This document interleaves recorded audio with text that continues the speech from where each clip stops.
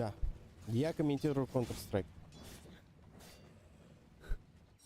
Я комментатор Counter-Strike, а не Dota. Я не профессиональный комментатор Dota.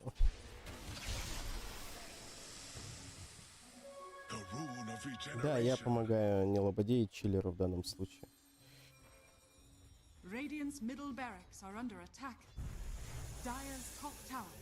Сколько у меня ММР? 0, ребят, у меня 0. Я играла всего лишь одну катку в доте, и то с ботами.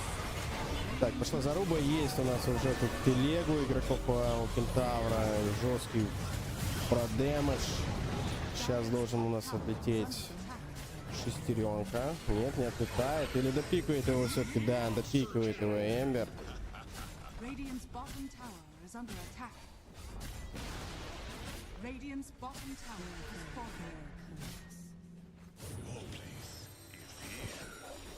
Киллер.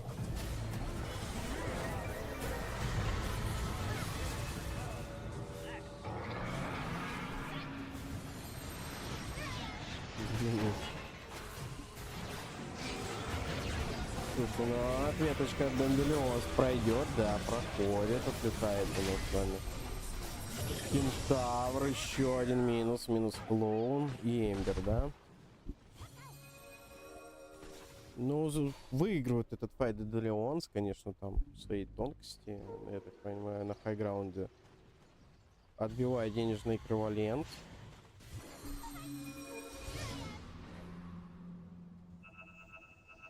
А чё, клоун коробку не прожал? Нормалек. Так, еще 2 минуты до Рошана. Падает Муэрта. Здрасте, приехали.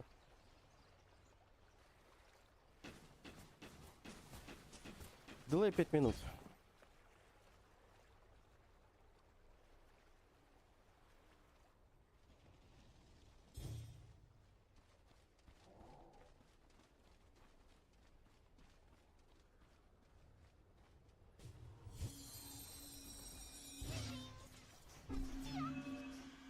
Но команды не играют за выход в группу, это точно. У них в группе по 1 очку. Они в основном сражаются, кто займет 5-е место.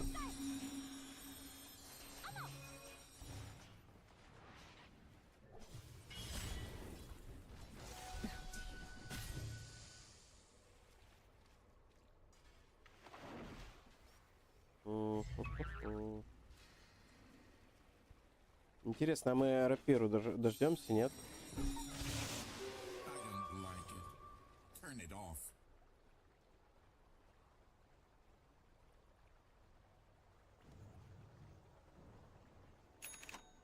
По 1 очку.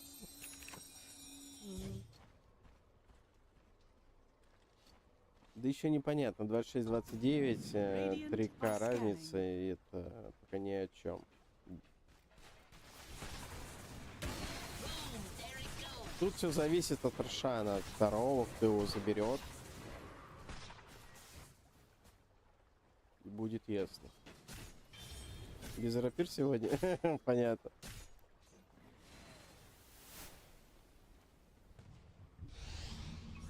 Пули пятнули. Ну а чё нет? Слушайте, мне, конечно, интереснее комментировать Counter-Strike, там более динамическая игра. Ну, лично для меня. В доте тут вот я залипаю очень сильно, когда начинается вот этот фарм. Плюс ты, когда не знаешь никаких скиллов героев, понимаешь, что ты вообще полный лох в игре. И ее комментировать очень сложно.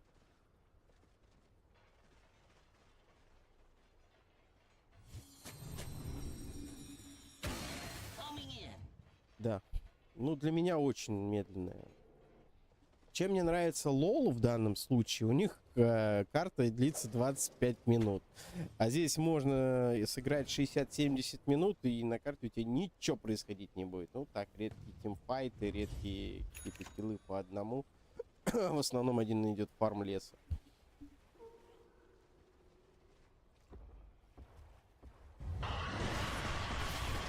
Ну да, если ты игру знаешь скиллы, знаешь какие шмотки, то, что собирает, у тебя есть какие-то дополнительные информационные ресурсы, там, Dota2 тот же самый, и, конечно же, ты уже можешь что-то о чем-то говорить.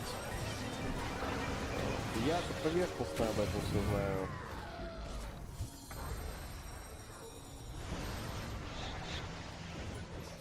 Ну, опять же, если брать тир 1, да. Тир 3. В последнее время на Дасте втором очень. Опять же, все зависит от карты. Если это даст второй, то там, да, ты тут будешь два варианта. Либо очень быстрые раунды, либо очень медленные раунды. Все на последних таймингах. Вот.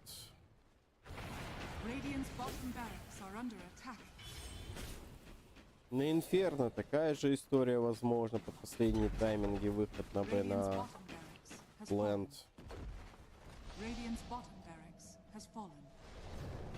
Анубис он стал более активный и так далее. Вот пока что, пока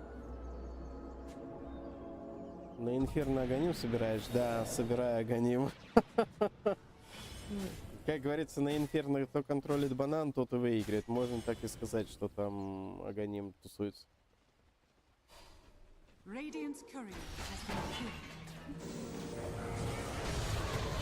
Лобода к вам вернется, не переживайте, не Лобода вернется. Я-то на чили, как говорится. Так, у нас тут опять заруба, очень сильно просел МР отправляется отдыхать, преобладает Айона на верхней линии. Собирается в... Нет, решили все-таки допикать у нас с вами шамана. Шаман, скорее, сейчас, наверное, отправляется, да, отправляется. А, это мой арт была, это не шаман. Блин, вот эти скины героев, для меня это вообще такая жесть.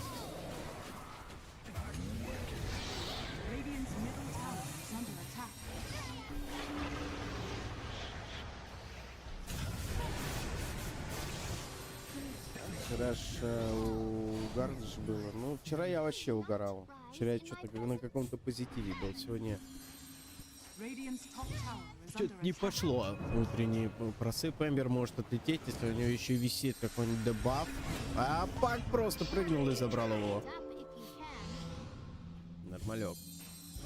Дроп-то уже 80 секунд, Эмбер 90 секунд. Пудвинг 70. А байбеков-то у Данделеонства вообще беда, кстати. Там 7 минут ждать Аксу.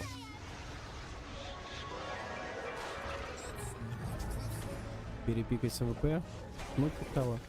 Не, на самом деле, ребят, я-то больше увлекаюсь, как вам сказать, разработкой программы для киберспортивной дисциплины, как Counter-Strike, Dota и Лола. Но по Лолу там все работает, все хорошо. Вот. А по КС еще продолжается работа и по Доте. И, как вам сказать, реализация худов. Если вы смотрели 38-й, 37-й сезон и 39-й, то вы 100% видели мою разработку худа по Доте. Я обсервировал до чиллера и не лободы.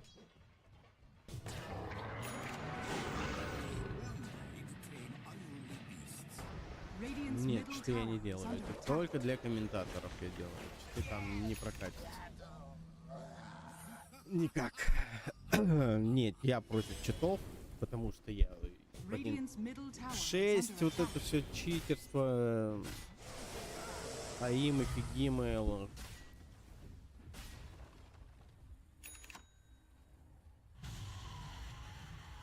Я поэтому сейчас и в ММ-то не играю, и на фейсике, потому что заходишь, блин, тебя сносит в КС 53 секунды. Ну, неинтересно. Раньше мне в КС нравился гонка вооружения, прямо все по кайфу. И в CSGO мне нравилось. Побегаешь, постреляешь, а сейчас залетаешь. Только появился, те в жбан. Только появился и в жбан. Да не. Вот в конце августа начнется Intel Extreme Master, закрытые квалы. У меня права на него, на них есть, так что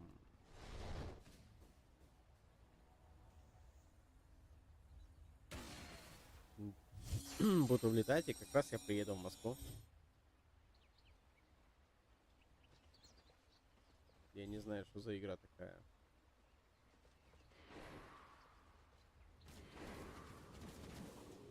Мой РТБКБ продал. Может, это не склик? А может, он рапиру собирается брать себе?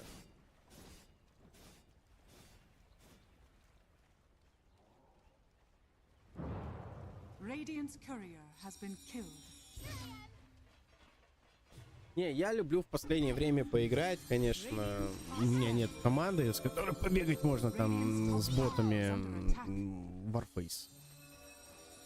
Приходится одному бегать по картам, по ботам стрелять. А раньше это было вообще классы. Клан был, все, можно было разные режимы пройти с командой, а сейчас все печально в этом плане.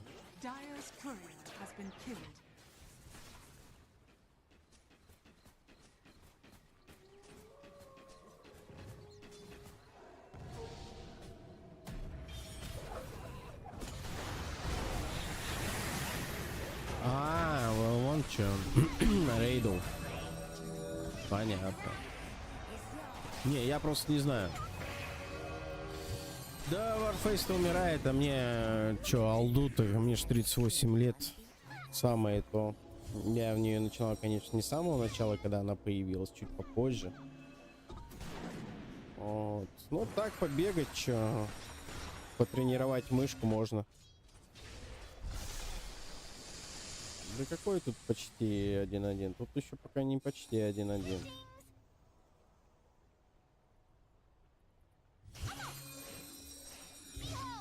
Если я правильно помню, если мне правильно говорили, то что на 45-й минуте уже как бы денежный эквивалент, который сейчас имеет Айон преобладать типа на ПК, ничего не решает.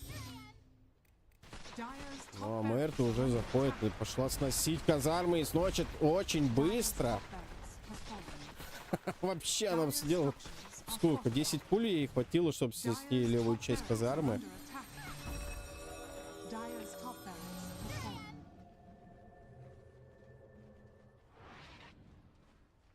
А что такое у Мэрта-то появилось, что она так сносит казармы?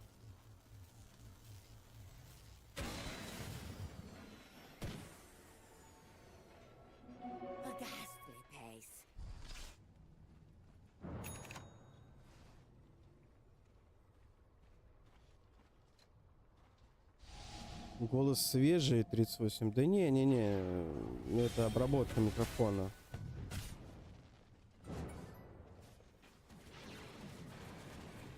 Я уже чуть ли не лысый, хожу с очень короткой стрижкой. Как говорится, это облысение, оно и дает все знать с возрастом.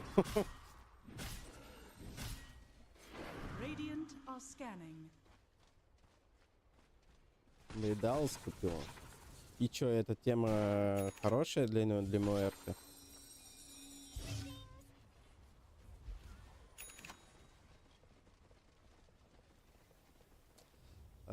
Мой никнейм комментаторский, ребят. Ну вот он, сейчас я вам напишу. Там уже читайте, как вам удобно. Вот. Читайте, как вам удобно.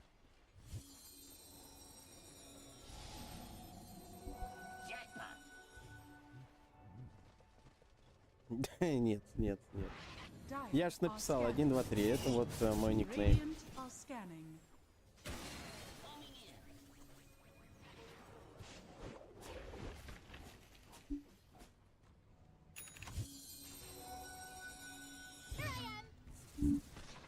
Так, секунду. Важный звонок.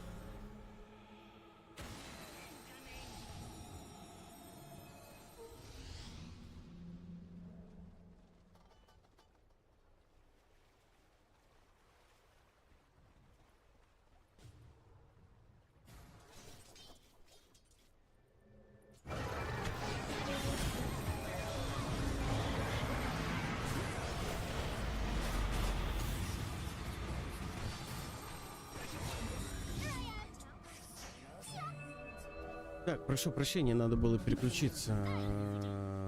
Отец звонил. Так, тебя зовут 1, 2, 3, ну, пускай будет. Так, как тебя, друзья, добавить?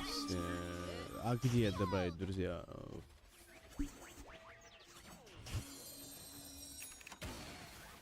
Какая у тебя любимая операция в Warface? Да блин. А, не, в Максе не надо мне добавлять. Любимая операция в Warface. Слушай, Вулкан, наверное, я ее слишком часто играл. Ну и еще это как бы черная акула, да.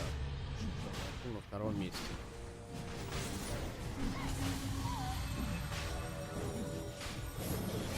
Да, просто пол поставь на Твиче, и это будет вполне достаточно. Тут у нас заруба у Рошана, я немножко отвлекся по личному звонку 35-40.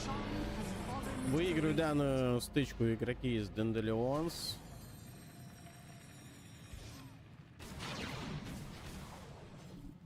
Еще и Рошану забрали. Ну чё, камбэк?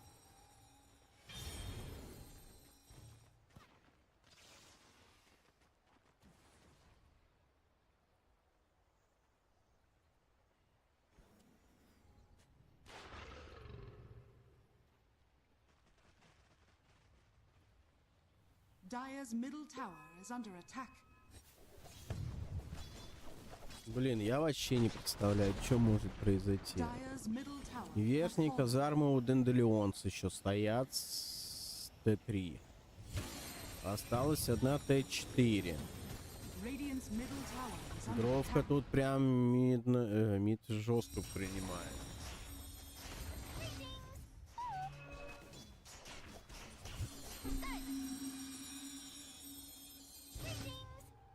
Купите вы байбеки. Ну там байбеки-то не купите, если у тебя таймер 7 минут на покупку байбека.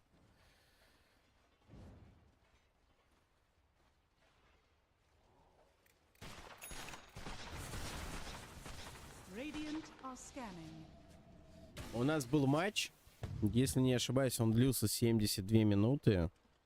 Ну, карта была, да? Ребята 10 минут просто тусовались, стояли на карте, потому что ни у одной, ни у другой команды не было байбеков.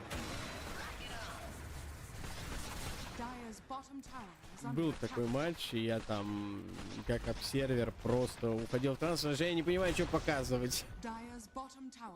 Они просто стоят.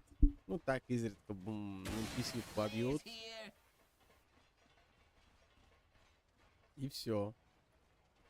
И не понимаешь, кто же выиграет. Там все зависело от тимфайта.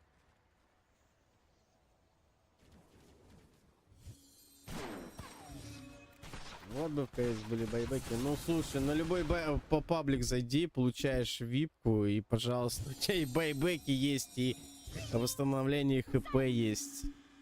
Бегаешь. Там в этом плане такая фича есть. Но, опять же, это очень сильно влияет на саму КС-ку. Если ты потом захочешь зайти в какую-нибудь ММ-ку сыграть в КС-ке, то можно и бан словить, либо КС-ка тебя просто не впустит в лобби.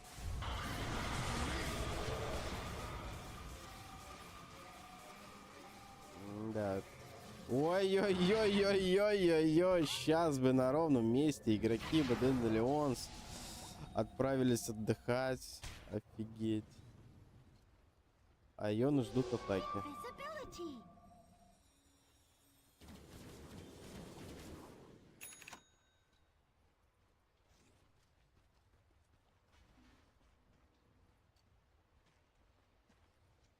Но при этом для Онс надо что-то делать, а Егис минута 30 остается.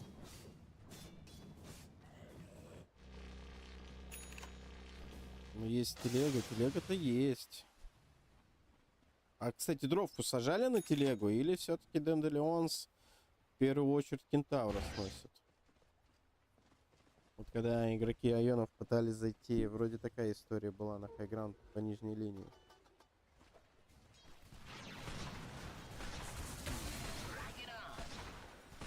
Жали, конечно, понял.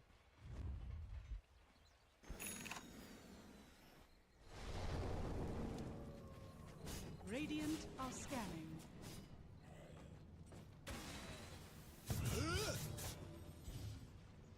Убегала? Прикольно.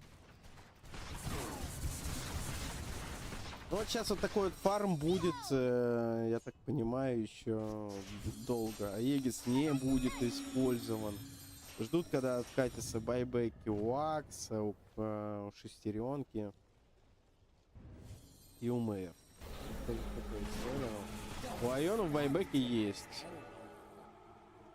Или все-таки пойдут Данделионс в атаку на хайграунд. Выходят игроки Айон, выходят аж втроем на верхнюю линию, заходят в лес.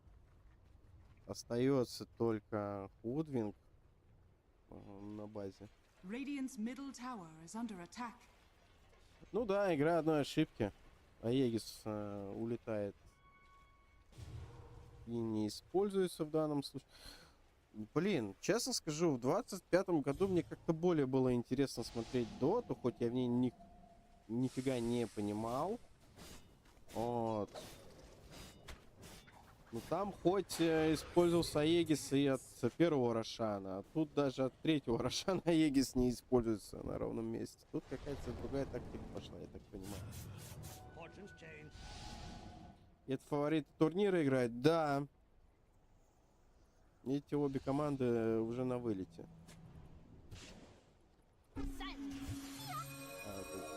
Нормальные команды ты смотрел? Да не, я какой-то... Я какие-то квалы смотрел через Доту ТВ, как я помню. Я что-то комментил, сидел. Ну так, первоначально вообще знакомился с Дотой.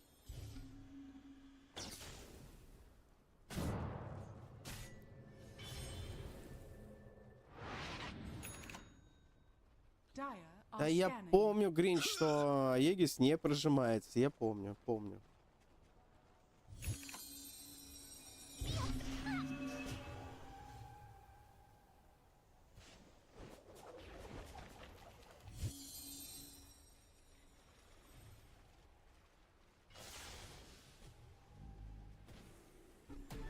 Я прожимал Егис.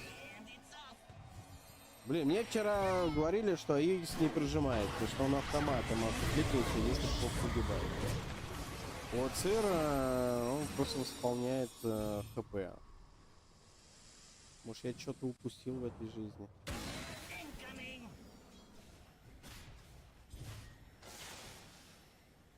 В доте 6.3.8 прожимался.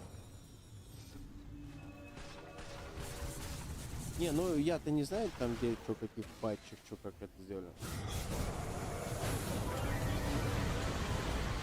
Ну вот решающий файт, отлетает шаман, отлетает Муэрту, байбек у шамана нет, у Муэрты есть байбек, при этом все 5 игроков Айона выживают. Пытаются дойти, допикать шестеренку, и допикали.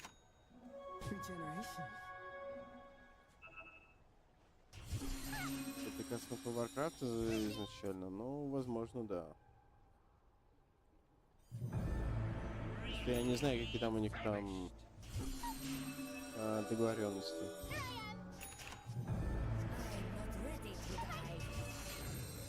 Если это будет третья карта, у меня есть подозрение, что какая-то из команд возьмет Гендальфа. Ну, по-вашему, это котел.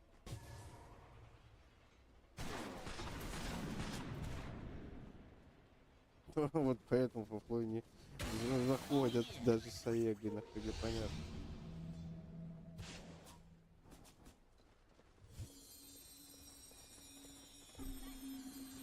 Radiant's top tower is under attack.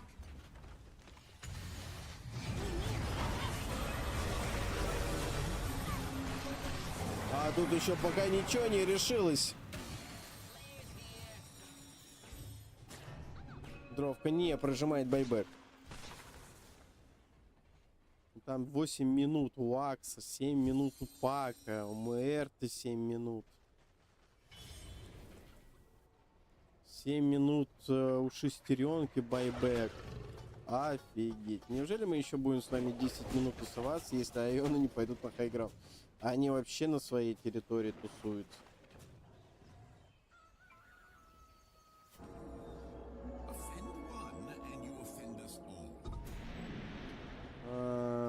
По поводу 3D Max Magic. Да, они постоянные команды. Вообще не постоянные команды. Как бы все же Magic видели на мажоре, как бы там, да, они показали шикарный класс, продвинулись до финалов.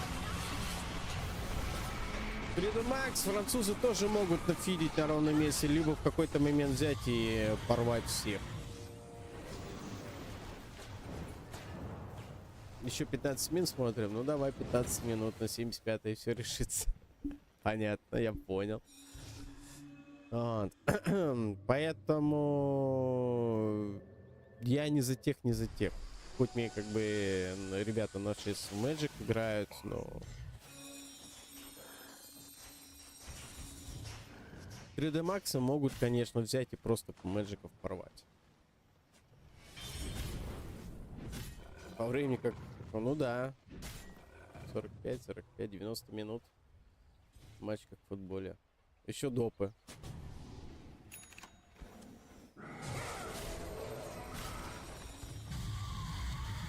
А вот, кстати, почему они за байбек, вот я не понимаю, вот, вроде все как бы шикарно, а он в байбеке есть, отлетает. Опять Вева прижимает байбек. Худвинг 7.50. Кентавр 4.20. Шаман скоро с байбеком будет. Но маловероятно. Ну, блин, ждем 4-го Рошана и хотят его на Леон забрать. Я вообще не понимаю. Да, я же спрашивал где-то на 15-й, на 20-й минуте о том, что ждем рапиру. Мне сказали, что рапиру мы не ждем на этой карте.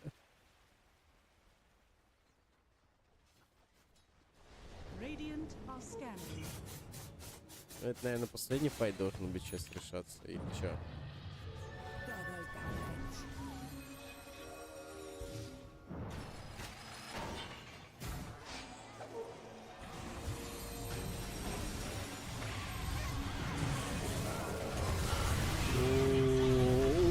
Уходит дропка с кентавром.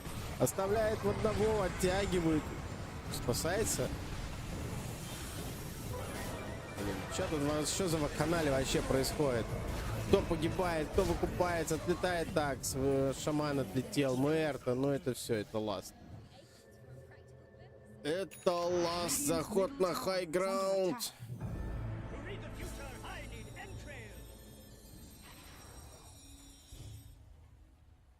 Или нет? Ну, вообще-то да. Мне кажется, айоны себе не верят, да, сносится. Трон.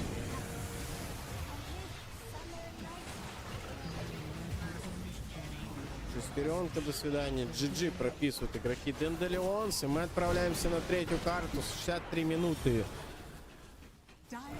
шла карта. Ну, почти 15 минут мы посмотрели. Почти. Еще 3 минуты мы посмотрели. Очуметь. Очуметь. Так, ну что там, не Лобода не проснулся? Наверное, нет.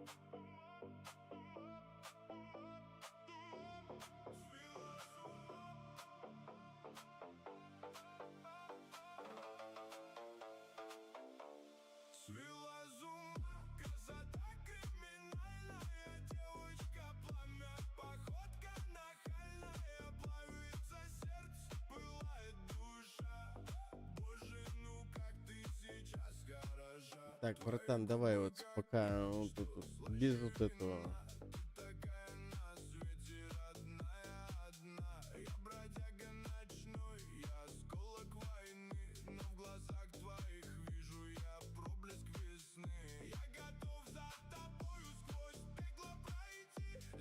Я не люблю, когда вот такие комментарии пишут. Блин, ну это неприлично.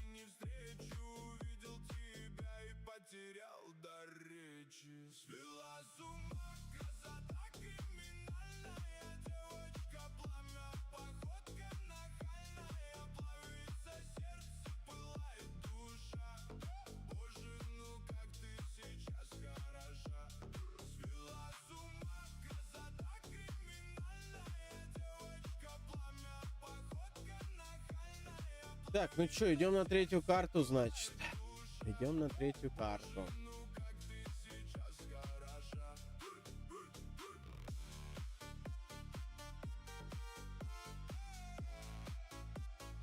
Так, что-то, я надеюсь, нам поменяет. Я думаю, обновит режиссер циферку в ближайший таймер. Я повлиять не могу. Здорово, Киевси. Агент, я ж тебе говорю, ну не надо такое писать. Ну, представляешь, ты бы играл бы, и тебе такое пожелали. Вот подумай головой.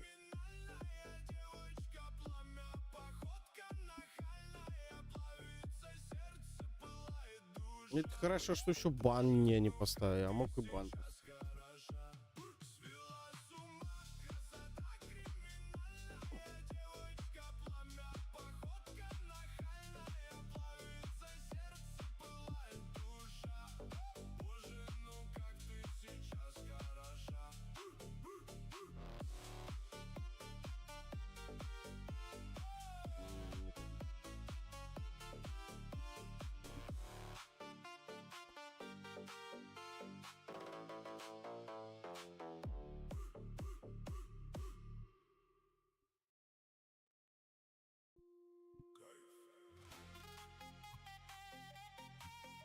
Да, судя по ходу, да. Но если они будут опять играть 65 минут, это будет жесть. Тут сейчас будет решаться все от драфта.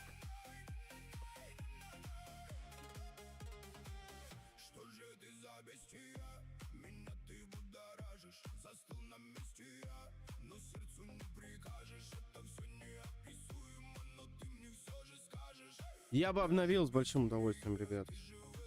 Ну, нет, зависит.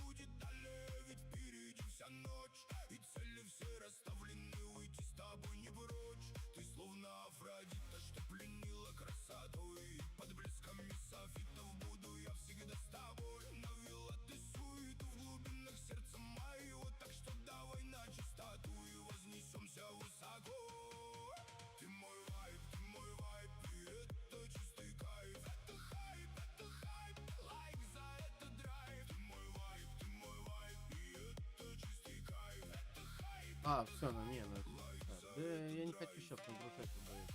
Мне там, знаете, еще сколько сцен, мастер, веселье и так далее, так далее.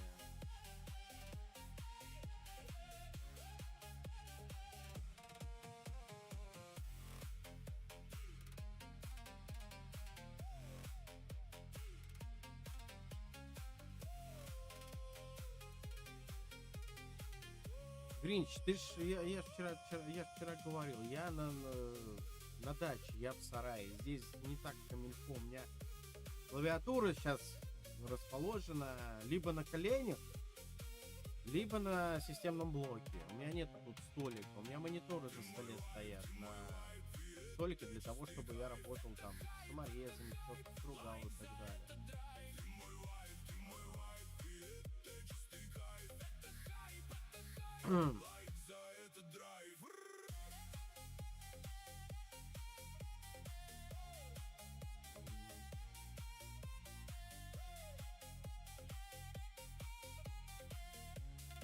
Нет, ты про сарай сегодня еще не писал. Нет, вчера писал, сегодня не писал.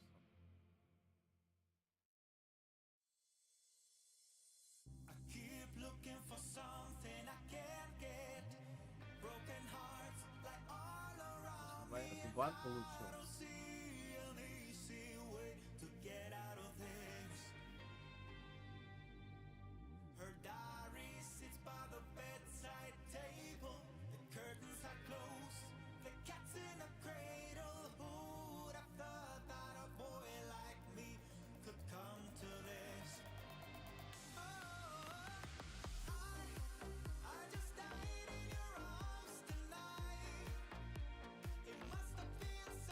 Макс берут Энджи. Макс хорошо играет Энджи. Да и ну и Мэджик Энджи играет.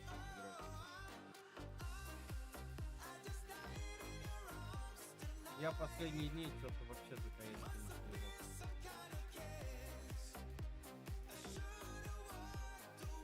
Сейчас в летний период там, блин, все что угодно может быть.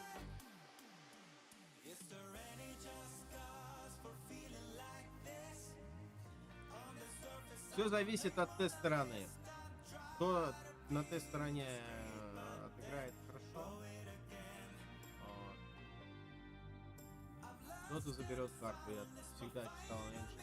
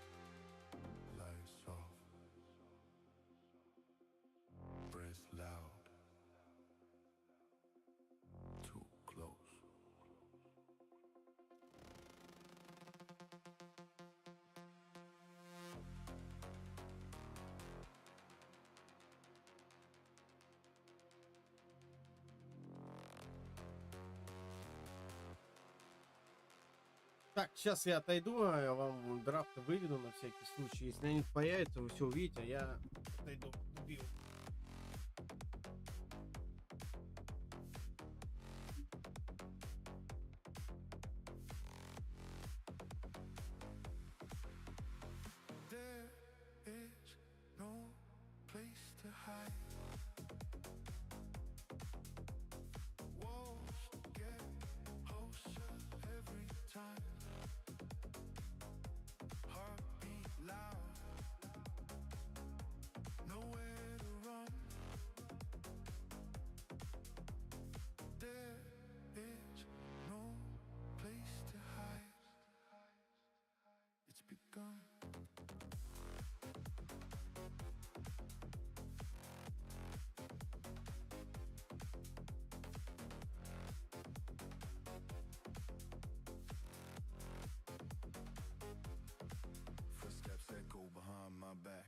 Turn, I stay on track. Air feel heavy, vision shake. Every move feels like a mistake. Doors locked, exits gone. Dark stay long, light stay strong. I feel eyes but see no face. Fear got me in an aerospace. There is no place to hide. Walls get closer every time. Heartbeat loud. Nowhere to run. There is no place to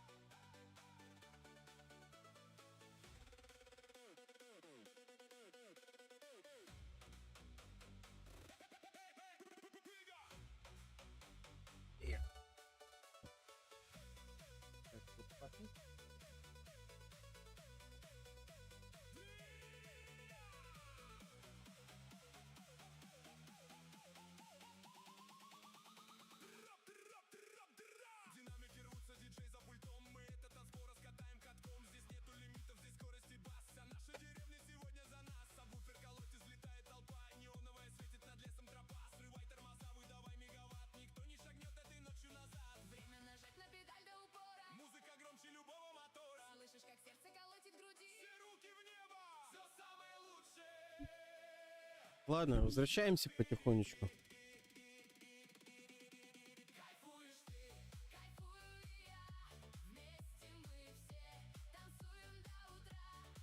Ларго. Клоун.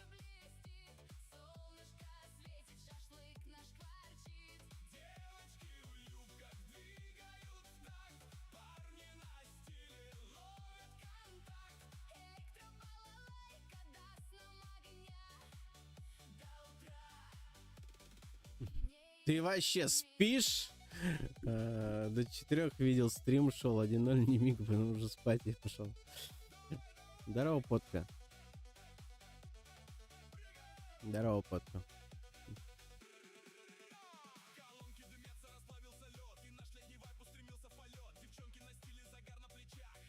Не, Лобода подтянется ко второму матчу, ребят. Как бы у нас взаимопомощь. Взаимопомощь.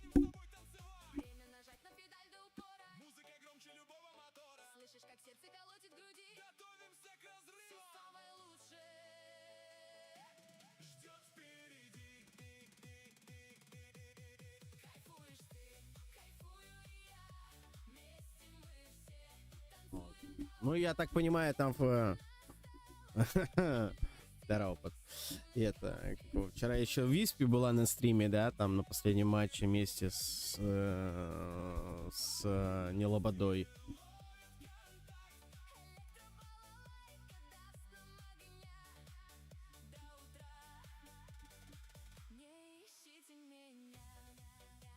Она должна была поддержать Нелободу на касте.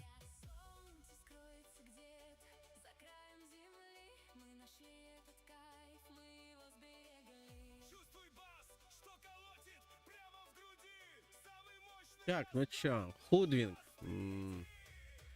Денделеонс. Ну, я надеюсь, что это верно стоит. Пока что вот то, что наверху пока сложно мне судить. Ну, если это Айоны берут Пака и эту Баттерфлай, пока мне более интересен, наверное, у Айонов пик. Но надо ждать последние пики.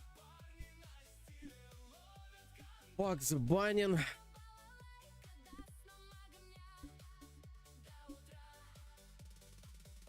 Кес. Дровка. Друид. СФ. Андайнг, бабка, шестеренка, кентавр, бан. Даже сложно судить, что возьмут. Сейчас Айоны должны что-то пикать. А что пикать? Шторма. Ну, слева шторм, как бы сейчас пока не катит. Ну, скорее всего, Айоны под конец будут выбирать мид.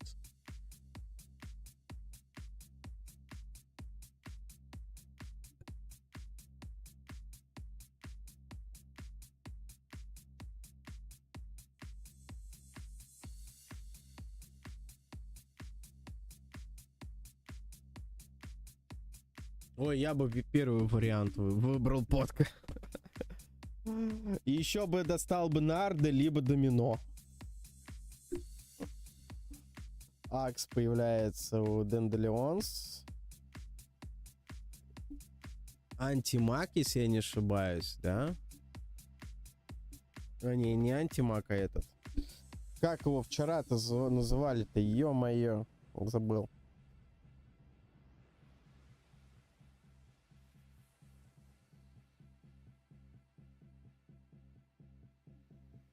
Тут вообще иконки другие чуть-чуть, наверное. Или это какой-то другой герой? Лина появляется, Эмбер.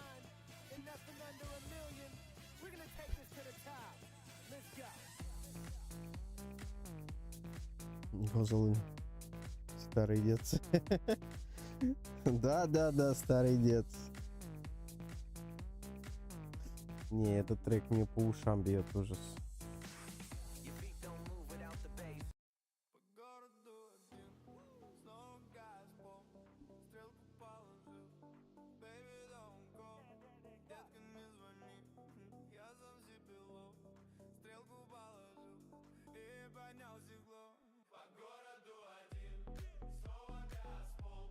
Ой, боже мой, фу-фу-фу-фу-фу. Ну тогда это, карты бери в 21 сыграете.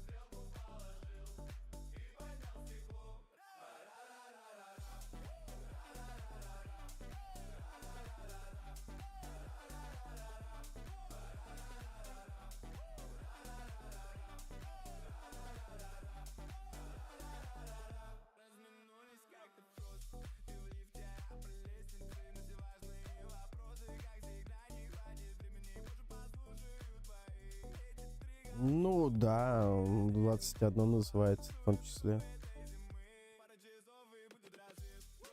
Слушайте, ну пока Айон мне, наверное, более нравится по пику. Я не знаю, как они на Ларго играют.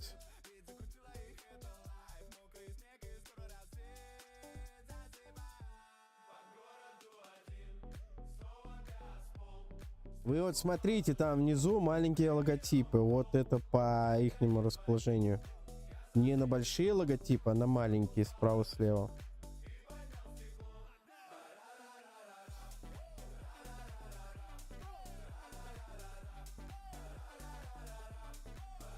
Опять этого маленького героя выбирают.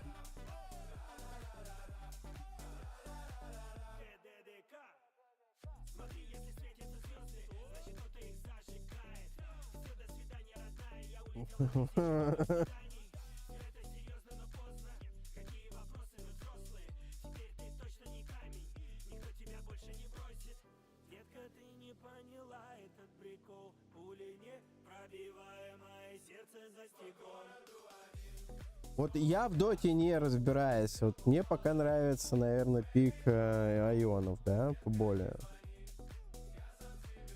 Сейчас они слева. Фу-фу-фу, осуждаем.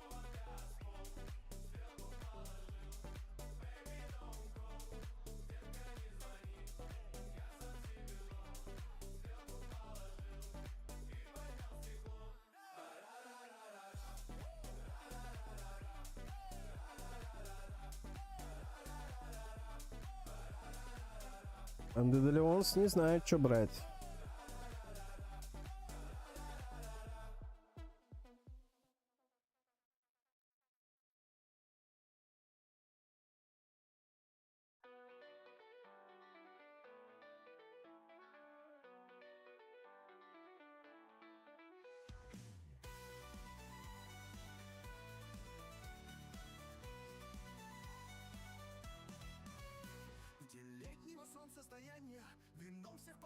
Ну, Айоны будут играть за тьму, Дэндалионс за свет, я так понял.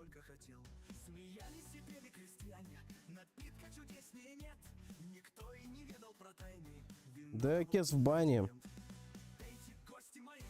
Энигма. Энигма у нас на экранах. Энигма, Энигма.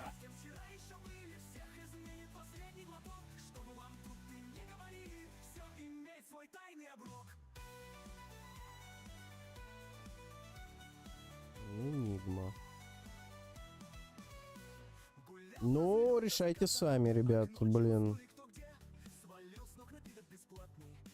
Это спектр? Это спектр? А чем они отличаются?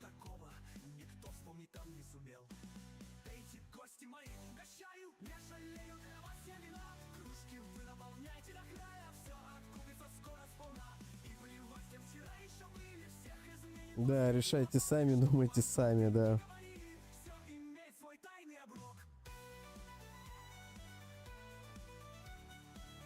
Я понимаю, что два разных героя. Чем они отличаются визуально на картинке? Просто из того, что я сейчас увидел, да, это как бы визуально мне вроде один и тот же герой.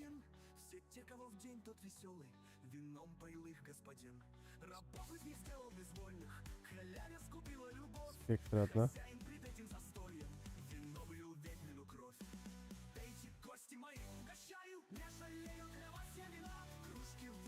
Ничего.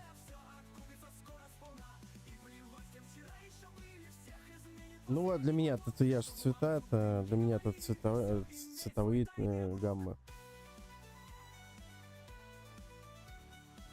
Да и не пойду я загугливать, ребят. У меня сейчас клавиатура не на ногах, а на системном блоке. Я ж не за компьютерным столом нахожусь.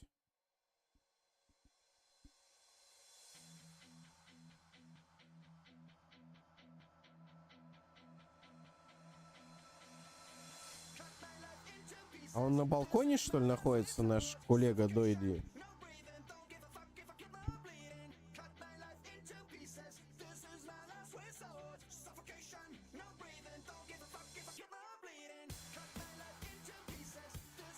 Ну, сейчас появятся эти пики, да, я увижу.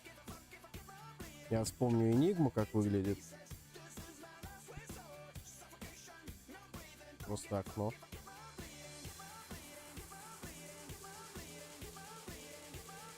А у него что, на микрофоне Undying сидит?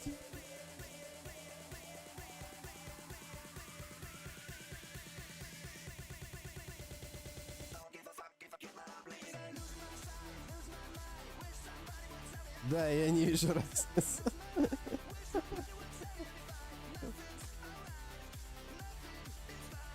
Все, стебать будут стебать будут меня теперь по жесткому до конца EPL Masters. Ну ничего, там уже завтра еще 5 матчей, наверное, отыграют, и там уже будет... А, они опять же групповой плей-офф, там 5 матчей, и может 4 будет. Сейчас я посмотрю плей-офф-то, что там. А, ну там 4 матча, там уже будет полегче, начало в 12 часов дня, там уже к этому времени восстановится не лобода. Да, там уже будет полегче. 2 дня по 4 матча, потом по 3, потом 2 и потом 1. И с 13 числа уже следующий групповой этап будет. Или подожди, или они сразу же групповой этап попадают в следующий, где приглашены команды.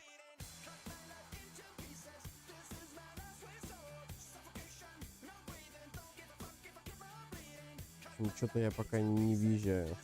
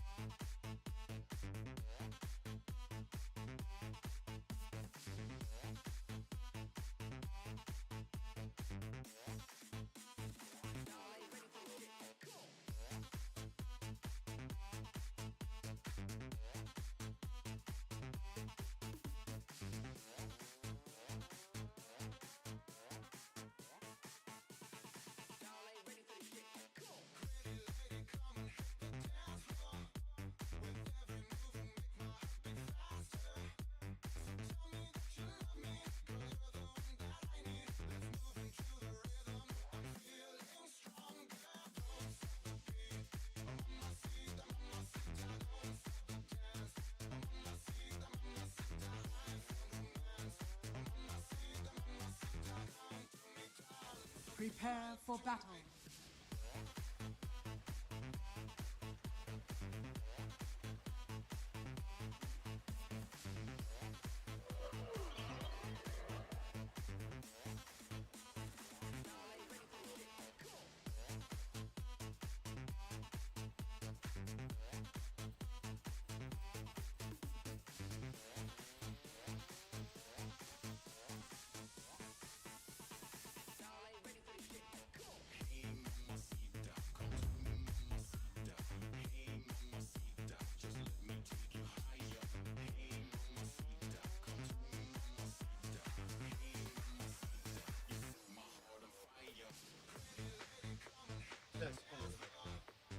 30 seconds to battle.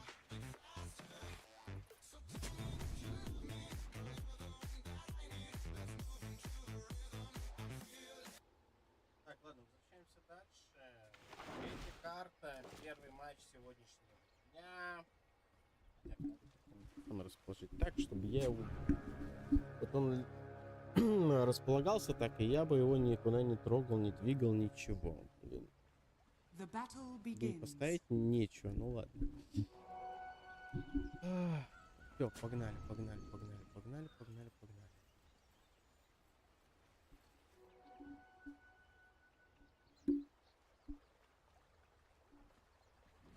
BC Game! Где точно игра есть. Так, ну чё, Данделеон за свет, Тимайон за тьму, о чем мы вначале говорили, пики, да, все так, как было там отображалось.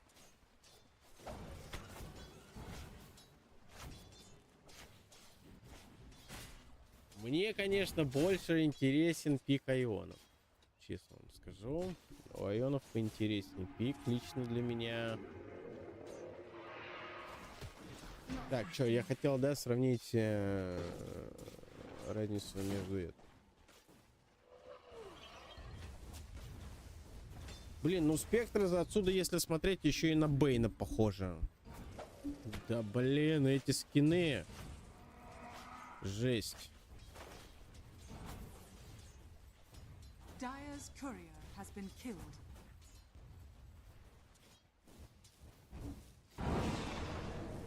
Блин, Лина, Мид.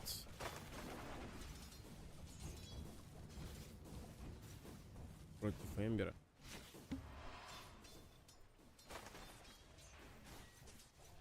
Ну, отдельная история, наверное, так бы сказал. Ну, посмотрим, как они отстоят. Dire's top tower is under attack. Мид. Так, а там заварушка у нас, наверное, ближайший таймер. Ой-ой-ой-ой. ДВ.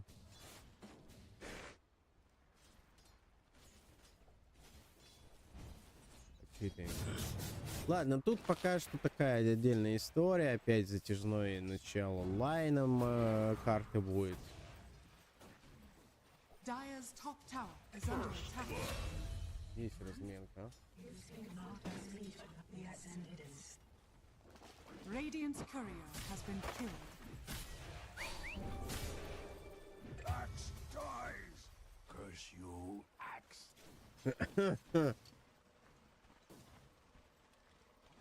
Ну тут 1-2-1 или 1-2. Хороший кекс. Комментарий.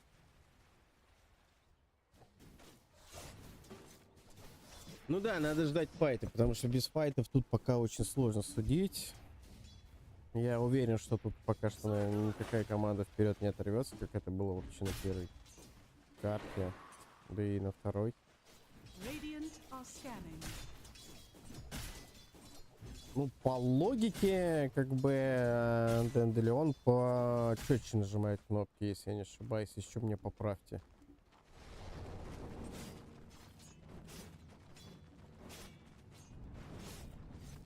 Dire's courier has been killed.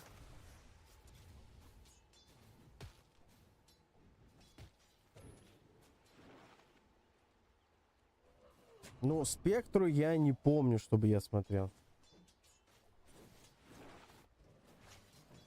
Dire's middle tower is under attack. Radiant structures are fortified. Они же одинаково кнопки жмут. Ну, блин, по первой карте я бы что-то как-то это... Я бы, наверное, не сказал. Dire's middle tower is under attack. Dire's structures are fortified.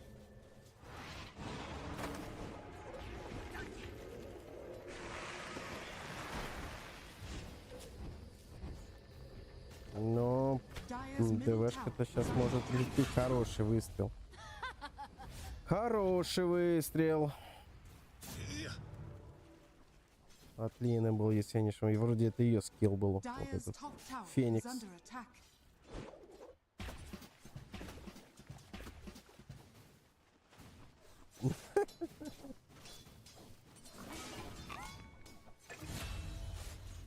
И два. Данделионс пошли вперед.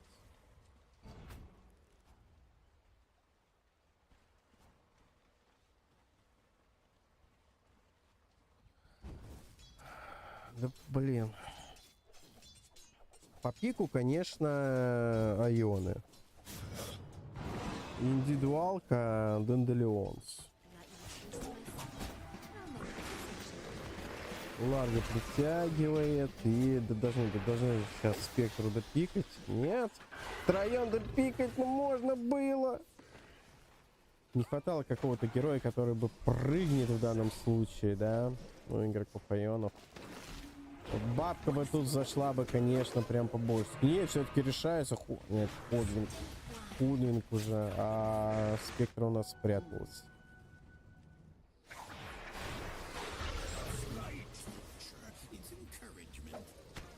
Честно скажу, это не я сервер, но очень знакомые телодвижения.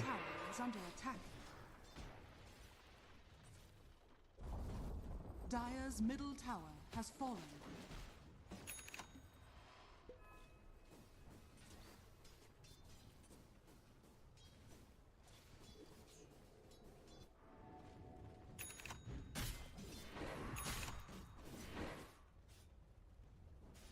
Did not catch you littering, bro. Get a bit caught up here? Dire's middle tower is under attack.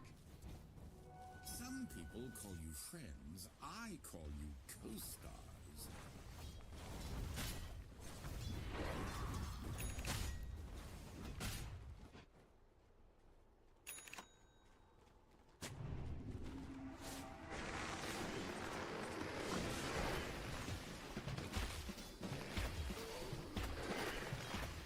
Dire's bottom tower is Так, under ну attack. и чё? Опять не допикали спектр. Dire are scanning.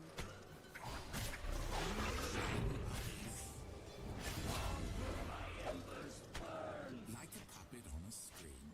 Well, a mess. Денделеоны хорошо фармят. Давайте скажите, кто на ТБ поставил 54, 56? Ну что, причем две карты и все прошли ТБшки.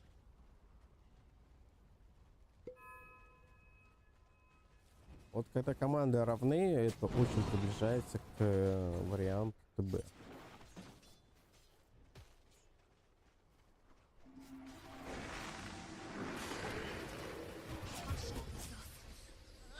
I suppose murder isn't an honest living. Беда, беда. Illusion.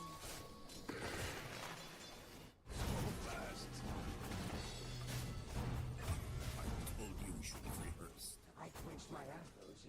Ну вот сейчас лесенка будет по счету, то одни будут выходить, то другие вперед. Где-то с 15 карт 13 ВТБ. О. Ну да, ТБшки так не часто заходят. Сейчас Беттер залетит, скажет: какое ТБ у меня нет, у меня все отобрали, все ТБшки. Да ладно, Алина сейчас допикает, прилетает спектра и отлетает, отлетает.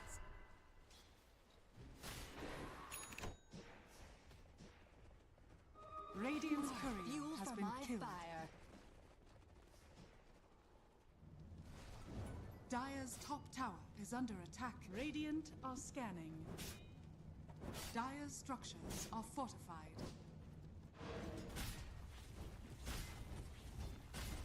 Radiant's middle tower is under attack.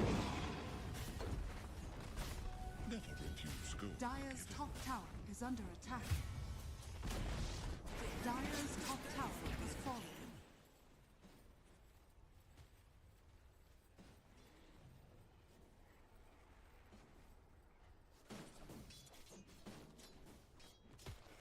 Radiant's middle tower is under attack.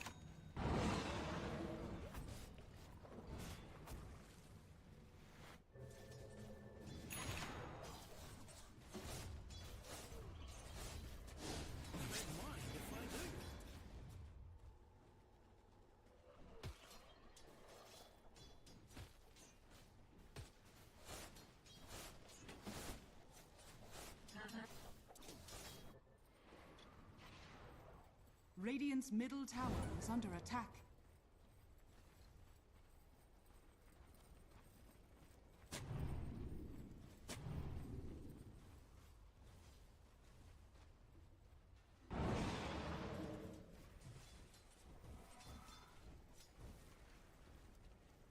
Так, всю информацию я собрал.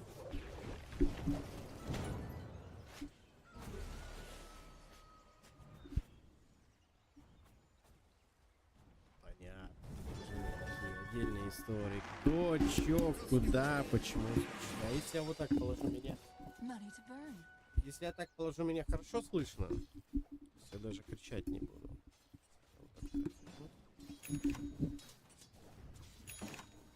Меня вот так хорошо слышно, просто я уже устал держать микрофон.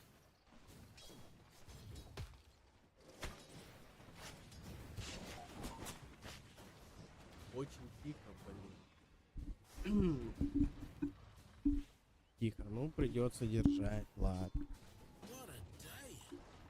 Буду держать, что делать. Таких вариантов нет.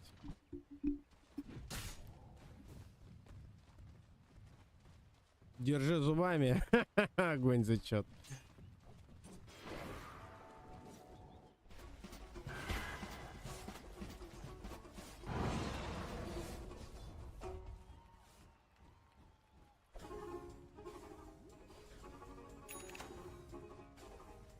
Dire's bottom tower is under attack.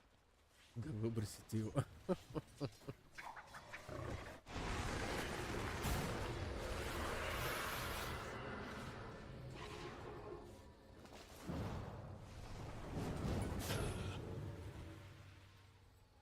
Пять, 6. В общем, при счете 25-25 начнется решающая ситуация. Кто затащит эту карту? Radiant are Но сейчас scanning. все будут осторожничать, очень сильно будут осторожничать. Десайдер всегда такой. А в данной команде, я думаю, он совсем будет.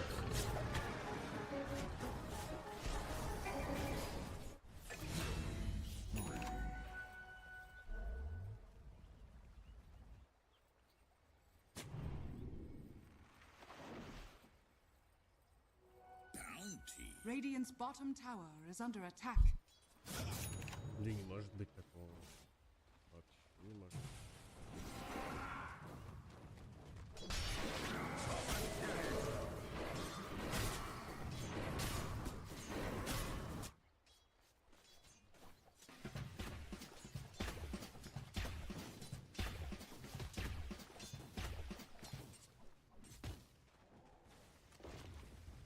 Radiant's bottom tower is under attack.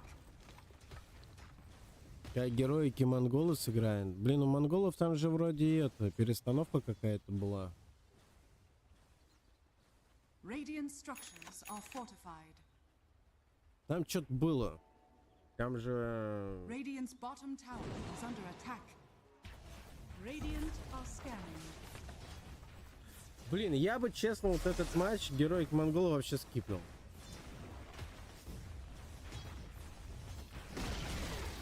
Radiant's bottom tower has На fallen. перестановку. Сейчас же там и шли решафлы, если там перестановка была, ребята, что пока не сыгрались.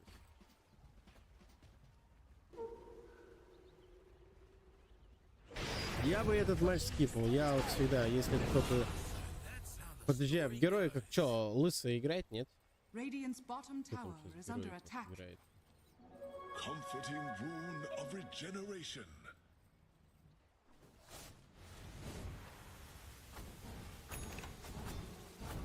А, там Бролан, точно, там же перестановка Бролан. Даркмейстер. Точно. 910 Блиц. Ну из всех, кого я тут точно знаю, это точно 910 Блиц. Всех остальных я не помню. Там вообще какой-то ноунейм, как я так понял, присоединился к монголам. Вот этот Титуак, что ли? Ну кто-то вот из них. Или Даркмейстер. Не, Даркмейстера вроде нет. Это тоже никто не такой ходобой. Так, лысого я не вижу. Нила, Крайзен. Но Крайзен должен тащить. Сусп. Блин. Я не знаю, как писался Бролан, как он будет командовать данной командой. Ну, походу, тут как бы и это героики. Суспа, он еще тот, конечно, с Крайзеном. Нила вообще не считается. Мартинес Dire испанец. are scanning. Вообще непонятно, как он сюда попал. Я бы скипнул, честно. Вот честно тебе сказал, я скажу, я бы скипнул этот матч.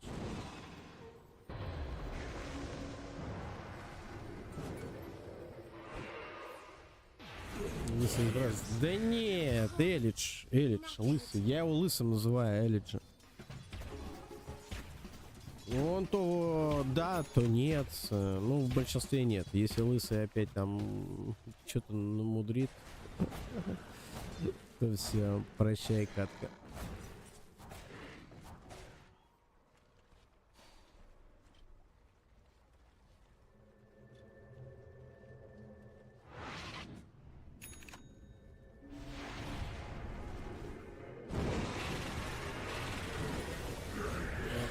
Я бы скипнул. Делать такое.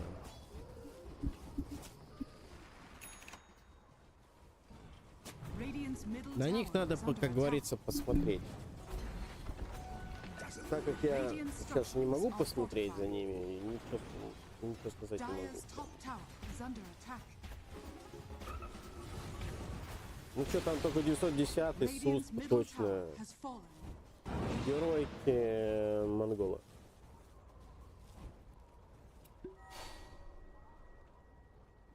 Я бы скипнул. Там сейчас составы какие-то, ну... Тем более, Бролан только пришел в героик, поэтому непонятно, как он вписался в состав. Он там 2 недели, неделя, полторы присоединился к геройкам.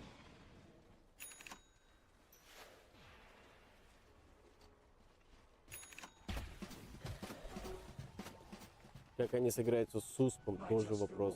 Сусп постоянно отыгрывал в тир-3 команды. Radiant's middle tower is under attack.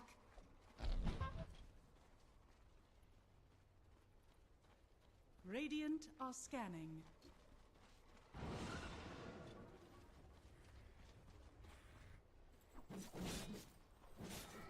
Dire's bottom tower is 7-7. under attack. Dire's structures Ну are вот по-любому fortified. это бэшка.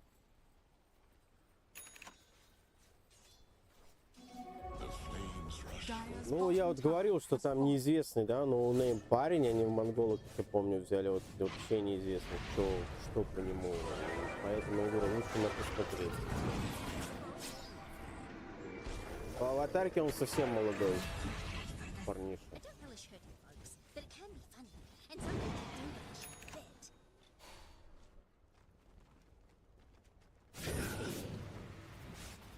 Вы вчера ж видели матч Донка Спиритов?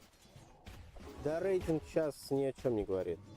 Честно тебе скажу. Рейтинг ни о чем не говорит на тир-1 и тир-2 вообще рейтинг. В КС-ке он ничего не решает.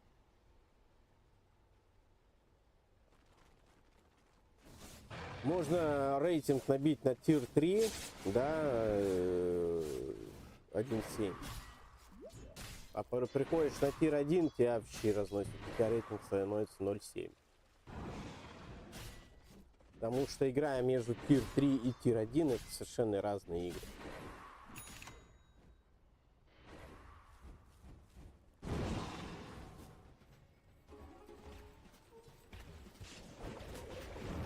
Какая спектра, это Энигма, вы чё, ребята, вы чё, это Бэйн. Так, ну хоть заварушки начали показывать, хоть что-то. ПВ, до свидания. Ну я все буду, не до свидания. Ладно, тут игра все завязана на спектра, пошла отдыхать 40 секунд. Так, чуть ли не вайп. Лондон Леонс.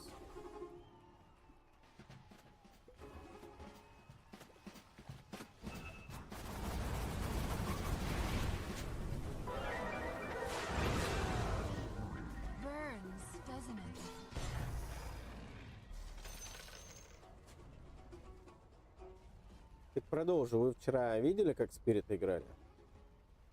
Против OG.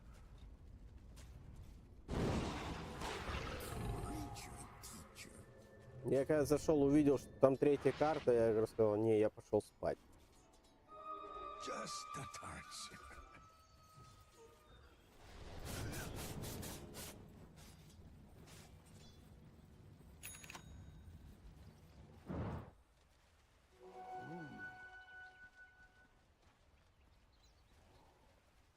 Radiant are scanning. Сел на линии профи.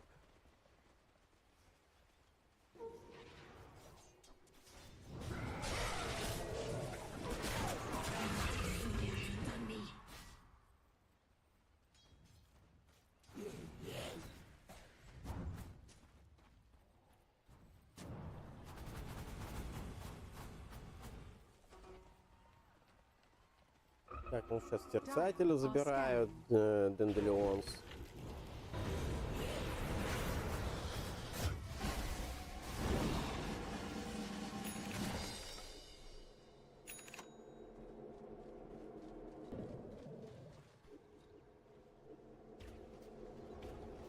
Radiant's middle tower is under attack.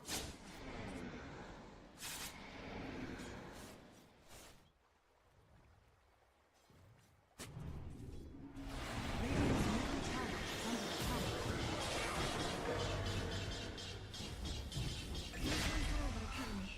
You get nothing. Good day, sir. Ну, блин, мид. А кто проиграл мид? Лина проиграла мид. Dire's top tower is under attack.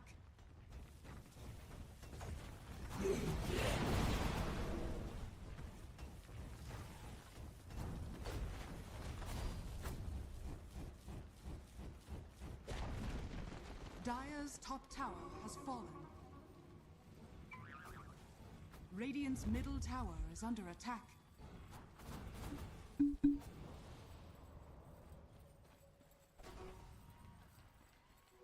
My just reward.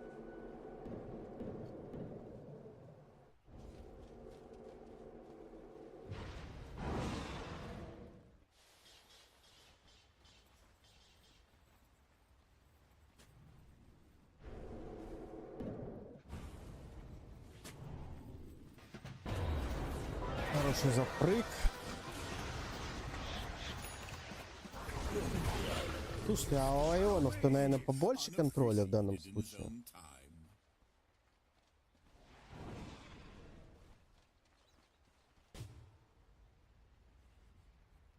Dire's bottom tower is under attack.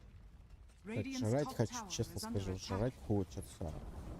Radiant's top tower has fallen. Dire's bottom tower is under Radiant are scanning. Radiant's top tower Так, is надо under вообще attack. попить, иначе мне это желудок будет Dire's вообще bottom возмущать. tower has fallen.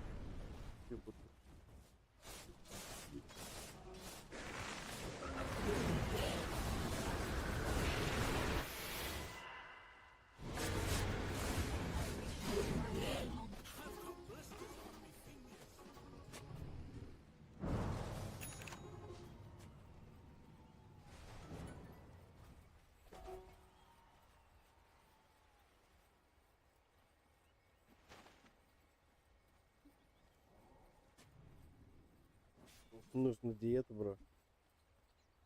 Это как поезд. Да не, я весил 120, похудел. Стал весить Radiant's 84. top tower is under attack.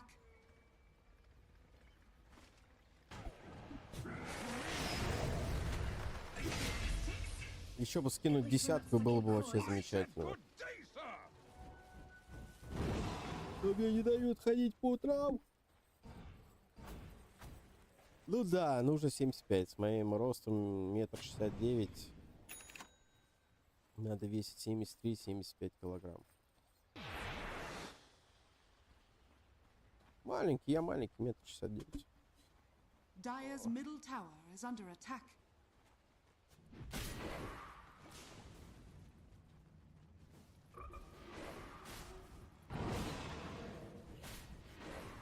Меньше 73 это уже прям будет беда совсем. Я с детства мальчик полненький.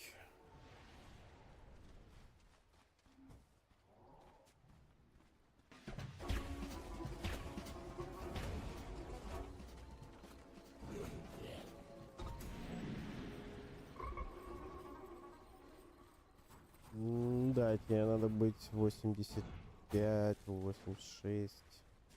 Вот такой вес. Ну, ходить еще раз ходить, если ты не бегаешь, то побольше ходить. Желательно каждый день. Я вот стараюсь. Ну, в Москве-то я точно хожу каждый день по утрам. Час-два по улице. Здесь это из-за того, что я сейчас пока утром заменяю не лободой, я пока погулять Can't outrun a wildfire. несколько километров не могу.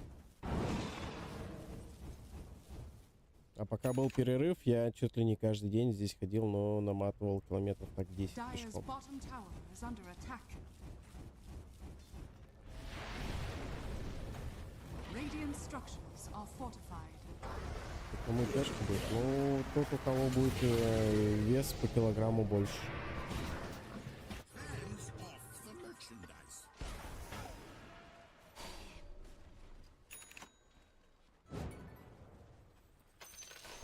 Правильный рацион, да, соглашусь, поэтому я стараюсь есть понемногу, не перегружать желудок, иначе будет очень тяжело.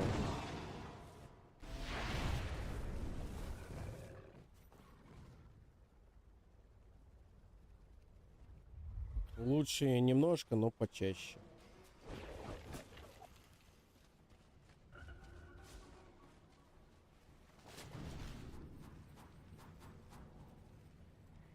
Radiant Ну are слушай, ну scanning. я-то...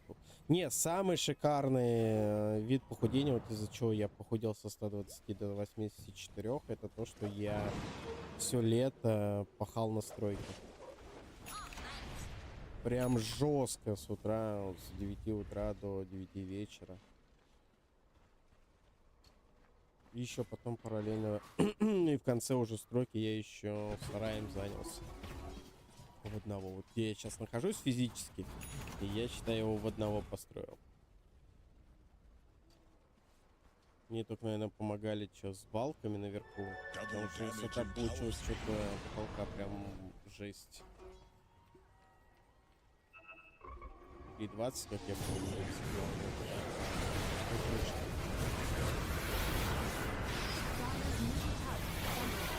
и обшивал, когда мне помогали держать. Это да, было.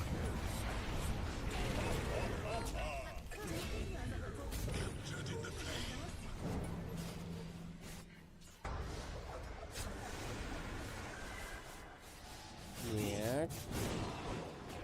Сейчас отлетит Эмбер, да, такая. Вайп килл. Вайп тим. Слушайте, ну вот после этого, наверное, у Айонов все. Ничего не пойдет, я так понимаю.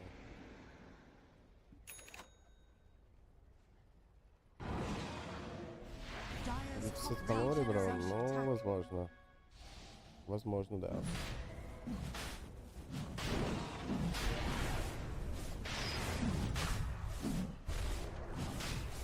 Слушай, я пока не вижу по линии ничего. Туда редко появляется, а вообще.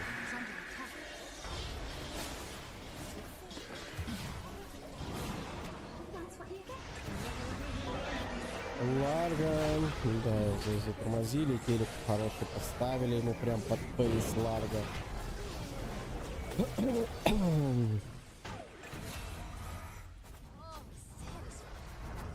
Ну все.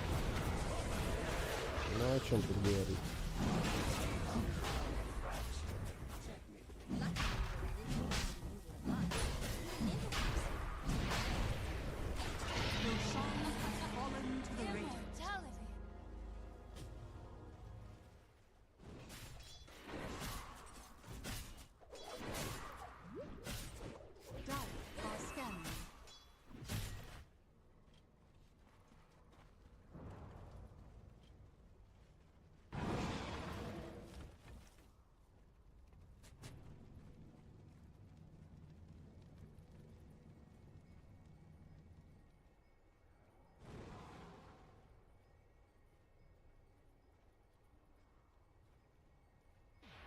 Так, ну чё? А Эгис будет использован, интересно?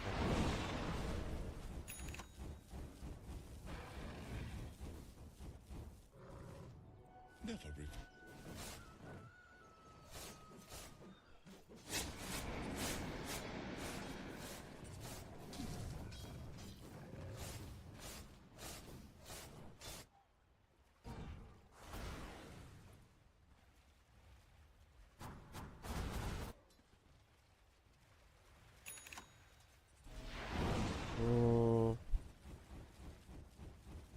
По чесноку я вам скажу, я ничего не понимаю, что происходит на этой карте. Вообще.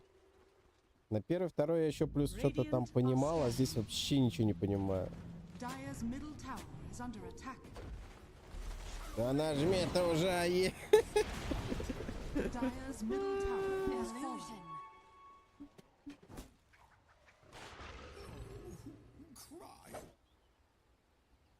Ну как я могу выключить трансляцию, если мне все равно еще передавать трансляцию не Лободе? Там следующий, там еще 4 матча Best of 3.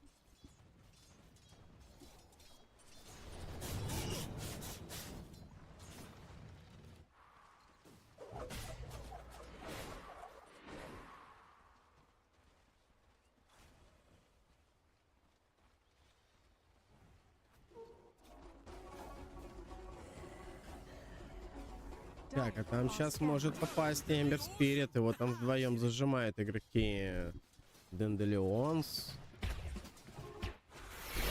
Ага. Есть такое.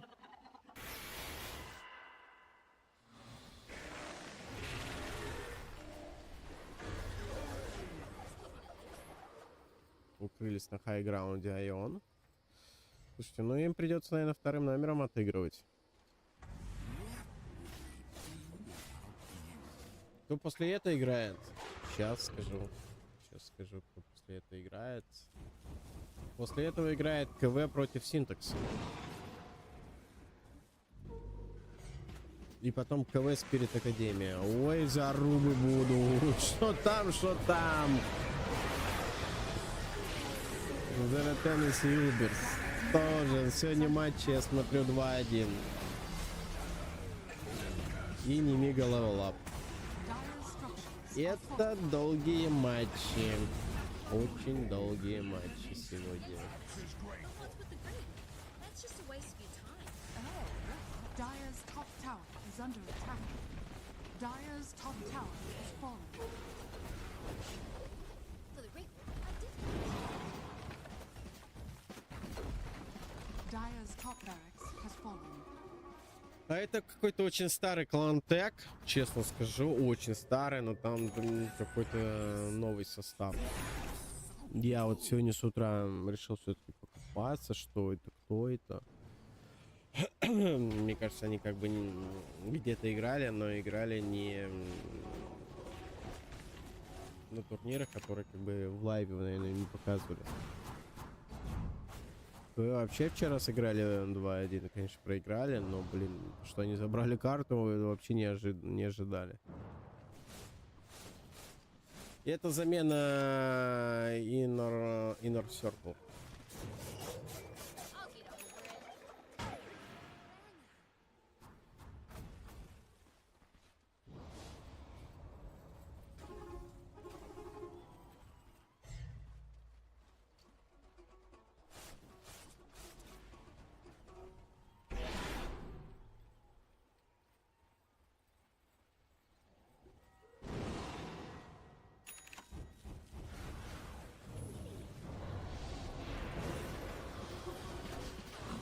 Так, Айона решили ответочку сделать, падает Худвинг, там каленый уже и Кринжик.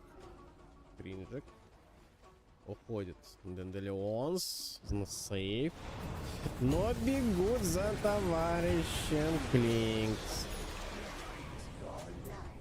Да, допикали его.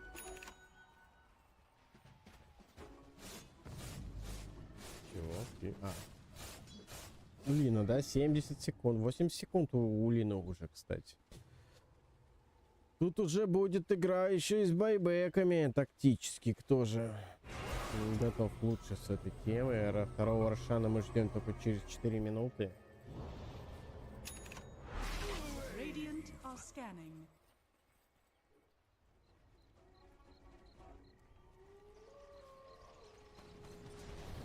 Даже не представляю, что тут может быть.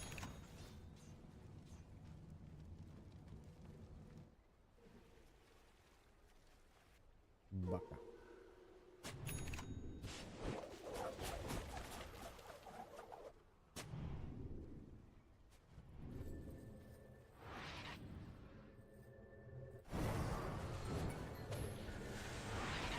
Ну, блин, ну Spirit Академия, они уже в 3-й сезон, я так понял. Ну, 2 сезона они точно отыгрывали 2-м номером. Через камбэк, ребят. Там у Спиритов такая схема определенная. Они большинство карт забрали за счет камбэка. Я не знаю, как у них это получается, но вот процентов 80 они выигрывают через камбэк.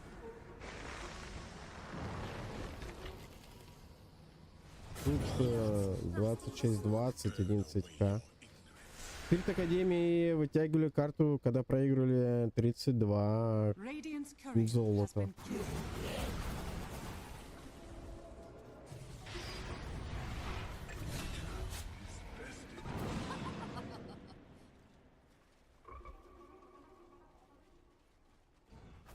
Лина Спектра топ по нетворсу. Я надеюсь, никто еще не засыпает от моего голоса, а то раз и заснут.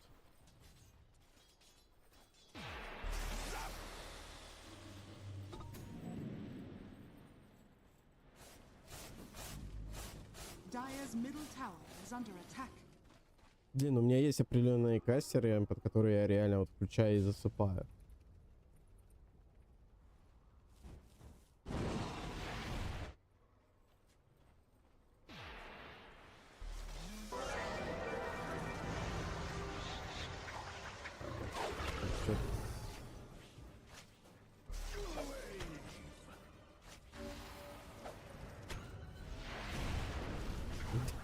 Кому что слышится?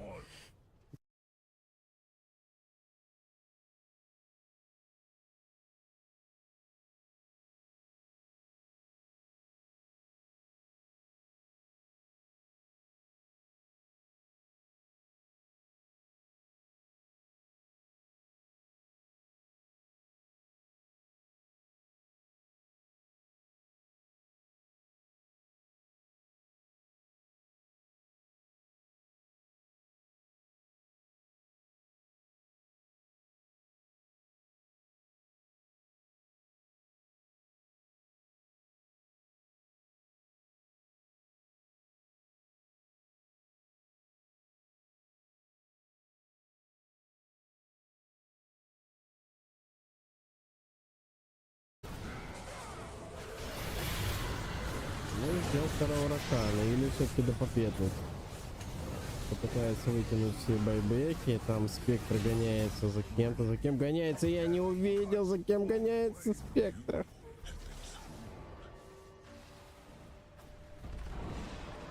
Dire's bottom tower is under attack.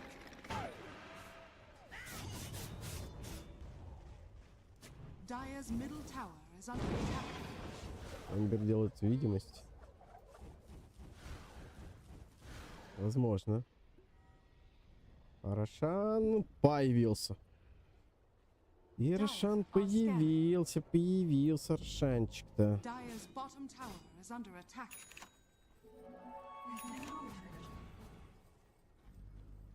Ага. Сыра нет. Есть баннер. Есть Аегис.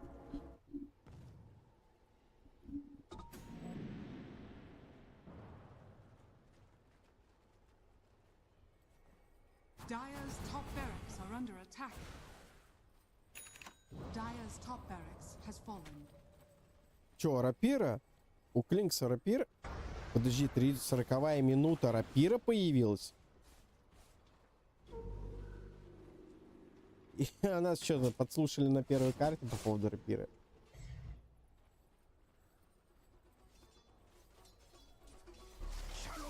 что-то новенькое. Я не помню, чтобы ну, хоть в каком-то матче на 40-й минуте появлялся рапира. Вообще не помню такого.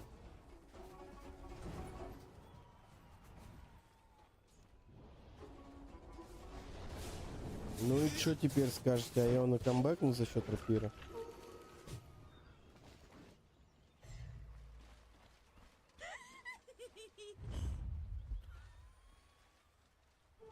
Double damage.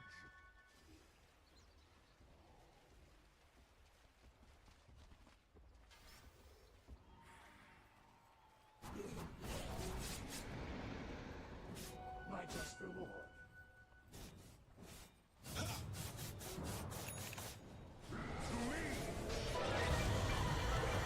Хороший телек становится. Но никто не попадает в него. Блин, я вообще даже не представляю, а если камбэк?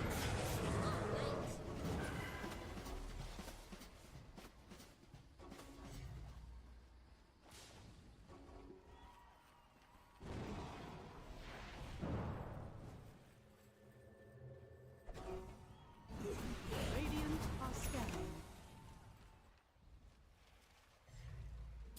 Dire are scanning. Честно, для меня какой-то прям вот тяжелый матч. Точнее, эта карта прям какая-то тяжелая.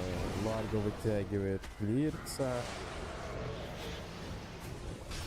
Акс сбоку заходит, его видит. Ларго прикрывает своих напарников. Там уже готов улетать. ПВшка в байбек. Dire's bottom tower is under Акс, attack. до свидания.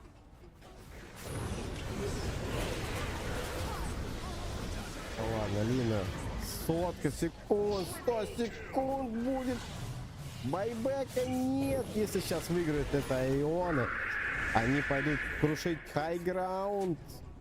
Бегут за спектрой. Если сейчас спектр улетает, Ларго подтягивает ее. Куча дэмэдж ставится. Телек на это сильный бокс поставлен. Тоже на это не спасает спектру. 100 секунд у спектры. Ой, боже мой.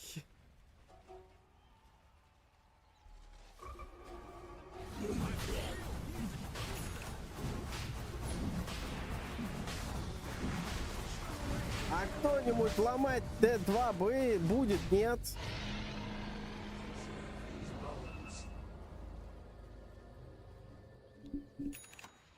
А Ионам еще ломать Т2.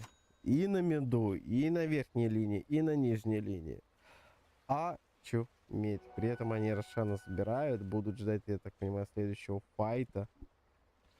В течение 5 минут Дендлеонс точно никуда не пойдут. Just a touch.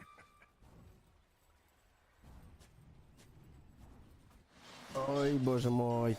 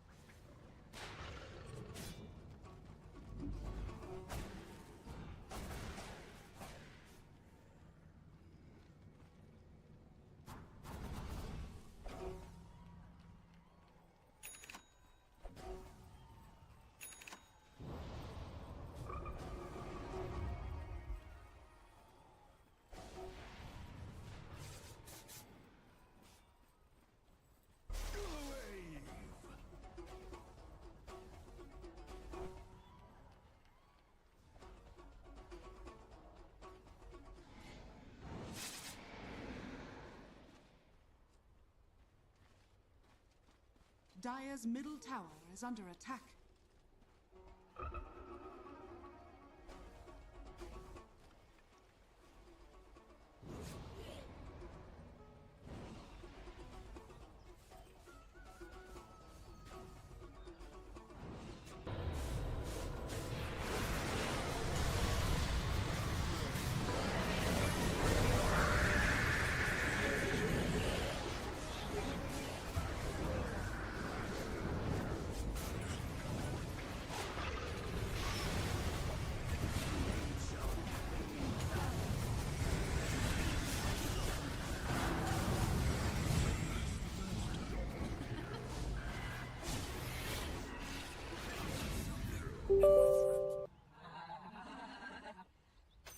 Be enough to fight back. While I was focused on the axe dying and everything else as well, Xne and Nande do manage to achieve a stolen Divine Rapier. Oh lord, how the gold exchange turns around.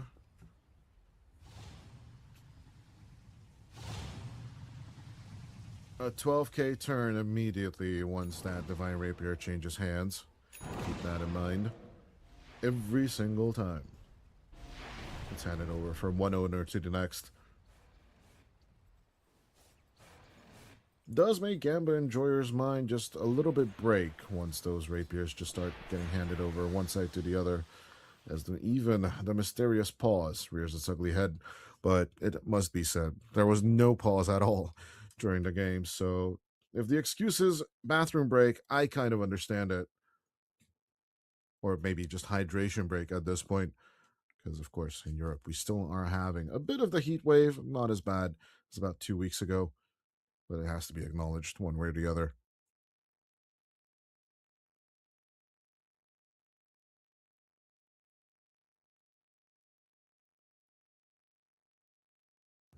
Let's talk about itemization while the break is still going on. As Stormy and, of course, Palantimos both have their Shiva's guards.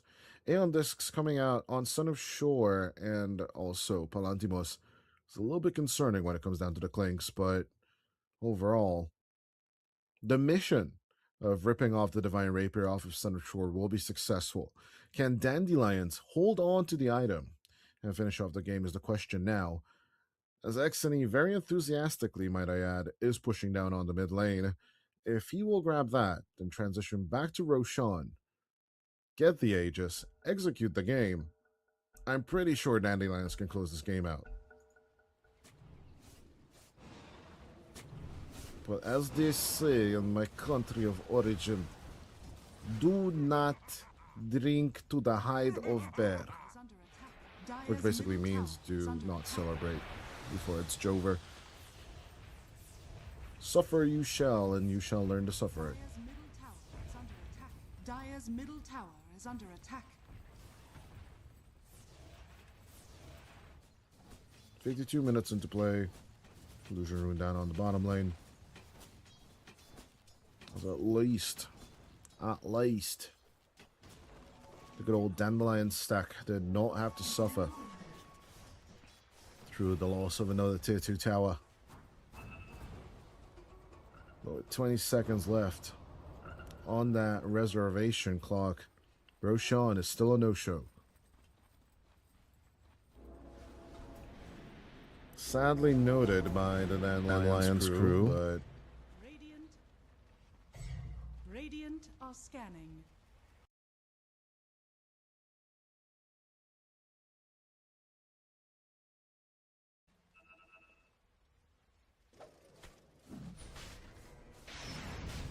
and it goes with the Laguna Blade. It's easy pickings. Aegis on Xne, since he is the Divine Rapier enjoyer. Stormy getting the refresher shard. And Cheese kept by Nande.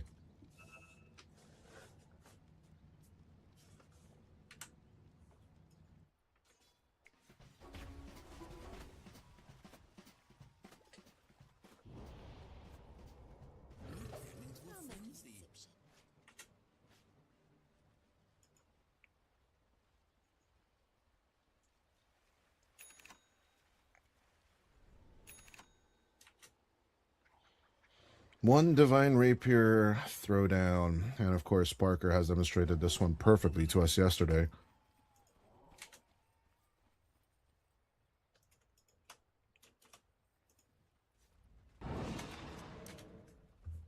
The massive, massive gold swing is not to be underestimated. It could be causing problems in the long run.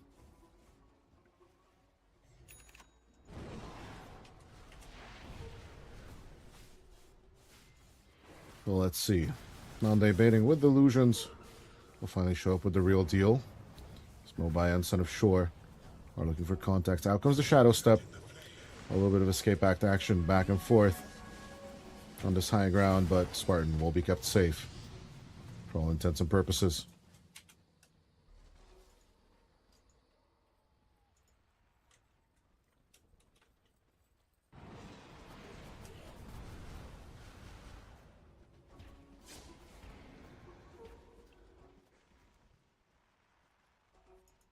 Radiant are scanning.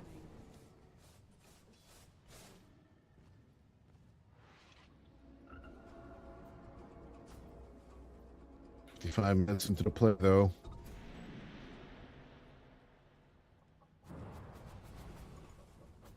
Dire's middle tower is under And attack. Xeni's Aegis timer is ticking off. Still 3 more minutes left to play. On the occasional bounty. And the high ground push on the mid lane isn't going to happen.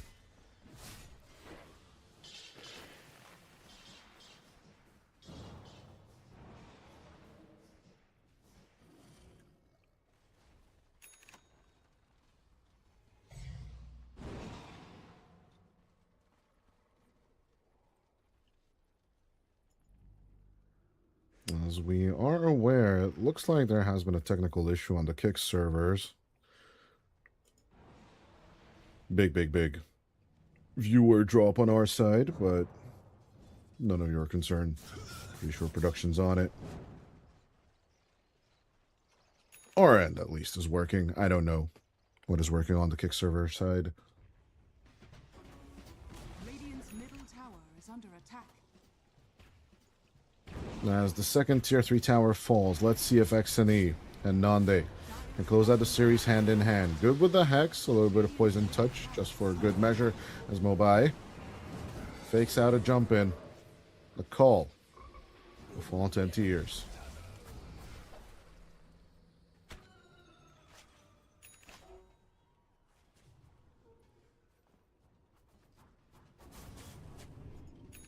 It looks like nice and slow is the way to go right now for Dandelions, as they are not looking to go for any kind of risky moves one way or the other.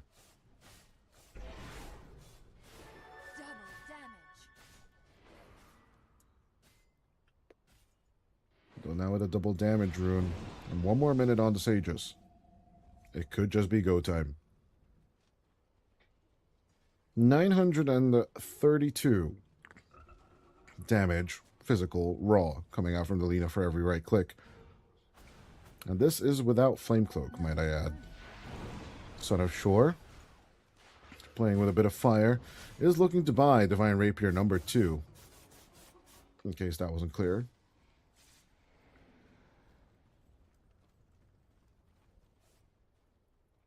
But it could be the addition they truly need. Dire's courier has been killed.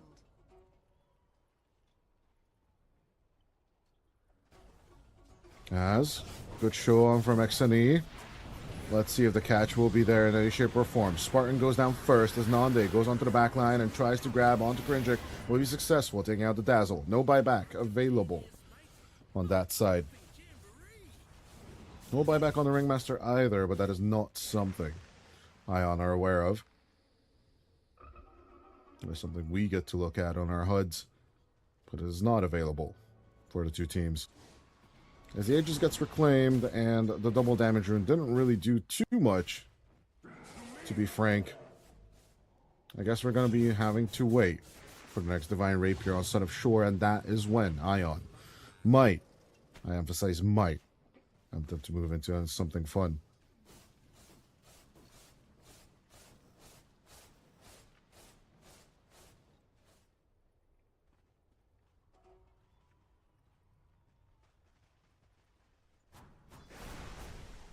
As once again, for the second time this series, we are looking down the barrel of tier 5 items. Will the Divine Rapido be sufficient enough?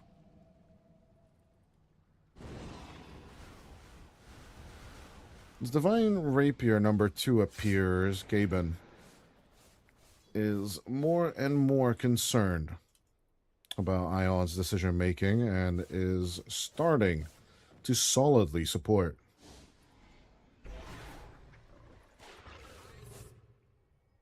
the Dandelion side of things. Hard to argue in terms of divines, you know, high risk, high reward item, but definitely not labeled safe when you buy it in the secret shop.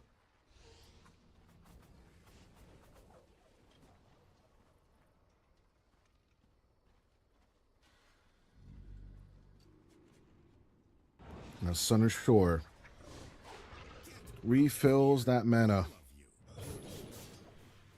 What is going to be the move? They cannot be sitting ducks here for the next 5 more minutes while the enemy gets to farm out all the ancient camps.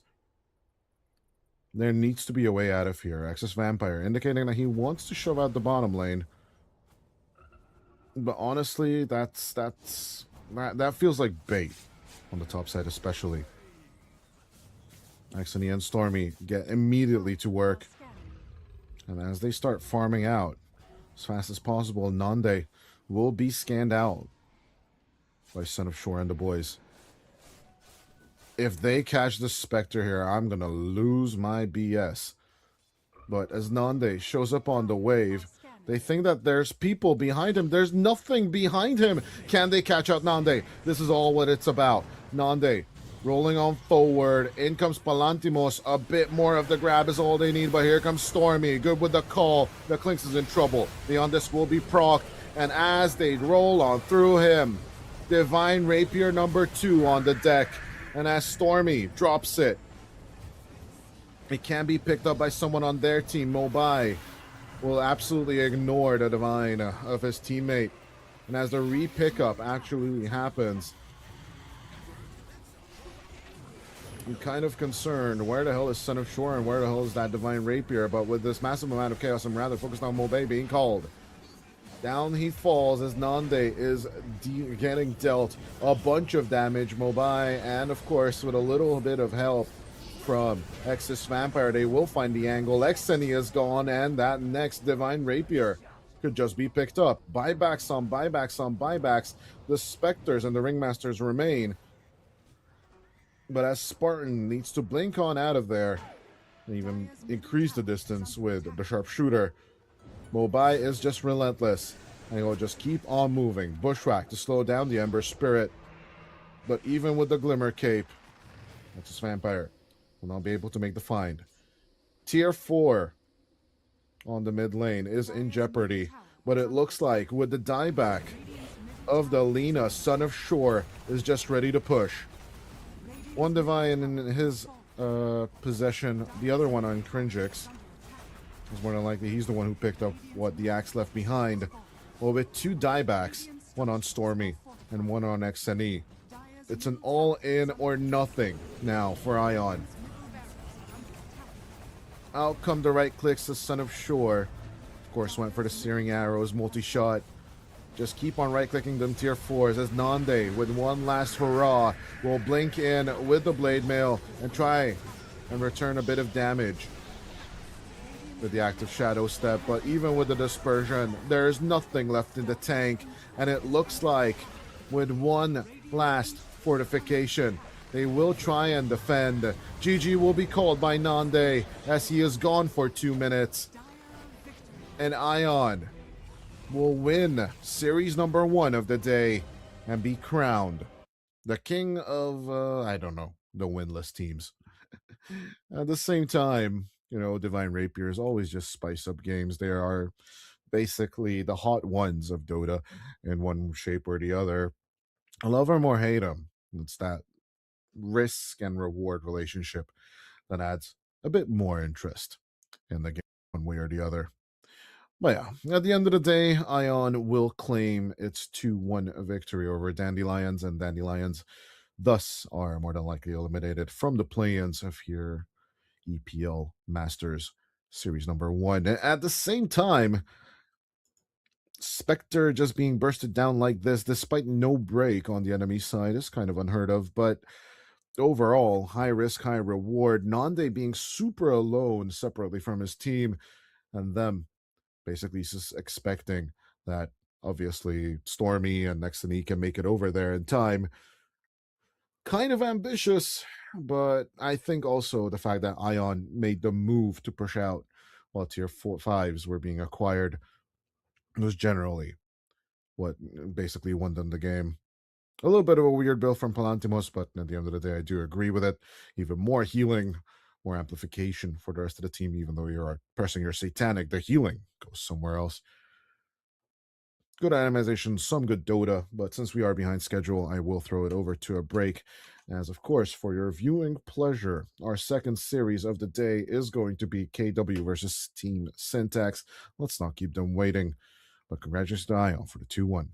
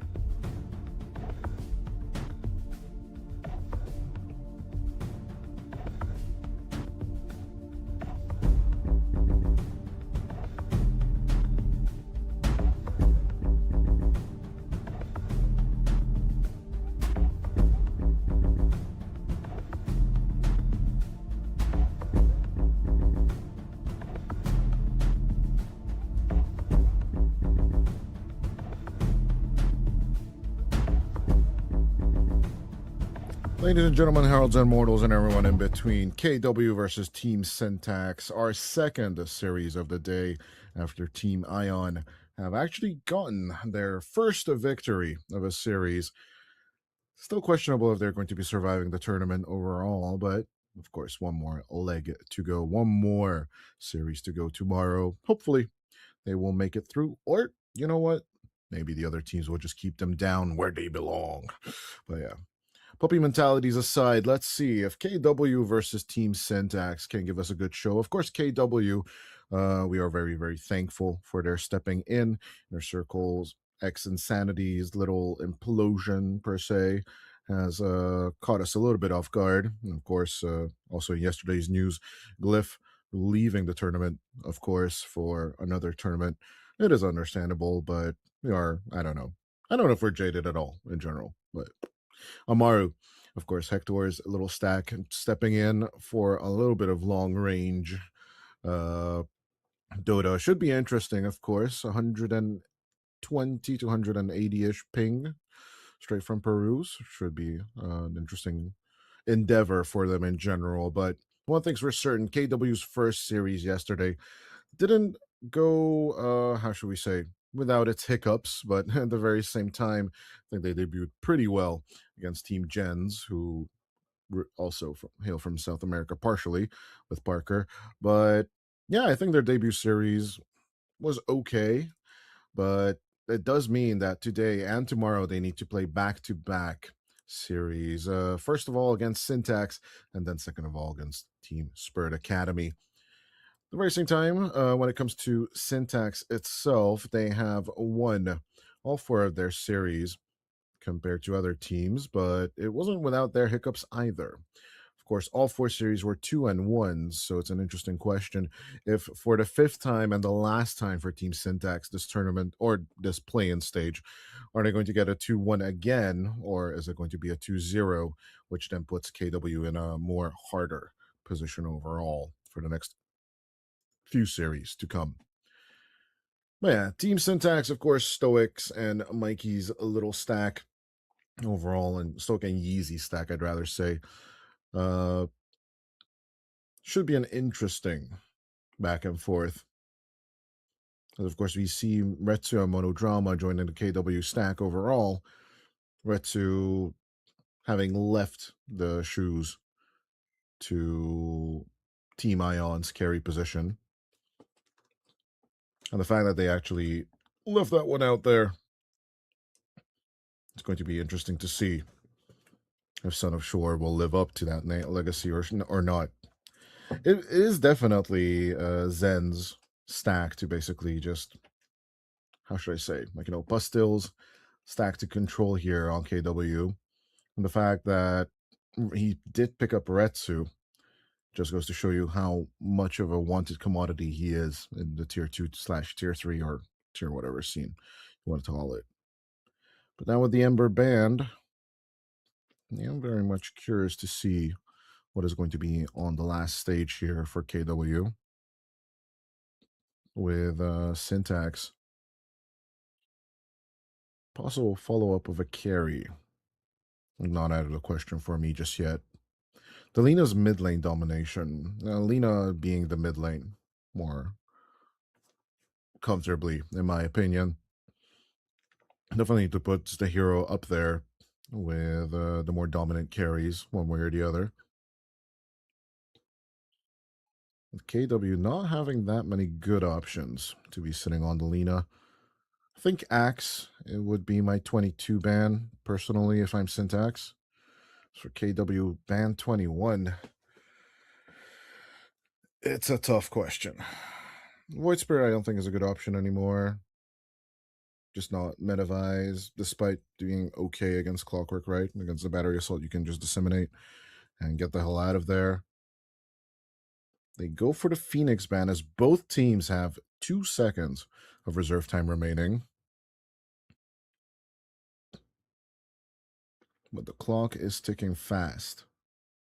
They ban out the Darkseer instead. Not a good combination with the Hoodwink personally, but sure. Although you could put the Clockwork into position 4 and then the Hoodwink 5 and then basically have double range, then double melee, which would be wonky in and of itself, but you do you. Out comes the Night Stalker, despite not having Puck on the Syntax side, Mikey not being on his signature hero. Night Stalker will be Kachal's choice of weaponry. I would have said the Tide would have been fine here, especially with Rebound Marcy, etc., etc. The enemy coming at you with Stampede, you could just throw out the Ravage in there. But not knowing the enemy's carry, you do want to go for something more on the hunting side. And hunting shall Syntax go. That does leave support undying. Yeah, Stoic will be taking the zombie, as Mikey is taking Marcy mid. I think I have casted this or actually seen this from him before, but it is more on the unusual side of things where, well, of course, yeah, it was strategized against Team Gens yesterday as well. But it's not the first time I've been seeing Marcy Mikey mid. Yes, and all the way back in European Pro League Season 39, Syntax did play this strategy against the Hive, and there it was absolutely successful.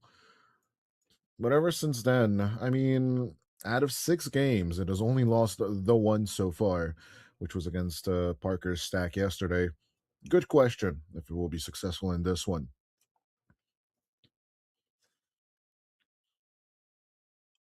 As Zen or Pastille being on the mid lane should be an interesting situation of Earth Spirit versus Marcy.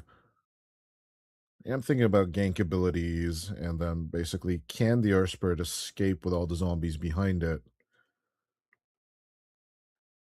But yeah, quick head calculation and power spikes. I would rather say I am a little bit leaning towards the Syntax team for this game number 1.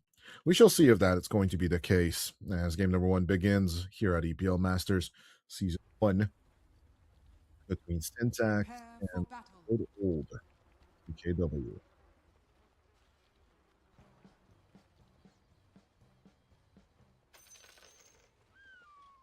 It is interesting to see Kachal still back in competitive form. They haven't been super active throughout the last year, with Bastille having played 28 games throughout the last year, along with 27 played by Kachal. Former Winter Bear players. And kind of off radar, if we're being honest.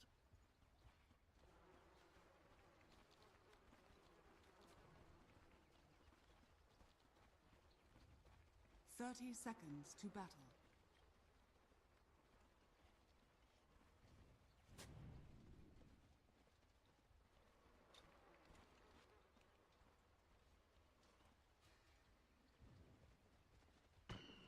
Yeah.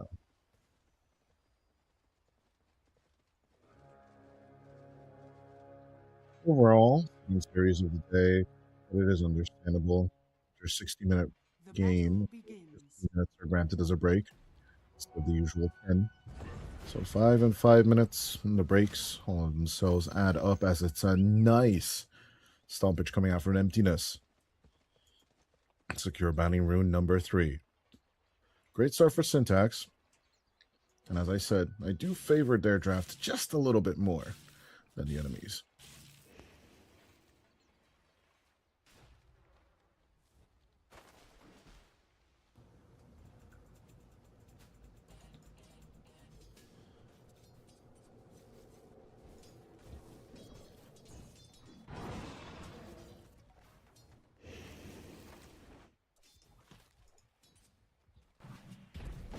A little bit of back and forth.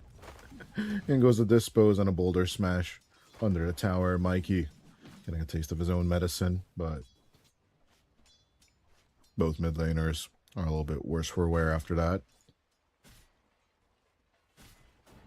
Is Mikey not even afraid to dive a little? But up top, we do have a little bit of a support exchange back and forth. Monodrama and Yeezy will be throwing things at each other, as is customary at this point. cog blocking the enemy support. It's just par for the course. Dire's courier Well, has easy. been killed. Just gonna scarecrow the courier out of existence. Of course, our camera is keeping an eye out for the Sir Spirit versus Marcy matchup. This is possibly the most interesting lane of all of them. Well, the Lena carry in and of itself doesn't sit super well with me, but when it comes to Lenny, kind of trust his judgment. Can't really deny it. The Turkish protege.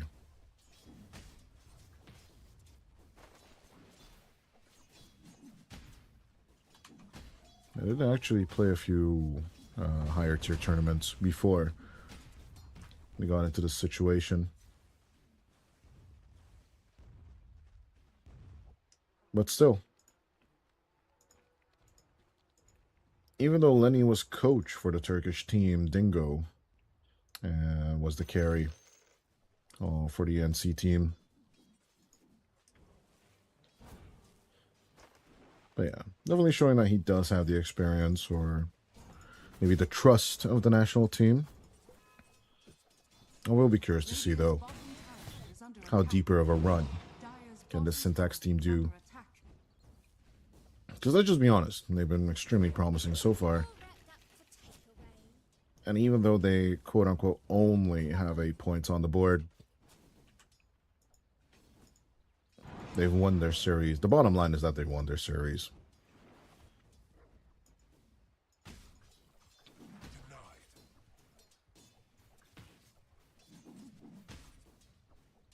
I always will remember the tweet that Knoxville threw out against our admins, and then there was a mild panic in the EPL room. Turns out Knoxville was just having fun. That okay, yeah, different format. Now he's got to reprogram a different format summary form on his information site, .dota.com. But at the very same time, he was untruly mad. He was just riffing at the administration staff and, of course, our rulebook. It's hard to say. Can I say it's our rulebook? I'm still a free agent. EPL, PGO, or ESO? Blast? You listening? Maybe? No? Nah, it's all good. Everyone watches these muted anyway, especially with no first blood in sight. More than curious to see, though. First blood possibly happening either on the mid lane or the top lane. Those would be my bets. Because down on bottom, against the Tombstone, all you got to do is run away, and nighttime is about to fall. So Kachal should not be under massive threat. Of course, Loopsy could always throw out the Bushwhack to run away from things. Well, Lenny would need to land a Light Strike array, and without the Tombstone zombies, or a big, massive slow and setup, I don't know if that's possible.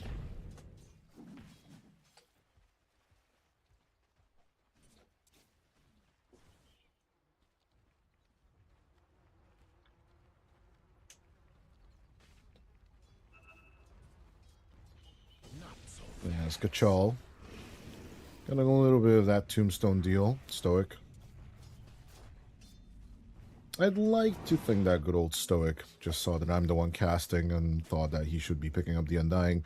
That is not true. He is way more of a better Undying player than I am. But during On the Bridge, the zombie is going to be chunked on a little bit longer than usual. Acorn Shot bounces on to Lenny instead of the zombie.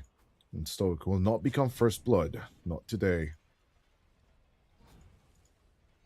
Easy Amano drama. Speaking of the drama, I'm kind of torn as to why Monodrama was swapped over.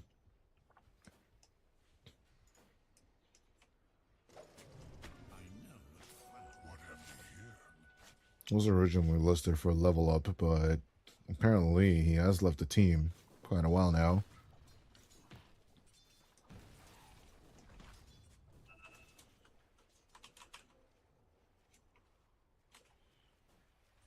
But frequent are the changes one way or the other. Possible that he's only standing in for Loopsy.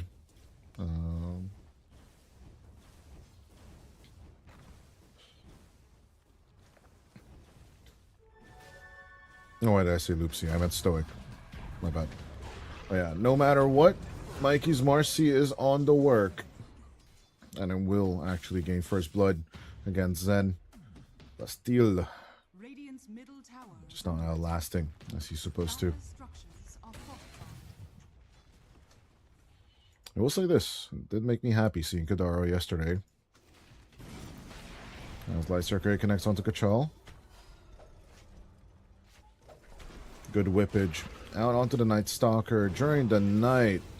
That Night Stalker will become a Night Critter, but Zen, Bastille, will be finding that counter kill. Ceaseless Dirge will let me do bring back the zombie one way or the other. But yeah. For Ilbers, of course, we did see Kadaro stand in for one Warlock game. But of course, this is a Spartan. Today being called Kadaro cosplayer for that little stint in and of itself. Everyone's a critic.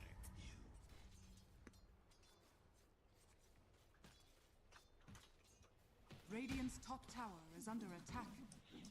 One thing I did want to check out for Stoic. A little bit of back and forth does continue. Monodrama finally being picked off on the KW side. Good with the catch. Delina gone. And Lenny will be picked up by Kachal. Unicycle for the good old Ringmasters. Out comes the Dark Ascension in the middle of the night to try and secure this kill onto the Ringmaster as well. Loopsy going for the Bushwhack. And they will get the execution. Radiant's bottom tower is under attack. Chon even dealing a bit of tower damage just to accelerate things here on the bottom lane, while it looks like Bastille will get caught tombstone, but he will have the rolling boulder to get the hell out of jam. Zombies continuing to follow as Mikey throws him on over forward towards Monodrama. And despite all that jazz, will be boulder smashes straight onto Stoic and Mikey. They will be backing off before things get ugly.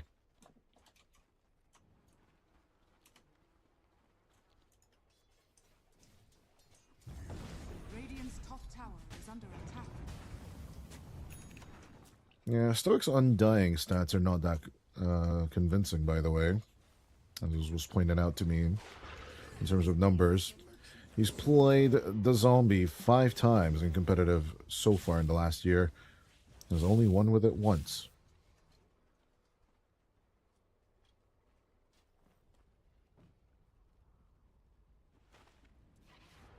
I think the tactic of decreasing enemies' base HP pool and then blowing up enemy is not that hard of a tactic to follow. So it's not rocket science, and I'm pretty sure his Zomboid can follow through.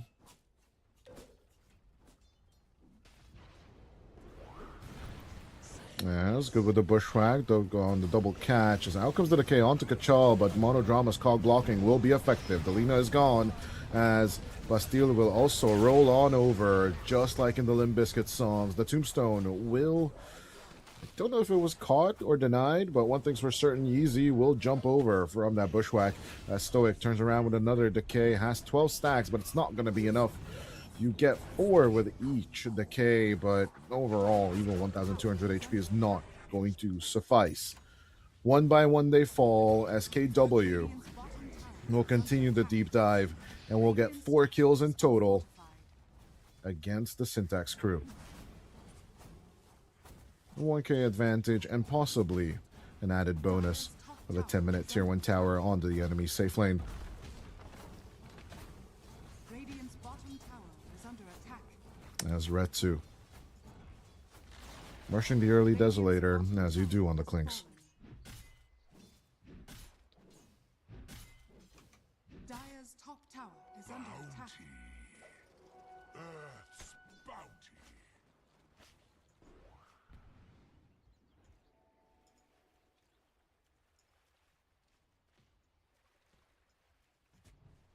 The bounty of the earth indeed is my key.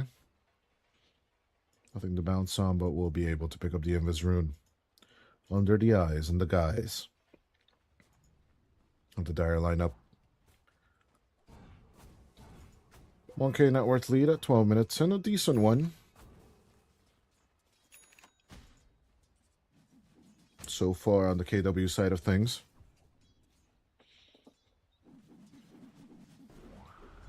And with Retsu being at 6K net worth, things are looking on the up and up. Mikey in trouble once again as the hook shot will follow up the rolling boulder. Beautiful cog block coming out from Monodrama. No way home, Mr. Mikey. The Marcy Mikey, also known as the M&M, is going to be eaten for breakfast. Although don't have M&Ms for breakfast. Definitely don't listen to this cast if you want to follow your health or keep your health healthy in any shape or form. It's just new. Just new.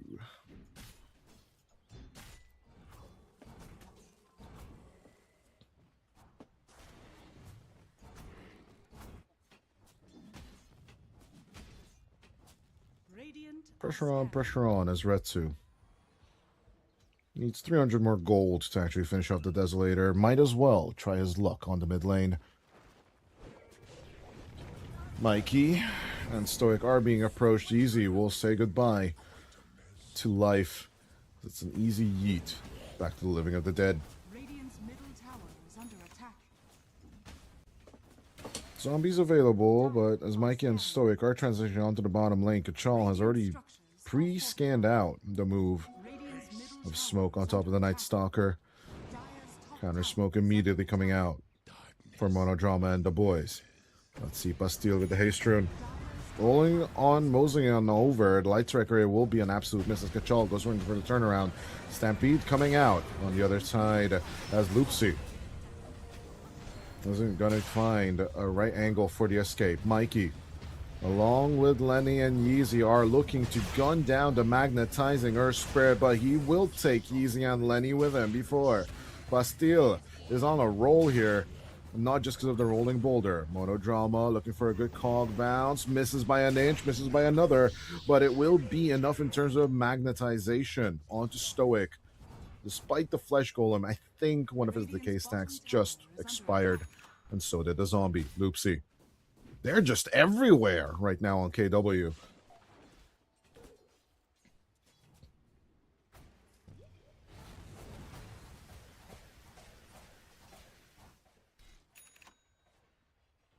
I don't know. Maybe it's just against certain caliber teams, but Mikey's mid-Marcy is just not working out perfectly. And this guy, I do forget, I think he stood in for Falcons, if I'm not mistaken, or it could have been Nigma Galaxy back in the day. But ever since that great stint of a stand-in, I think it was in the Dream League, right? He hasn't really been finding his footing one way or the other in any org or stack ever since. This Syntax stack, though, was a nice pride and joy of the region. And hopefully, you know, it will outgrow itself. Actually find some success in lower tier tournaments, or even higher tier ones, you know. Wishing the best for Yeezy and Stoic, since we have competed against each other in interregional tournaments, indirectly and directly as well. Turkey is always a fun national team to actually fight.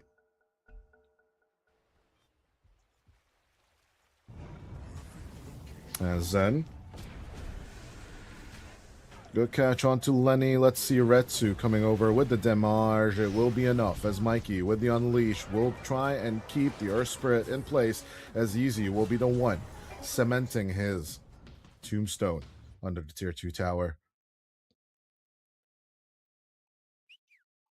Let's pause after pause after pause after pause. And we did talk about this yesterday with chat. The biggest thing that this causes is a problem, right? You got to get back into the rhythm of the game. What was I doing? What was I looking at? And even if you, it's even worse if you just keep fixating like, okay, so I wanted to go bottom, right? And I'll just keep saying that in my head. Oh, I wanted to go bottom. I wanted to go bottom. I wanted to go bottom.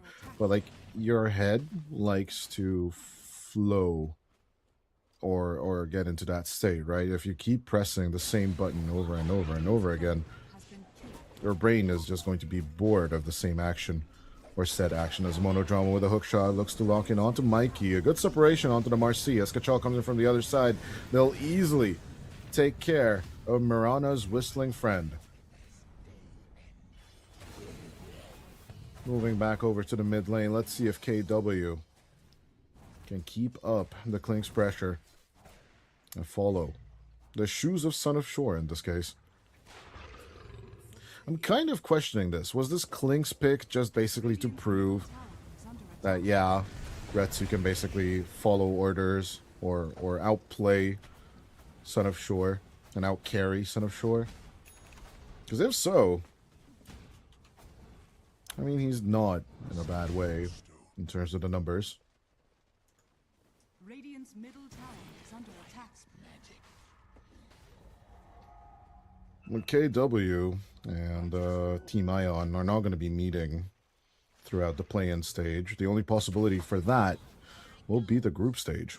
If and only if they get into the same group, of course.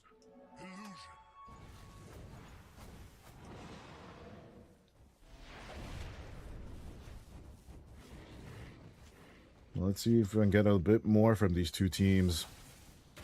There's more than twice the amount of kills on KW. Things should shake out differently.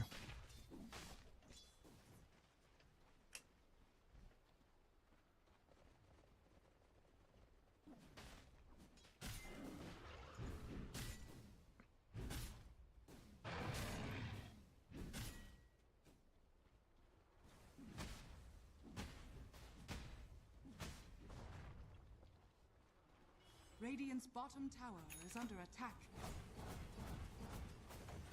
Retsu continuing the pressure, now onto the bottom lane. Tier 2. It's looking a bit worse for wear.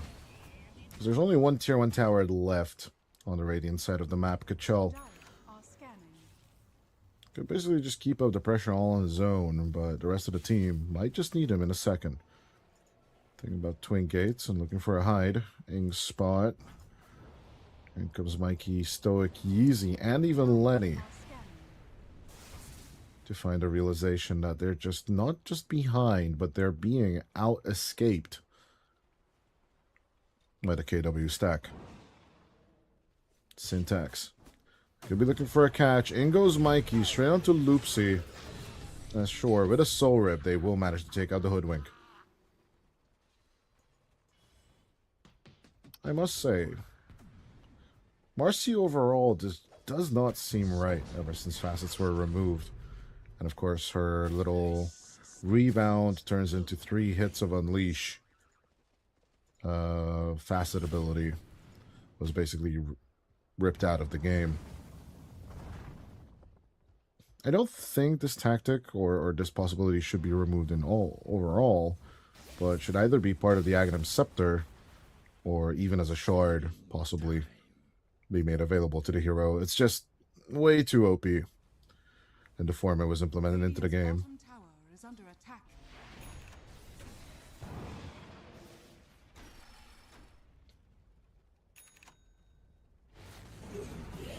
As a little bit of smackaroonie, Lenny will be taken care of. KW's tactics are working out way better for them than I think what Syntax even expected of them in general. Baretsu Radiant's bottom tower even getting some mana back from the bottle with a tombstone block off. Monodrama will leave only his cogs behind.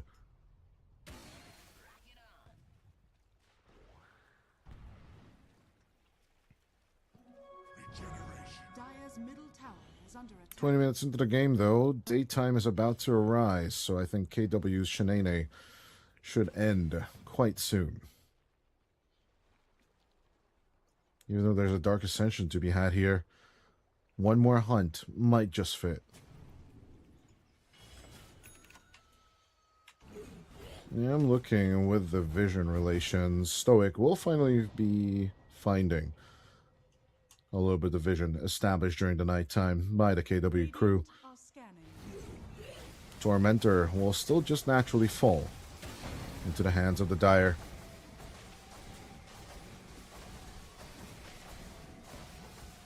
pretty standard Dota approaches so far. Coming out from KW, they do see the opportunity for their kills, and they will execute them pretty flawlessly. The bigger difference here, though, besides the Marcy and, of course, the Earth Spirit, which is basically around 2,000 net worth differential, I'd like to point out Lenny. The king of lane domination, or queen of lane domination, is going to be the Lina, but Lenny's Lina, LNL and MNM on the same team, isn't really working out that well for the Syntax crew. We would have expected the Lina to basically have a Mjolnir at this point, along with a halfway finished Hurricane Pike, as Lenny is just struggling to acquire TP boots or even finish off the Hurricane Pike in and of itself. Dire are scanning.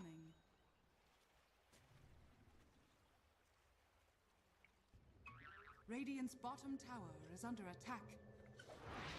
7k net worth lead, as it's just a massive group up from KW back into the mid lane, where you can basically plan out any approach and pick out any target you want immediately back into the map. They gun for the hard camp stacks. I don't think Emptiness is my first choice of targets, but they will commit to it. Dark Ascension coming through as Yeezy and Stoic are trying to keep their Centaur alive. It's not gonna happen. You cannot make Sheik happen. Here's what Monodrama and Pastille will say. Ceaseless Dirge for the respawn. There's going to be a casual what plus tip coming out from Zen. Bastille Radiant structures are fortified. is salty as ever. Radiant's bottom tower is under attack. Radiant's bottom tower has fallen.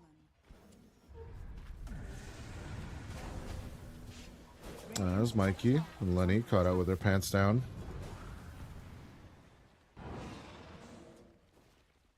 I do see one angle where Syntax could basically just initiate themselves, but they need to smoke up and set up for it. Nighttime hasn't worked out for them, but they've already wasted 3 more minutes of this daytime.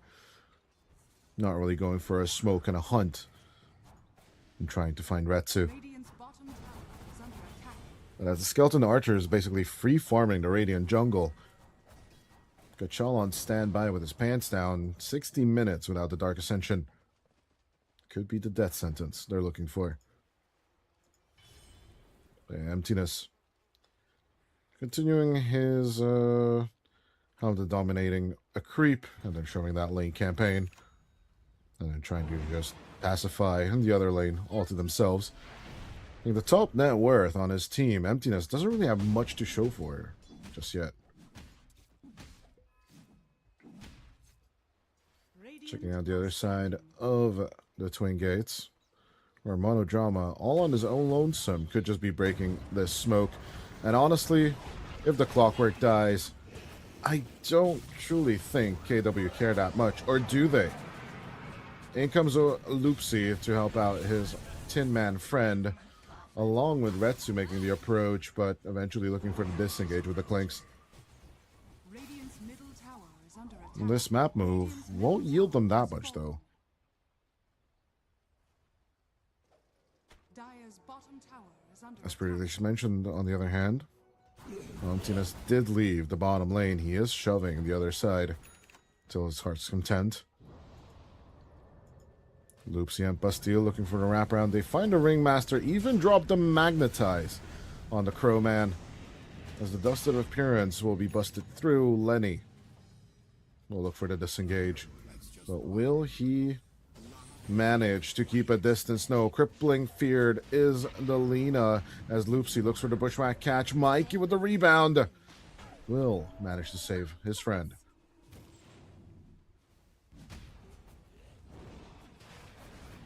"25 minutes into play, night will fall, and the daytime window that Syntax had for this game number 1 is closing fast. Another 5 minutes of suffering shall commence, and with Retsu well on his way to the BKB, I'm pretty sure the last item he's gunning for after that is either the Satanic or Butterfly first, and then to finish off with the Satanic. Loopsy. Easy catch onto the hoodwink. Monodrama joining in, but the Cogs block is just perfect. Mikey's just gone. No BKB on the Marcy. What did you expect? The Stoic will be ripped to shreds too. 22-10, it looks like. KW should recall themselves KE. Kill everyone at this point. Or kill whatever. Whatever stands in your way, you just get rid of it.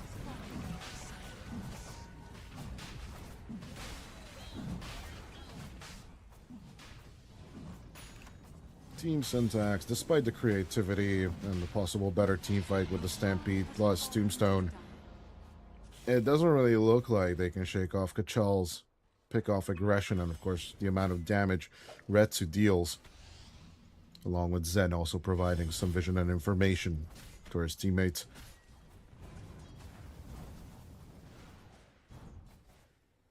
Radiant are scanning. That's easy.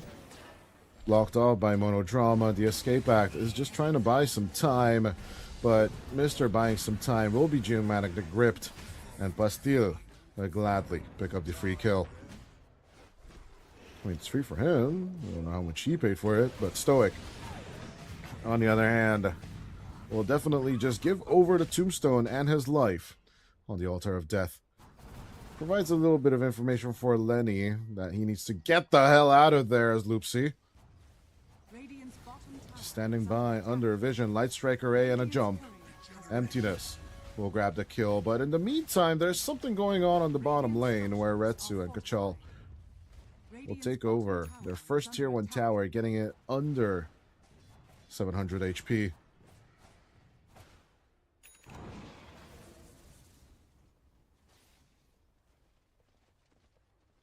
Emptiness without BKB will not want to join the fight, and I kind of understand that, but with your Paws 1 and 2 suffering all these deaths, namely Mikey with 4 deaths and Lenny with 5, something's got to give, and honestly it should be the position 3 in a situation like this.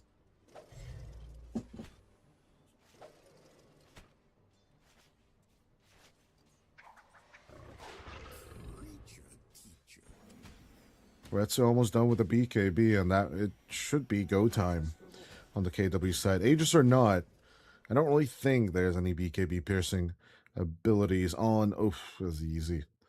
Gets them a big disconnect immediately.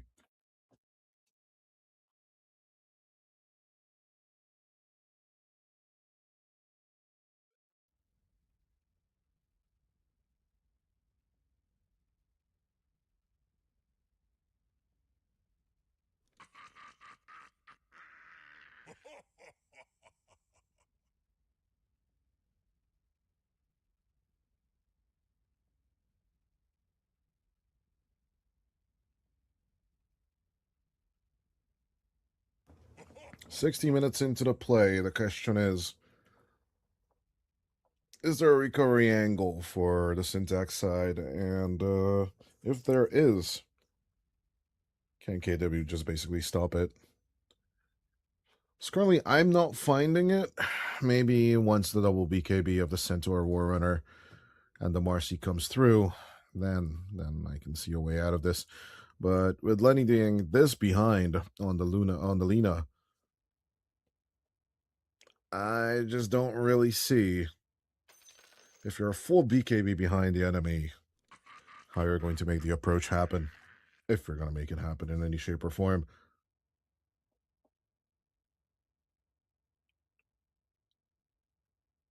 $16,000 behind. Gaben will pronounce the 92%.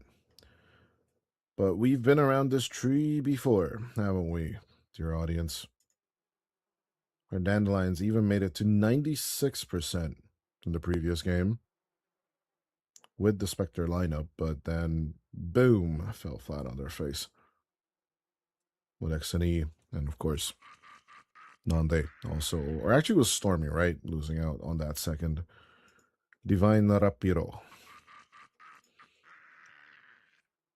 Good question if this is a Divine Rapier game, but pretty sure Alina needs to get there first. Retsu doesn't really have much reason to actually take one out. So yeah, for him, Divine Rapier, not necessary. I think the Desolator plus Daedalus combination.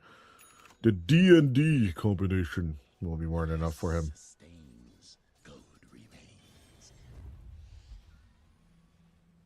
The only type of item I buy is the one that does damage. Is Pastille. A little bit of vision onto Lenny, throwing out the Magnetize as well. Straight on to the Lina. And even though all that force staffing and all that escaping attempt will be in vain, Lenny loses his carry as Loopsy finds the angle, goes in for the approach. Double Edge, along with a little bit of an answer to Centaur, will just get gunned down to size. 300 HP is what remains, as the last outer tower on the Radiant is about to be taken over at minute 30.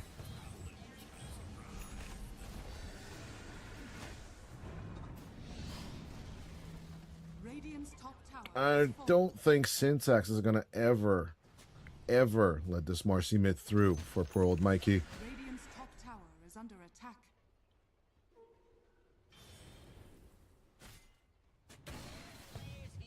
And with a 19,000 lead, it's hard to argue.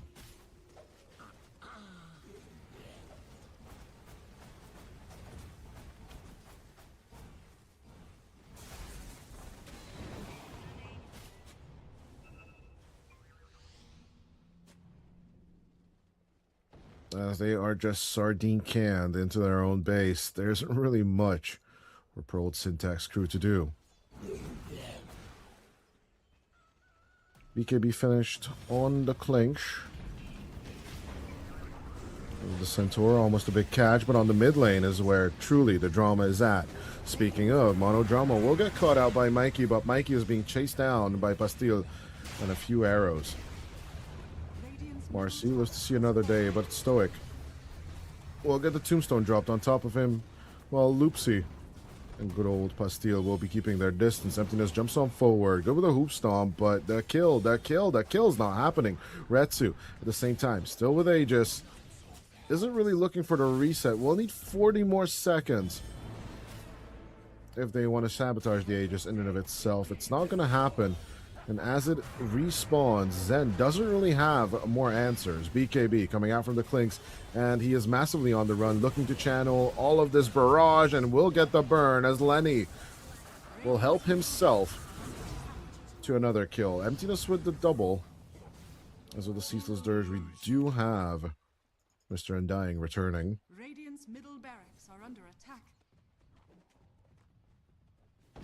But in the end there, of course, a tier 3 tower and a half of racks. It's nothing too shabby.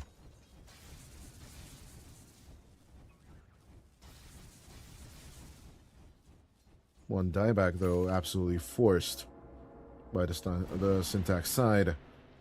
Could be of a bit of concern.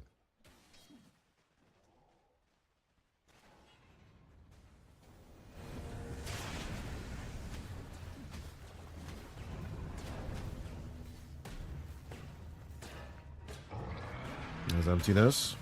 Falling a little bit low, but Stampede being available, I wasn't really obliged to say that. Oh my lord, I gotta kill the Centaur. No, definitely doesn't need to be pointed out. He's absolutely fine. What? The boulder smash will be blocked off by the Centaur's body. And with the BKB escape, though, your spirit shall survive.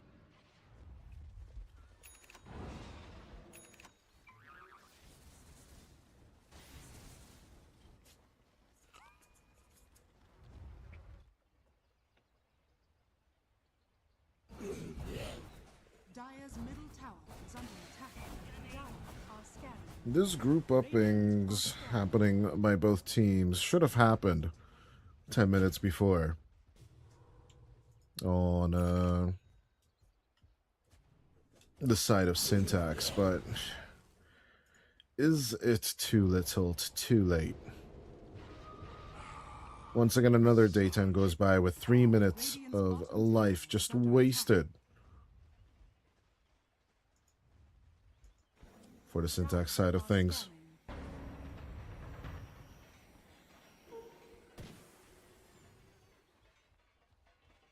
Dire's top tower is under attack. Mid Marcy not working out will definitely be warranting a talk one way or the other.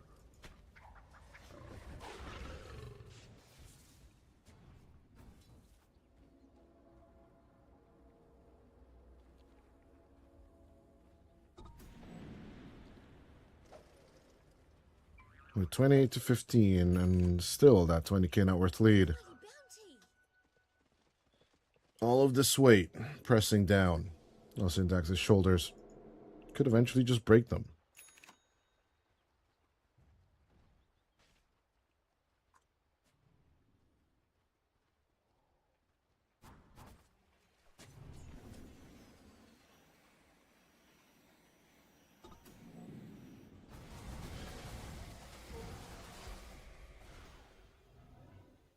And you're supposed to get the Tormentor. Always forget what the other spirit shard is. Scanning. Oh, the geometric grip upgrade. Cool. Cool.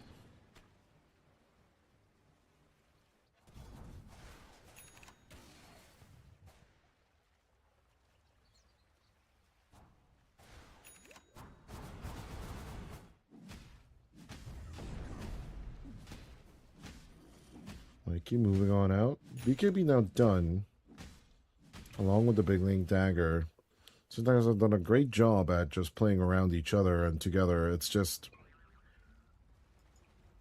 the damage is done, and it doesn't seem like it's timely enough.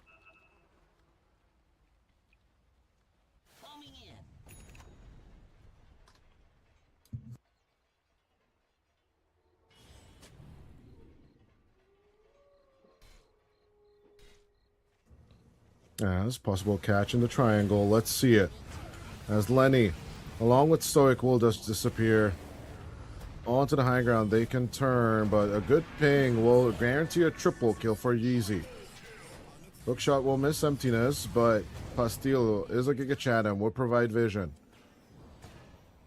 Even though out comes the Hoof Stomp, Kachal is looking to just 1v1 hold out against the Marcy, who will be gunned down by Mikey. This should be the GG. Radiant structures are fortified. Radiant's top tower is under attack. Honestly, Retsu's damage output is just too damn much to handle, with almost a 10,000 gold in the lead compared to Lena. Radiant's top barracks has fallen. It wasn't really a question, was it?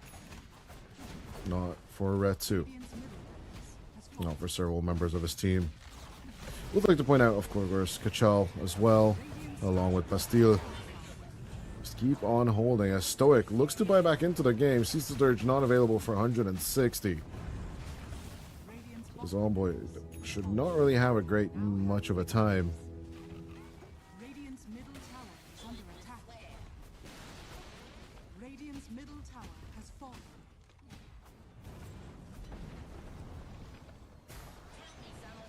As a full Megas will be secured. KW. But not a worry in the world. We'll just casually walk towards Roshan.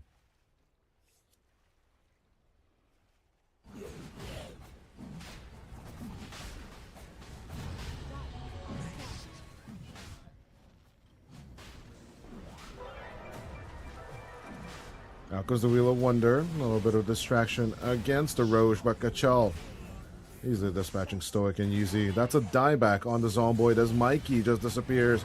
The right-click damage is just too damn much to handle as Kachal unwilling to die. They'll take out Lenny as well, and Ge will be called by the Syntax lineup. Ultra for Retsu at the end there.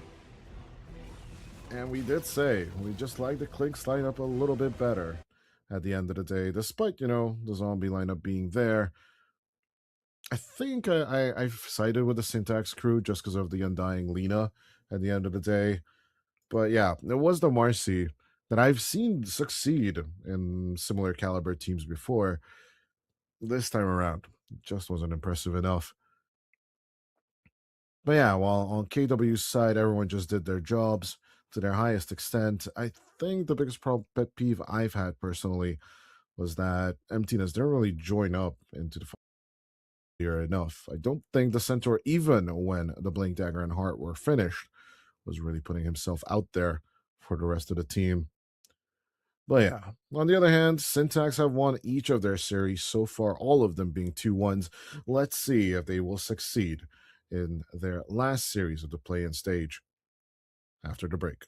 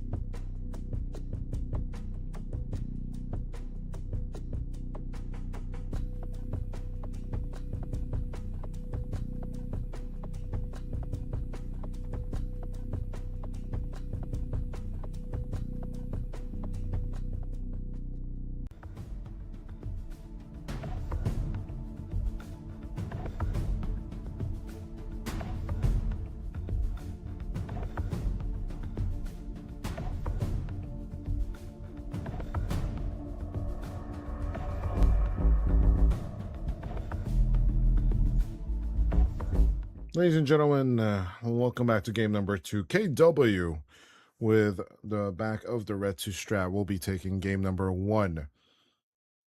And it looks like Syntax will need to face off against the PTSD of the Luna from yesterday's series, where, let's just say Parker gave away a few Divine Rapiers for funsies. Wasn't that the case? It's kind of nuts overall, but we shall see if that's going to be kind of a repeat or some kind of different approach one way or the other. At the end of the day, Syntax will be coming in with a Beastmaster / Hoodwink offlane. Offlane? Question mark at this point. We've been seeing the Hoodwink play a lot of position 5 is what we're trying to say here. But yeah. With the Clockwork Ringmaster coming through, the question remains, what will Syntax reveal here at 16 and 17 overall in terms of picks?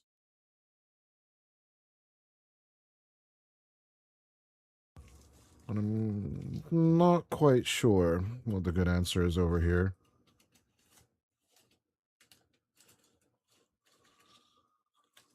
As against the Luna, Axe kind of comes to mind. Or sorry, I wanted to say TB comes to mind, but instead we do get a little bit of that Spectre action along with the Warlock to help out handle the Manta illusions once ever so inevitably Retsu will pick them up. So it's up to the offlane now. Spectre can be countered with several heroes. But KW decides to lock in the Pastille, or Spirit, onto the mid lane. No Invoker, no Puck. And if I am Syntax, I wouldn't really want to play Earth Spirit into the Ember. Despite all that, of course, the mandatory bans of the Huskar will need to be addressed, and I wouldn't be surprised if one more of those mid laners will be picked up. Well, we do have, of course, in terms of a little bit of news here in the Dota world, the constant rumor from Corbin that AI is making the Dota 2 patches Fishman from the Aeon lineup, I guess, to some extent, although he hasn't played any of the games, I guess. He himself is saying that the patches are just way too balanced for non-human touch in one way or the other. It comes to mind that, yeah, basically a lot of picks could make sense in the long run, except, now that Mikey has lost 2 Marcy games in a row, the question arises, would Syntax allow Mikey to play the hero again, or will it only be busted out against lower tier teams in one way or the other? But yeah.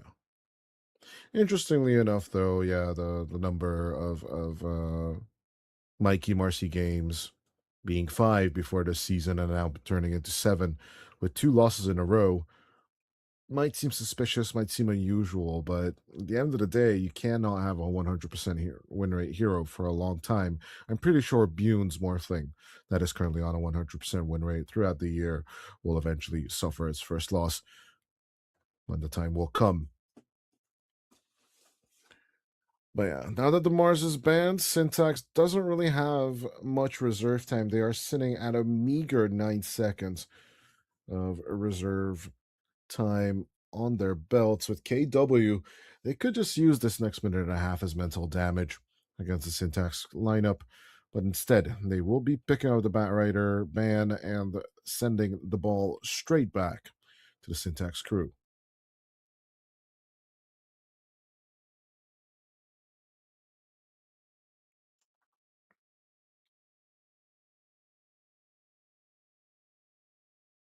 And the very last ban of game number 2 here, Syntax, are looking just a little bit worse for wear. In terms of defensive spells, they only have the Shadow Word, and of course there's the Poop Soup and the Fatal Bonds to just share the love of the damage. At the same time, do they have enough damage to pump?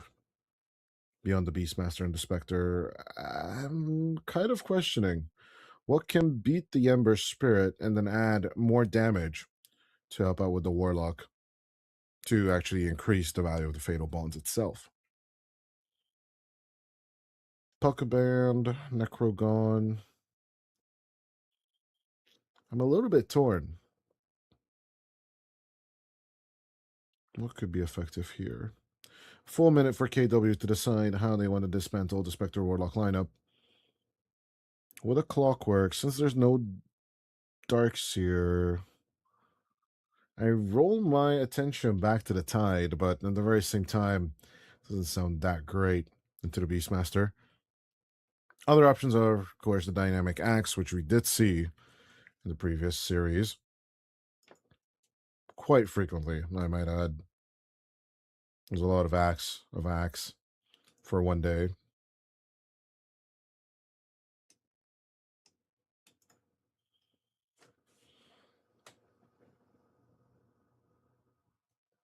It just did not get its redemption arc, did it? It's going to be the Lycan instead, so a little bit of Hound of Domination back and forth with Syntax going for the Lenny Monkey King. Mikey Monkey King, my bad. Of course, Lenny will be playing the Spectre. Trying to find division here. Of course, Monkey King in general, decent against spirits.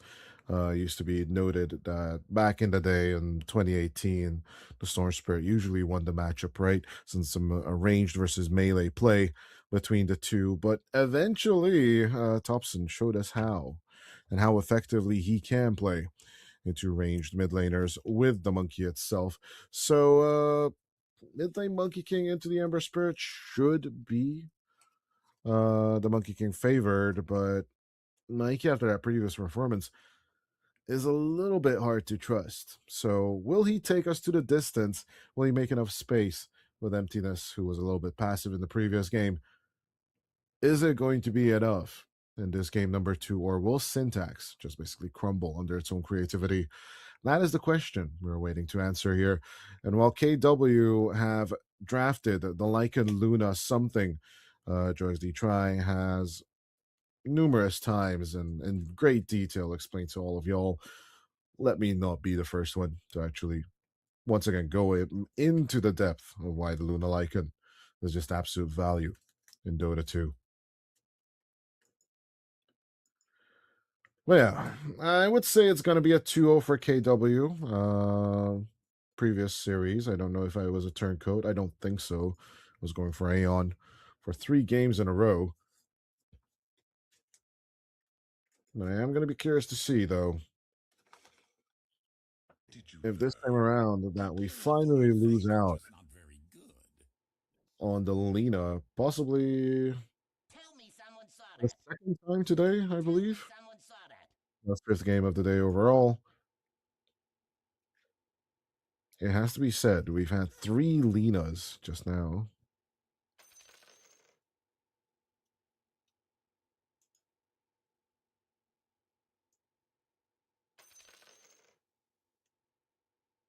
Aww.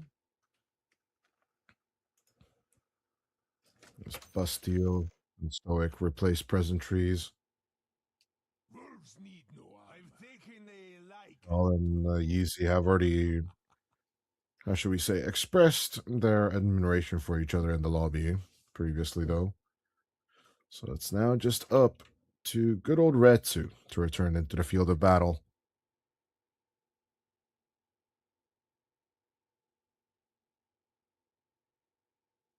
With Kachal's Balkan smile just smiling on through.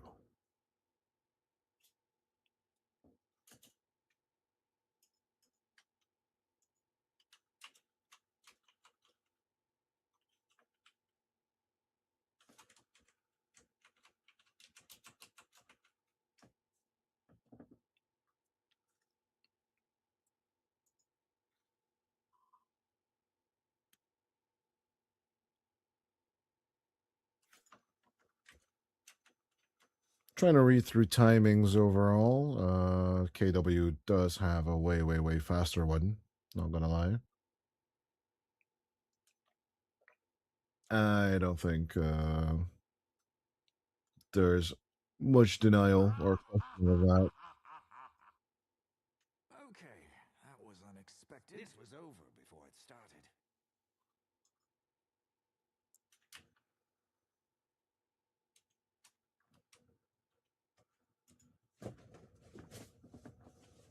The big question, can Emptiness finally become a bit more active than in the previous game?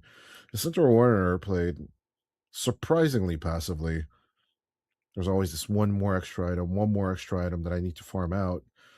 On the outside, it might seem that he's just like not willing to fight in any shape or form, but it's like the ever increasing grocery list that you just need to buy for your mom, who then basically decides to hold a dinner party and will just keep on adding menu items, and you're stuck in the Walmart forever and ever till the end of time.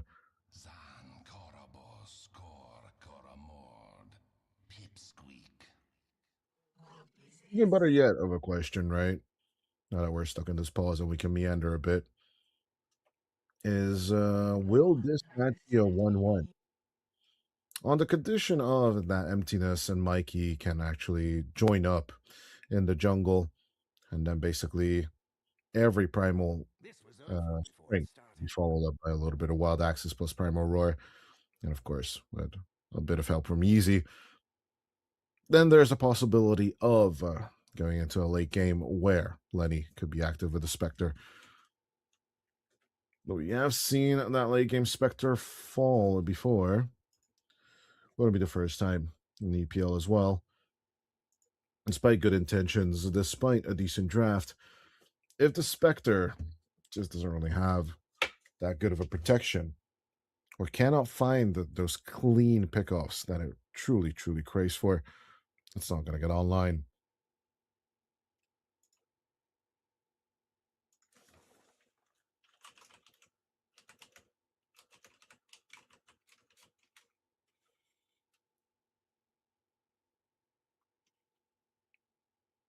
As the pause time of KW is ticking down, though, You fought well and true. we do go into a little bit of a request form towards the admin side. Total of 10 minutes of pause time is given to both teams, by the way, when it comes to Dota 2 games in general, per each game, by the way. I've taken a liking to you.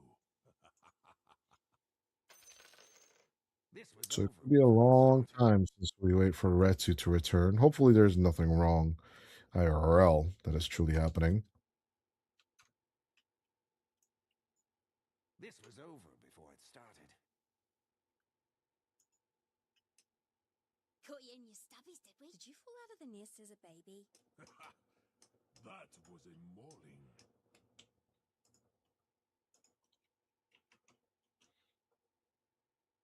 Does look like Retsu wasn't even here for the join-in for the game.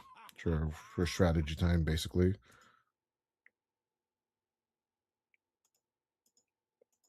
So maybe during the middle of the draft, there was the issue that truly dropped down. Yeah, with the current admin group, we are discussing if we should be throwing it over to a break or not.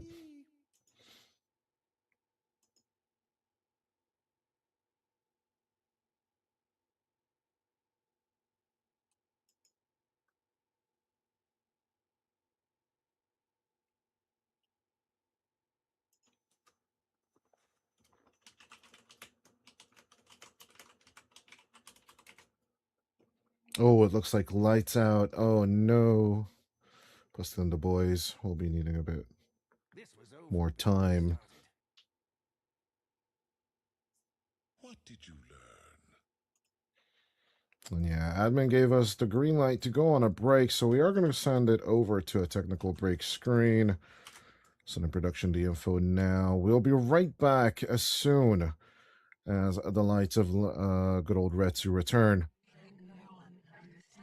And thankfully, the Syntax crew is understanding for it. But yeah, we'll be right back as soon as the Luna returns into the game.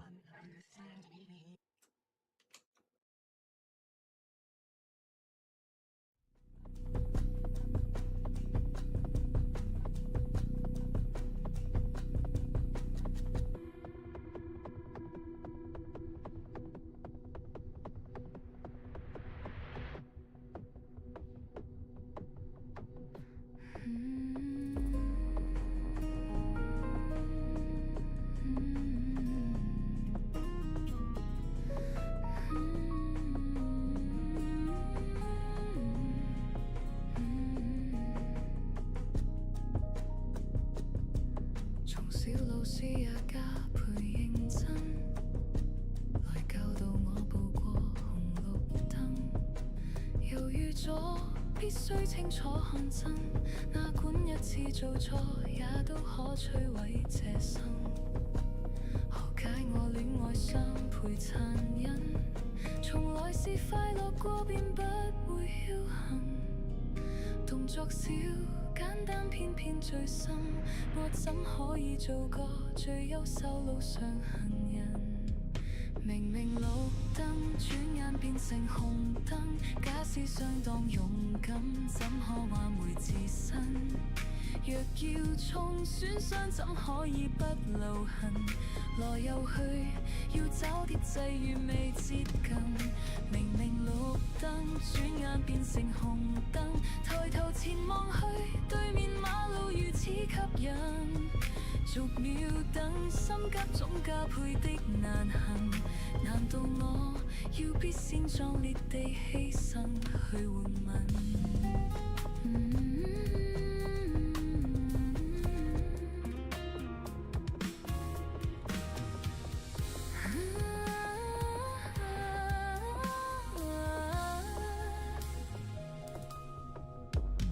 誰想到走錯死裏逃生，才明白教沒有夢想更不幸。若誕生不好好開過生，也不可以被愛，我不過是泥塵。明明綠燈，轉眼變成紅燈。假使相當勇敢，怎可挽回自身？若要重選傷，怎可以不留痕？來又去，要找的際遇未接近。明明綠燈，轉眼變成紅燈。抬頭前望去，對面馬路如此吸引。逐秒等，心急總加倍的難行。難道我要必先壯烈地犧牲去換吻？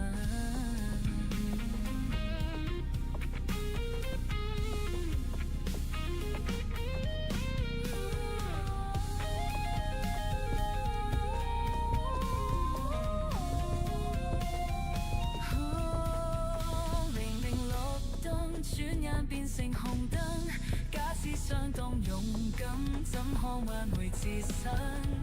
若要重選傷，怎可以不留痕？來又去，要找的際遇未接近。明明綠燈，轉眼變成紅燈。抬頭前望去，對面馬路如此吸引。逐秒等，心急總加倍的難行。Let's go, ladies and gentlemen. We are back with game number 2. It looks like Retsu has regained electricity. Let's see. Can the 2-0 happen for KW, or are we looking at a marathon day number 2 here at EPL Masters?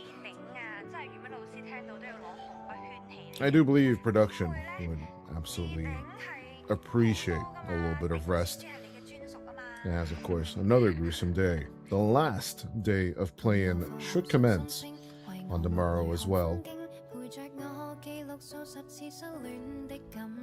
I will say this. I mean, players had every right to ask for a bit of a delay or a push for yesterday's games to be pushed over to the next day, etc., etc. What? Okay, this time it looks like Loopsy will be the one disconnecting. Okay, W with the issues. But Loopsy's back. Hell yeah.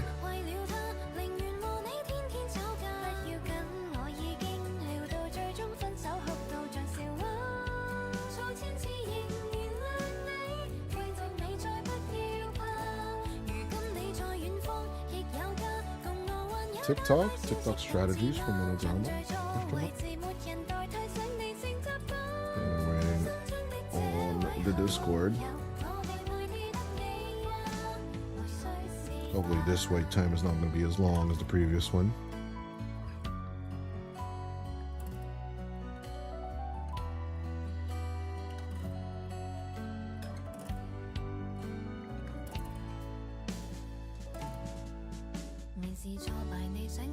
Yeah, during the pause, though, the two teams have had a lively discussion in the all chat just before the resume of the game. It does seem like the two teams are pretty friendly with each other. As we continue the game, let's see. Will the Razorback find all the information they wanted? As it expires, Monodrama will break their smokes. Emptiness, on the other hand,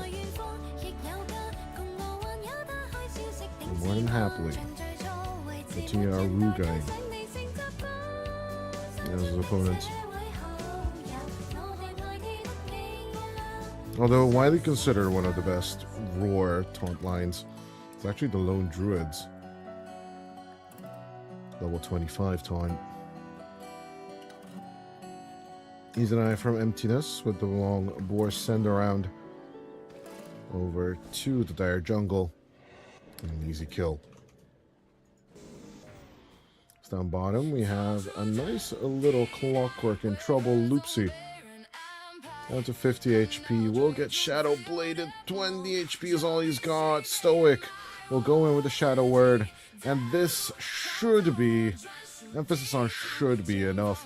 But Loopsy under the tower should be surviving as well with 50 HP and the very last charge of Tango. The Clockwork lives to see another day. Our set of the Shadow Word and the Spectral Dagger. First Blood will be guaranteed on the bottom lane. On Loopsy.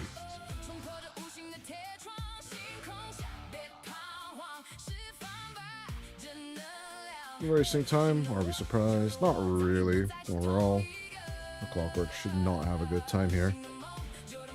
And once again, it brings into question, why not just play it against the Hoodwink? Cogs are great, of course, against taking out the Acorn Shot tree planted by Yeezy. Can basically break the Bushwhack catch. And even though Emptiness and Yeezy should have, what should we call it, this synergy between them, if Emptiness just clearly doesn't level up the Wild Axes, it shouldn't be an issue with the Hoodwink overall. So Retsu, there it is. Of course, we already found the first Bushwhack catch on the top line. And on the bottom, not really much of a threat of a kill either. It's up top where the action truly is, with the Luna and the Hoodwink falling relatively low. So Monodrama shouldn't be safe for long either. Go with a Bushwhack catch, Acorn Shot joining up for the fun, as even with a tame, the beast, the rodent, cannot be tamed, despite the efforts, the best efforts of the Ringmaster.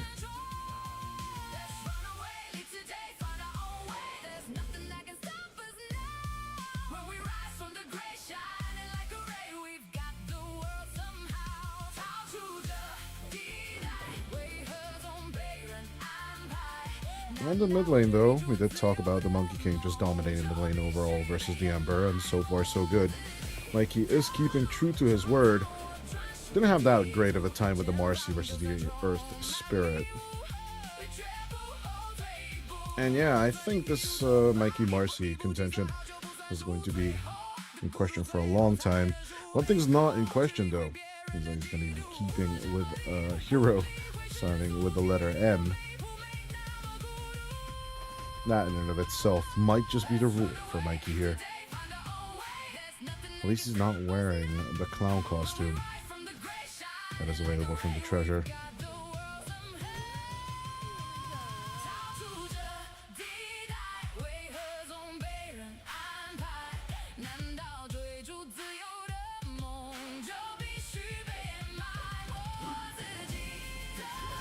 There goes the Boundless. A little bit of a hold.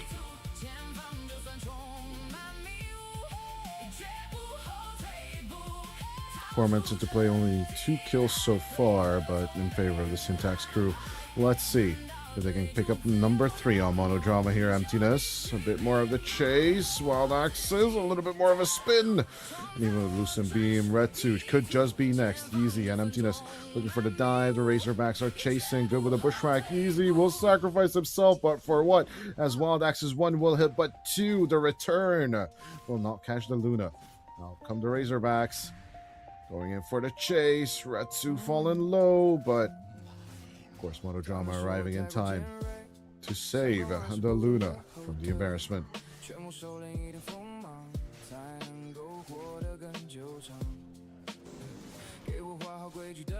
Little Cogs block. It's KW. They gotta get the lid out. Yes, Kachal's having a decent time. Cannot be said that Retsu is on the okay side of things. The early range of the Luna makes things kind of rough after PT Mask of Madness and a bit of time to farm. Of course, with the Dragon Lance, things will be on the up and up, but it will take some time to get there, as this time it's going to be the syntax side that will need a bit of pausing. Stoic, basically cosplaying a StarCraft character at this point.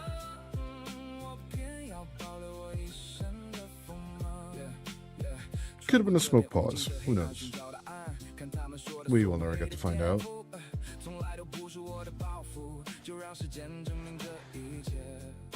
Lumpkin's eyes truly seem like they're truly empty. Retsu wanting to get on top of this activity here.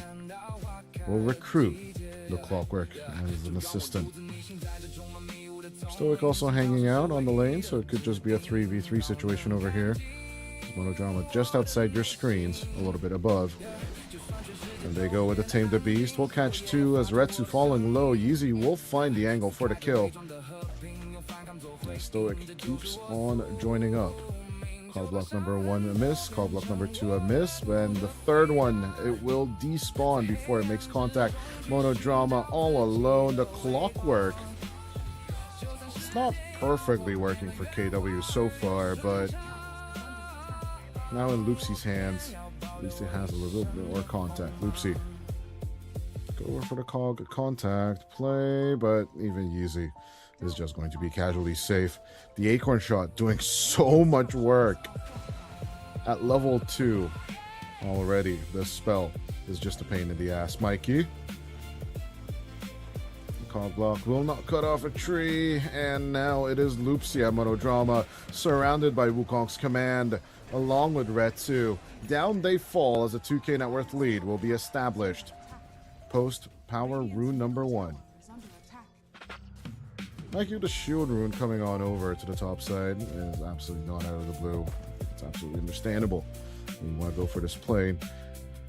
It's more like Bastille just dragging his feet over to the enemy Shrine of Wisdom to try and secure it for himself is kind of the unusual part, where Yeezy standing by and will not be using any of the bushwhack techniques, obviously knowing that there's a remnant waiting for Bastille on the mid lane.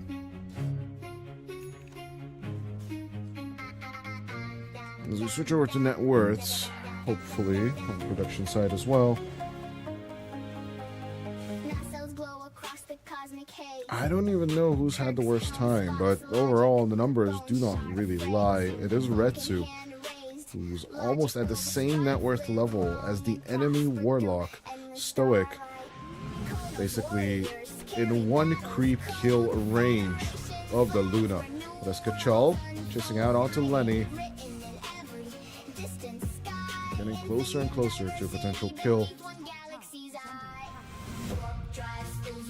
This is already indicating that once he will take the tower, he will join on the bottom party. But until then, he kind of wants to enjoy the empty lane all to himself. It's going to be a long climb until the Luna's back in play. Yeah, I'm not going to lie, it's not really looking good. Kind of feels like the curse of the 1-1 is strong today, just as well as it was last night. But just as the Beastmaster was caught on the top lane, Kachal falls really low on the bottom as well, but the Shapeshift will keep him alive for a little bit longer. And with the Shadow Step, but listen, the Spectre's illusion is not going to be strong enough to get the kill. San Francisco starbase beneath blue earth. First contact bonds that gave our world Using Shapeshift to farm the first night. Not really the ideal situation. It's Bastille and Mikey. Not want to receive too much on the Mikey side, but not want to give over Jingu Mastery.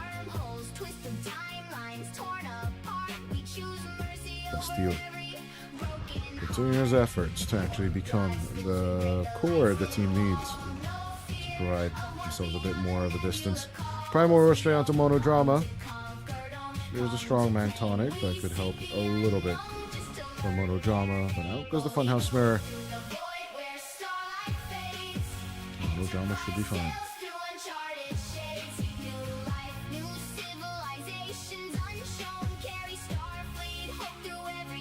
Where was the syntax tree the previous game? I think the answer lies with the Marcian. Its pickup. It was easy. Approaching the grab. Perfect bushwhack onto the Lycan as Mikey comes out with the Wukong's command as well. Primal. Spring. Wasn't even used yet, but it could just be coming out right now. Loop C with the block. The cog block is effective. And as Monodrama throws out the Tame the Beast, it seems like no kill will happen for the Radiant side.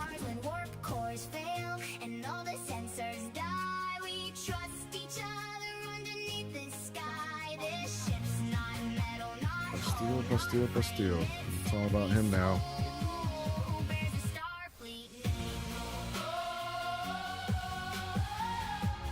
The Spirit Vessel is almost finished. The Ember Spirit will be tied to a tree with his loopy friend.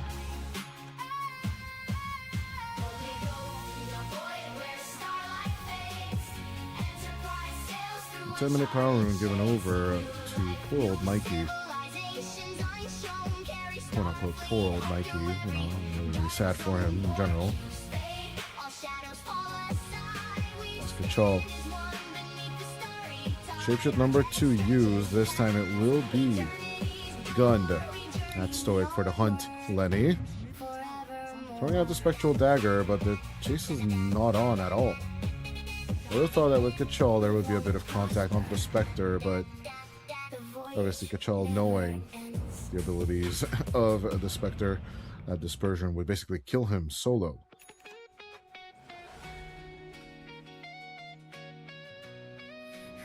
"12 kills in 12 minutes. Finally, we are on an average game. Then adding insult to injury will be Monodrama going down to Yeezy and Mikey.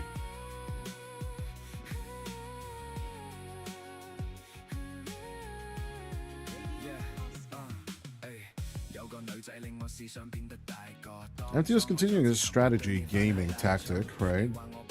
Well, Retsu is recovering pretty okay with the Luna. And the Mask of Madness is done. And he's moving over to bigger and better items. Let's just see how much time the team can get him. Until he will need to join in with the cavalry. And throw down the Eclipse. Selamene commands as Mikey. Commands out a Primal or commands a good old Jingu Mastery. Keep himself alive pretty with ease. Keeping up the damage as well. Onto Monodrama and Kachal he goes. As the Boundless Strike will be available in 3. And the turnaround, it's going to be an easy kill onto Monodrama. As with the changing of the guard, he will look to escape. Oopsie will also die, but as the monkey will be surrounded, Retsu will finally join in. And they will secure the kill onto Mikey. Or Lenny. Maybe Lenny? No, it was Mikey first, and Lenny will be escaping with the Spectre. Easy is next.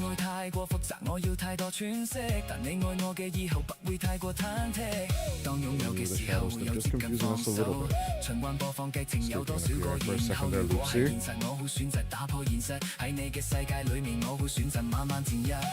Keeping his distance. Emptiness, finally. Enjoy with his teammates. Control Center of War Conqueror will be stomped. Place he stands. While Bastille will be found by Mikey. Just below his remnant. There's a monkey sitting on a tree.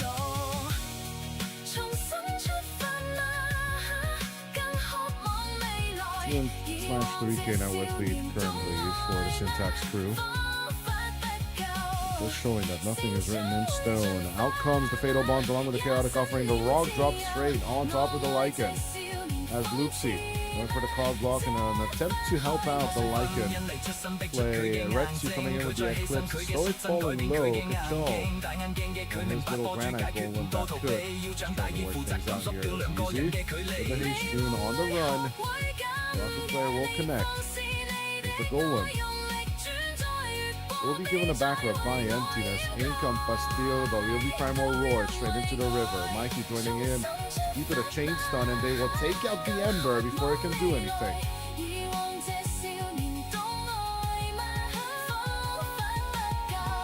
going in on the fun. Sometimes this group is way out of it, but it's just not happening that easily.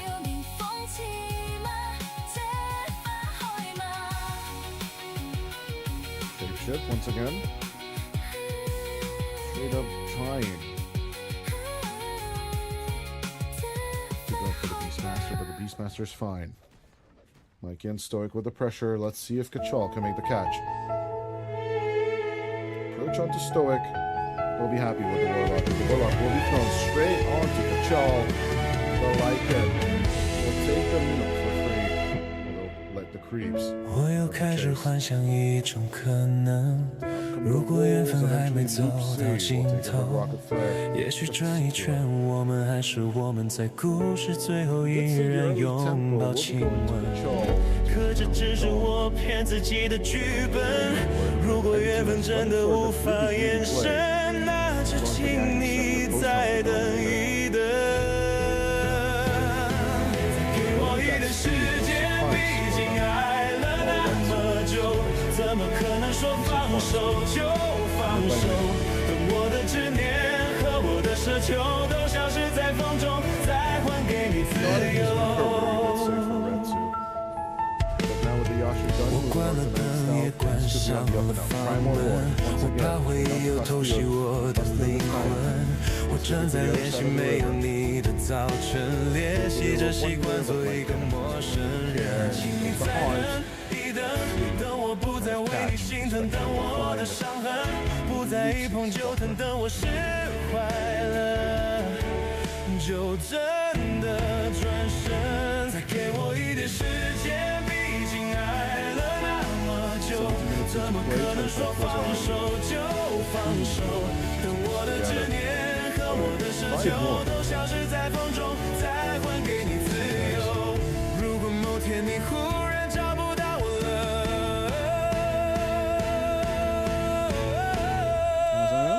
，shocked as to how much he was still something. So much action on the constantly. Before he did die twice, so to the Primal War and Ventus, but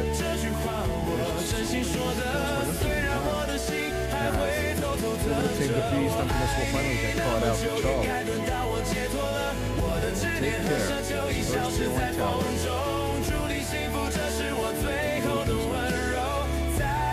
Tier 1 number 3 though.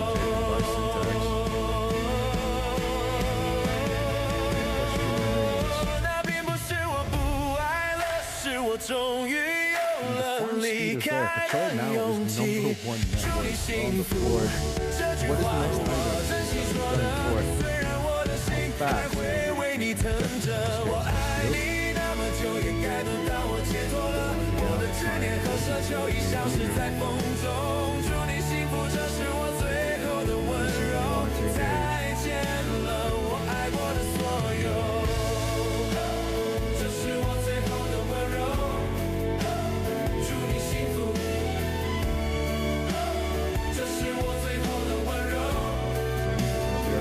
Well, there's no place like home, there's no place like now, there's no time like the present to make a good little cut. Arcane Rune not to be joined up, Sharpshooter will be dodged. Zen.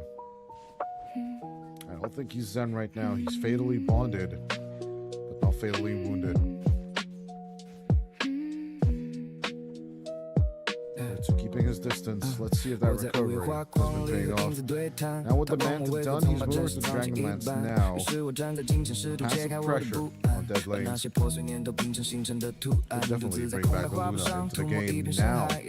Second place on the network chart at 19 minutes in is definitely a recovery, where you basically have the equivalent net worth of the Warlock on the enemy side. So in the meantime, speaking of the Warlock on the enemy side, will be Wolf and Trigger and Tickle and everything that you can imagine and could hate. Emptiness. The hook shot, Oopsie looking to distract. Now comes the haunt and the possible catch. Oopsie and Monodrama do say goodbye as the back lines. KW. You'll see if Control keep up the join in. Once again, a shapeshift used aggressively in some of the heroes. Without the presence of Control.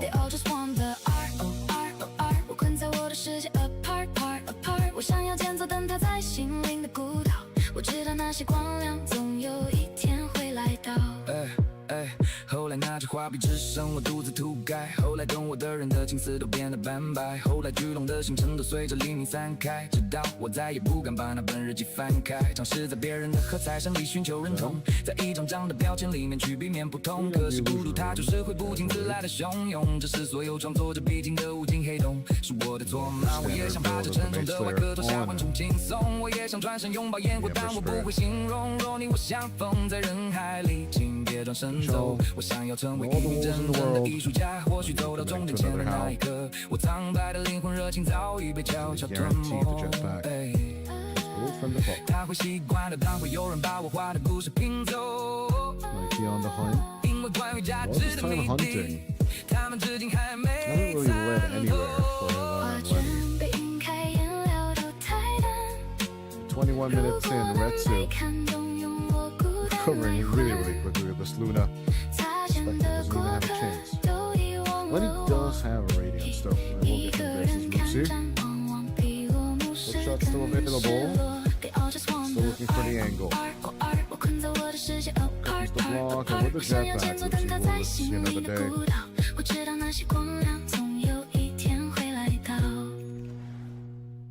Retsu now done with the Dragonlance. Every time we look at the Luna, the new item appears in Retsu's inventory. Now we shall see if the Spectre can get to that tempo.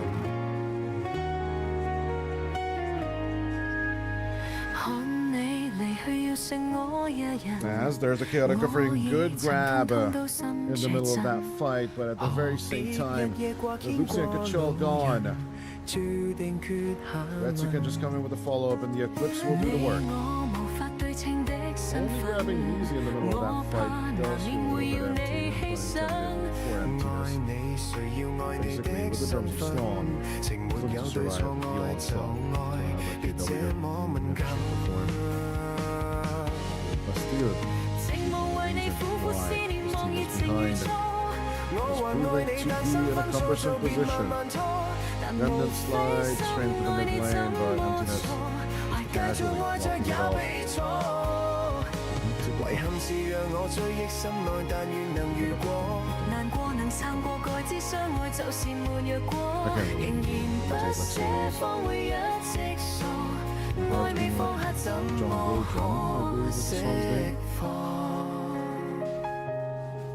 Did some very solid beatboxing in that song, I believe.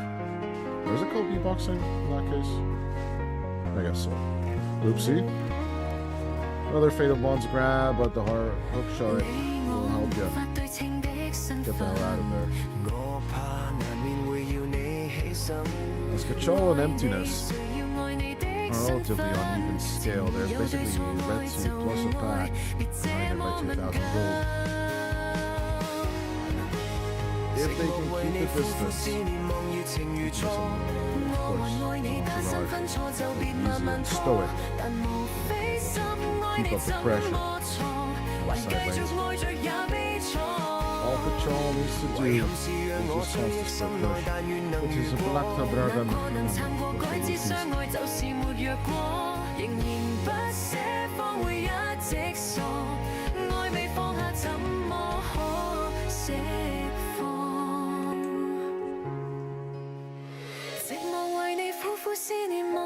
如初。我或愛你，但身分錯就便慢慢拖。 Like the other hand, done with the disperser, does have an orchid as well. And if he will finish off the Scotty first, and we'll go to the Bloodthorn, but one thing at a time. Bastille is the number one target. Of course, the orchid working out well against spirits.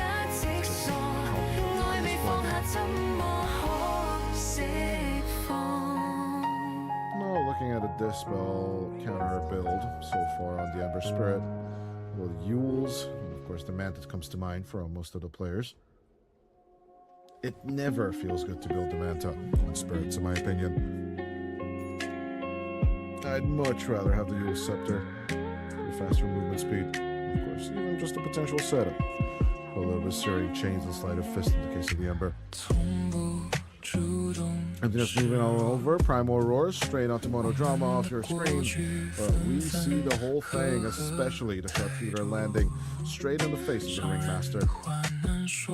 Might just be that Syntax played the event so hard that they've grown to despise the Ringmaster himself.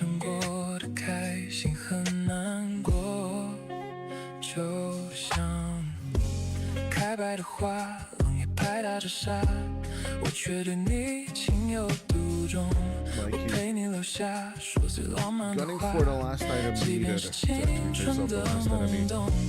Potentially kill would be Eclipse, that being the Luna. Once the BKB is there, I don't think you're going to be super worried about the Luna ultimate.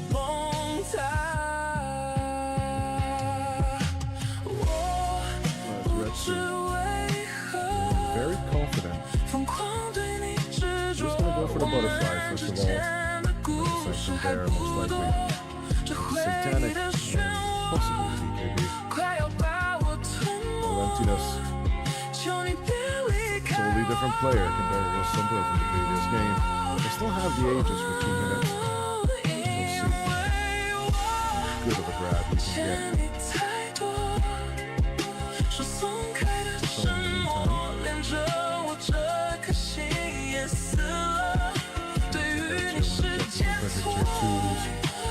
Top tier 1 will be taken by the Black Dragon. For the Wolfies, work on the mid tier 1.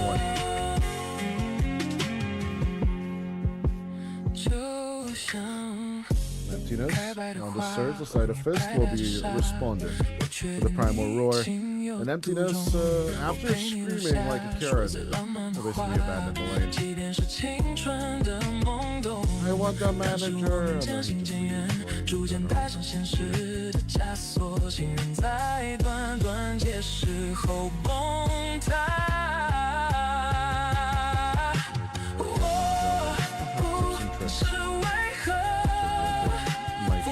boy, but Lucy, good with the grab, even better with a little bit of the frog dog, but stoic and easy, coming in with the help. Crimson Guard, along with a Road of Aethos, not allowing the move. Despite the chaotic offering, not much chaos has been done on the Dire side. Let's see the cog blocks. Mikey needs to be on the run. Stoic.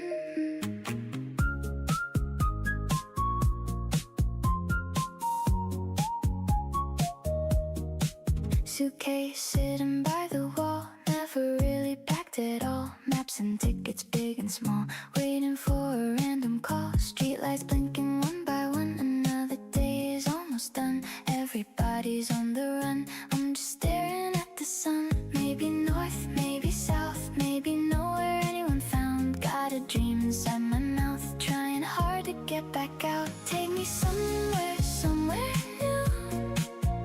Past the gray and past the blue. Past the things I always knew. Somewhere with a different view. Take me somewhere not too far. Maybe near or maybe far. I don't care just where we are, as long as I can see the stars.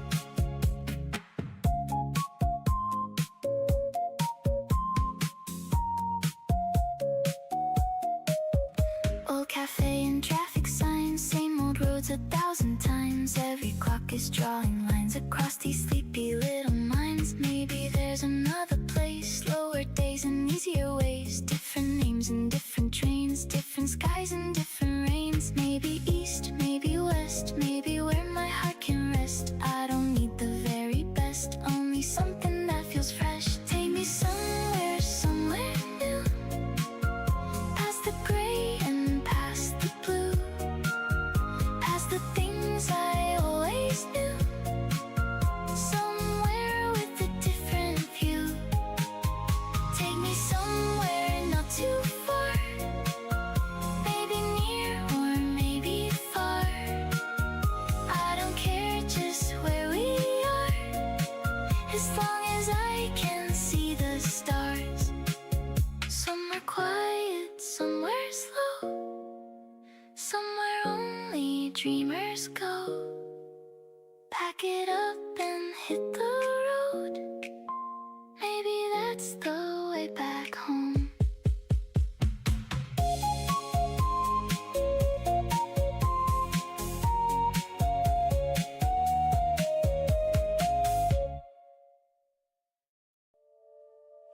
我眼里的雨已淋不到你，最傻的年纪，遇到最爱的人是巧合而已。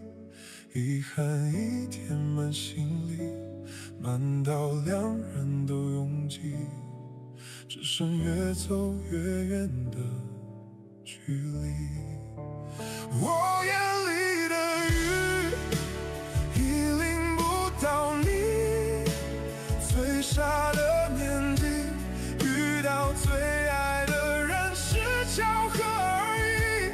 遗憾已填满心里，满到两人都拥挤，只剩越走越远的距离。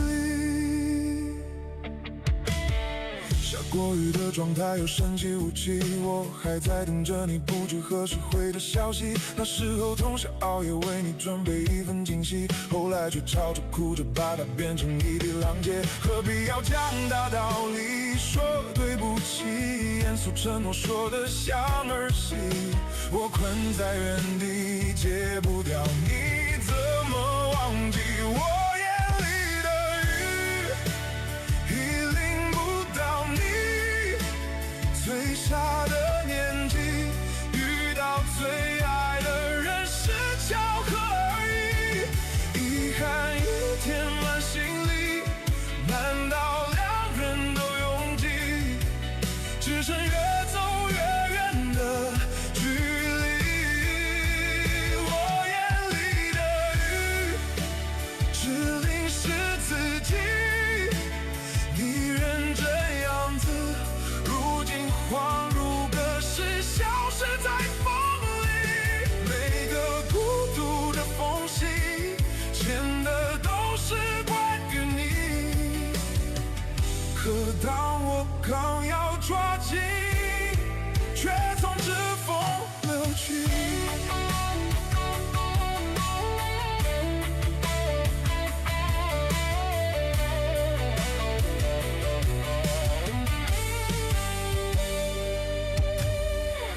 在窗前碎裂下满地玻璃。我盯着聊天框，最后那行冷冰字句，曾经把你的笑容当作我全部的黎明，如今它在相册里褪色成了灰白风景。那些相爱的证据变成回忆，故事已经写到了分离。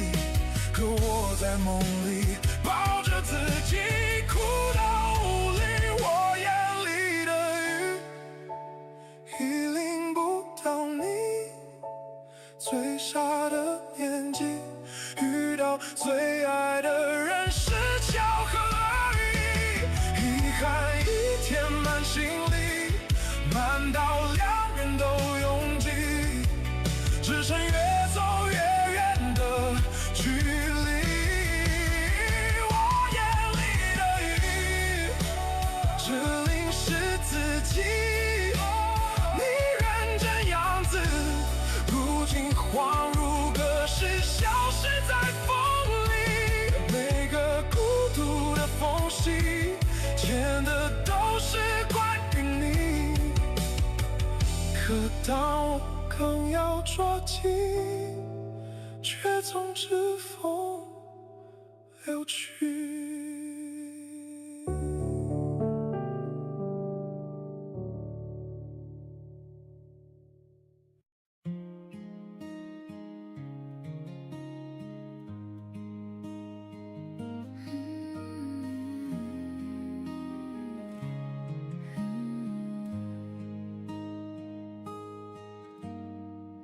故事的小黄花，从出生那年就飘着童年的荡秋千，随记忆一直晃到现在。Re so so si do si la so la si si si si la si la so， 吹着前奏，望着天空，我想起花瓣试着掉落，为你翘课的那一天，花落的那一天，教室的那一间，我怎么看不见消失的下雨天，好像在另一边。没想到失去的勇气我还留着，好想再问一遍，你会等待还是离开？刮风这天，我试过握着你手，但偏偏雨渐渐大到我看你不见。还要多久我才能在你身边？等到放晴的那天，也许我会比较好一点。从前从前有个人爱你很久，但偏偏风渐渐把距离吹得好远。好不容易又能再多爱一天，但故事的最后，你好像还是说了拜拜。为你翘课的那一天，花落的那一天，教室的那一间，为你翘课的那一天，花落的那一天，教室的那一间。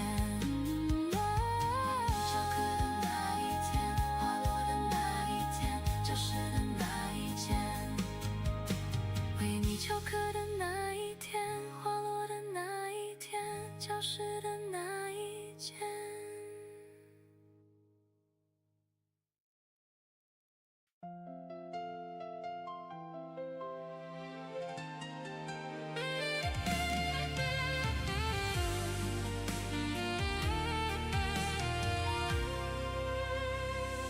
如何能將心扣住你似我心內人？如何能公開告白你卻愛偷犯禁？如真心愛那需名分？如為你仍能維持安分？誰沉淪得過分，就會獻給你熱吻，拼命靠近，仍覺未夠吸引。原來沒愛意，只不過憐憫。其實我對我最殘忍，寧願暗地做你的情人，但求愉快，不需合襯，閉眼睛纏綿當是慰藉。被愛總難求，怎能求盡獻醜態？誰又要求誰人可理解？明知錯是為了可談情硬成熱債，多麼吸引，讓我失控了放下姿態。為你不管多痛心苦，也笑着捱，難免到尾犧牲，最終似病態。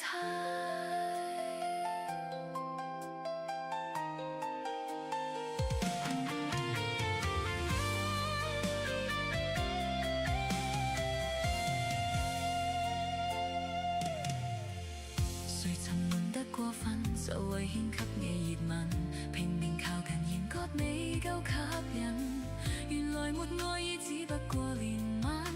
其實我對我最殘忍，寧願暗地做你的情人，但求愉快，不需合襯，閉眼睛纏綿當是慰藉。被愛總難求，怎能求盡獻醜態？誰又要求誰人可理解？明知錯是為了可談情硬成熱債，多麼吸引，讓我失控了放下姿態。為你不管多痛心苦，也笑着捱，難免到尾犧牲，最終似病態。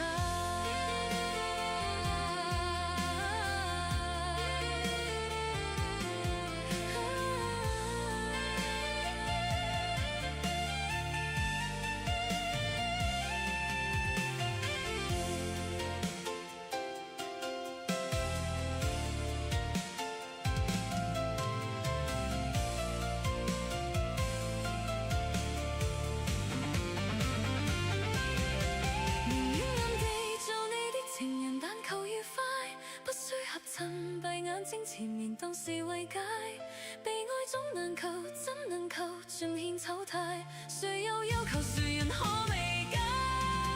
明知錯是為了可談情硬成熱債，多麼吸引，讓我失控了放下姿態。為你不管多痛心苦，也笑着捱，難免到尾犧牲，最終似病態。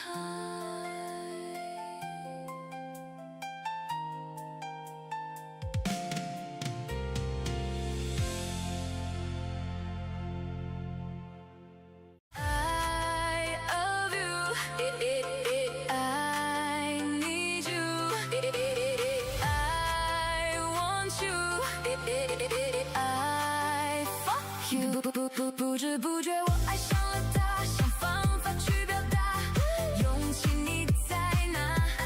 那麼多路人甲阻擋不了我對你愛的想法。拋開那些最浪漫的話，我只想為你把所有冰冷融化，就這樣一直走，我這一生中的每一個冬夏。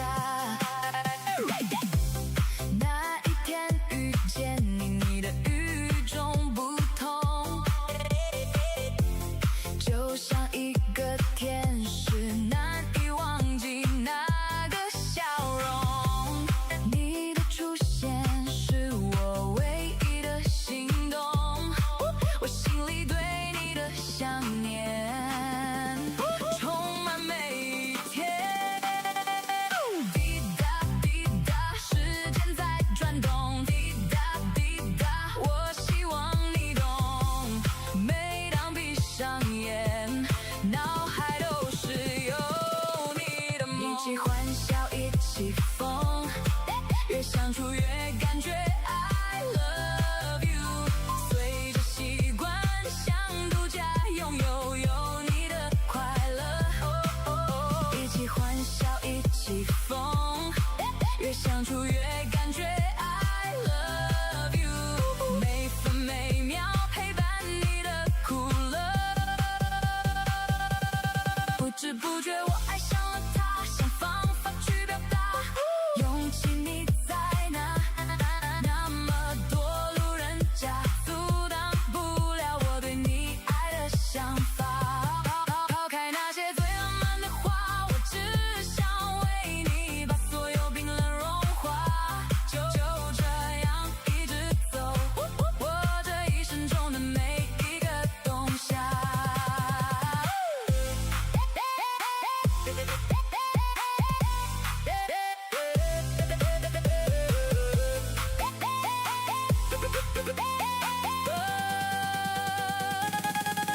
知不觉我爱上了他，想方法去表达，用情你在哪？那么多路人甲阻挡不了我对你爱的想法。抛开那些最浪漫的话，我只想为你把所有冰冷融化。就这样一直走，我这一生中的每一个冬夏。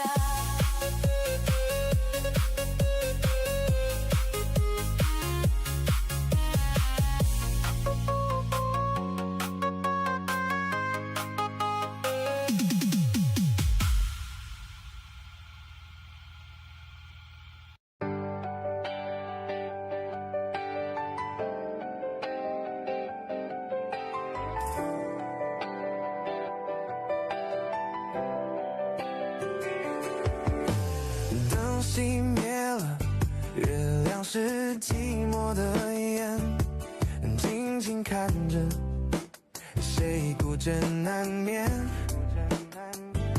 远处传来那首熟悉的歌，那些心声为何那样微弱？很久不见，你现在都还好吗？你曾说过你不愿一个人，我们都活在这个城市里面，却为何没有再见面，却只和陌生人擦肩。有没有那么一首歌，会让你轻轻跟着，牵动我们共同过去，记忆它不会沉默。有没有那么一首歌，会让你心里记着我，让你欢喜，也让你有这么一个我。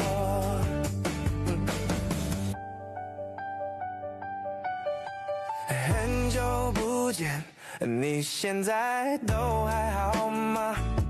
你曾说过你不愿一个人，我们都活在这个城市里面，却为何没有再见面，却只和陌生人擦肩。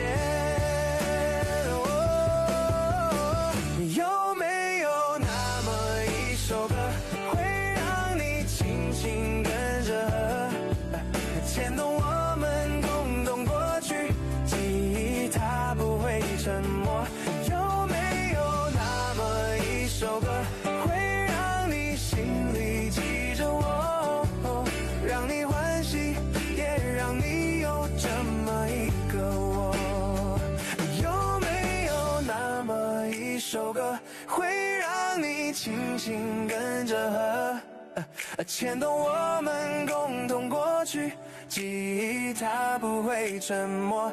有没有那么一首歌，会让你心里记着我，让你欢喜，也让你有这么一个我。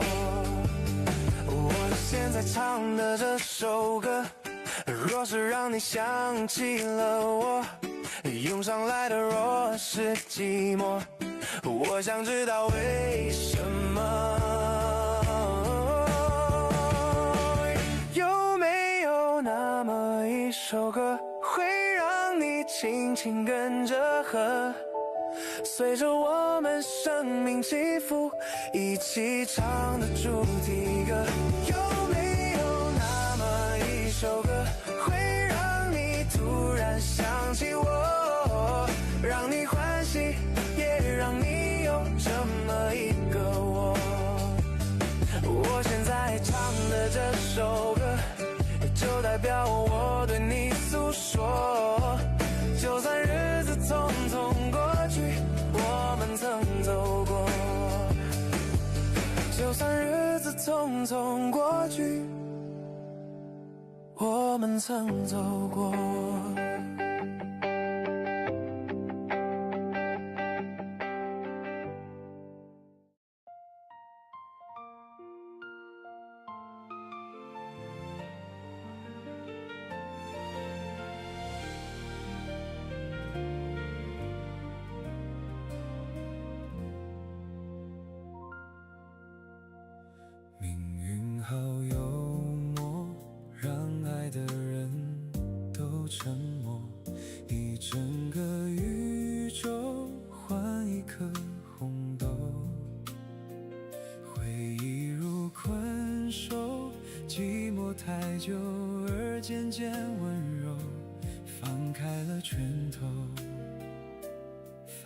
而更自由。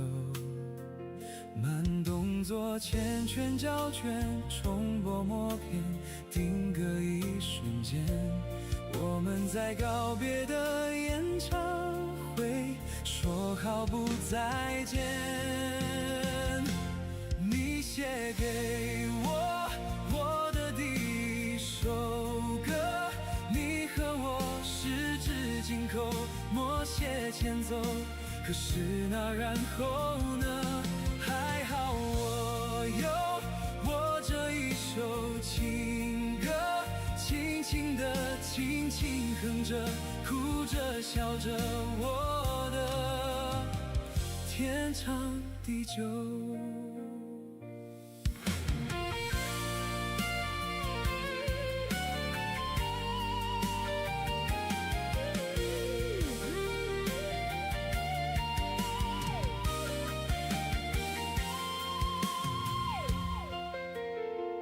长镜头越来越远，越来越远，时隔好几年，我们在怀念的演唱会，礼貌的吻别。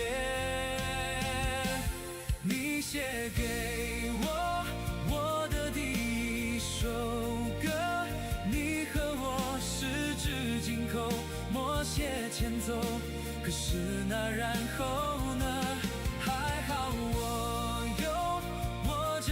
首情歌，轻轻地轻轻哼着，哭着笑着，我的天长地久。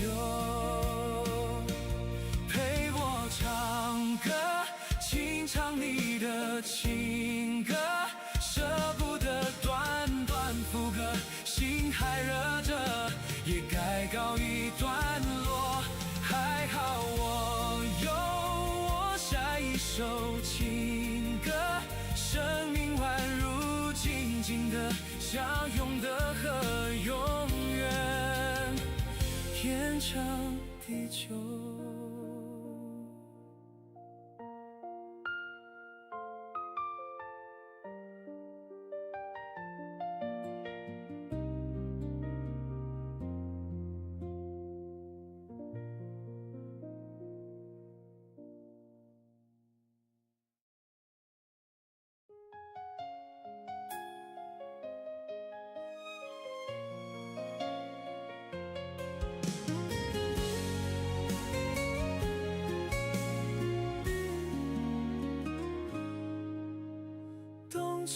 開心戀着你跟我，世界縱是變遷我未忘，請不必天天攀及我，忘記掉我好麼？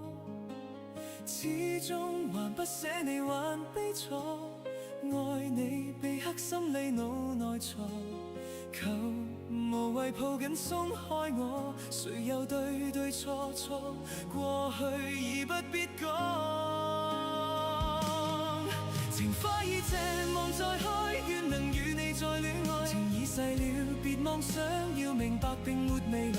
若重遇到，可否約個機會，從頭地愛，根本我不愛。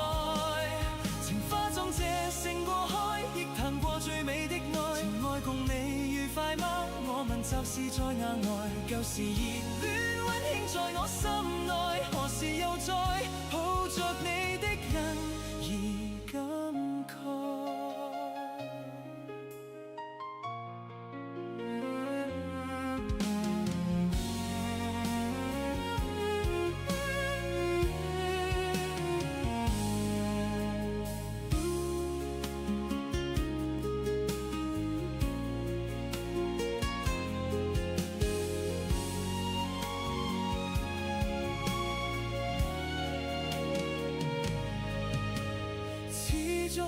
不捨你還悲楚，愛你被刻心裏腦內藏，求無謂抱緊鬆開我，誰又對對錯錯，過去已不必講。情花已謝，望再開，願能與你再戀愛。情已逝了，別妄想，要明白並沒未來。若重遇到，可否讓個機會，從頭地愛。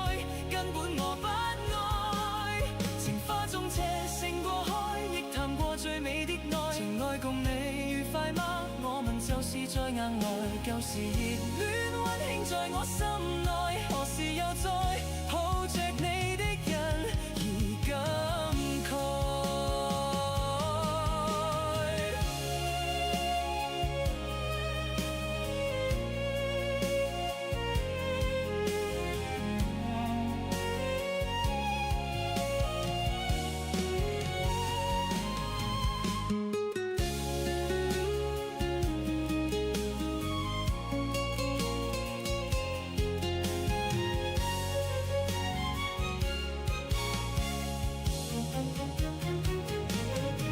情花已這望再開，願能與你再戀愛。情已逝了，別妄想要明白並沒未來。若重遇到，可否讓個機會從頭地愛，根本我不愛。情花中這勝過海，亦談過最美的愛。情愛共你愉快麼？我們就是在岩內，舊時熱戀溫馨在我心內，何時又再抱着你的人而感慨。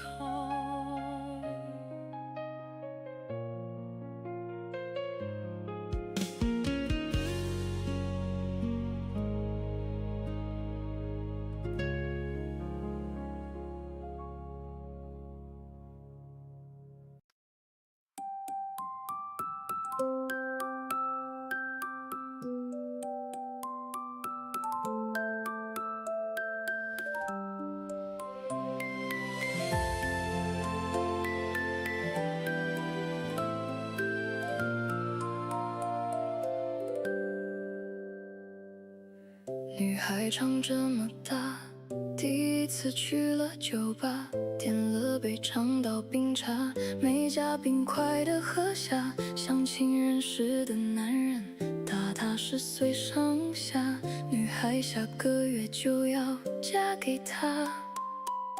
打开深夜树洞，第一次飙了脏话，就取他的爱情，那只是一个笑话。他知道从前那个人还没彻底放下，青春里的错却要用余生惩罚。大家起哄欢呼，嫁给他，嫁给他，心底有个声音，认命吧，认命吧。等2年，等3年，总有天爱上他，跟过去告别吧，少女从今天长大，拼命说服自己，嫁给他，嫁给他，一字一顿说出我愿意那句话，半生将就一下，转眼就过去了，只是心有一瞬间颤了一下。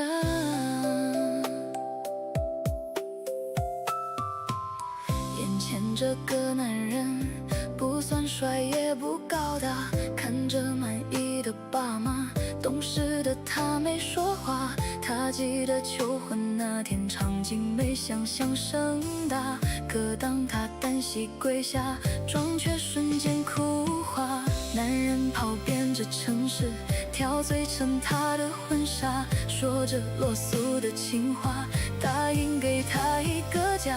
他说这一生不会让任何人欺负他，要不这辈子就跟他搭伙过吧。大家起哄欢呼，嫁给他，嫁给他，心底有个声音，认命吧，认命吧。满天花瓣飘洒，男人满眼泪花，是否真正爱他还有那么重要吗？拼命说服自己，嫁给他，嫁给他，一字一顿说出我愿意那句话。天底下的爱情其实都大差不差，不敢奢望幸福能轮得到他。女孩望着窗外，夜幕下灯火万家，是否也有许多同样的无奈跟挣扎？那些对爱的憧憬，永远留在昨天吧。女孩故事的最后，嫁给他。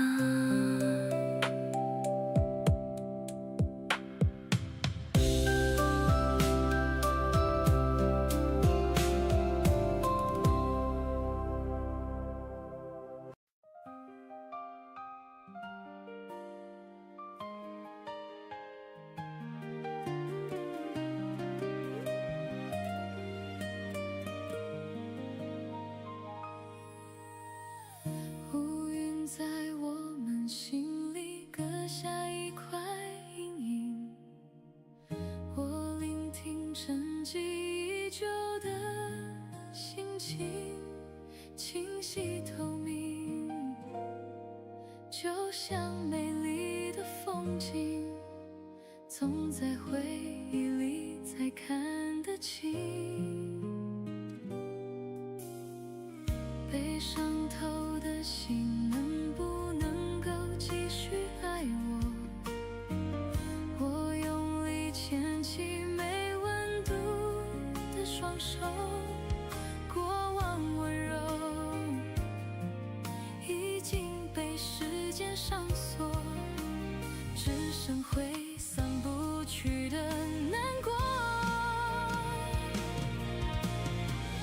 缓缓飘落的枫叶像思念，我点燃烛火，温暖碎末的秋天。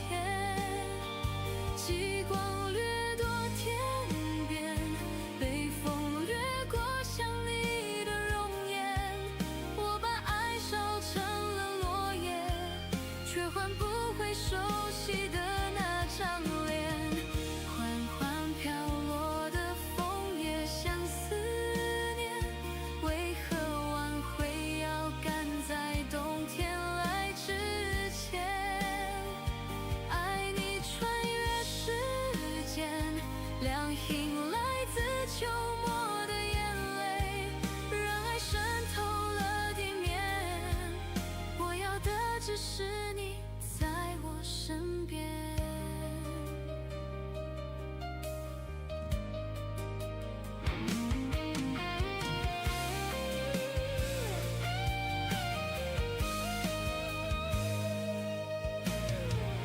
被伤透的心能不能够继续爱我？我用力牵起没温度的双手，过往温柔已经被时间上锁，只剩挥散不去的难过。在闪耀间飘逸的红雨，随着北风凋零，我轻轻摇曳风铃，想唤醒被遗弃的爱情。雪花已铺满了地，生怕窗外枫叶已结成冰。缓缓飘落的枫叶像思念，我点燃烛火，温暖碎末的秋天。极光掠夺天边，北风掠过想你的容颜。我把爱烧成了落叶，却换不回熟悉的那张脸。缓缓飘落的枫叶像思念，为何挽回要赶在冬天来之前？爱你穿越时间，亮醒来自秋末的眼泪，让爱渗透了地面。我要的只是你在我身边。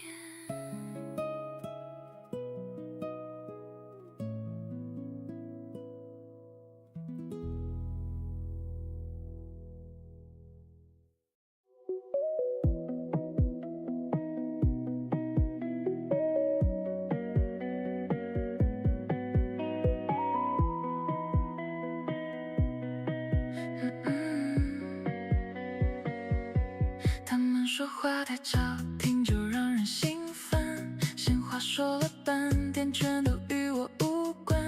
你说的话不多，却最让我喜欢，能让四周喧哗忽然安静一半。你说午后的云像水醒的面团，说醒这些配色也看越耐看。你把生活小事说的有趣简单，我才承认心里早就对你偏袒。他们都好麻烦，你说什么都可爱，连普通对白落进耳朵都变精彩。你只要一开口坏，情绪都走开，所有的烦恼都被你声音替代。他们都好麻烦，你说什么都可爱，连普通对白落进耳朵都变精彩。你把寻常的一天讲得值得期待，我想陪你从现在一直聊到未来。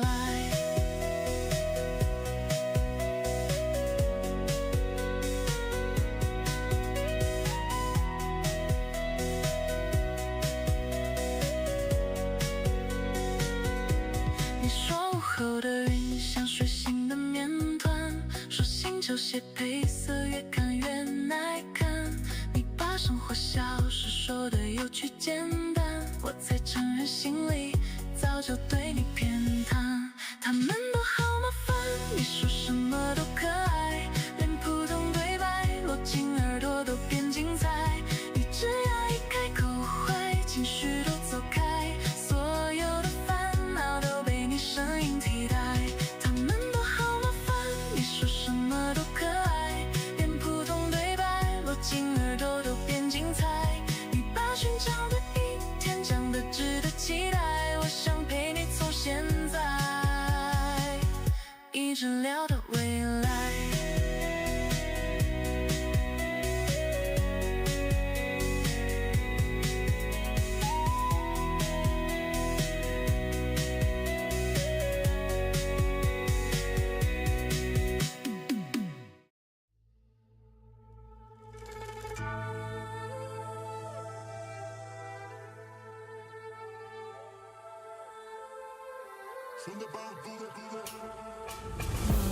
世間情為何物，緣生緣滅，難捨難分。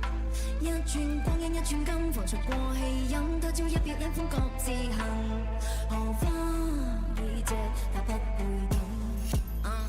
我修煉500年後離開峨眉山，因為鍾意 hea 同姐姐嚟到人世間。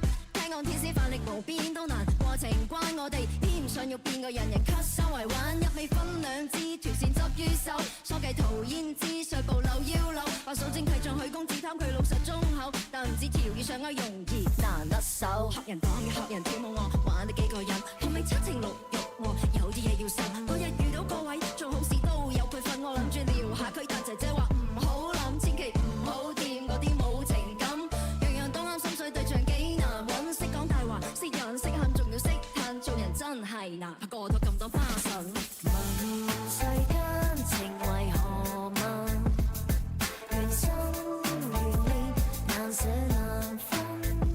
一寸光陰一寸金，浮沉過氣飲，他朝一別兩歡各自行。荷花已謝，我不會等。由細到大，我哋都親密無間，就算嗌交最壞，第日就會好翻。但嗰次為咗個窮書生，差啲走散，千年道行佢都行，好犧牲為恩情，凡人點話？我睇到好多痴情，仲等唔到答覆僵持。為一張紙在對面兩張椅，為一棵樹放棄成個森林冇意思。明知承諾以後實變負相思，世人葫蘆買啲乜嘢都猜不透，貴人糊塗處處留情貪不夠，貴人估到溫馨提示佢不受，越動情越多愁，邊個夠足智多謀？所以都係做返一隻精比較舒服，傾得埋就繼續，隔就掟冇撐局，睇佢哋勾心鬥角，亂咁鬥自己又盲目。男愛不如享受孤獨，梗係啦。問世間情為何物，緣生緣滅，難捨難分。一寸光陰一寸金，浮沉過氣飲，他朝一別兩歡各自行。荷花已謝，我不會等。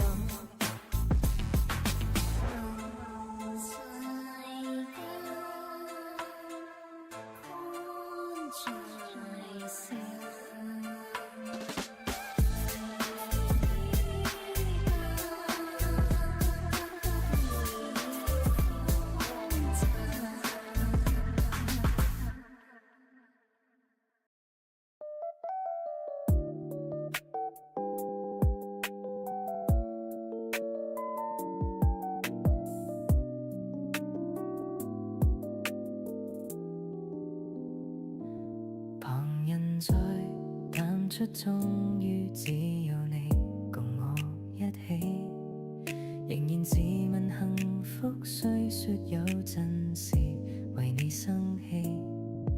其實以前和你互相不懂得死心塌地，直到共你渡過多災世紀。即使身邊世事再毫無道理，與你永遠亦連在一起。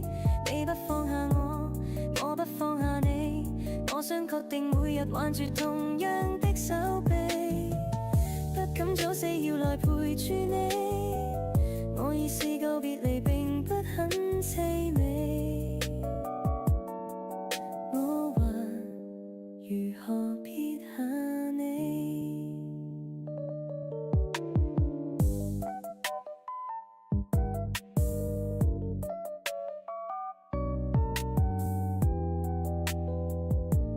年華像細水沖走幾個愛人如知己，抬頭明人射燈光主罩下來是我跟你。難道有人離去是想顯出好光陰有限，讓我學會為你貪生怕死。即使身邊世事再毫無道理，與你永遠亦連在一起。你不放下我，我不放下你，我想確定每日挽住同樣的手臂，不敢早死要來陪住你。我已試告別離並不很凄美，我還如何撇下你？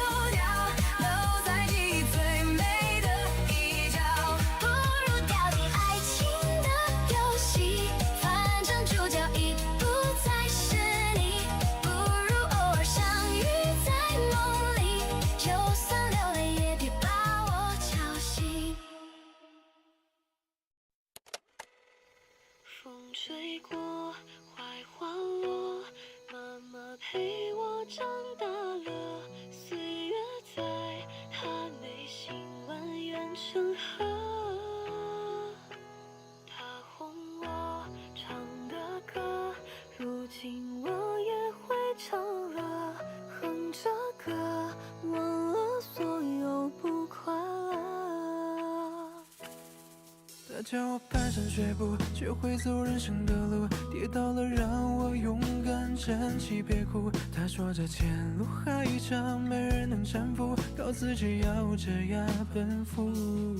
他教我说话识字，将世界慢慢阅读，告诉我身在世俗，心要止步，要记得真诚待人，也别让别人欺负。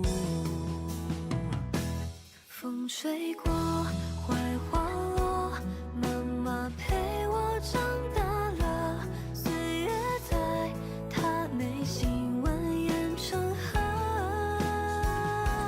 她哄我唱的歌，如今我也会唱了，哼着歌，忘了所有不快乐。他让我不要认输，这人生没有退路，这现在吃的苦是为了以后幸福，要离开多余的无言，迎着风雨去大展宏图。小时候不懂妈妈有什么辛苦，只知道有她在身边烦恼全无，长大后才明白，除了妈妈，没人愿意为你一辈子付出。风吹过，槐花落，妈妈陪我长大了。岁月在她内心蜿蜒成河。她哄我唱的歌，如今我也会唱了，哼着歌，忘了所有不快乐。她用这世界送的风沙种出了花朵，亲手送给我，在路上开着。她将这残酷现实做成童话的段落，让我在尘埃看星星闪烁。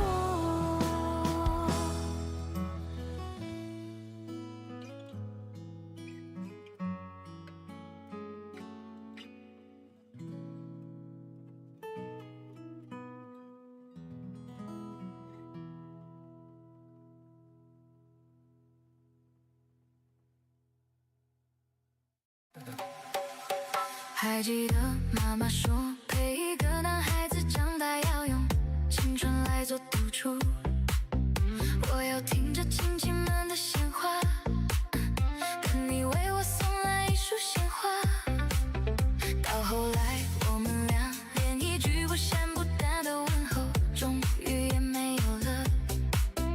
我为你把所有人都推开，只为了那不确定的未来。先生的一句喜欢，三言两语我就投降。后来我身边有他，身后有家，但我只想问你一句，你爱过吗？从前对妈妈说谎，翻山越岭，只为能与你拥抱一场幻想，披上红妆。后来你去了理想，我嫁给了户对门当，爱与不爱又何妨？从前说无惧伤害，用999张车票环游你的未来，只要你在。后来你把我归还人海，哭着说欠我的未来，下辈子再爱。 Yeah, yeah, yeah, 旧车票叠了厚厚一条，藏在衣柜最底下。那几年刮身的晚风吹过我发烫的脸颊，我不听劝也不害怕，以为真心能抵风沙，把把整段青春压下，多年一句带我回家。那时总说再等等吧，等你站稳，等你长大，等你攒够了存款，就为我披上白纱。可青春经不起拖倒，热情熬不过温差，等你承受的代价是我先被留下。深深的一句喜欢，三言两语我就投降。后来我身边有他，身后有家，但我只想问你一句，你爱过吗？从前对妈妈说谎，翻山越岭只为能与你拥抱一场幻想，披上红妆。后来你去了理想，我嫁给了户对门当，爱与不爱又何妨？从前说无惧伤害，用999张车票环游你的未来，只要你在。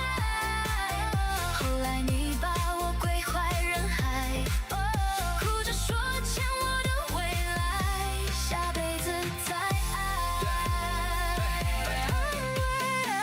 没后悔爱过你，就算没在一起，没说出我愿意，没关系，没给我个家，我不怪你。从前对妈妈说谎，翻山越岭只为能与你拥抱一场幻想，披上红妆。后来你去了理想，我嫁给了户对门当，爱与不爱又何妨？从前说无惧山海，用999张车票环游你的未来，只要你在。后来你把我归怀人海，哭着说欠我的未来，下辈子再爱。其实早就不纠结那句爱过没爱过，青春本就是趟有去无回的列车。你有你的选择，我也有我的生活。走过的人就当是路过的烟火，下辈子的承诺就当是随口的寄托。这辈子我们就别再相互拉扯，从此山高水阔，各自好好过，就当青春一场，我们都没有错。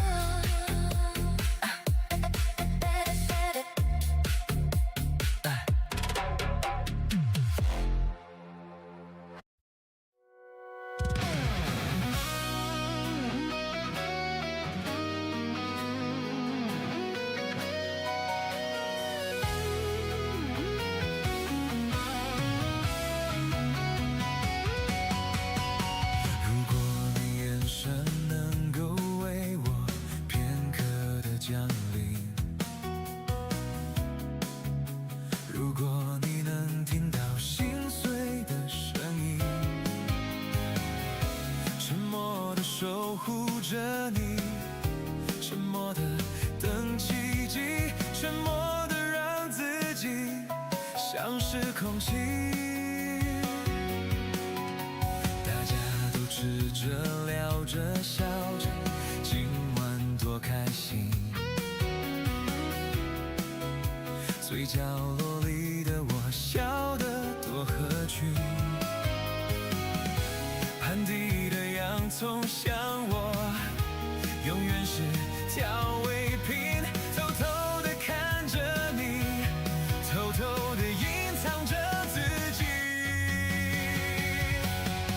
如果你愿意一层一层一层地剥开我的心，你会发现，你会压抑，你是我最压抑最深处的秘密。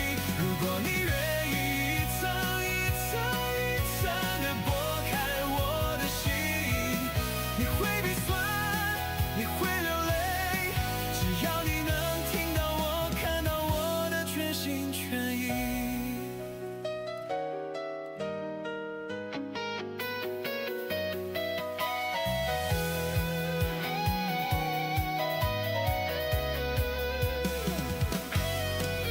听你说你和你的他们暧昧的空气，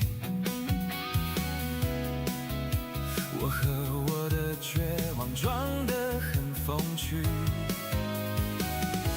我就像一颗洋葱，永远是配角戏，多希望能与你有1秒钟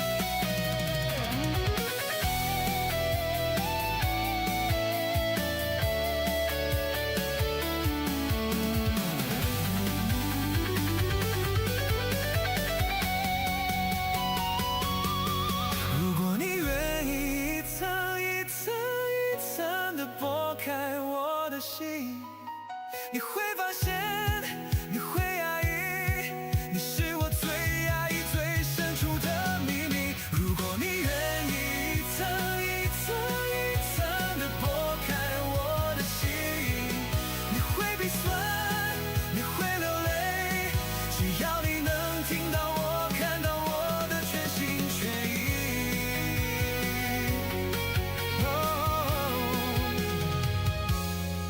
你会鼻酸，你会流泪，只要你能听到我、看到我的全心全意。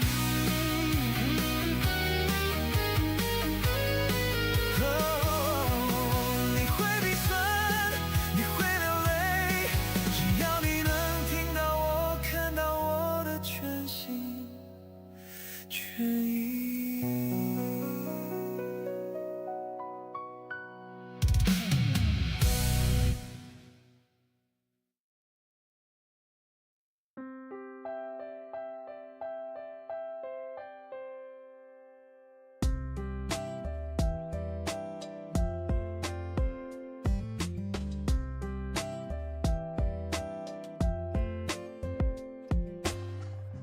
我活下来了，真是了不起。在小行星撞地球的概率里，在躺不平也跑不动的房间里，在我爸看我一眼吞的那口气，我活下来了，真是了不起。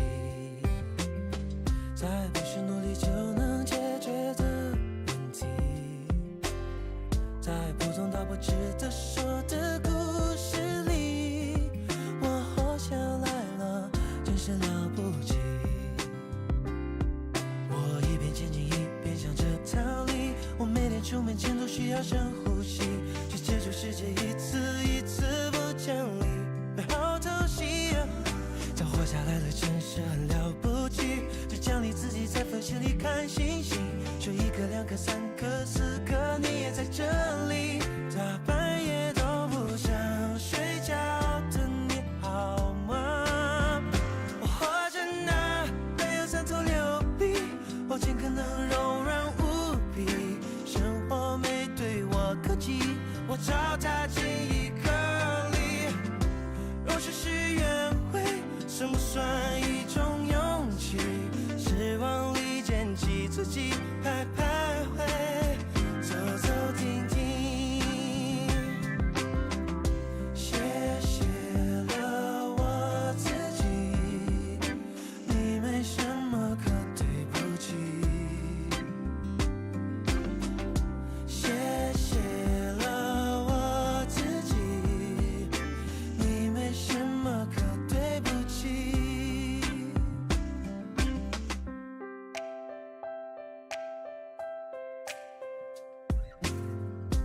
问这是不是你要的自己？该怎么回答？说是就不够努力。另一个答案要我坠入深渊里，所以这问题是个大陷阱。我只想自己有快乐的能力，不需要困在任何人的期待里，哪怕那个人是小时候的自己也没关系。这活下来了，真是很了不起。到今年为止100分的存活率，就一个两个三个四个听几颗的你，每个字都全然听懂的你好吗？我活着呢，没有三头六臂，我尽可能柔软无比。生活没对我客气，我朝它尽一颗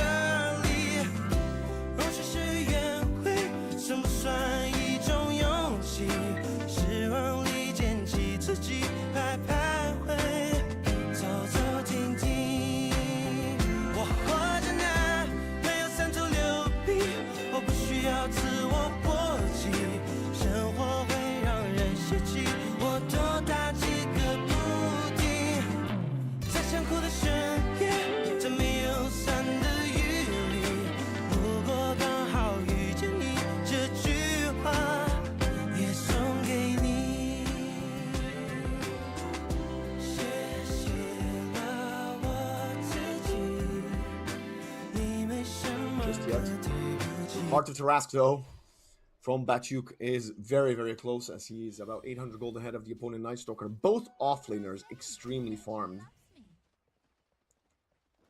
Batyuk, is he going to block his camp? No, he's not. He's a pro. He knows what he's doing here for the TSA squad.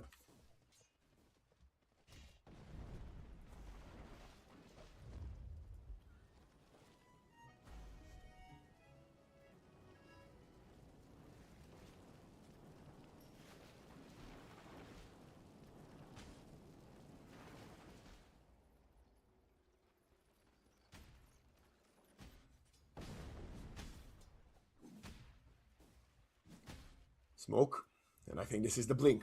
They've got the lasso, they got the blink. We have yet to see a Fiend's Grip that finds an effective kill.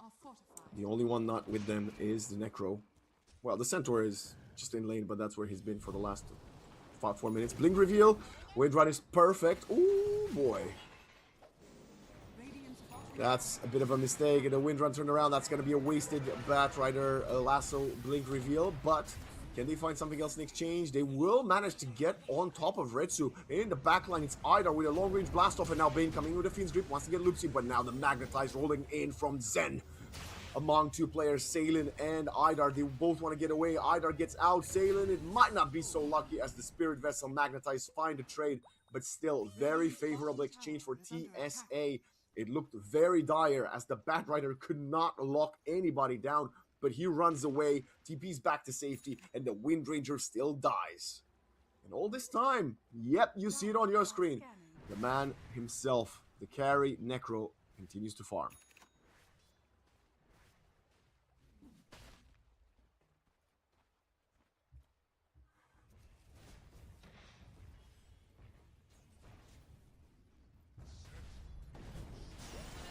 Big lasso. He still has the lasso from last time. The blast off is there. Proximity mines coming galore. Zen tries to sidestep. Hook shot. Escape box. They really want to block his escape. And now the Wind Ranger shows up to the party. And the tech is reactive taser or not. The Spirit Vessel will get the job done. If not, the Impalement Arts will. Focus fire thrown onto Kiseki, who gets out of the Crippling Fear. Walks away after he stole a kill with the Reaper Sight. Gets the first stack for his ultimate. It's a 1-for-1 support trade, but this is going to open up the map as with the darkness, they will manage to pick up the tier 1 mid. It's not darkness, it's the Dark Ascension, but it's dark, you know what I mean. Bane going for his Aether Lance. By the way, this Centaur is AFK farming, and he's got a Tarrasque. It's lying to him on the Courier, on top of the Dominator. I do love the fact that Centaur is viable, and I think his playstyle was fun at first, but it's just not it, guys. It's just not it. I don't know what they do. I know they nerfed the Dominator. Clearly not enough. Hookshot coming in from Loopsy in the jungle. Can they catch the Bane? The answer is yes, as we see Zen just pummeling him down with the last right click. And KW reclaim the kill lead. Smoke, counter smoke on the other side of the map, and they're heading for the Wind Ranger. That would be the bigger one. We also have an amplified damage rune in the bottle for this Bat Rider.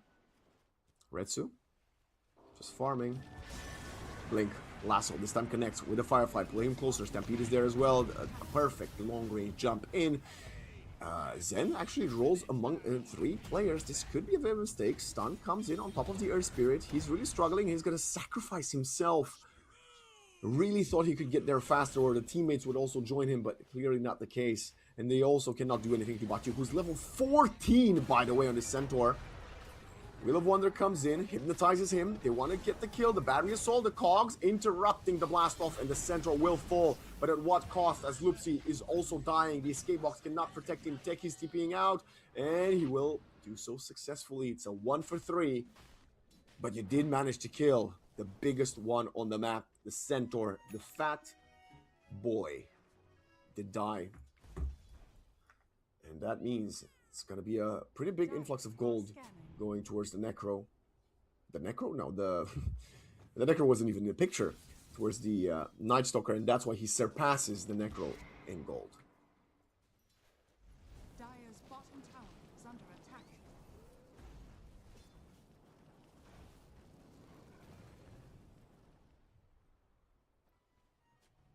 Retsu about to purchase his Hyperstone. No, Retsu, you gotta stack, man. It was 52. Amateur mistake.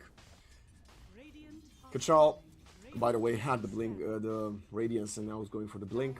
Now pressuring T1 bottom. They do have 1 tower lead currently. Greedy Essence Ring crafted by Salen's Bane.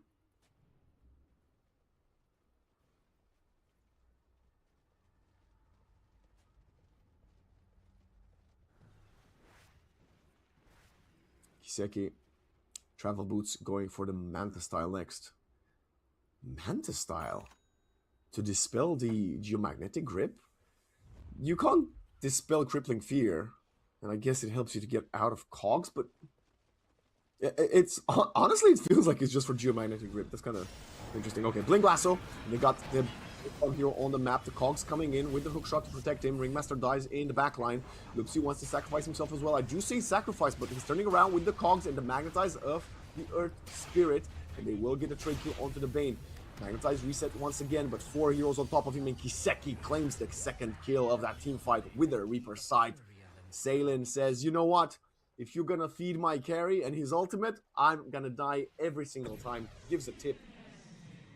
Dark Ascension gets popped. Retsu also with a wind run. 2 versus 4. I don't know if this is a promising attempt here, as we have a quick pause coming up. Lag galore, left, right, and center. Dota servers, you know, it's still in beta, the game, guys. Don't worry. It will come out of beta at some point. Right? Right?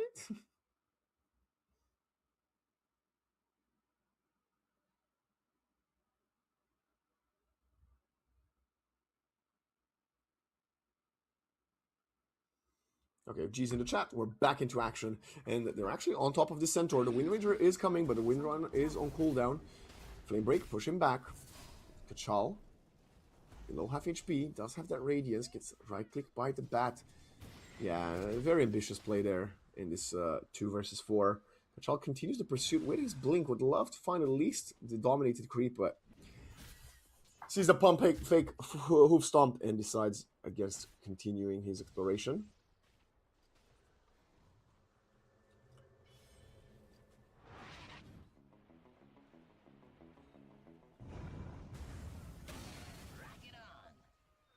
Amplify damage run will be bottled up.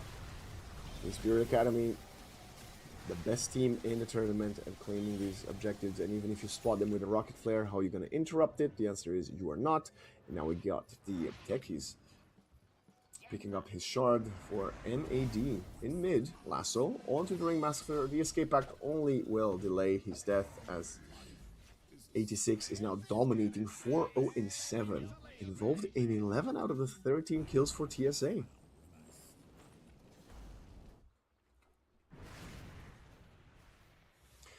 Win probability 71% in favor of TSA, but I think it's actually not real. Speaking of not real, maybe I'm wrong. I was just about to say that the Retsu will scale more with the Wind Ranger, so she of course had to die. Zen picks up back-to-back Shrines of Wisdom. He picked up the 14-minute one just now. He's going to pick the 21-minute the second after. Prioritizing his levels over the Night Stalker, who was in the vicinity.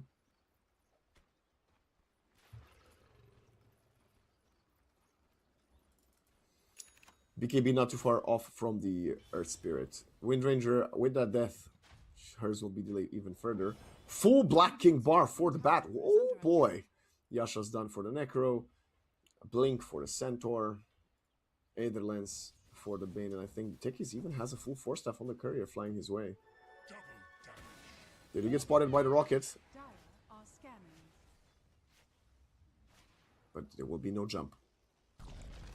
5 kills behind, 6k gold behind. 5 Radiant heroes behind their tier 1. Can they deny it? They could. Guys, you can't bring 5 Radiant players by the tier 1. A single catapult, and you don't deny it. Anyway, hookshot long range. They get on top of the Bane. And he cannot cast the Nightmare to buy himself some time, as the Battery Assault perpetually interrupts the casting. Our Spirit has his BKB. The problem here is KW knows that Team Spirit Academy would love to go for Roche, but TSA, I don't know if they got the best Roche lineup this time.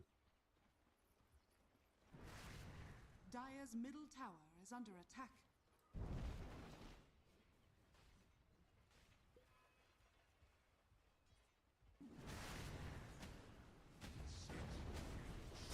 '86 blinks in. The cogs will not interrupt him as he's got the BKB and it's an instant Reaper sight. And Zen! Okay, I think he popped the BKB, which was a 9-second BKB. But the big point is the Necro did not get the stack. Radiant's middle tower Yeah, is Necro under didn't attack. get the stack because of the BKB. You could argue it's long range worth it because you're slowing down the scaling of the Necro somewhat. Radiant's top tower is under attack.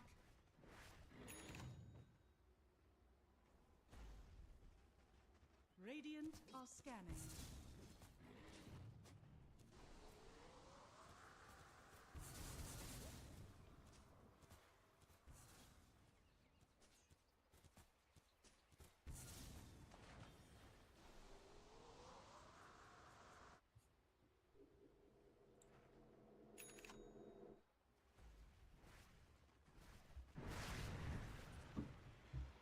It was still a kill on the mid laner, you know? That's rough. Both mid laners having a bit of a stinker of a game, I have to say, chat. Playing Lasso, okay. Blast off on top of Loopsy. Hookshot on the spot. Flame break out of the cogs. Arcane Rune stolen by Kachai. Instantly pops the Ascension. Now knows the Bat has no BKB, but the 4-star provider is more than enough. Kachal at least secure the Arcane Rune, so he's going to have a lower cooldown for the ultimate. It just needs someone to join with him. The problem is the rest of the team is very underfarmed, and the supports are not really good at, like, playing with a Night Stalker. In a sense, it feels like both the Clock and the Night Stalker provide the same thing. You do not have either... If you have a jumping Clock, you need an offlaner that can fight and deal damage. If you have a jumping offlaner, you need a support that throws in damage, and they're both jumping in.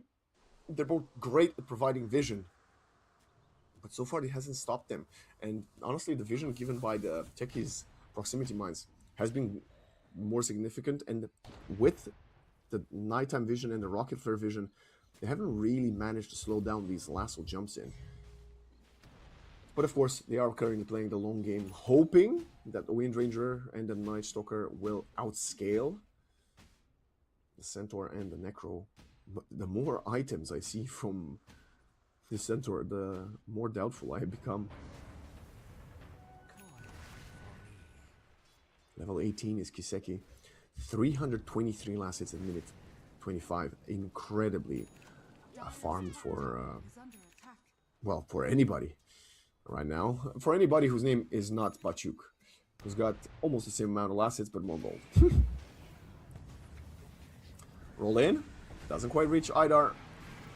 Stampede to help him escape. Flame Break will push the Night Stalker away. Another roll in. This time it's being tanked. Oh my god. The Centaur almost kills the Clock in the backline. Double BKB and Lasso comes in. Triple BKB in mid. He needs some more damage. Zen resets the Magnetize. Wants to get out, but the Reaper's Scythe finishes his days off. Retsu will find a support in the backline. Nice hook shot in onto the Necro, but there is no follow-up. That's what I'm saying. You don't have damage to come through it. Kachal, though, will punish the mid laner as his support, the Ringmaster, will get killed by Bachuk.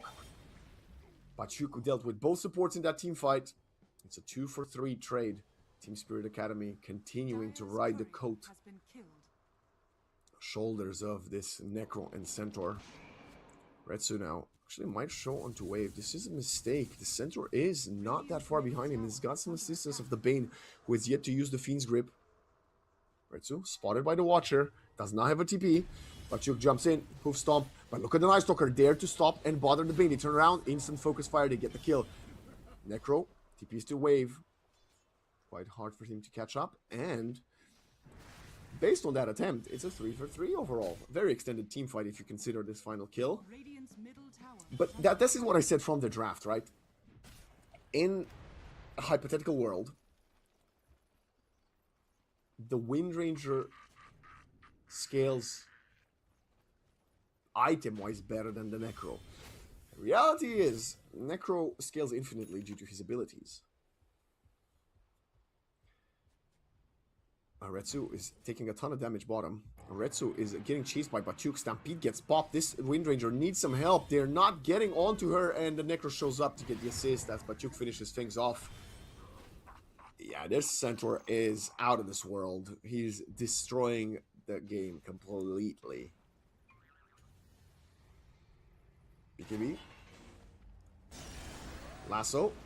Pulling the Night Stalker away. Who does have his own BKB, but the Reaper side comes in. Another Fiend's Grip, this time onto the ring. And it's minute 28. They're taking your first tier 2. Radiant's middle tower is under attack. Radiant structures are fortified.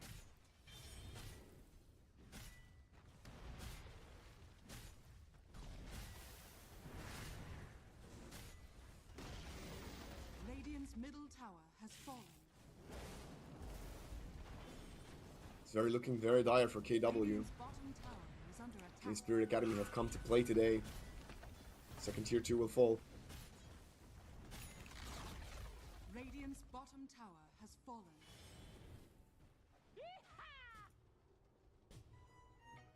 By the way, the Batrider is rocking a greedy Dormant Curio.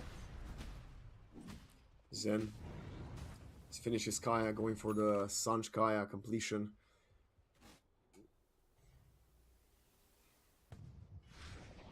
I think TSA will head Rosh, right? This is their specialty. It's been, now they could probably kill him. The Centaur and Necro are big enough to get that big Roshan down. The question is, can they do it with a minute on the clock before it switches sides? That is the question. Radiant will try to scan the Rosh. They know what they expect from TSA, but they're not in the pit. They're gonna still rocket flare it for double safety. Yeah, Team Spirit Academy actually do not seem interested at all in this Roshan until it goes back top. That's why they want to take the tier 1. Can KW kill it in 25 seconds? I'm not sure. Oh, but Batyuk is going to know someone's there. They're going for the pit. They're going for the focus fire. Okay, 18 seconds to go. Nasty piece to the tower. This is not good. 86 is ready to jump in. We have the Stampede connecting onto 2 with a Hoofstomp blink in. Lasso is going to get onto the Earth Spirit. The Magnetize was popped already, but his BKB is still available. Going to get out with the escape out. Perfect Fiend's Grip onto the Night Stalker through the BKB. Cannot get out, and the Reaper side will finish him off. Buyback is available, but they're not going to go for it. Roshan starts walking away, tossing people left, right, and center. The Ringmaster needs to get out. Tries to use the Mirror's Image. Salen is dying to the Magnetize. The Spirit Vessel is on top of him, so they will find a measly Bane. But they've lost 3 for 1, and they couldn't even get the Aegis. BKB TP out is next. As KW tried. They didn't quite succeed though, did they? They did a lot of damage. The problem is Team Spirit Academy that have so much sustain, and they're so tanky that, yeah, you dealt 7.6k damage. You got the Bane? Really? We will have to check the stats at the end of the game to see how much heal did Kiseki do and how much did Batyuk tank. This Earth Spirit continues to take the Shrines of Wisdom, does not want to go for a insanity play, although the Rocket Flare will reveal them, and they're actually slowing down a bit. Blink up top, Lasso is available, Shackle Shot, Focus Fire turns around. This Batrider is in big trouble, went in for a solo play. Yes, he enabled the team to find a Roche kill, but when you're so far ahead, you don't really want to feed your life away. Hookshot, connecting. They also follow up with the Earth Spirit. They want to get the techies. Idar has no mana, and he's being vesseled. The Bane Nightmare will buy some time. The Wheel of Wonder is going to be perfect there. The Techies isn't dying. My gosh, Magnetize forced to come out, but at what cost? You're just dead. BKB was on cooldown for 2 seconds. 2 for 2 trade. I guess. Radiant's top tower has fallen. Radiant's top tower is under attack.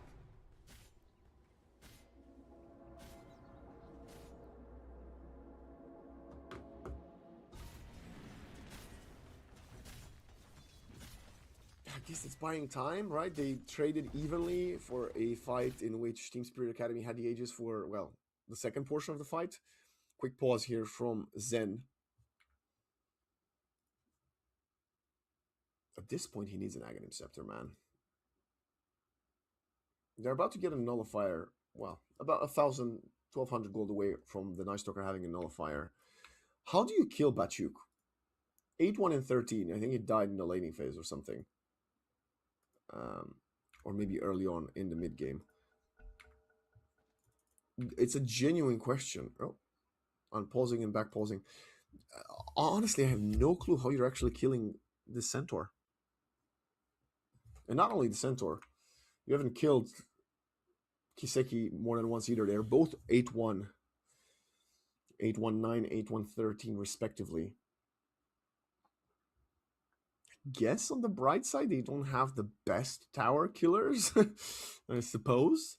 But you don't have the most wave clear either, especially with constant casualties on the sideline.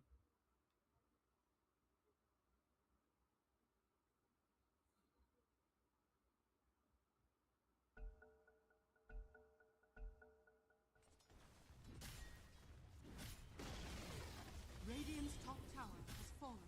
Now the tier 3 will start getting sieged by Bachuk and Kiseki.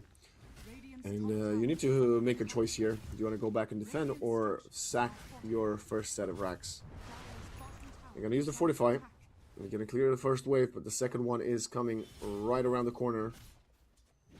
Wind Ranger trying to trade the tier 1 bottom. tower is under attack. Looking to finish with Daedalus. Night Stalker has a nullifier now. Actually forced to disassemble his Radiance. Ugh. Okay, well. There we go. 86 blinks in. In the tier 4s with the BKB. They pick up the Ringmaster. Shackle Shot is there. Does connect. BKB is out. They want to kill the Aegis target kill. Focusing in. Linking the backline is the Night Stalker. Creating separation. Fiend's Grip is onto him. They're turning around. Reaper side and Retsu is dead. No buyback as he purchased the Demon Edge. They find the Bane. And Zen completely continue to get punched and kicked, magnetized on top of 4. It's not, there's nothing hype about this, guys. I'm sorry. I know my job is to hype this up, but it's definitely a one-sided affair, and it's most likely final team fight of the game. Both supports dead.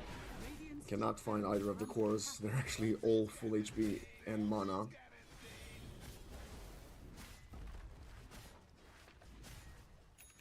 And the different change of pace from Team Spirit Academy is great to see. Clockwork purchases a drum of endurance. Another blink. They catch the ring this time. The escape act is not a Shadow Demon Disruption. Wheel of Wonder does come out, will hypnotize the bat, but they're just getting killed by Bachuk and Kiseki, who are completely ignoring all of the spells thrown at them. 5 on the sideline. Second racks will fall. And KW is most likely using this final few seconds before they call the GG, and they do now, to talk about some of the things that went wrong, the timings maybe that weren't hit, and how they could have taken this game later and maybe beat Team Spirit Academy around minute 55. Honestly, the best way I can use to describe this showcase from Team Spirit Academy is a masterclass. It was clean from top to bottom. There was nothing that really bothered me at the eye test, at least. And we're going to take a look at the stats here. As yeah, we have the damage, we have the net worth, but on the side, I'm just going to quickly check myself, guys, how much heal was done there. And Kiseki finished 13-1 and 10. He had only 5 Reaper side stacks, but 8k heal from him. Not that much, okay. On the other side, my gosh, Bachuk just dealt 9.4k damage to the buildings. That is incredible. The Bat Rider actually tanked the most on his team. Overall, I think it was a pretty good performance from the KW given the circumstances. I think Kachal and Zen should have linked up together way more other than this Kachal Loopsy link up or Zen Loopsy. They needed to play as a mid laner plus off laner together, maybe with the assistance of the supports, and that's a way they could have found more pickups. There was no follow-up afterwards as Retsu was desperately trying to catch up in farm. So we're going to send it to a break. When we're back, it's going to be Team Spirit Academy trying to get 3 points out of this match, or KW to start mounting a comeback. See you in a bit.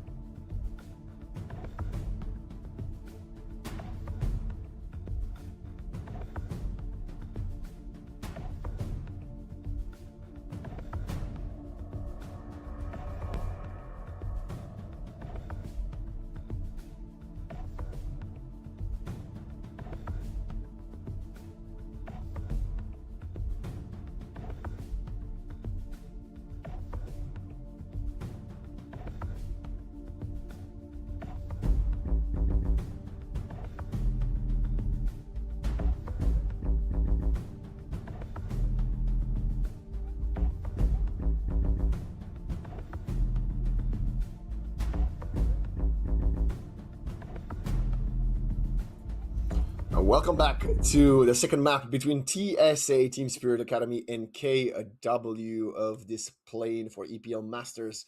And we've got the draft underway. KW sticking to the Clockwork Earth Spirit, which is what they ran in the first game. Team Spirit Academy sticking to the Bat Rider. And now not only they're going to have the Bane as well, but they're going to pair them both with a Grimstroke. So we're going to get some Soulbind double Fiend's Grip action. This is exciting stuff from them. And Alina, my God, Team Spirit Academy, they're in the bag right now, going for all of these funky picks. Ooh, man, this is actually what we saw a lot from them. I believe yesterday they played Grimstroke in every single game, and they have 3 ultimates that could go hand in hand with the Soulbind. KW, they might need to have to go for something a little bit beefier to pair up with the Earth Spirit and Clock, who can be a little bit tanky, not necessarily the tankiest.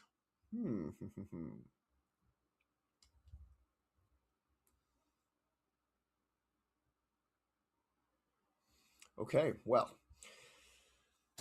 they obviously need an offlaner, and the Centaur is banned, so is... Okay, the Night Stalker will stay in, as it's going to be 3 of the 4 heroes they lost with in Game 1, which tells me KW understand what was their mistake. The big problem I have with this one is, do you think it worked versus the first draft that Team Spirit Academy ran? They're not running the same draft. They don't have a Wind Ranger. They don't... Sorry, you had the Wind Ranger, rather. They don't have a Necro. That's what I meant to say. They don't have a Necro. They don't have a Centaur. And now you're going to start banning offlaners. Slardar banned out. Team Spirit Academy will ban the Shadow Fiend, who had yet to be picked. The Drow Ranger is still in the pool. So is the Clinks. 2 heroes that have seen a lot of play as carries. And I don't think you want either of them into a Bat Rider, to be completely honest with you. I think you need something either tankier or a little more... Well, I guess Clinks is quite elusive. We shall see. Another potential ban here for KW would be the Tide Hunter. Right, no Largo, no Centaur, no Slardar, no Lycan. Some teams have run the Brewmaster, but not the biggest fan. Dawnbreaker. Makes sense. You got a lot of setup. Fiend's Grip into Solar Guardian. And they're going to pick the Clinks. Fine. Spectre is not going to be a choice. Yeah, Spectre would have been quite nice, actually. Way tankier and can be quite elusive if they are the ones initiating onto you. You're very hard to fight him around the map. So great ban from Team Spirit Academy. They picked their poison. Allowed the Drow and Clinks to be picked by KW.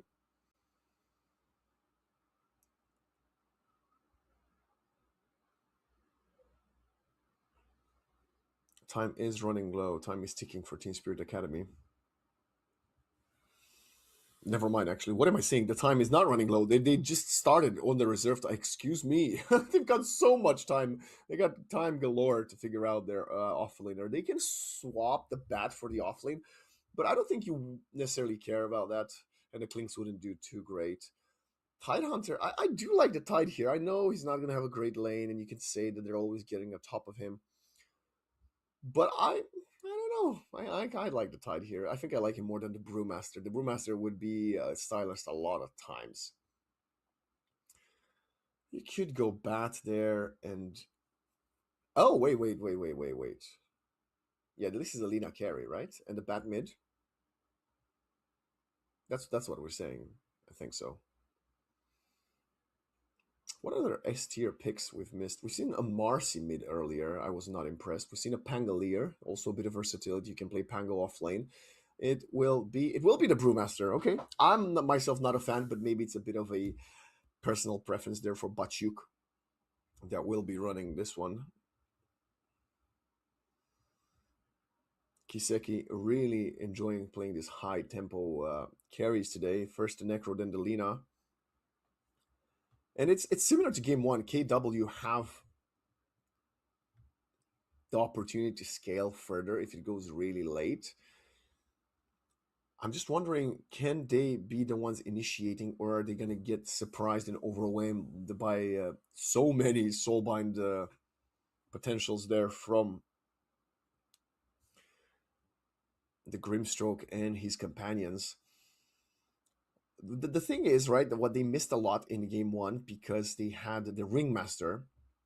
They were really struggling to have some follow-up damage. Now the Klings can join very early on if needed, and the Hoodwink deals a ton of damage, right? The Bushwhack into Acorn Shot and the Sharpshooter, if either the Earth Spirit, Night Stalker, or Clock are there, are going to be more than enough for them to have a lot of damage. So maybe KW just understood the piece that was missing in their execution, or in their draft rather, and now they will execute it much better in this game too. I like it. Promising draft from KW, slight improvements here and there.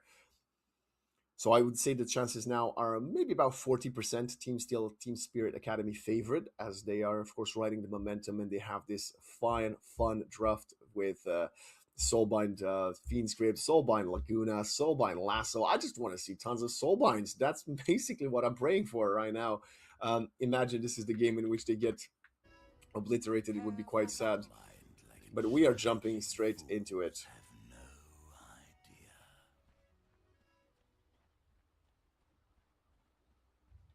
That was lame.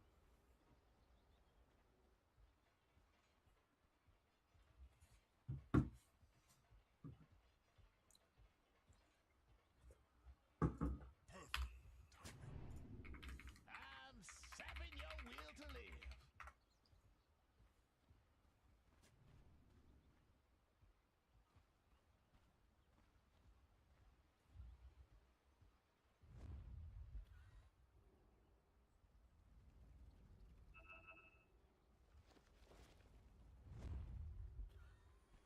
Thirty seconds to battle.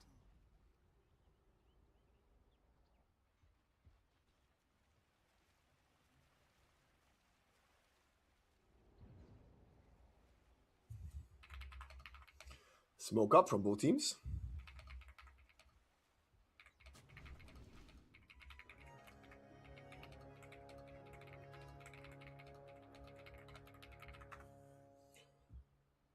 The battle begins. Loopsy is not going to get this one. Trading 2 for 2. There was a show of presence from Batyuk up top, but he's not going to get into it, so...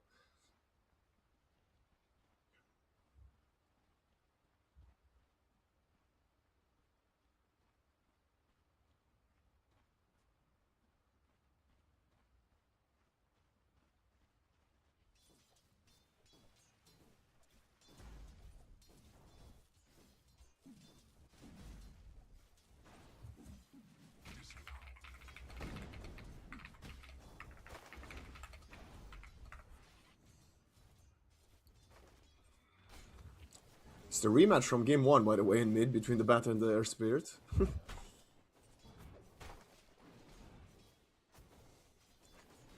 Top, Retsu. He's gonna have trying to have more impact than he had with the wind. Kiseki hits the Lightstruck Array onto Loopsy. This Hoodwink's dead. Easy first blood going their way. No chance in hell he gets out, even with the Fairy Fire. Bane's setup for the Lina is looking very good. We also saw them do something similar with the Necro Lina, considering she has another stun. Even better.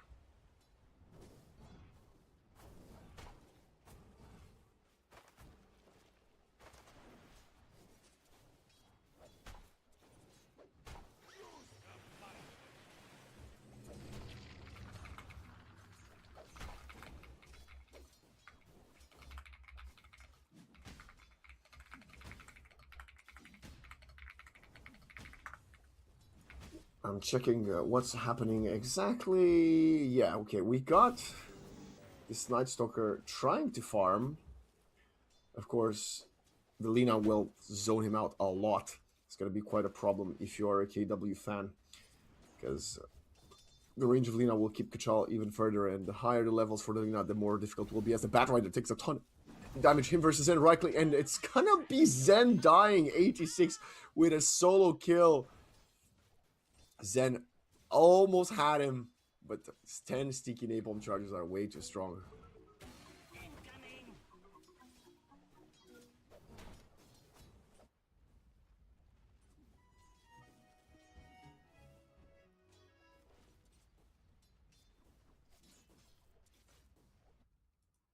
Quick pause. All right.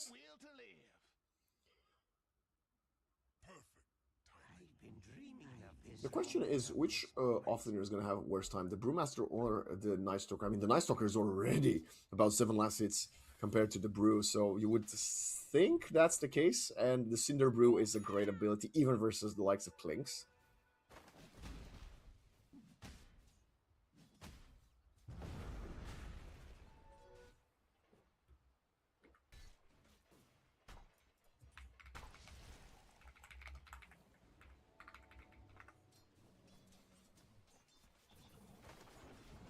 Okay. Back to mid, Zen.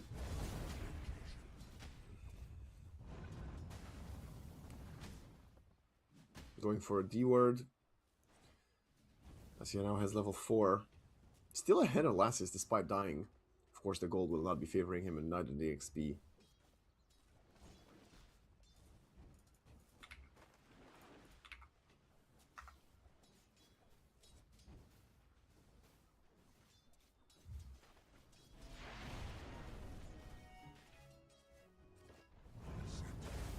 Another roll in. This time actually it's a roll out, my bad.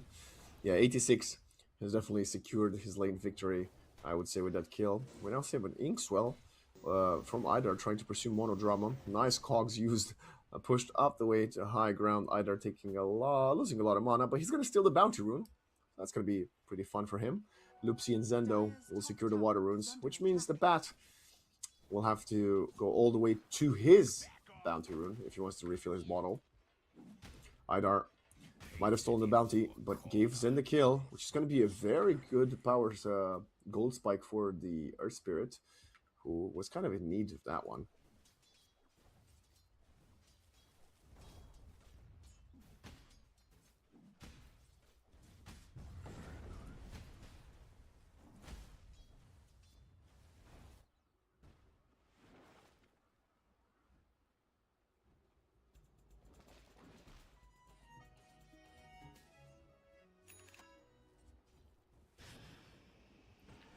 Nightmare. Taken by the Hoodwink. Kiseki long range LSA. Right clicks onto Lupsi. He's gonna go below 200 HP. He will most likely have to use the Healing Lotus, but he doesn't. He gets greedy, and Salen finishes things off again. Similar to game 1, instant pause afterwards. Hopefully, it's just it's not a BM pause. That wouldn't be too nice, would it?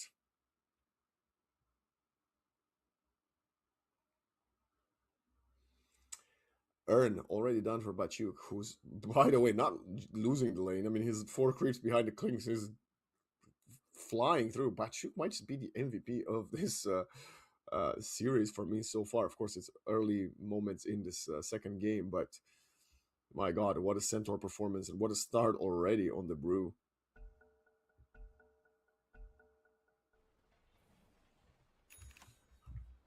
Action resumes yet again.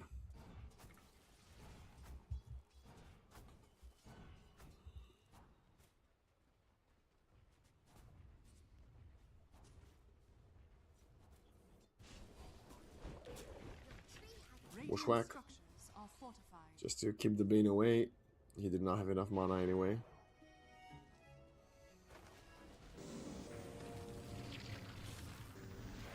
Clockwork? Who's ganking who? Because Idar's presence there is causing a lot of issues. They're really trying to go up high. The Blood Rain comes in. This is a nice usage of the Crippling Fear onto 2. They will find Alina. The Clockwork escapes as well. And now they turn on to Bane. I think there was one more Bushwhack if needed, but they're just going to allow him to get out of range. Perfect usage of the Stroke of Fate. Salen does not get to deny himself, though. Your flesh sustains me.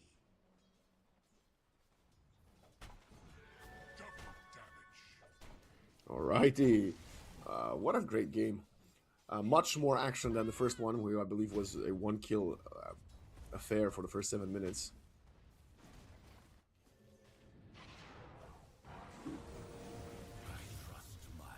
Idar dies again. Clockwork, Hoodwink, and Night Stalker are doing applying a lot of pressure here. Kiseki wants to turn around and get the trade onto Lupsi, but I think he's going to escape. They do find the Clockwork, but the Lina dying back to back. It's going to be very, very disappointing if you are looking to get online as soon as you did with the Necro. Now a roll in, level 6 for Zen. I don't even know if he needs the Magnetize. Perfect. Geomagnetic Grip, Dark Ascension, and the Bane will die. Salen who had a very good start. He's level 5 in minute 6. Will find his second death of the game.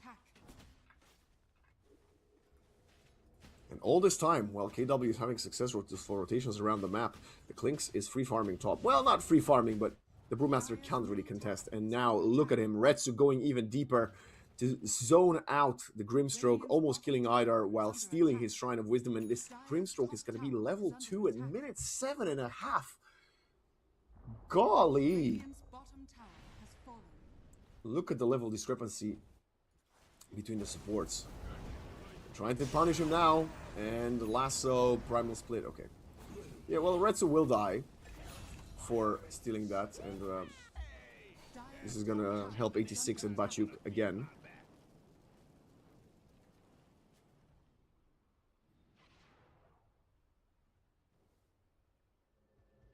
Dire's top tower is under attack.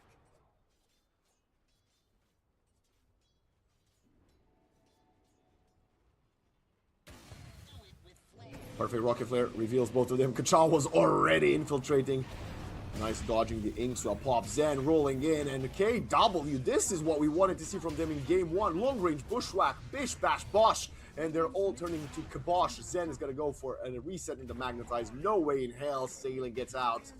And just 3 on the trot, dead. As KW stuck to their guns from game number 1. And we're starting to see why. Bachuk is gonna die as well. No chance. At least he's gonna get an extra earn charge for his death. It's a triple kill for Zen. Finding 4 on the map. It's a bit of a stack stolen here from KW as well. Another roll in. They're going deeper. Idar killed again at level 2. Kachal. Kachal getting pursued big time. Oh my god, did you manage to grip the turnaround? The roll in, the 86, the bad runner will get caught and dead again. At least they did find a kill into the Night Stalker.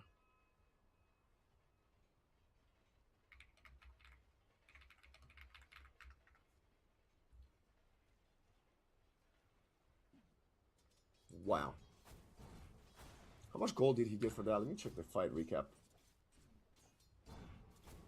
Well, it was a 2 for 1. And the Night Stalker is actually the least farmed core on the map. Wow, that's surprising. Dire's bottom tower is under attack.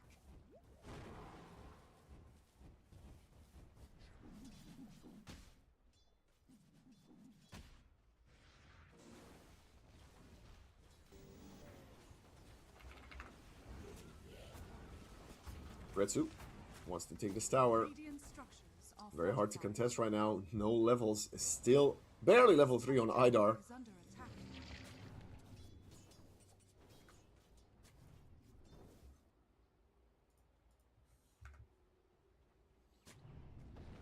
Radiant's middle tower is under attack.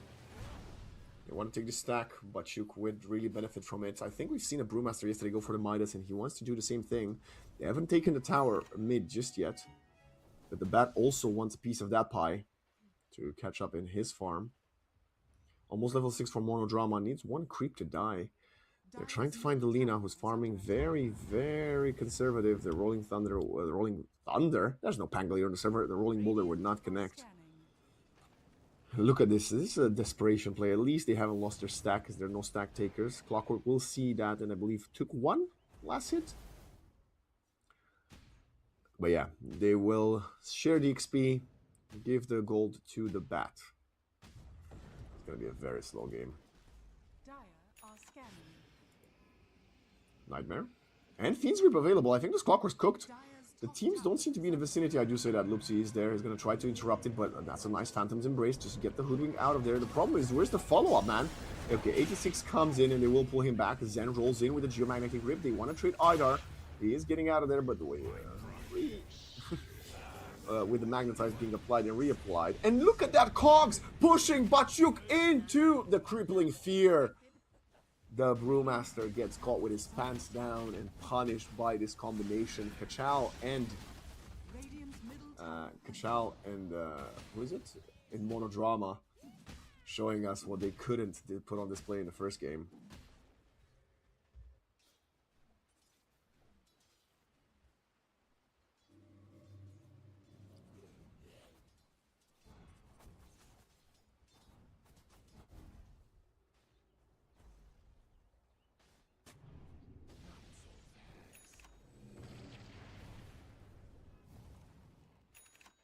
For my coffers.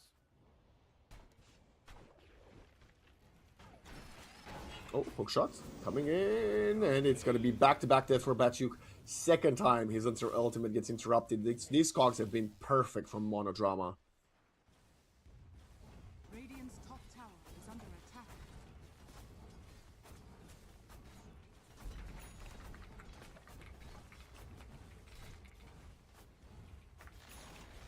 Radiant's top tower has fallen.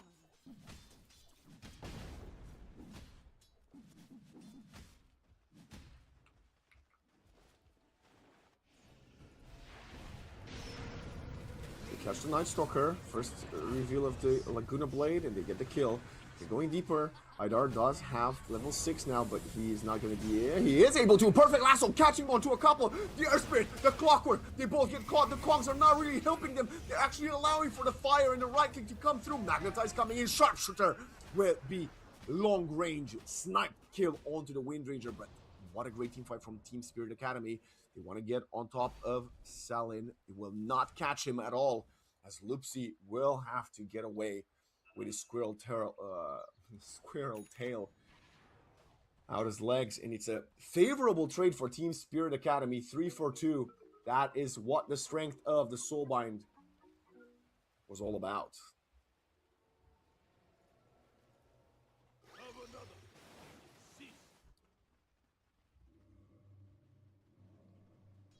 I thought it wouldn't matter because the Laguna Blade was used before the Soulbind to get the first kill, but I was wrong because I didn't see the Bat Rider coming. Would go with the double lasso.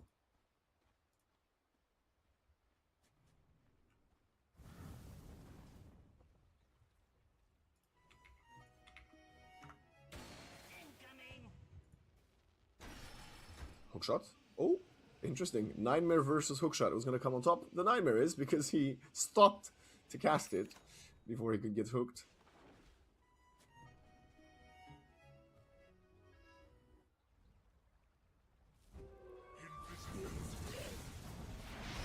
Kiseki tries to turn around to kill Retsu as he was getting destroyed, but this Desolator will prevail, and he gets the first 2 charges on him. Rolling from Zen, wants to get something, but that's a nice lasso. Primal Split from Batyuk, manages to get popped without being interrupted. Long range Sharpshooter, the Soulbind is only onto the Air Spirit, which means he will die as the Brain Sap comes in for a bit of extra damage before he falls. Kachal now tries to run away, gets hit by the Tossing Boulder. Chase does continue, but the cogs are good enough to separate the two. Klinks is slowly making his way from the bottom lane to the mid one.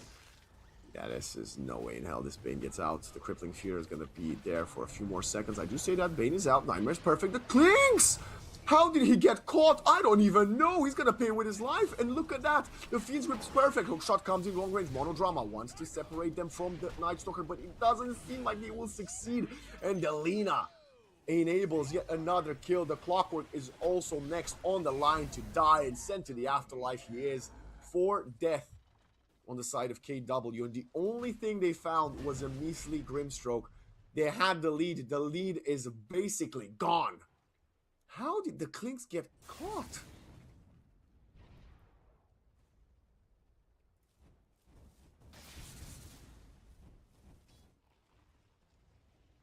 Dire's top tower is under attack. Dire's top tower has fallen.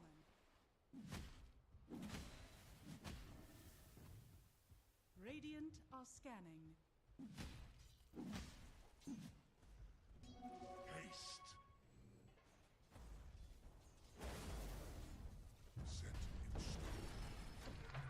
Hookshot misses. Nice Sharpshooter. Grimstroke somehow still alive and will pop the Soulbind before. 86 cannot blink forward as the Spirit Vessel interrupts his blink. Go for it! Still catches them on the edge, and now Laguna Blade onto on as the Soulbind expired. He couldn't even kill Kachal. They're gonna miss it. Turn around. Nice Talker came a little bit closer. He felt like he wanted to die there. I don't know what he thought he was gonna provide him. What a nice long-range nightmare. Loopsy tries to walk away. Doesn't seem like he will be able to. 86 pushed back by the cogs. Prince is there. Would like to find a kill. Turns around. Strafe starts right-clicking, and the Batrider will die as the vessel takes him lower and lower. It's a 2-for-2, but the Idor has respawned. Comes in with the Inkswell, popping the Primal Split. They want to get on top of the Klinks, who is out of position. Gets caught. Klinks tossed in the air. And this game is a little bit out of the realms of a victory for KW, who lose 4 in back-to-back team fights.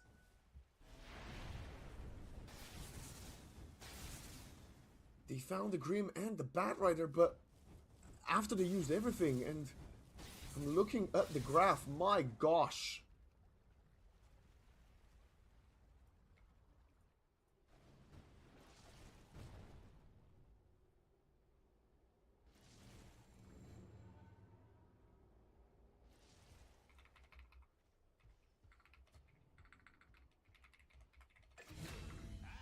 Another kill, south on the bottom. This time it's Kachal dying. Team Spirit Academy, man, they are one team that is very, very, very ready to come back all the time, right? It's one of these rosters that seem to have a very deep and in-depth understanding of the game.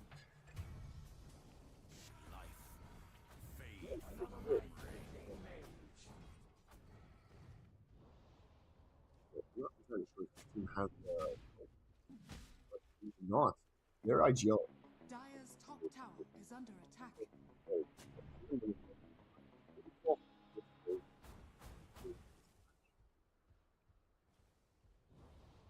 Radiant's bottom tower is under attack.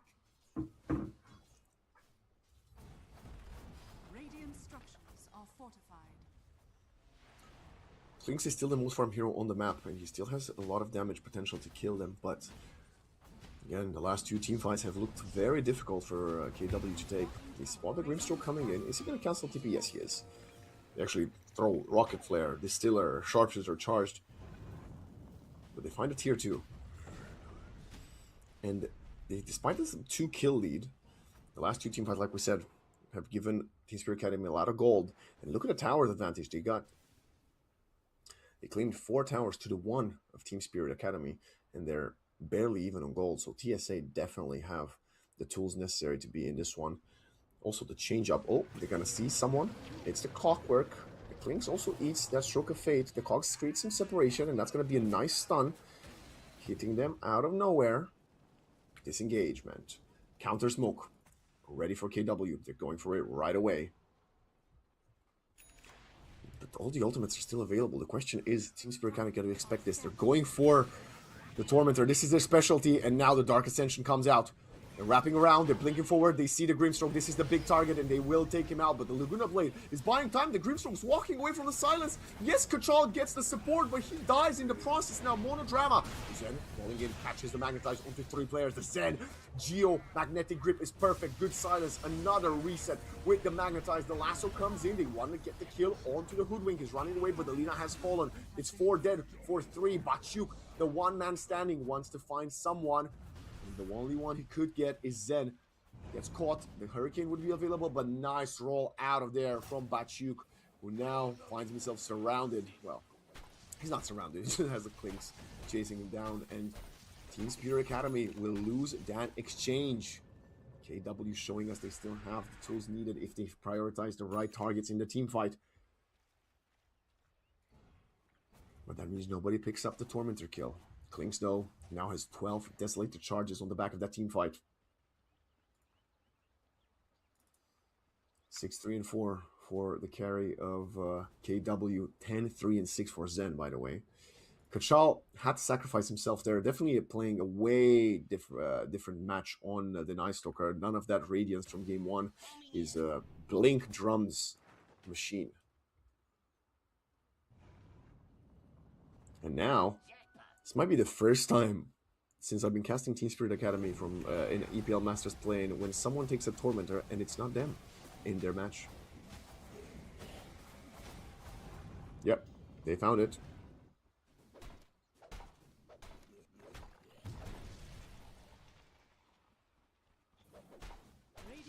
are scanning.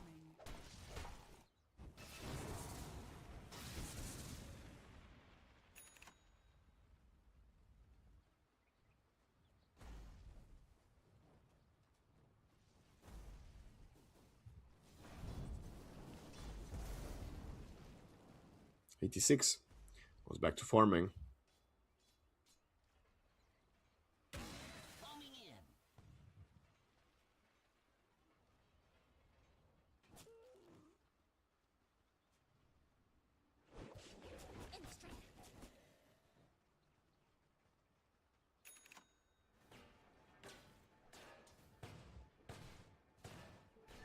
Things to slow down a little bit. I say that there's a bling lasso onto the clockwork.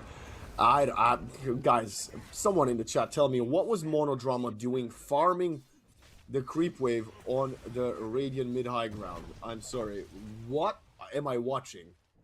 That is unacceptable for a player of his caliber. Absolutely unacceptable.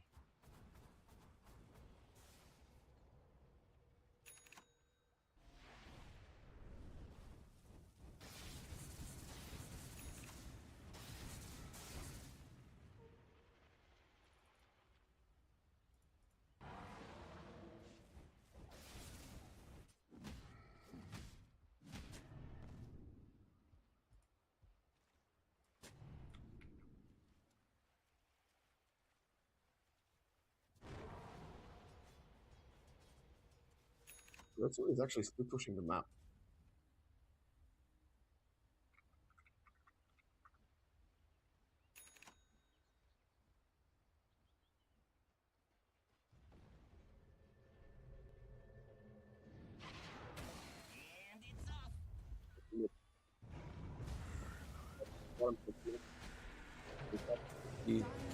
Idar tries to get out of there, throws a soulbind, there's a BKB there, and now they're both going to be linked. BKB or not, Lasso is ready, 86 will stop throwing them back. The boomerang doesn't connect, and they find a kill onto the Bane. Can they do it? He's still alive. Bane wants to use the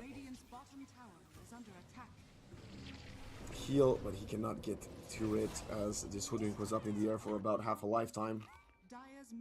Also, the brains have put it, not probably kept the Bane alive since he's got 2 points in it anyway. And Team Spirit Academy, they might have not gotten their Tormentor, but they're going for Roche after killing this Earth Spirit. Oh, Bad Rider? Bad Rider? He just gets killed! The Retsu starting to showing us the elusiveness and the strength of a Clinks. And now, with this dire scan on top of them in 15 seconds to go until Roshan moves sides of the map, that Roche attempt will be halted.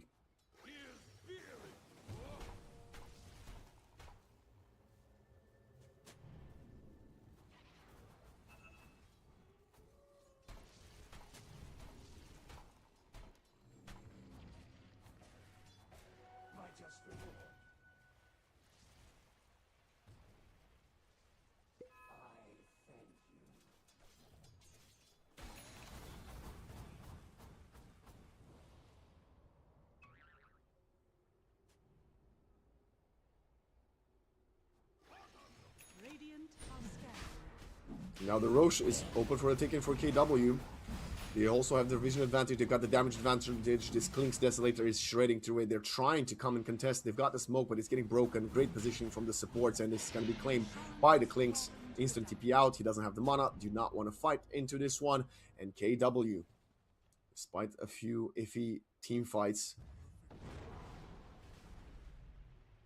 find themselves in a pretty good position right now.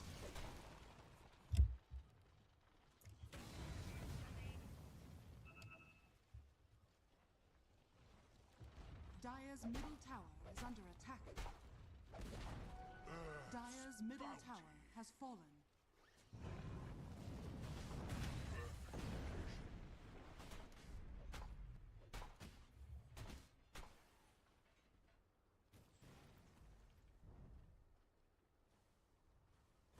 Radiant's bottom tower is under attack. 86 has to go back to deal with the creeps. And I think Team Spirit Academy will just have to be a bit more passive for the next, well, 4 minutes until the Aegis is gone. There's an Aghanim Scepter on the Bane. That's pretty good.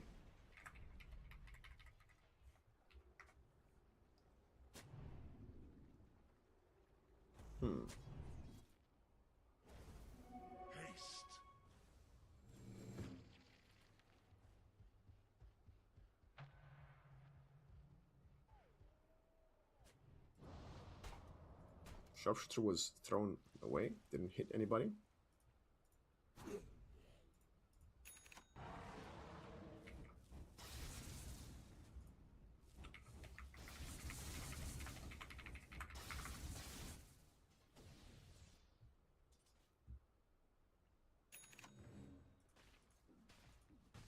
Very slow, minute 27. Radiant's middle tower. This is favoring Team Spirit Academy as the Aegis timing is running lower and lower. They've also managed to split the map, apply some pressure up top as Batyuk has shoved in the wave. Minute 28, Shrines of Wisdom seem to be getting traded soon. Also very interesting, yesterday we saw back-to-back instant, well, back-to-back Aghanim Scepter rushes from the Grimstroke. Not the case today. Much more conservative usage from purchases from him, prioritizing the Bane's farm, and also he's died quite a bit. Hoodwink has Power Treads, Blink, and the Distiller he started with. Blinks right away. Hook shot, stun, Sharpshooter, Flame Break, buys Batyuk enough time to walk away. The Cogs will push him back a little bit. The Primal Split will not get committed. The Lotus is deployed, and they start disengaging with the Jetpack, I believe.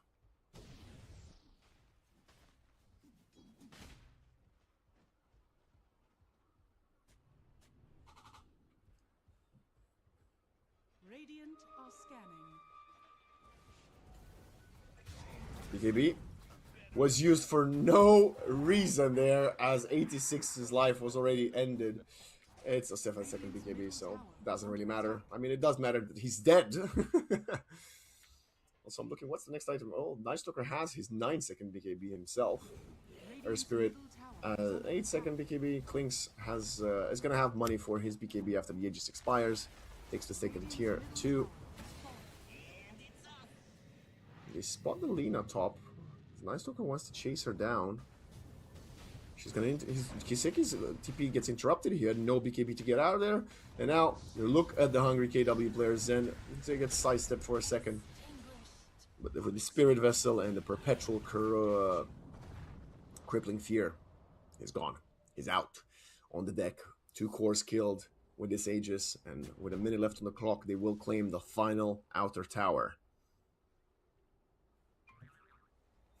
Radiant's top tower is under attack.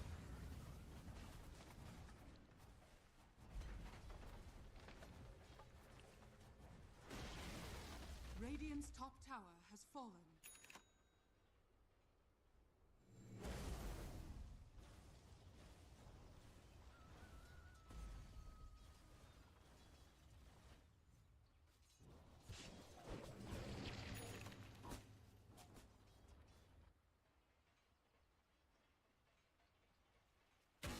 Boom! There it goes.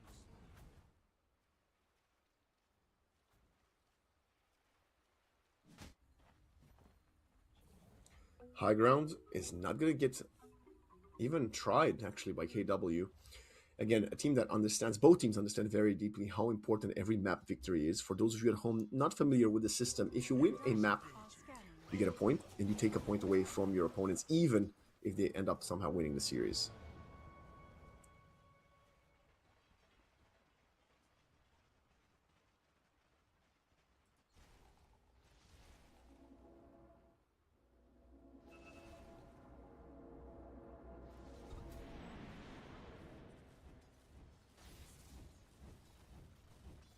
Klinks onto Kiseki, who doesn't have the money for the BKB. He does not have the BKB. The Nightmare will buy some time.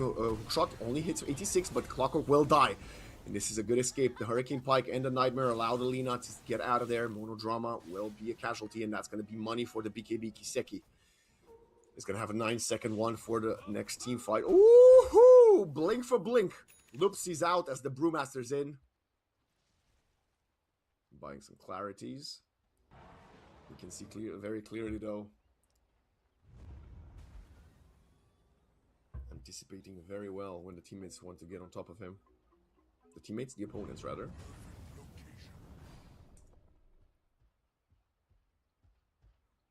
Radiant are scanning.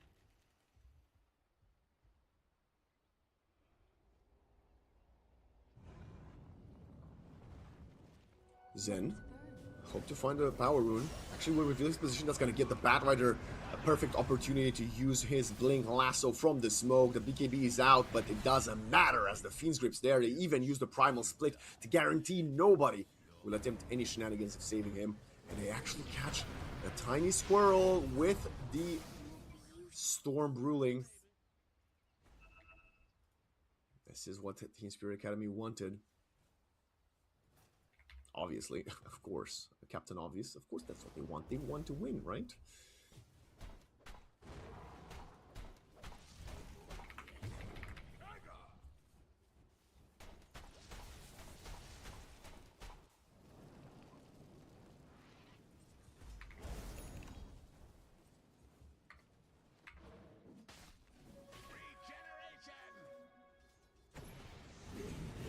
Oh, we have a Lina almost getting caught. It's the Bane gonna take it. Oh, what a hook shot! The Lina would also get caught. BKB from Kiseki. He needs to run away. He's running out of Fury Steps.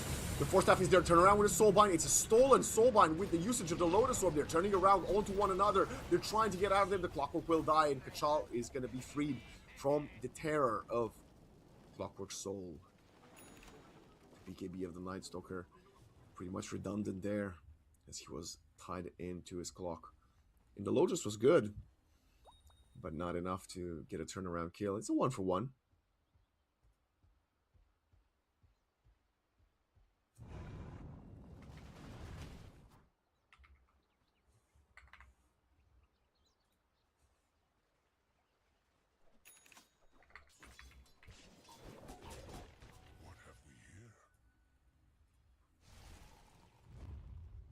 Smoke up.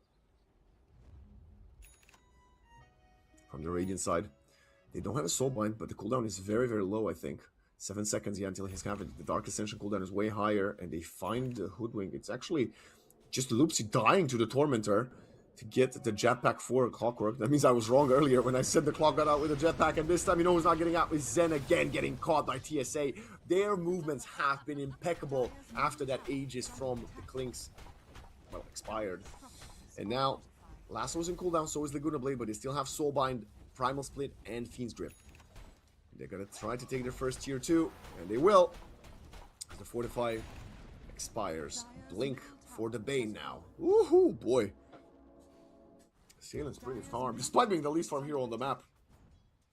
We also see a Hydra's Breath for the Clinks, but they're knocking at the tier 3 high ground, already taking about 60% of the HP of the tower. And the tier 3 will fall. This is, that was their Fortify. They need to come defend. Earth Spirit has no buyback. They're jumping in. They want to lock in. It's a perfect Cogs usage from Monodrama. Batshuk gets obliterated. And look at that. Lina pushed back and forth. Has to be out of there. No hook shot to stop her. Batshuk will continue as Sailing will not be so fortunate. He's going to still pop the ultimate to buy a little bit of time. As he dies without a buyback, he will have the Fiend's Grip again when he respawns. But a lot of structural damage was dealt there from Team Spirit Academy. And now this opens up Roshan. This is a tennis match, ladies and gentlemen, going back and forth between these two Titanic teams.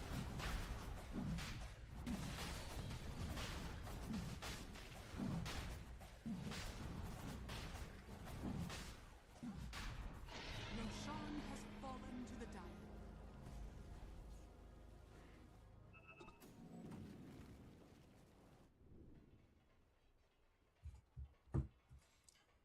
Things has the Aegis again. They did well with the Aegis. They did poor without the Aegis for most of the part.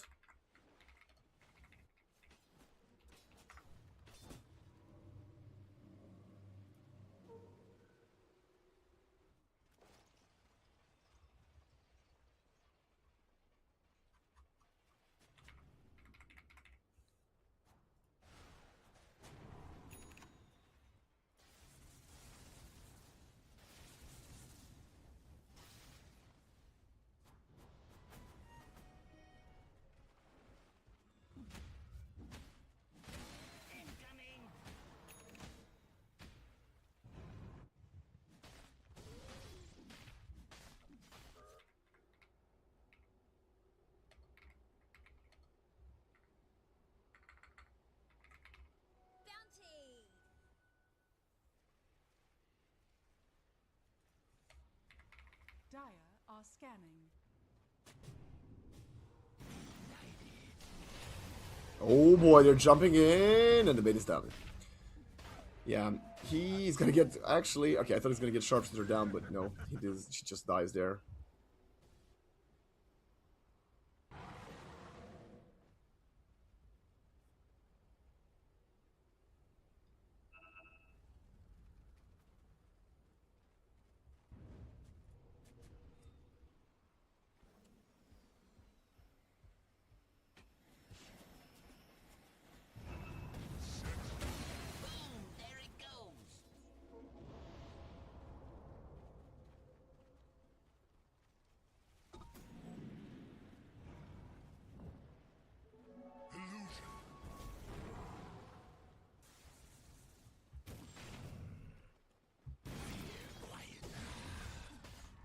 Minute 38.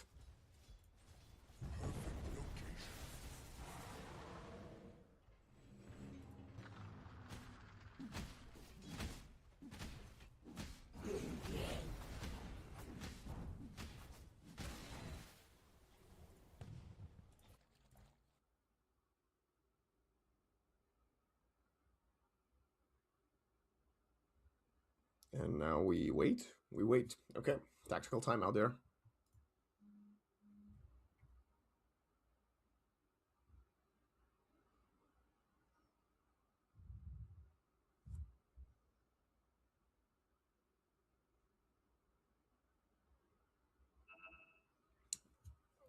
This game seems to be Klink's team favorite, but again, you can never count out this unexpected soulbind combination with the lasso. I think is the Bad Rider gonna go for an axe? Yeah, he seems to start farming it. He actually purchased a splint mail, so he will finish the Shivas first.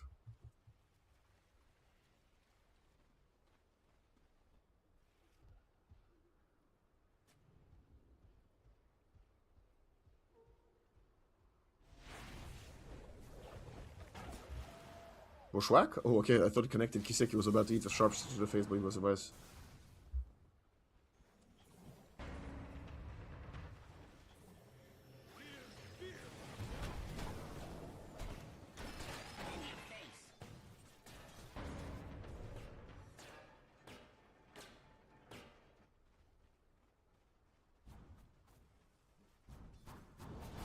Pushing bottom.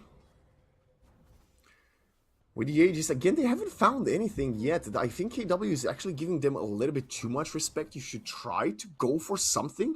With the Aegis, it's going to be gone in 100 seconds, so we'll see if they go for it. Otherwise, this game is going to be extended for at least another 10 minutes or so.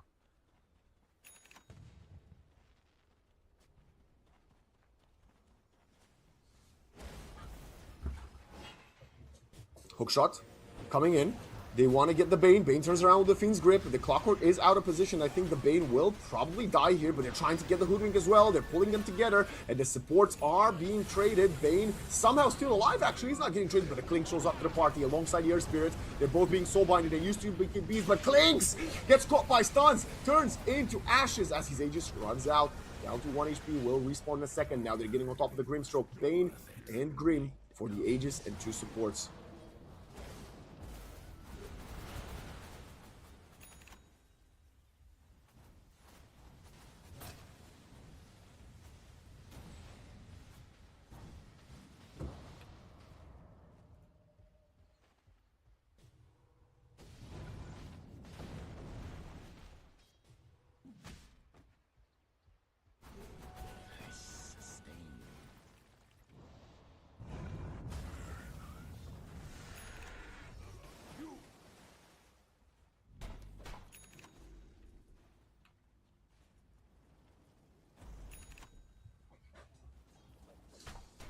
Guess it's my shot.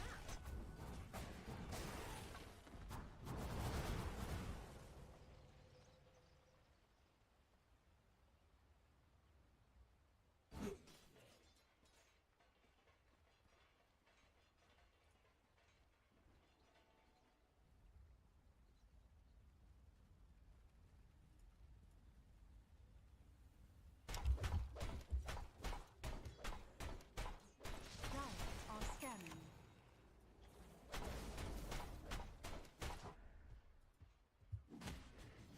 Radiant are scanning.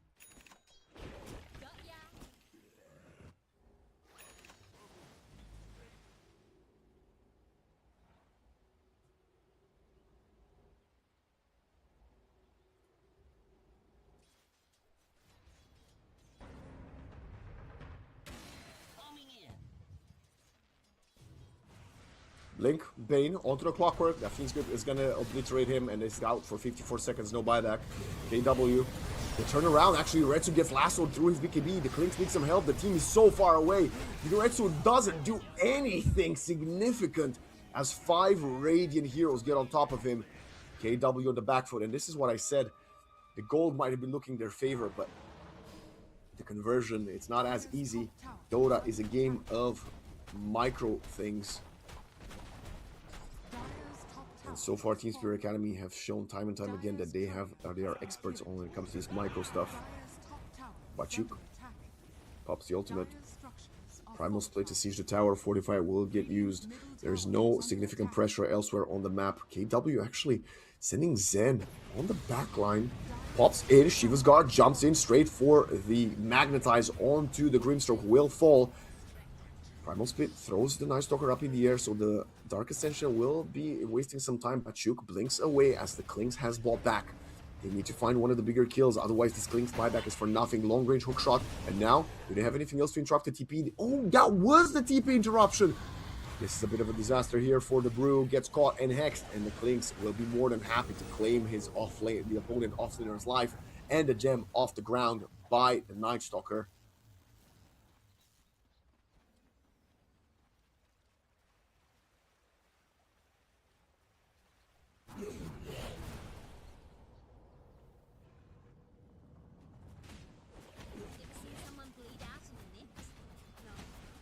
Radiant are scanning.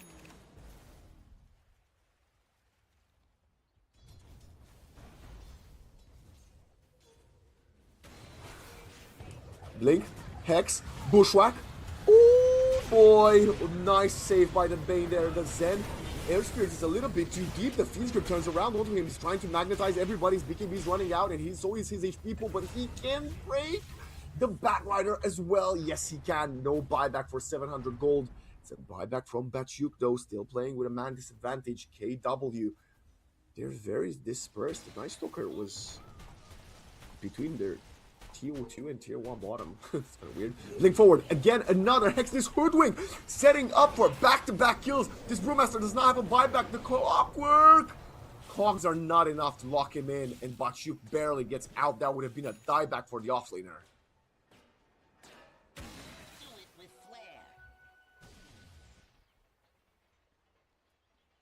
Radiant's bottom tower is under attack.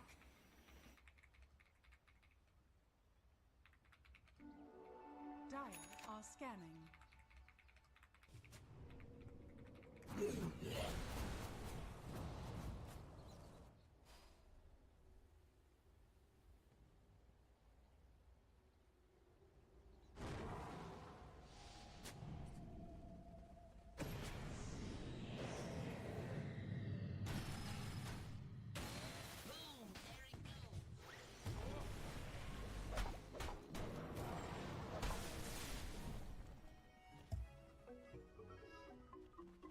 Radiant's courier has been killed. The game is back to the status quo. We got the slight advantage for KW as they've only expended the Clinks buyback and everybody else could get money for it. On the Radiant side, they've got 2 cooldown buybacks and 3 players without money, although the Grim and the Lina could easily get it.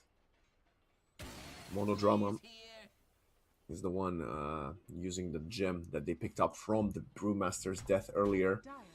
68% win probability in favor of KW, despite the fact that their carry does not have the money for it. Lina has hit 1125, so she's got 150% attack crit on targets affected by the slow burn. Smoke from KW.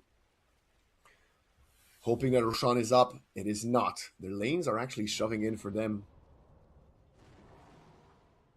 Into the TSA boys. Monodrama will throw the rocket flare. It is nighttime. But there's no Dark Ascension on the Night Stalker for 20 seconds. I don't know if this is a little bit too optimistic at this moment in time.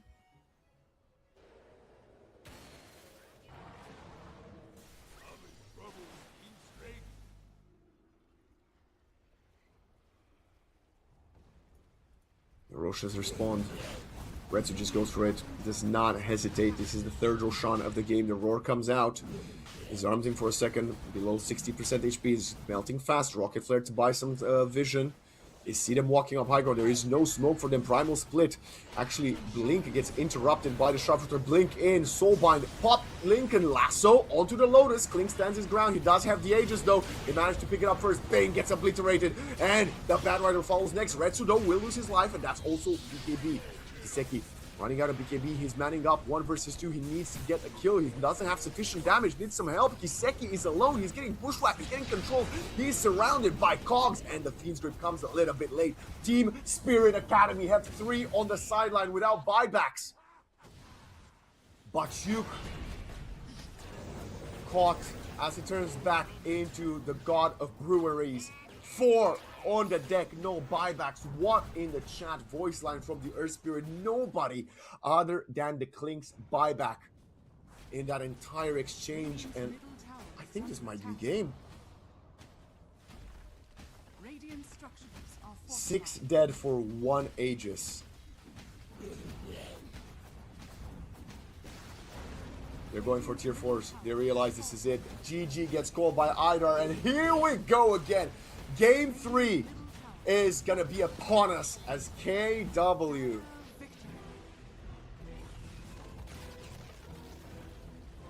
you successfully managed to take it to the ultra late game for themselves, late game at least, and the Klinks to deal so much damage that they take TSA out. It was a great, exciting game of Dota. I enjoyed this much play, and I'm glad to see that they've successfully managed to utilize 3 Clock, Necro. Why do I keep calling Night Stalker Necro? Clock, Night Stalker, and Earth Spirit successfully, as they really opened up with them in game 1 and they felt underwhelming. But the trust in the players is what you need to have at this level. Just a quick check on some stats. 44,000 damage dealt by the Klinks, most on the server. Most damage received was by the Lina of Kiseki, 57.34. And they did manage to shut down this pesky attempt at a Soulbind shenanigans in the last team fight. If you didn't notice, the Lincolns of the Klinks was popped as Idar tried to Soulbind them, and then the Fiend's Grave was a little bit late as Salin died, had to buy back and rejoin, and that was the end of the game. Great attempt from TSA as they get taken down by KW. And if I'm looking at this tournament correctly so far, Team Spirit Academy, they've only lost to Team Gens in 0-2 fashion. In all their victories or their defeats so far, other than that one, they've gone 3 maps. So we should pretty much expect it, as this is their speciality. We're going to send it to a break, and when we're back, it's going to be the deciding game 3.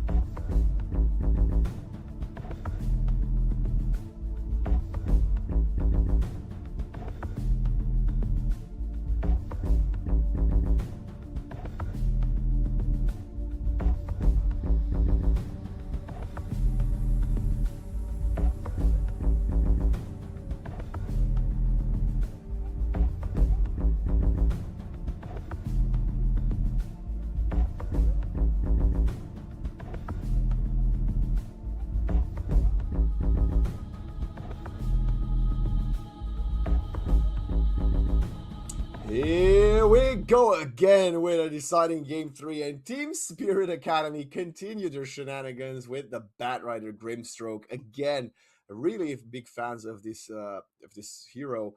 KW though, we'll stick to the clock, we'll stick to the Bane, and we'll stick, well, actually we steal the Bane rather, and we'll stick to the Earth Spirit. 3 games in a row of Earth Spirit for them. But Team Spirit Academy say, well, we'll change things up and we're going to protect our Drow Ranger with an Oracle pick. This is great work from Team Spirit Academy, I have to say. Drow, a hero we haven't actually seen on stream today. Well, we've not during this series, rather. But protected by the Oracle, it's going to be pretty good to dispel the Fiend's Grip, to dispel the Silence if needed, to buy her as much time as possible to turn into a menace. She also has a potential dispel from the Inkswell, right? Fate's Edict could work in tandem with a Batrider amazingly. You charge it onto him, he blinks in. If there is a lasso, even better. If there's a Soulbind, of course, as well. Yeah, this is an interesting change of dynamic for Team Spirit Academy, but in a vacuum, I would argue that the draft is still very similar to the style they ran previously, and KW will go in a different direction with a Magnus. All right. I like this. Why not? Change things up. You've got the vision from the Clockwork Rocket Flare. None of that Night Stalker again, because it was banned, as you can see. Giving you way more team fight and power for the Earth Spirit, and this tells us that they are potentially looking at a melee carry. I think one of the carries I've seen often be picked to go ultra late game and punish the Drow Ranger is the Ursa, and Ursa Magnus sounds beautiful. The problem with this is Team Spirit Academy is most likely going to ban the Ursa here. I don't think we live in a universe in which they let it through.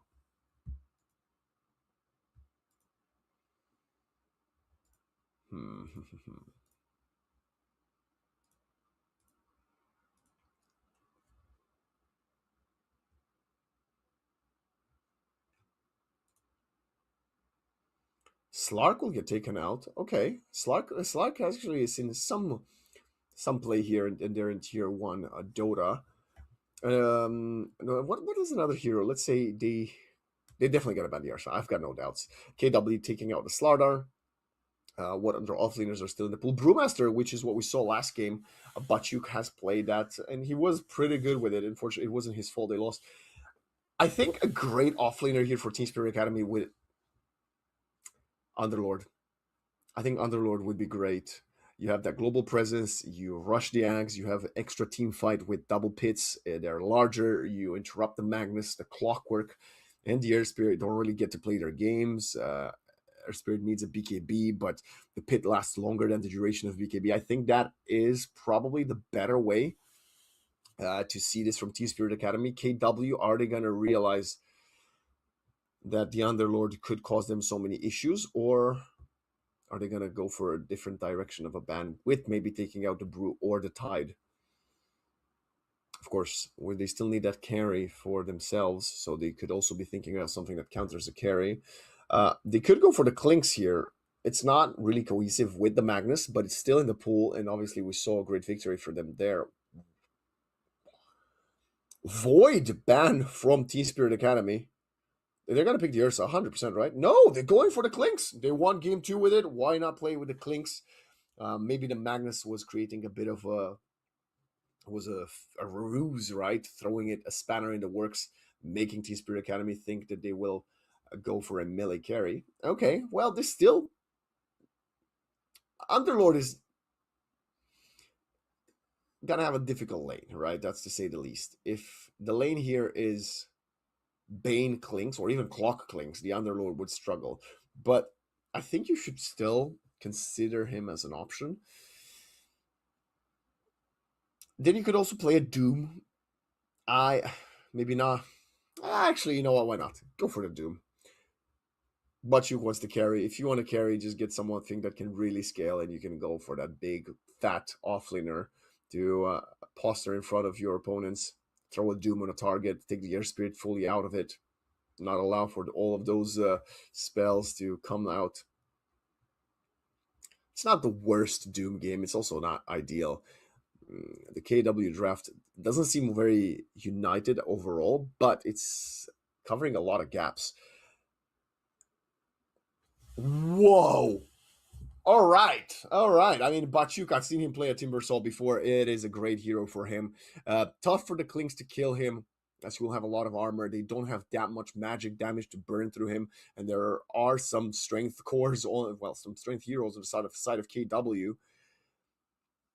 It doesn't provide the team fight I was hoping for or the protection for Team Spirit Academy, but the one thing that Timbersaw does do all the time is disrupt, right? He's a huge disruptor, although he's not the disruptor in the game.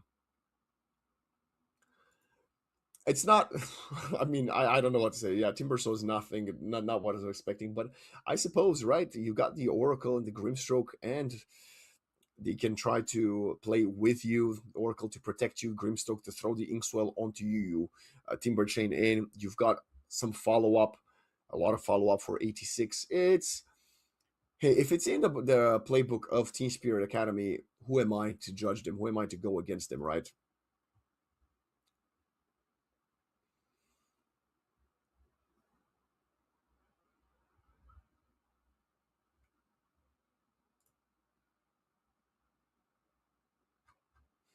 I don't know.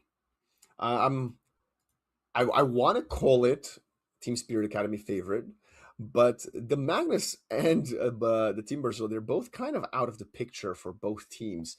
And is the Magnus going to be able to find these opportunities to jump in the backline and catch Kiseki and Salen as well?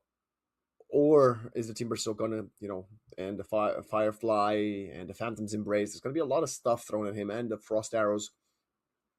The multi-shot of the Frost Arrows, if she goes Ags, just procking from creeps. It's going to be a difficult game for Kachal. He looked pretty good on the Night Stalker both games, different playstyles for both of them. So we'll see if he can be as efficient on jumping in and locking in on a target with the Magnus as he was with the Night Stalker. But so far, I'm going to favor the Team Spirit Academy draft. I think, despite the Timbersaw being completely, I would say their draft is just slightly easier to execute. You will die in a house fire. Great Oracle voice line, I have to say.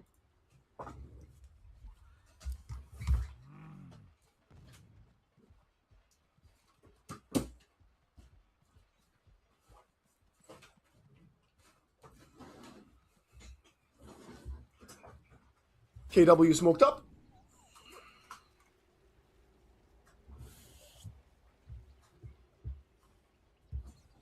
Walking up into the Radiant Triangle. Counter smoke from T-Spirit Academy.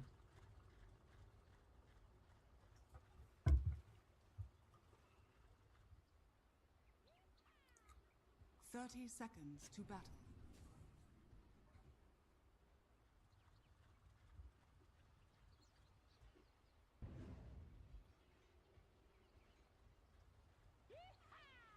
Smoke breaks. Bachuk is not a target you really want. Clockwork breaks the trees. Throws a cog.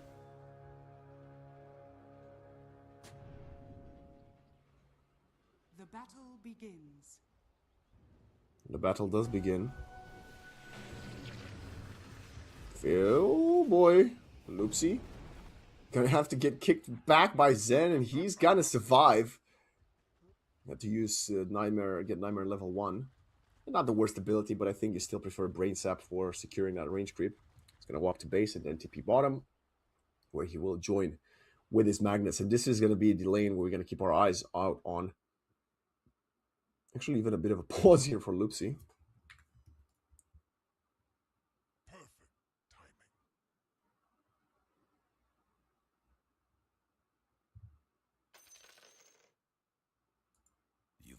Third night in a row. Great point. Bat Rider, Earth Spirit, back to back face-offs. 86 has solo killed Zen last laning phase. Let's see if he's going to be equally successful now.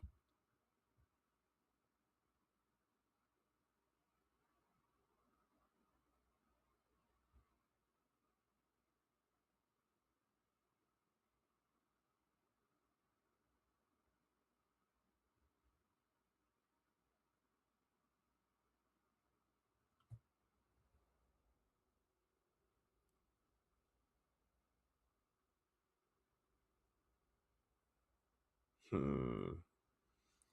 don't really know what the problem is.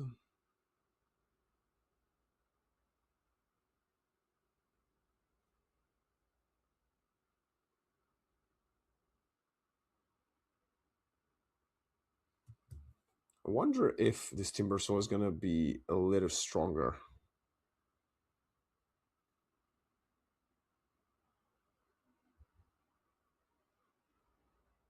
You've a mind like a child. Than the Brewmaster. Because the Brewmaster had a great start versus the Clinks, I have to say. A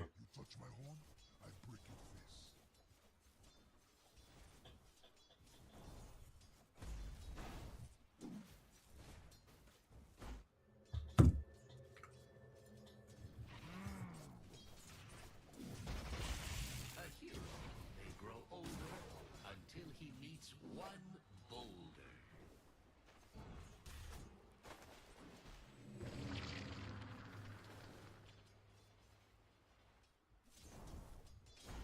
Zen, I think 86 is learning and improving more and more every single game. Radiant's courier has been killed. Because this Earth Spirit is already having a very difficult start. Kachal. Happy to no longer be on the Night Stalker, I believe, as all of us have a Magnus inside of them. As in everybody likes playing Magnus because of the RP. Stop, chat. I don't want to hear it. It's not okay.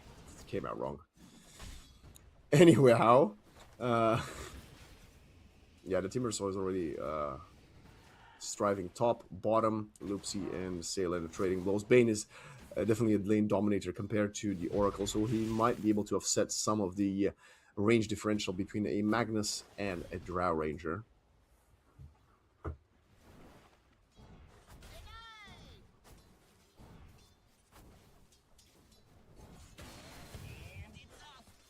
Monodrama. Coming in with his Clockwork, body blocking, Idar. Inkswell, right click. This Clockwork takes a ton of damage. The Blood Grenade is there. He'll have to use the cogs. This is the first one to hit back. The second one, I think, will connect. And he should be able to walk away safely. Denied. Nightmare. Instantly taken by the Drow Ranger. And then dispelled by the Oracle. Very good gameplay there from the two, position 1 carry and position 5 support in lane. Understanding that a Nightmare into a Skewer is very dangerous, so Kiseki knows he can be dispelled by the Oracle. Easy get out of there. Free card. Zen has managed to catch up back in net worth. Magnus takes a ton of damage bottom, but he's still alive for now. Nightmare again interrupted by the Oracle. Lotus claimed by him. 0-0 minute 3. Shades of game 1 with very few kills, of course. And initial phase of this laning phase. Initial phase of the laning phase. 10 out of 10, guys. This is why I speak for a living. Radiant are scanning. Initial portion of the laning phase is what I meant to say. Bachuk just tanks galore top. Bottom. Oh, actions happening both sides of the map. Magnus. Push them. Actually had to. It was forced to use the Skewer aggressively. Or actually defensively. To push the Drow and the Oracle away from the Bane. To keep the Bane alive.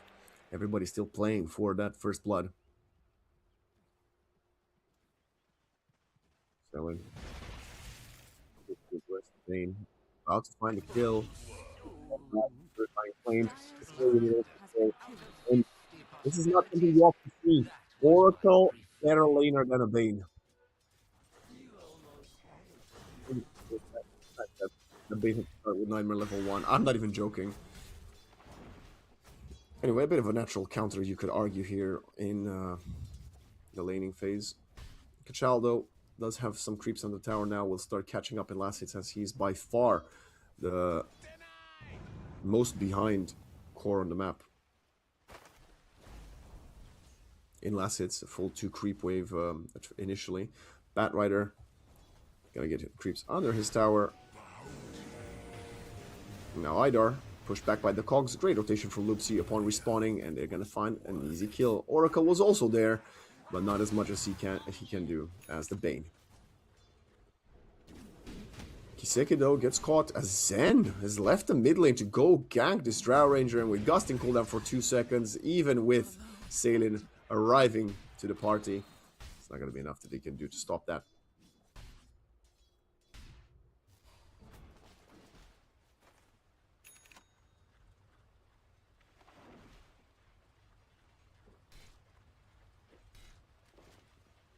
What have we here?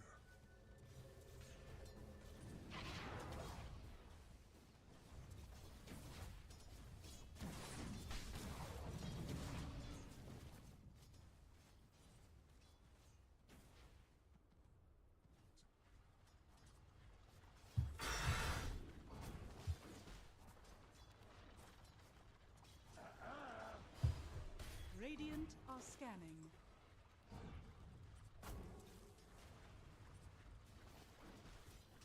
Dire are scanning. This is what we said we're gonna see, the Inkswell and Batrider combination. Lupsi does get caught, lassoed further away from the clock. He's gonna still arrive. The Firefly is running out, but the Cogs not pushing him further enough. And the Bane does fall. The Grimstorm also fall. Oh, wait a minute. He had an Invis bottled up. Great escape there. 1-for-1. Oh, walks for Sentry connection. Kick.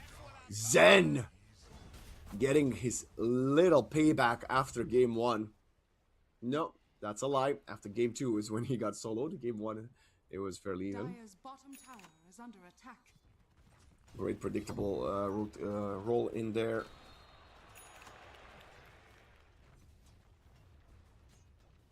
Radiant's middle tower is under attack.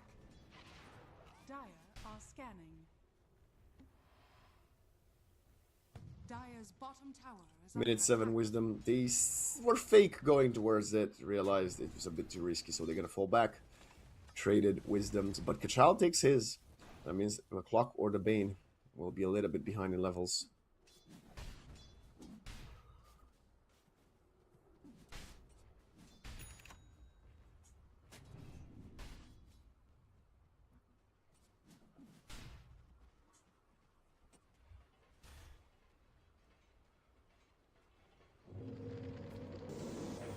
Clockwork comes in, spots the stacks.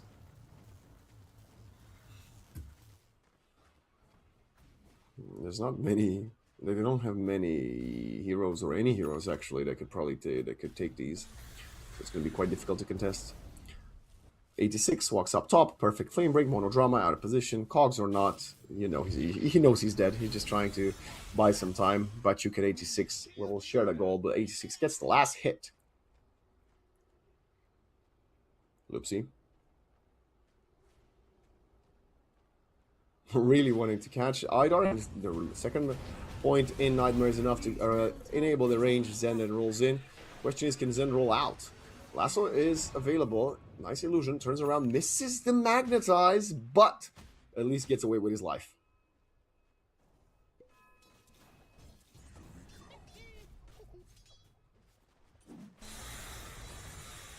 Zen really wants to steal some of these stacks. Actually, the Team Burso will steal some of them away from the Batrider.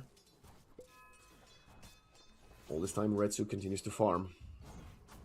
He carried game 2 on the Clinks.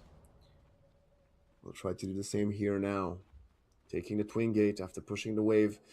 They're gonna go for this Drow Ranger, who was already wasted Gust to push Monodrama away, but the body block is pitch perfect. Skewer to get in range. They have level 6 of the Magnus, who doesn't get a point into the RP, but the damage is more than enough. They find a kill. And now they're going to turn their sights onto the tower, or is Klink's going back top? No, he's going back top. Dire's top tower is under attack.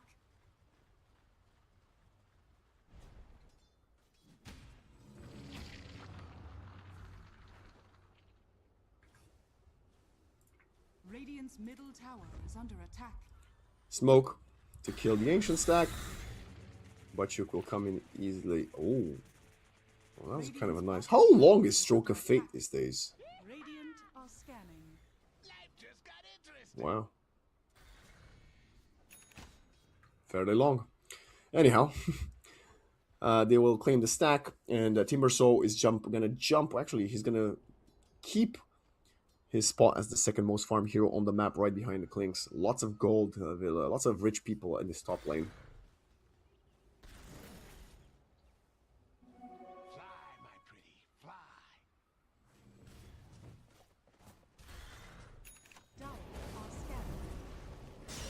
Haste, Dust, Lasso.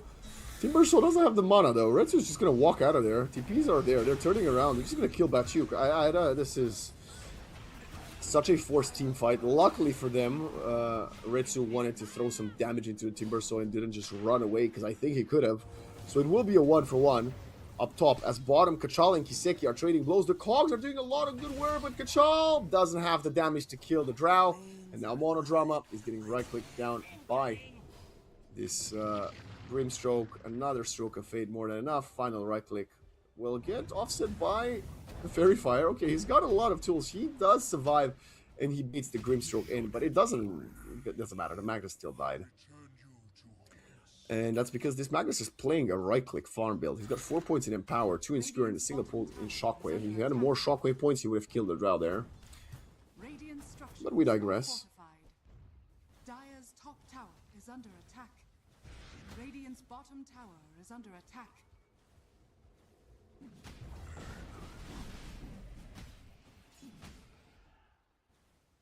Radiant's bottom tower is under attack. Dire's top tower is under attack.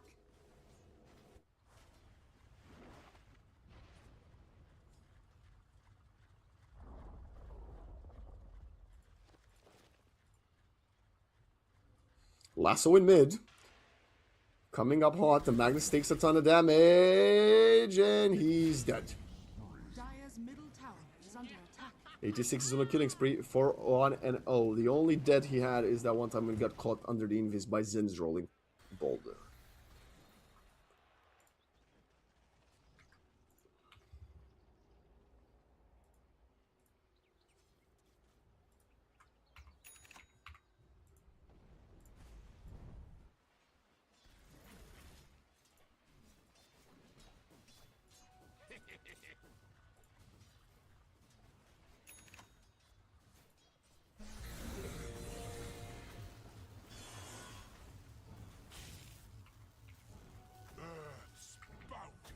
Clinks about 700 gold away from having full Desolator.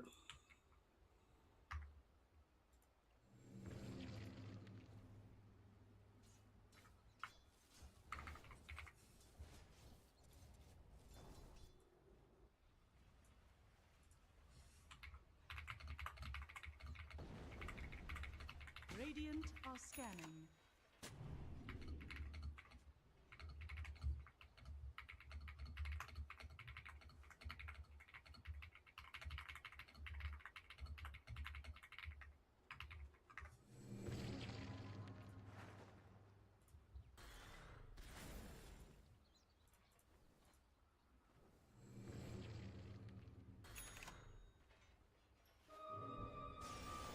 Lasso, Inkswell, pulling back, and Zen, he's Phantom Embraced. He's cooked, basically. No way of him getting out, and now Monodrama goes into Roshan Pit, gonna go for the TP out. There is no interruption just yet, and he survives, but the mid laner is dead again.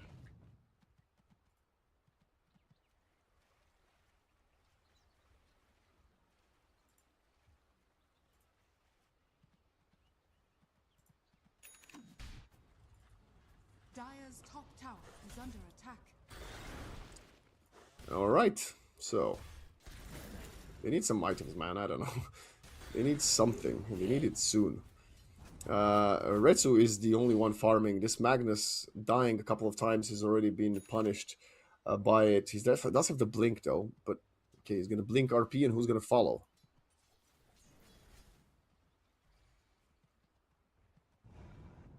Dire's middle tower is under attack.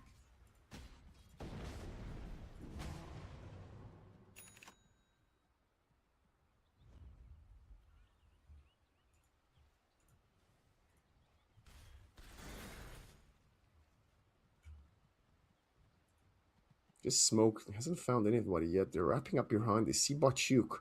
He's not alone, but his teammates are actually behind the tier 1, so actually ahead of the... Yeah, behind the tier 1. Bachuk gets caught. Skewer, Fiend's Grip, he will die. Can this Idar 86 combination go for a Soulbind Blink double lasso play? And if they can, do they have enough damage without the Timber Saw? They seem to think otherwise. Radiant's top tower is Yeah, they will just retreat out of there. And might try to catch the Clockwork Maid. I think they will be fairly successful in that one. Not much the clock can do to escape. But it's definitely not the impact they were hoping to have with this rotation. I also think this is the Blink reveal? No, he had it before. What am I talking about? Radiant's top tower is under attack.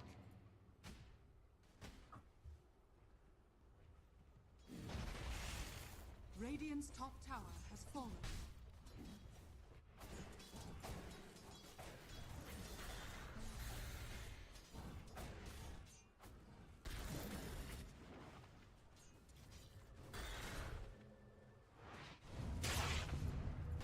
Magnetize. Hook shot. There is an ultimate available, but he's getting controlled. Balas pop it in the end. Fortune's End is there. Skewer will get... Okay, a bit of misunderstanding there. Nightmare and Skewer used at the same time, and the Oracle gets out of there safely. False Promise is in cooldown for 100 seconds, but did grant his escape.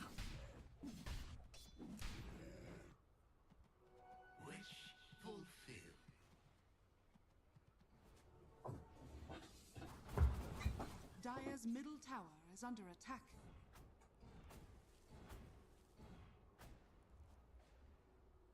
Dire are scanning.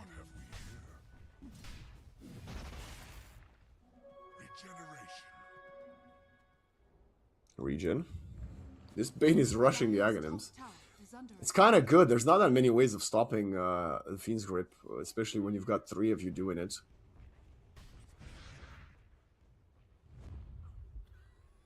Smoke from 86 and Idar. They've got Soulbind Lasso again. They're heading towards Zen in top. Zen shows on the tower. And with the Timber Saw not too far, they're going to catch him. Lasso, pulled back. Timber Chain. Well, miss, but the Whirling Death and the Chakram more than enough to burst the mid laner again. Zen doesn't even have the Spirit Vessel yet. He doesn't actually when he has the Kaya. Different start to his game. Although I think Spirit Vessel would have been very important into a Timber Saw. Oh well. Dire's structures are fortified. Dire gets fortified. Tower's fortified. 86 back in mid. Kills the Crypt. That push will stop. Very content with the status quo seem to be the Dire boys of KW. Blink out. Oh, Monodrama is there. Blink RP. Skewer. Soulbind turnaround. Instant Phantom's Embrace. Instant interrupting of the Fiend's Grip. And they're getting destroyed by that impeccable Inkswell. Not finding the single support kill. Fiend's Grip charged for about 0.01 seconds. And Team Spirit Academy win an easy exchange. And now they're going to convert into the second tower mid. Dire's middle tower is under attack. Suffering a little bit from what they did in game 1 is KW. They have a lot of initiators, but not significant damage to follow up unless the Clinks is there, and the Clinks wasn't there. Clearly.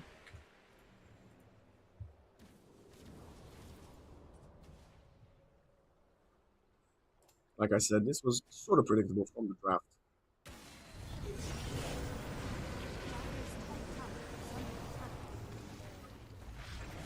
The Bane cannot save his carry. They are all out of position. Clinks is gone. They're gonna find Loopsy, a long-range Fate's Edict. It's actually his fortune, but it doesn't matter. Monodrama is gonna go for a Hail Mary TP out. Makes it out of there. But Team Spirit Academy are beelining for a victory here.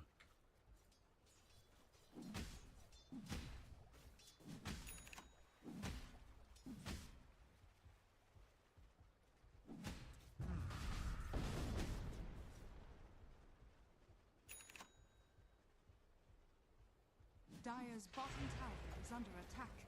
Kiseki wants to take this tier 1 bottom. And they can honestly go for tier 2s as well. They already expended their tier 2 fortify. Monodrama, looking for an angle, but he doesn't have the hook shot. Either just turns onto him. Batyuk is in the vicinity and they're going to blow out this Clockwork HP. Timbersaw is free farming. He's got 12.5k net worth. Most farm hero on the map. And yep, I'm glad our observer is going towards bottom, because that's where they're going. They're always going for Tormentor at minute 20, but Zen seems prepared for it. He doesn't have the Rocket Flare vision. This is going to be very risky. Is Zen going to have the perfect read on this? He needs to do it sooner. He needs to jump in. He's got to roll in. Connect. Magnetize. Coming out. Onto 4. Needs some help. It's actually onto 5, but he's getting silenced and destroyed. Good attempt from Zen. The Rocket Flare lands. Sailing doesn't die to it. It was a fun attempt. He got the last hit. I'm sorry. What? Never mind. Monodrama got the jetpack. Zen's play worked out. Yeah, he couldn't find the kill, but I think the Rocket Flare might have killed the Tormentor. And he gets rewarded with that with a jetpack.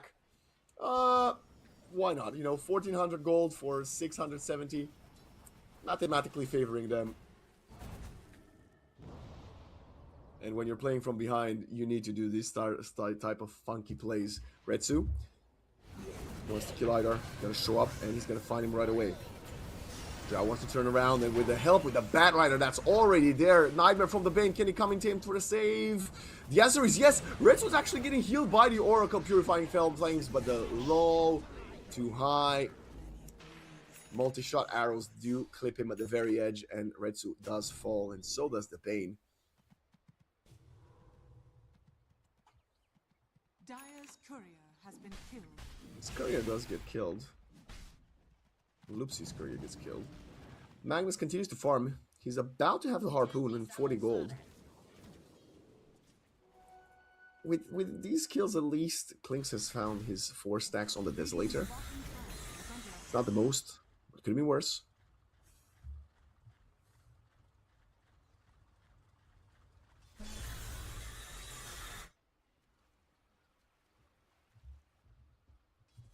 Dire's top tower is under attack. Zen going for the kick and the pullback. Starts working on his BKB. He is very far behind in gold. Very far behind. Kiseki. What is he going to get next? He might even go for the Glacier Shard here.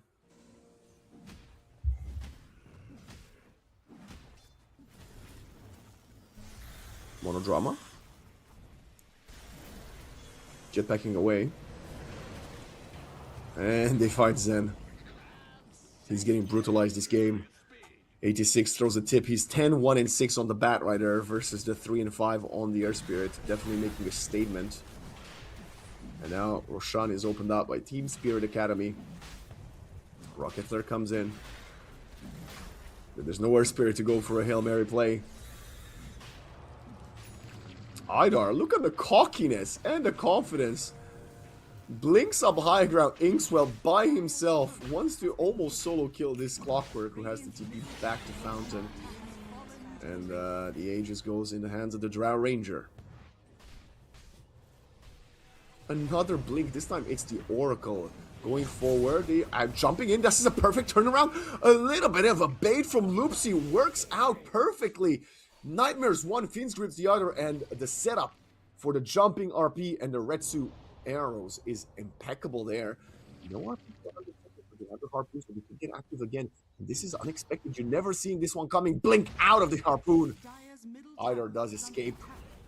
KW catching a bit of a timing and punishing Team Spirit Academy, who wanted to be the aggressors now that they had the Aegis. But will be slowed down a little bit.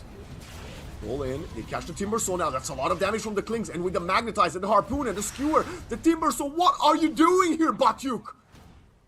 Rare mistake from the Team Spirit Academy offlaner.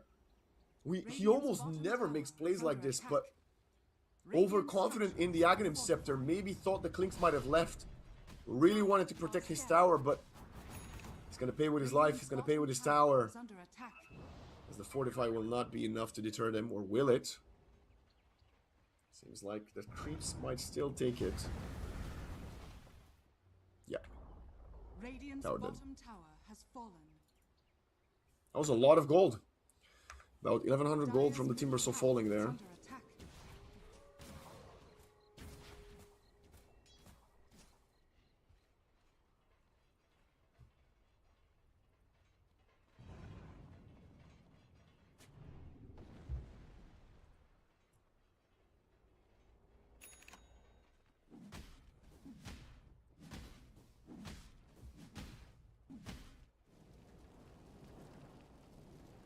Our Spirit has his BKB now. He's a non-factor in these team fights, man. He has a brawny crippling crossbow. Honestly, he should probably get a greedy if at this point. I know it's insane to say you want a Earth Spirit core to get a greedy, but he doesn't seem to find the farm. He doesn't seem to find the damage in team fights, and he's going magic anyway. Dire's top tower is Oopsie. under attack.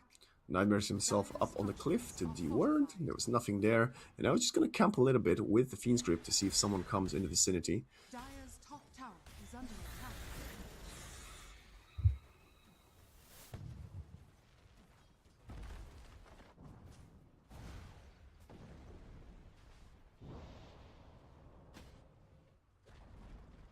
Dire's top tower has fallen. Radiant's bottom tower is under attack.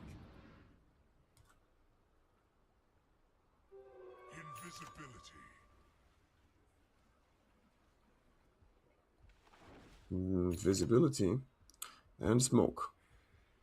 The Spirit Academy will continue to siege some structures. Radiant are scanning. KW will get scanned bottom. Tower is under attack.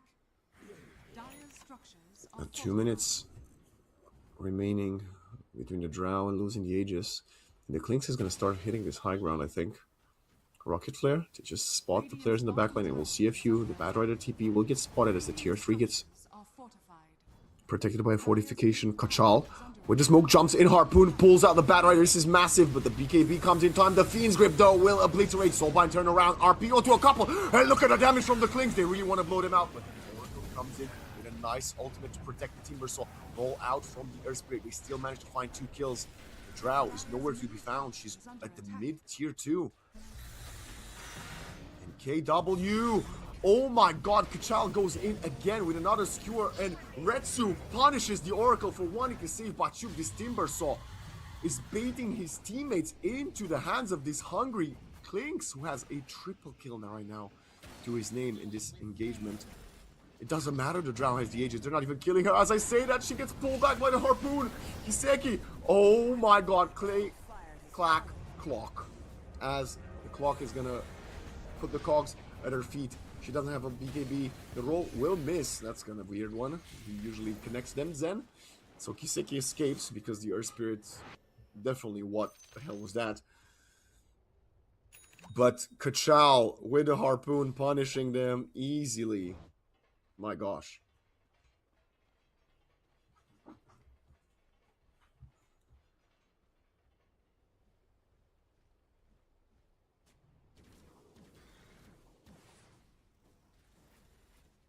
Team Spirit Academy. I don't know, man. They've been losing a lot of the team fights. I'm not even joking. It's a bit scary, I have to say.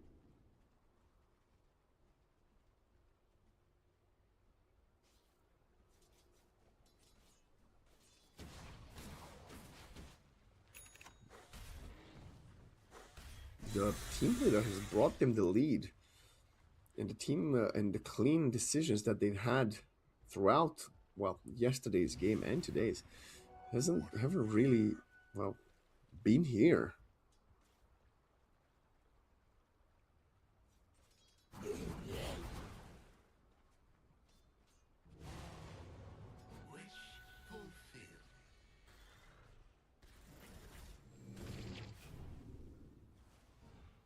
Radiant's bottom tower is under attack. They're going again. They've got the smoke. They're ready. Kachal just wants to fish someone once more. Retsu continues to siege. There's 4 Radiant Team Spirit Academy players in the Dire jungle, and yes, the mid and top lane are pushed, but they're so scared, and they should be. This is what I meant when I said earlier, everybody has a bit of a Magnus inside of all of us. XDs. What a fun game of Dota 2, ladies and gentlemen. This is the deciding game 3 of the third actually series of the day. So more Dota to come your way. Tell your family that EPL Masters playing is a joy to watch as we see a jetpack TP out from the Clockwork. Region popped by Zen because he bottled it for too long, and he's going to spot the amplified damage rune in the river, takes it, and leaves.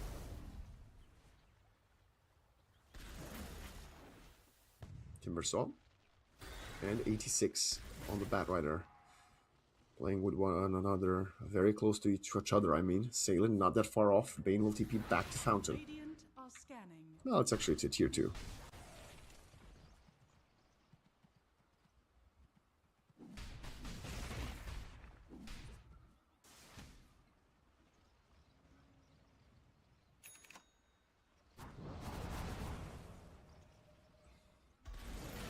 Tormentor. This time will not be contested, and Salen picks up the Rain. The Rain of Destiny. How does Oracle say it? Rain of Destiny. No, it's much more flair than that. I like making voices, but accent's not my strong suit. Timbersaw managed to reclaim the #1 network spot, but the story of the last 10 minutes or so has been this Kachal Magnus. Realizing his importance of staying alive, he will now opt to start working towards the Lincoln Sphere.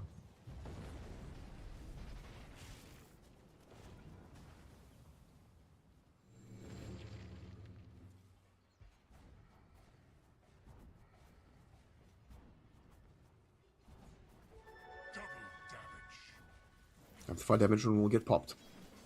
Clockwork with the jetpack spots Batyuk, throws the cogs out, forces the multi-shot. A lot of information gathered there by Monodrama. Gem in the hands of the Timbersaw, level 22 for him. Lynx now, #1 the network spot. Everybody seems to wait the second Roshan to respawn.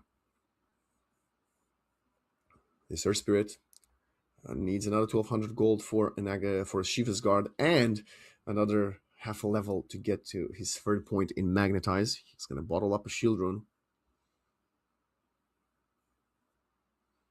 And we resume as the G's in the chat.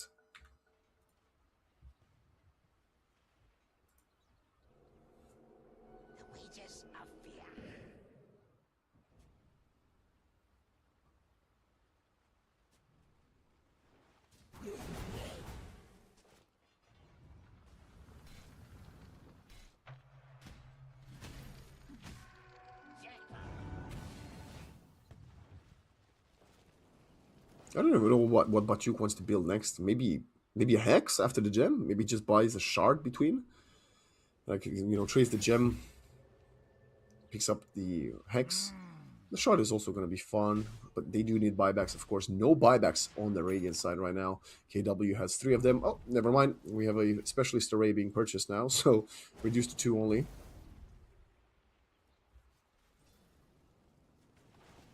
Earth Spirit has now started to outfarm the Batrider. Our Ranger needs a level 20 for an extra boost in the talent tree. We'll most likely go for the Gust self-movement speed, as it's a very valuable piece of mobility for her. Unless you get a Drow with Ags, you don't often see the multi-shot damage increase. Full Hydra's Breath done for the Clinks, similar to what we saw in Game 2 from him. Magnus has hit his level 20. That means he's going to have the extra shockwave damage.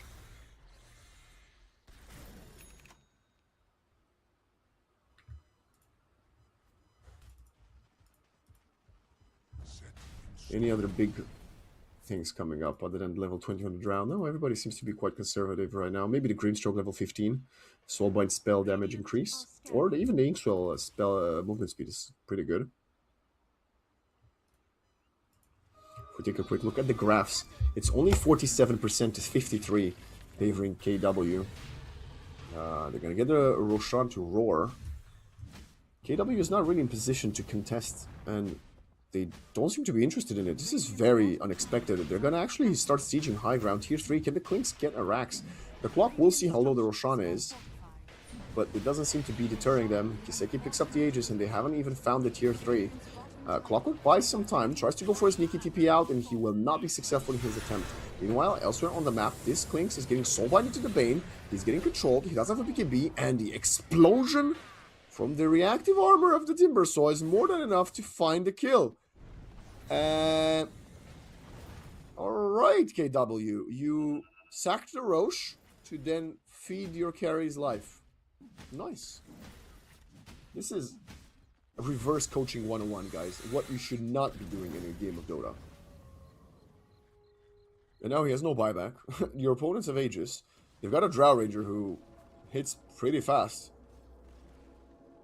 You know how I said that there was a 47% chance for the TSA squad? Yeah, it jumped up to 70, by the way. 71 now.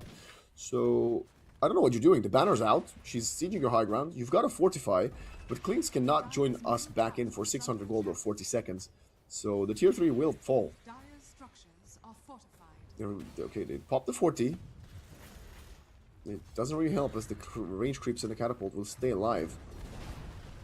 And the only players showing is the Drow Ranger, so if you pull her back in, she still has the second life.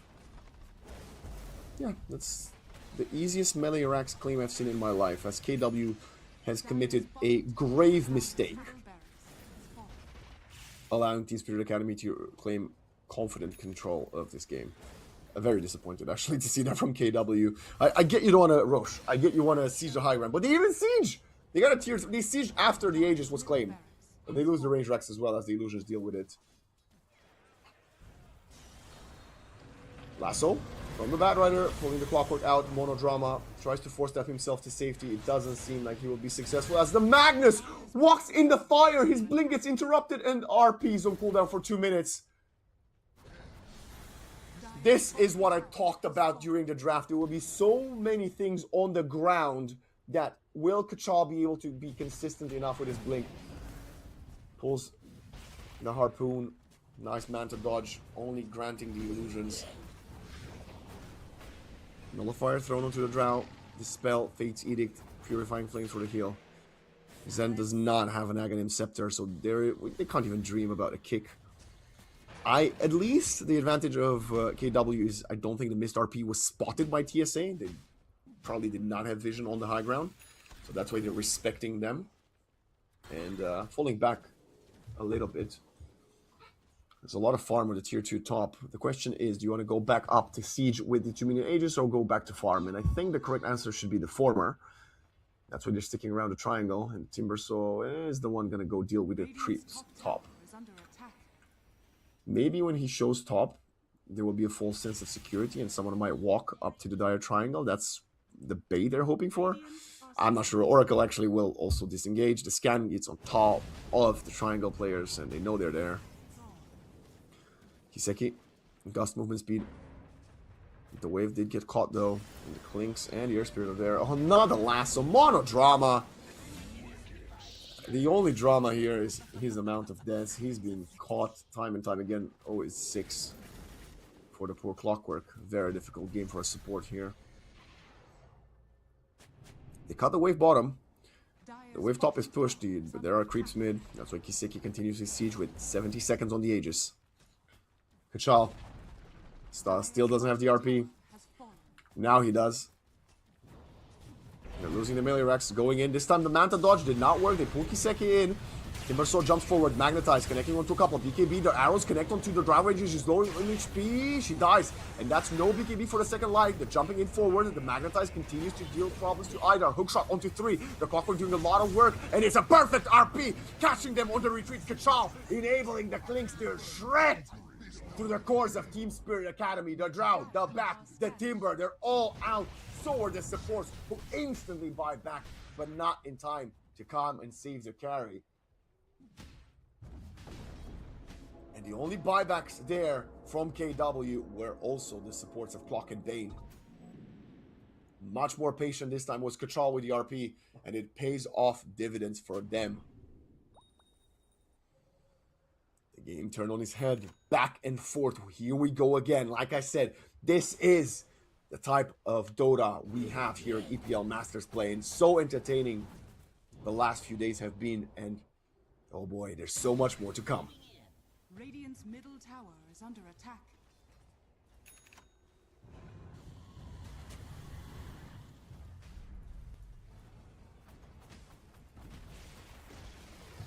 Radiant's middle tower has fallen. No buyback on the Timbersaw for 900 gold. Radiant's middle tower is under The attack. bottom racks are open. Kachal smokes and walks forward. He wants to catch someone with a harpoon. Has fallen. Radiant structure. Fortifies there. They see 86 with a jetpack. It's a jump in. Perfect vision. Even the hook shot for good measure. Fortify comes out and the Batrider needs 50 gold to buy back into this one. Great pick off there. KW. They have the gold lead. The Drow Ranger is back. They would love to force a buyback as the Batrider gets it online.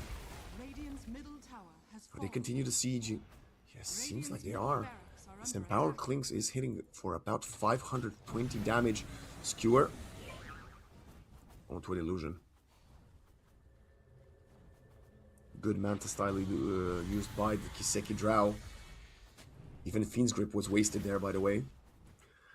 So Team Spirit Academy hold without having to force any of the core buybacks. It's back to an even Steven. Supports with buyback and cooldown on both sides. And then the Magnus, Clinks, Drow, and Bat have the buybacks. Batrider is gonna actually start working towards his next item, which is the Aghanim Scepter. Whereas Timbersaw and Air Spirit need to farm theirs. How far is the Air Spirit from an axe? He's got it! He has the kick. Alrighty, he's also going for the blink. Zen was shut down a lot in the mid game. Radiant are scanning.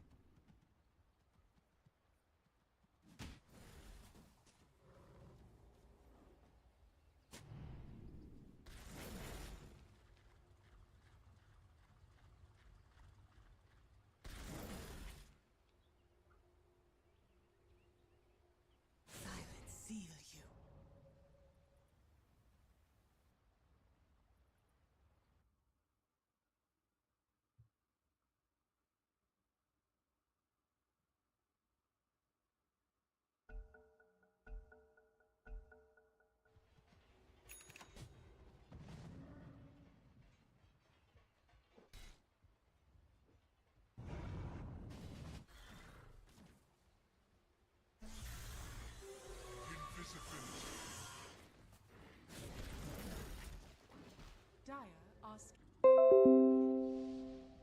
Dire's top tower is under Kachal would love to find a pick off. The illusions are coming. He's not going to get debated. He's got level 25 on the max. Goes for the RP. 3-man. Instant buyback. Roll into a couple. The Drow is obliterated alongside her support.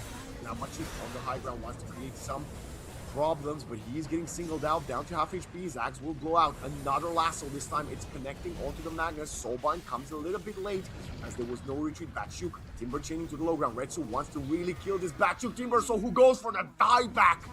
The Batrider also dies. The gem is on the deck. KW might have managed to win this game on the back of the RP buyback. RP from the Magnus, buyback from the Clockwork. And he has to purchase himself back into it. 86. Definitely need to do it there.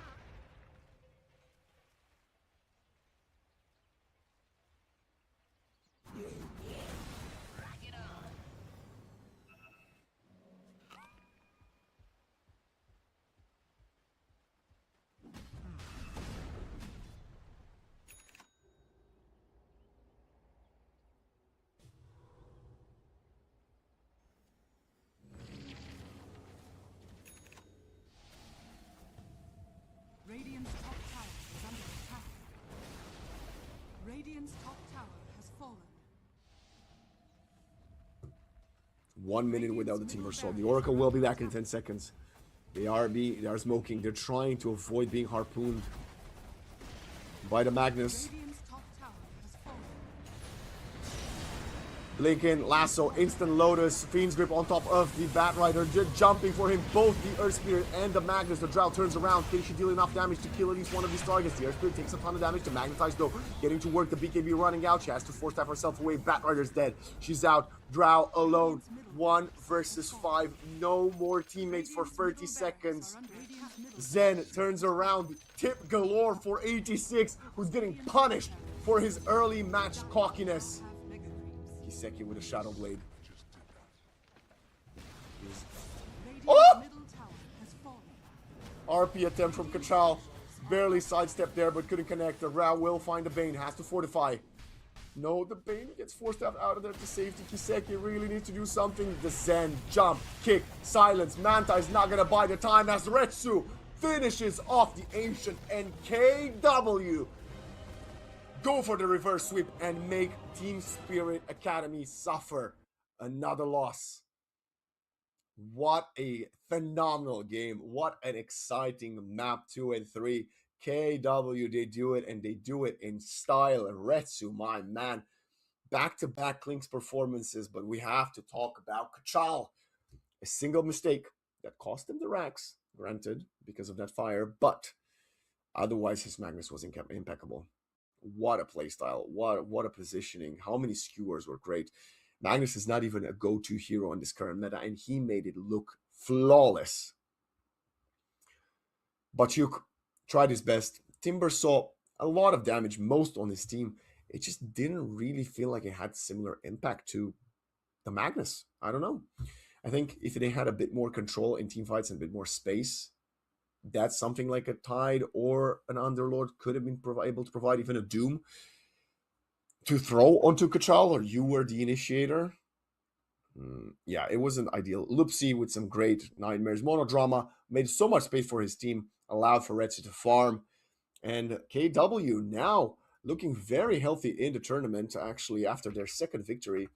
They have won 2 matches back-to-back today. They showed no signs of fatigue compared to Spirit Academy, who showed that they were getting quite tired. And that means they will find themselves in a comfortable third place position with 6 points out of 3 matches. So Team Spirit Academy, they've now played all of their games. They've got 5 points. And if PogChamp finds a single point victory, that means Team Spirit Academy could very well be eliminated here. But there's a lot of ifs there, right? They will find, they have 6 points. 6 points. Is it going to be enough? Is it not going to be enough? No matter what, they had a great showing. I love to see them play in the tournament, and hopefully we'll get to see more from them in the future. As for us at the plane, we're going to send it to a break, and we will return with the fourth series of the day, between Ibiris and Z10. Stay tuned for that.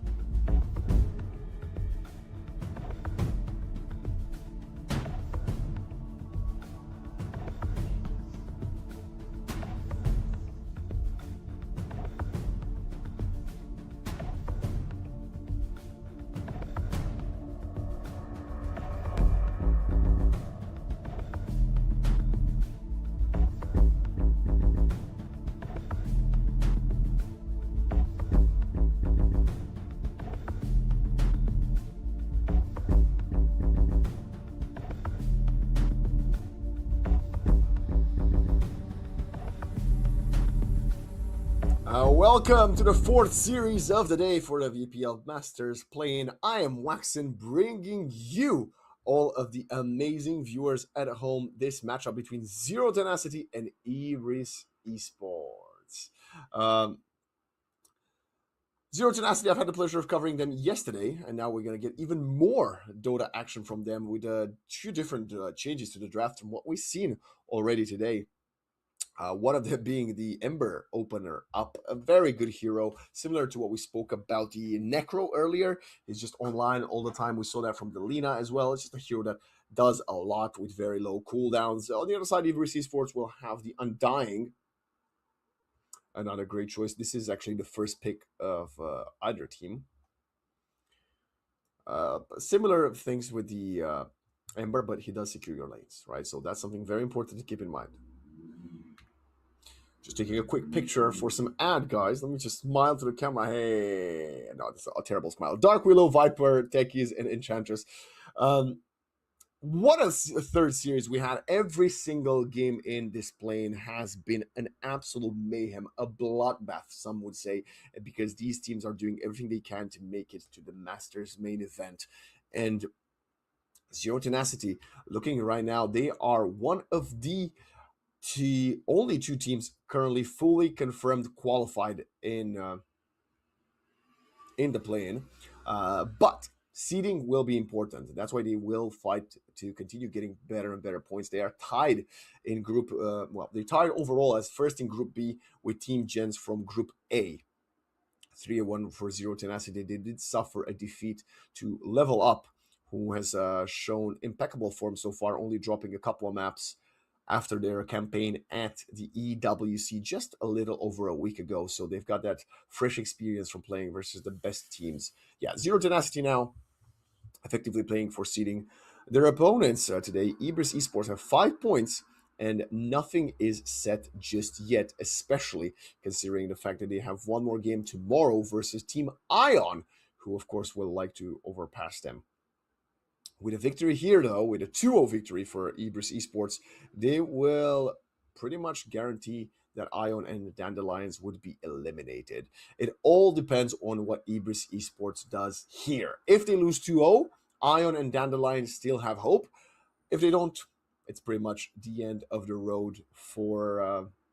If Ibris loses, their hope for the other two teams. If Ibris wins, it's the end of the road for the other two teams. That's what I'm actually saying right now.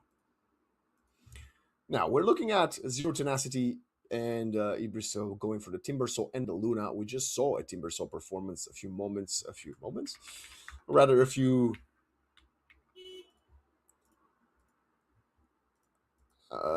minutes ago or so. That was unsuccessful from Batchuk on the side of Team Spirit Academy. I approve this ban. I'm so tired of seeing the Bane. We kind of need a break from the Bane. There's too much Bane in my life. Please, someone, stop picking this hero for a few minutes. I know the hero is great. But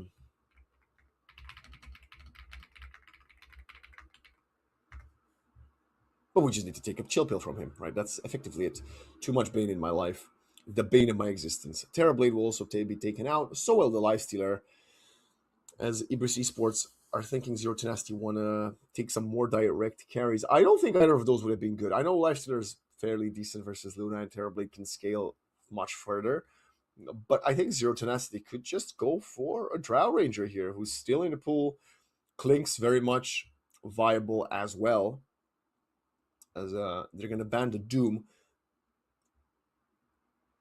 All right. They banned the Bane just for funsies. Realized, oh wait, they have support, so let us ban the Doom. The Doom would be a great pick, though, to just deal with the Ember and the Timbersaw. Anyway, Ibris Esports will have to show us their hand. Most likely an offlaner here. What do we still have in the pool? Centaur is available. And they don't have the most catch. Yes, you have Searing Chains and Blast Off. Enchant? No, I think this is a Centaur game, 100%. No! Never mind. They're going for the Axe last pick. Fair enough. Fair enough. What else is there for me to say? Not exactly the hero I was expecting to see here. Also, Zero Tenacity is playing with a full roster today. I believe yesterday Moose was substituted by till the end. We still have Nesphere, Warwick, Mixa, and MLS. Desire is not on the server, so maybe playing with one stand-in. But of course, having Moose back, he oozes the experience, and it's wow. Alchemist last pick. This is going to change things up. This is going to change the pace of the game. Dream, a very experienced carry. He is one of my favorite carries to watch. Where is this? Another? Now I'm really confused. Oh, Dream is for Ibris Esports, of course. What am I talking about? Yeah, he is one of my favorite carries to watch in this tier 2.5 level. I've casted him many times over the years, playing for the Kyrgyzstan national team. Right now, he is joined by Norma, Nish, Ponlo, and Woki, which I believe is a substitute for Zayats, unless Zayats plays with a different name. I'm not entirely certain. Ibris Esports also has had Monodrama on their team. Monodrama might be a familiar name to some of you because we just saw them play last match in the KW roster. He was playing instead of Lizard, I believe. So lots of changes in these teams, but it's only normal. We find ourselves at this point in tournament where,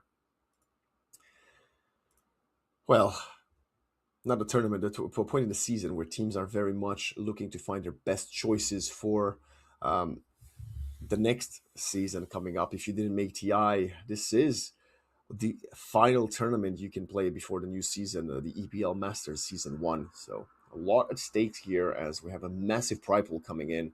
Prize pool. As we're going to get into the game in just a moment.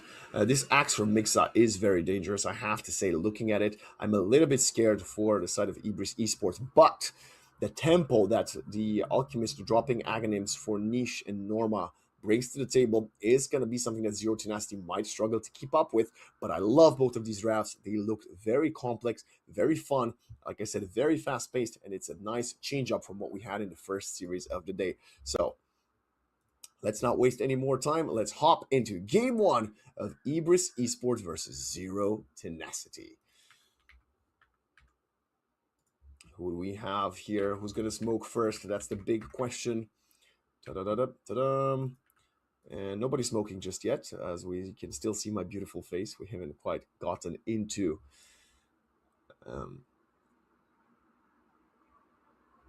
the server.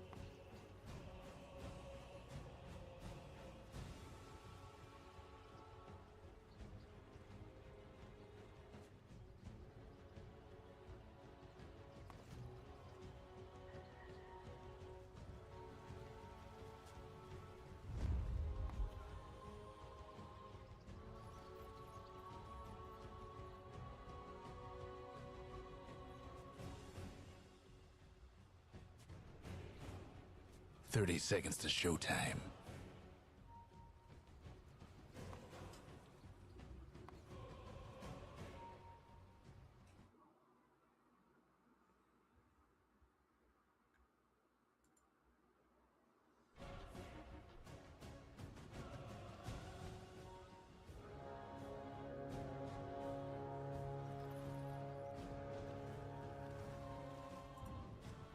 The game is on.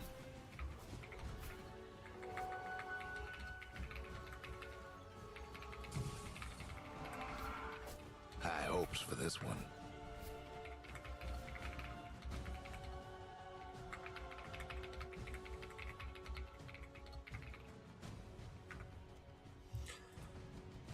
Niche in mid. Ember into the Viper. Warwick is most likely going to obliterate him.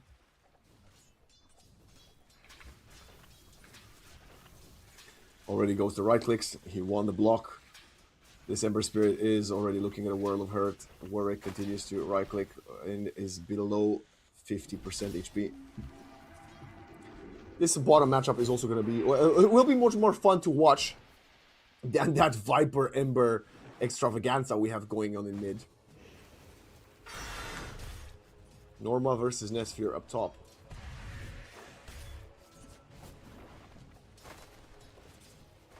The Radiant's courier didn't make it. Walkie pulling the wave for his Timbersaw. Otherwise, he would be very zoned by the Undying and the Luna. Nesphere pulls the Radiant Wave under, well, actually behind his tier 1 tower. He's going to start farming away, denying extra creeps. Both teams copying what each other do and adapting very nicely. 4 lasses, 4 niche. Obviously, he's got 1 HP. He's expended all his tangles and he's pulling a salve.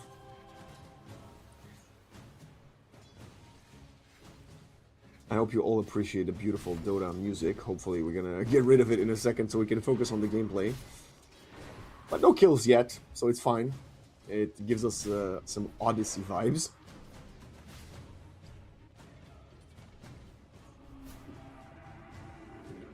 Dire's top tower, you know the drill.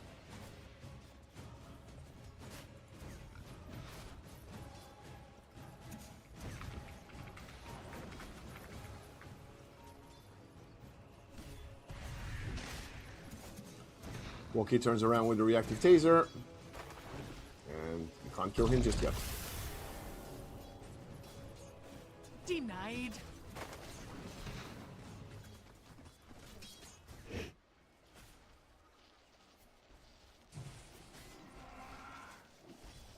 Dream, only 6 lasted so far. He's literally struggling versus Mixa's axe. Those are concussive.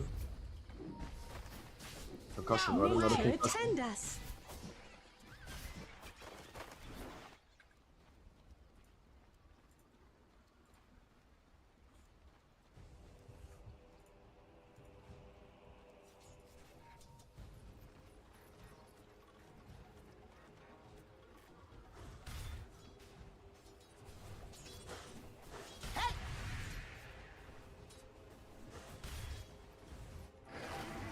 Dream, first blooded bottom, as we see it. I can take care of Easy myself. find there. Couldn't quite get it.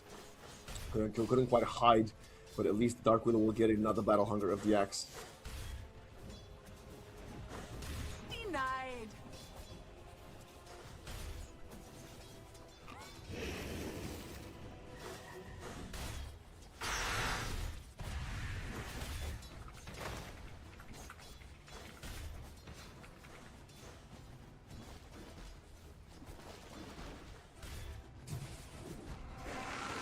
Come get healed.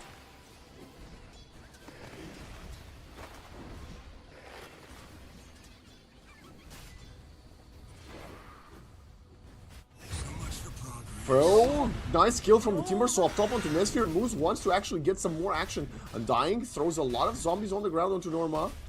Dire's mid tower's having technical difficulties. And the Luna tries for the techies. A bit of an overcommit there from Zero Tenacity.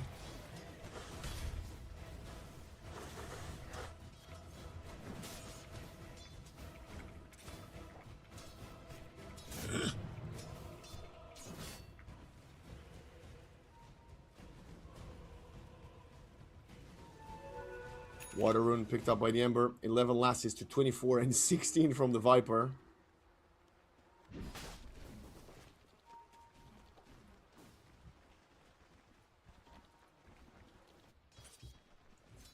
Pulling to the side.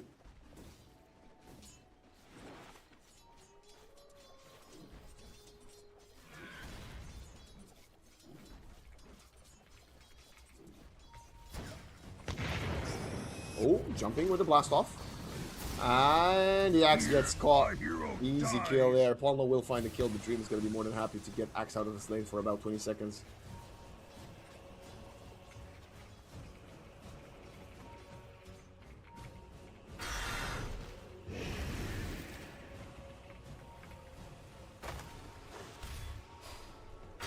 Moose throws the tombstone down, but Norma finds the freest kill of his life, and now he's even going to get gold for The Tombstone niche is dying to Warwick as the Viper strike was strong, level 6 for her to find this poor Ember Spirit. Only level 4 for him. Now they want to get Walkie, who's also going to die, and Warwick is having a time of his life. Paulo, next casualty, they can't even find a trade onto the Dark Willow. It's Warwick with a triple kill for his Viper. This is how you punish Ember Spirit first pick, boys and girls.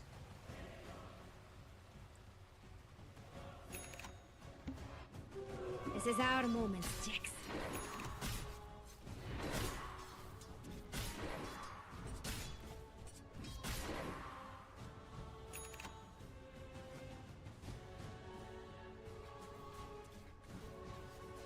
Minute 7 around the corner, we see the Dark Willow already invading the Shrine of Wisdom portion of the map. MLS under the invisibility rune. Is he gonna get pinged? Norma has level 6. And oh my gosh, there's 4 dire heroes coming here. Norma, yeah, the Wisdom Zoom is not coming your way, and he's gonna go straight for a TP, and he's out. The TP out to safety, still dies in Fountain. Oh my god, I thought he's safe with the 1, but definitely not enough. And Moose picks up their opponent's Shrine of Wisdom.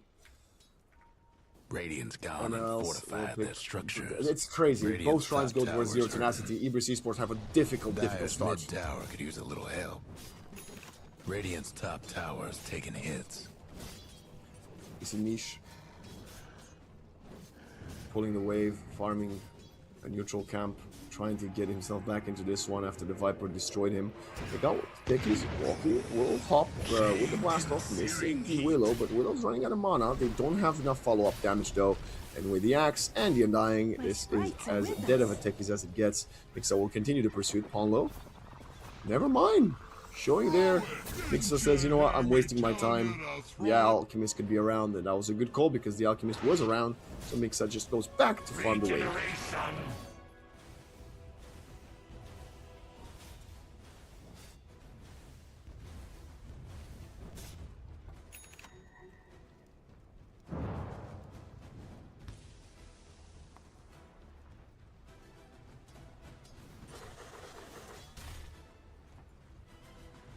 Radiant's bottom tower seen better days. Dream claims the #1 network spot. Radiant's mid tower's getting banged up. Loads up the concussion. Run onto him. Niche is going to show up to the party. Either of them getting the last hit would be a great thing, and Niche is the one finding it very needed. Elsewhere, Moose is invading the Radiant Triangle. Applying pressure onto Norma. Radiant's top tower is taking hits.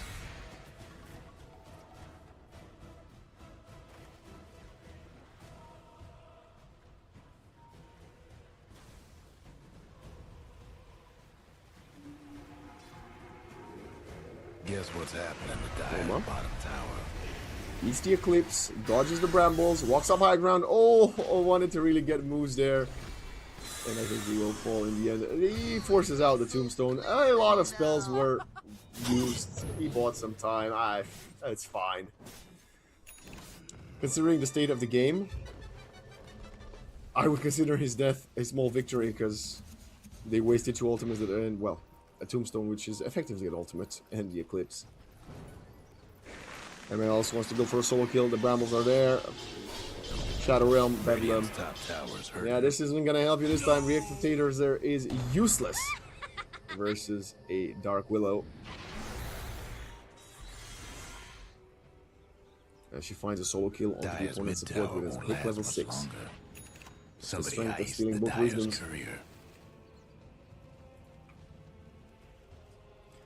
Level 4 on the Enchantress, level 5 on the Techies, respectively to 5 and 6 on the Undying and the Willow. Vanguard, Angel Soul Ring seems to be the name of the game for this axe.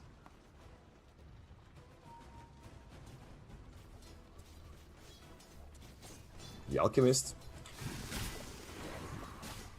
about 100 gold away from having this Sacred Relic.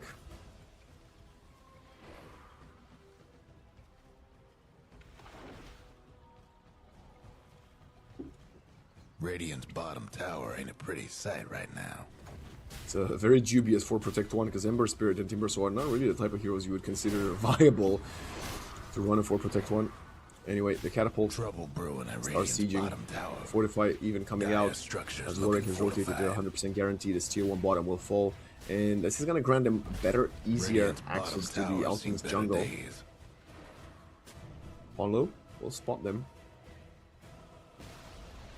There goes with Radiant's his bottom Stone tower. Conqueror. Dire's mid tower's having technical difficulties.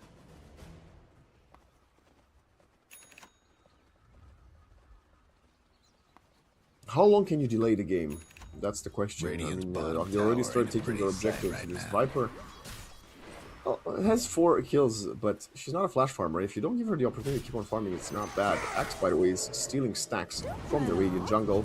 They're gonna come in with the Remnant, trying to punish. The Alchemist is there with the concoction on top of him. Mixa gets punished for his overconfidence. He was playing under that Observer ward. And now Tech is joining in the map. They want to reclaim control of their jungle, at least for now. Radiant's mid tower's getting banged up. Illusion. Niche. Oh boy, almost eats a whole Terrorize. He's just pulling the wave. He's messing around with them. They don't have that much catch. Which is one of the reasons that despite his slow start, I think December could still have, well, still have the potential to have a game eventually. Niche and MLS are actually tanking each other, and the Bedlam gets forced out. Ember will Remnant out of there to safety.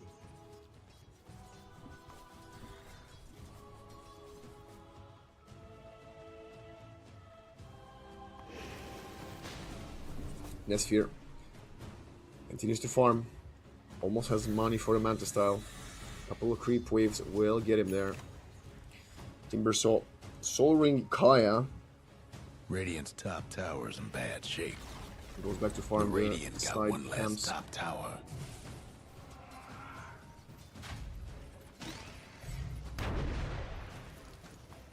Walking.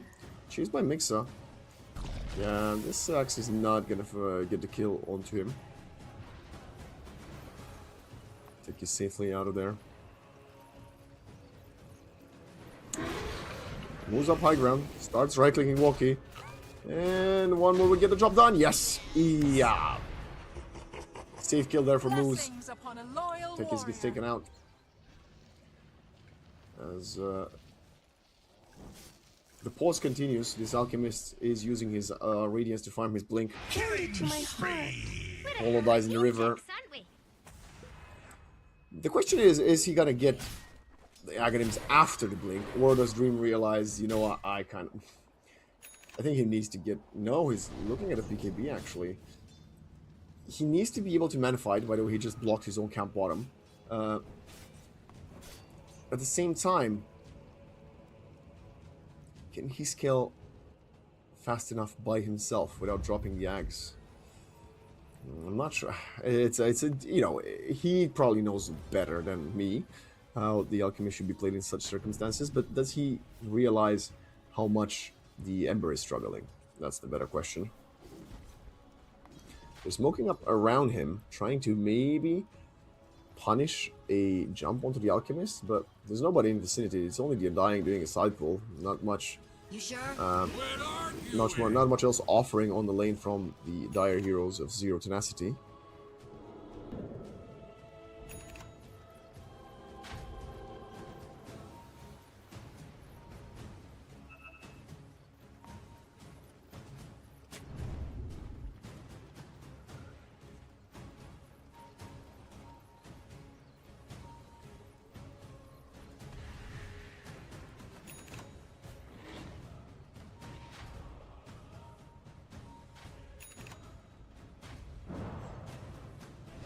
Ember spots moves.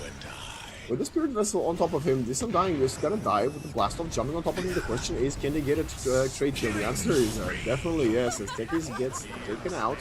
Nish finds a killing spree, but the pursuit does continue. Another Remnant to the low ground. Interrupted! Nish lagging away as Warwick finds the kill with the poison. The TP was almost there, but the Lucent Beam coming in from the high ground to the low ground takes him out again. And Zero Tenacity managed to trade that Undying very effectively for 2 heroes. Warwick, he's got something on the courier. I'm not entirely certain what it is. Oh, it's a full Hurricane Pike. He's gonna need to use it, but Spot's Dream doesn't pike him in time. The concussion is there, and now they're gonna go even deeper. Timber chain forward. Esport want to fight MLS. Oh my god! Just got deleted. As Dream, with superior net worth, shows up to the party and has some impact. Already purchases the Ogre Axe. Dyer's mid tower's having technical difficulties. Yeah, the Viper dying after getting that kill is going to be a huge gold for him. Weren't partial to that mid tower. Look at this fight recap. 1,200 gold exchange in the favor of the Radiant guys. Gotcha.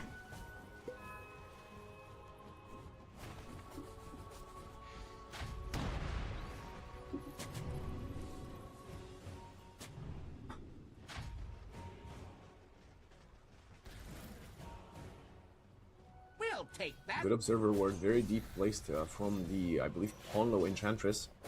Not spotted by the sentry that Zero Tenacity was trying to anticipate it with. Drum's already done for Ponlo.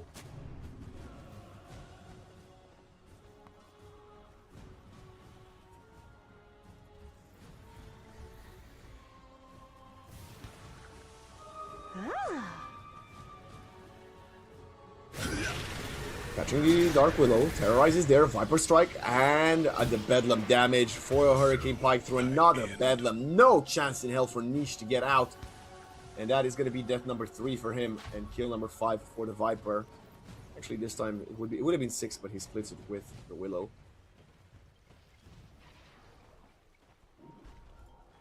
He's making space, right?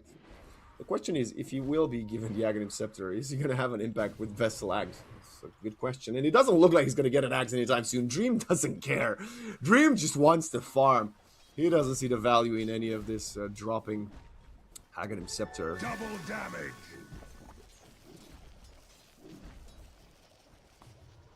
No, he's got BKB. He's going Silver Edge next. Dream is trying to carry this game. Does that mean the Timber Soul will have to build his own Aghanim Scepter? No, Timber Soul's getting BKB as well. Interesting timing play here for the Radiant side.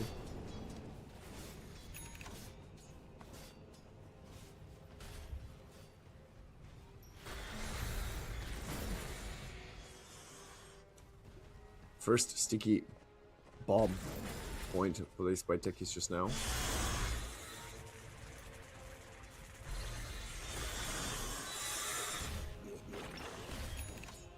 Dyer's top tower's getting beat down. Tier 1 top is getting on the siege from the Radiant side. Right now. The Alchemist is actually showing as well, and they realize we cannot fight this man. He's got a BKB. Until we get our own BKBs and Nesphere starts farming his. I believe we also saw consecrated wraps for the axe. Dyer's got one last top tower.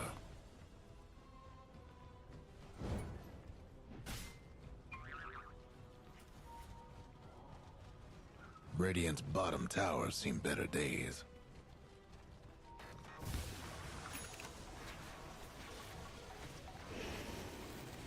Trouble brewing at Radiant's bottom tower.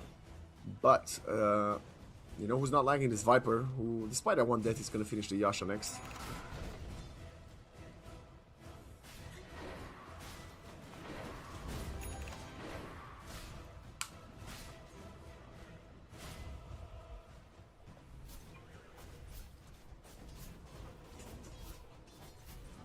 Regeneration. Regen.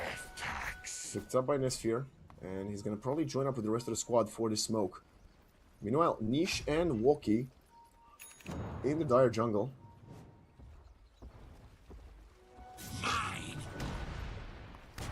Mills. And Mixa showing up mid. The smoke doesn't find anything. Dream continues to accelerate the farm even further. He's got the Hyperstone for the Assault Cuirass. Change his mind, instead of the Silver Edge, going for something that will aid the team a little bit. But this Luna is doing great in keeping up with farm to the best of her ability, I have to say. Axe, no blink yet. Lotus Consecrated Wraps for Mixa. fascinating choice, I have to admit.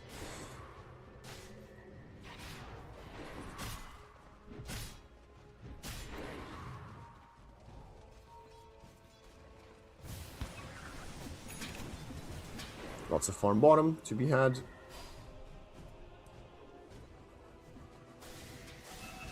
Start sieging this, not sieging, well, taking the Tormentor.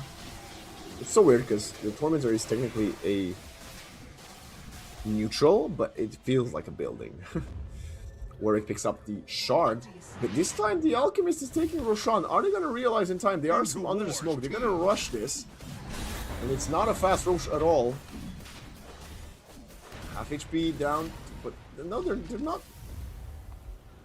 Okay, they're gonna get out of the pit and smoke themselves. They saw someone under the Twin Gate. They're gonna beeline for the Luna. This would be a massive pickup before finishing Roshan off. I think they spotted Roshan is down to half HP. Axe start breaking the proximity mines. He's on the low ground. He has no way of blinking out. Nish needs to catch someone with the searing chains. Nixa does not have a BKB, just reminding, but he's a tough nut to crack.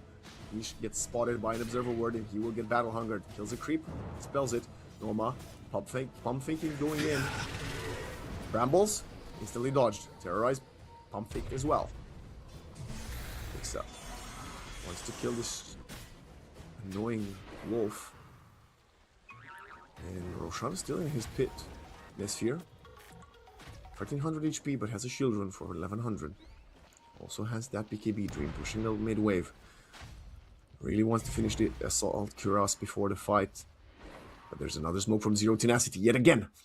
They want to get involved.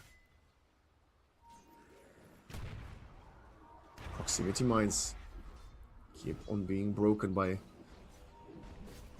Zero Tenacity boys. Alchemist farming. Purchases the recipe and still needs the plate mail.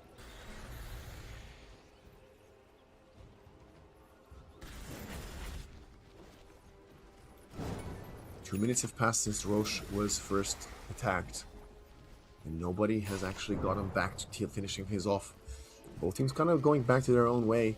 But I'm going to go on a limb and predict that Iberius will go for a fight as soon as this Alchemist finishes the AC. I'm definitely expecting a smoke there.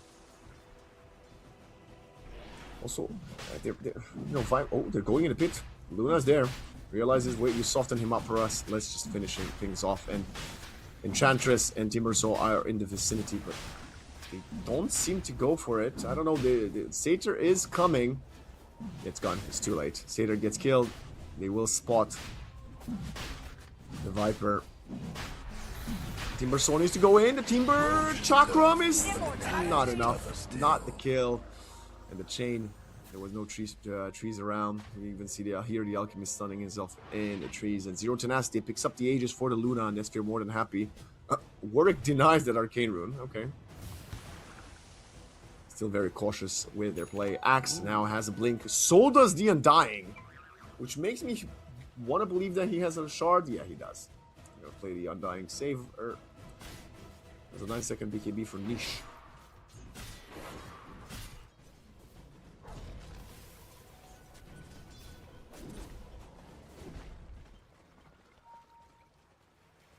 Radiant's bottom tower ain't a pretty sight right now. The Dire might want to mine their top tower. Radiant's bottom tower's seen better days.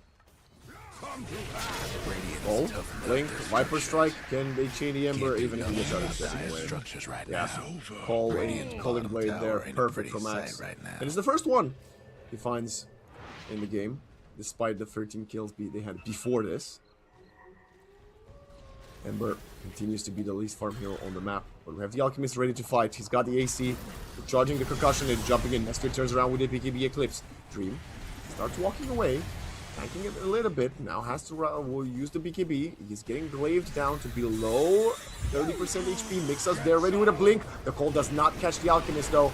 Does catch his teammates. Warm up. Has the Timber chain away with the BKB. Paula will die. Viper Strike through the BKB, and the Timber Soul needs to chain again even further out. Does not have a TP. Luna continues to chase. But Norma will get out of there safely. Axe coming in with a call. The damage is going to be enough. And no Calling Blade, but the decay damage is enough to finish the Timber Saw. And that's his 9-second BKB not finding even an escape. They tried to get cheeky. They thought that Luna might preserve her moves, tanking a lot of proximity mines. Yeah, they tried to get cheeky. They thought the Luna might save the BKB for the second life, but no. She realizes her strength turns around, doesn't even lose the Aegis because of the perfect usage of the BKB. Then you can say whatever you want, man, but a 2k lead individually on the Alchemist is not sufficient.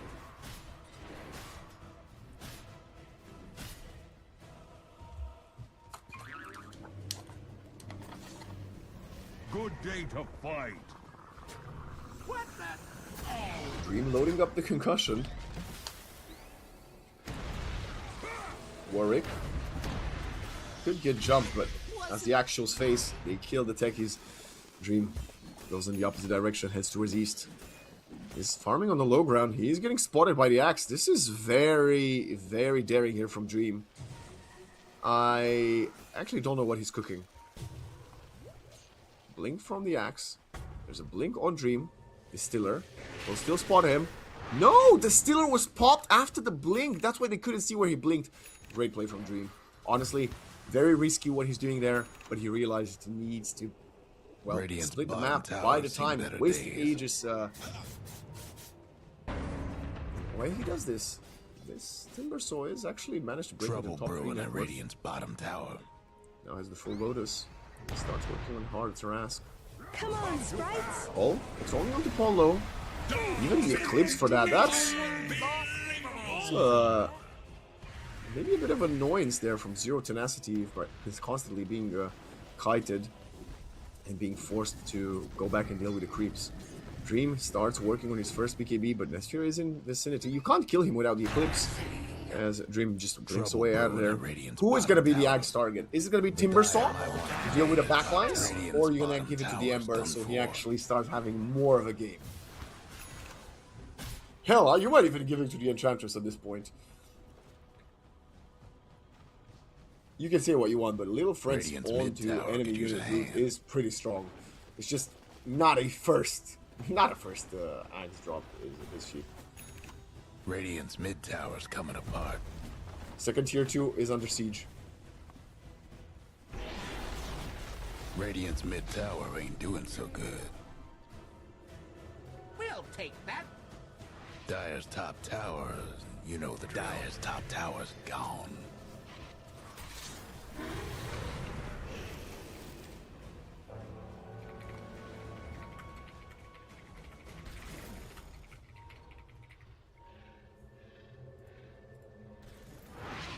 Dream gets out again. Very nice played with that word, but it will get taken out.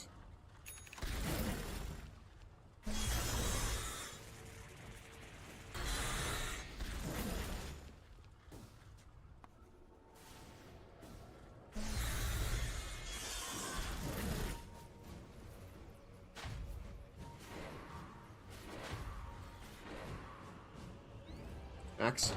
Your place is here. He is in the vicinity of Warwick. You can't really jump onto Warwick.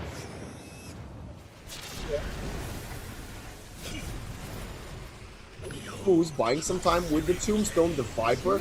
Managed to get out of it afterwards. Moose will die. Warwick respawns. Does not have a BKB. Well, he appears rather than respawns and just kill him. Nothing to say. Nesphere, what is he doing? Blinking forward, goes in with the Eclipse. Axe call onto the Alchemist. No BKB in time for Dream, and the calling right there. Mixa coming in hot with a double kill.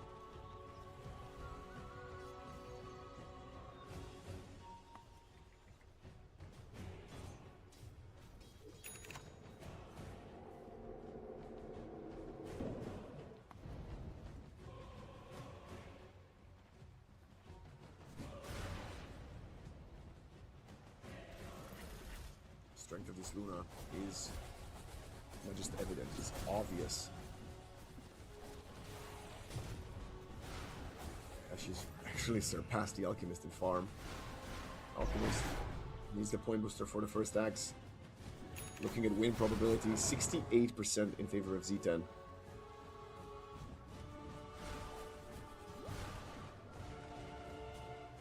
Great play there from Mixa as well. One of the most experienced offlaners in this play in the group stage, I have to say.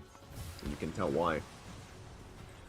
Work on his Viper. I mean, he's not been impressive after the laning phase, but he did so much work in the laning phase that Niche has yet to have significant impact on this Ember Spirit that I have been praising. So he's done his part in the game.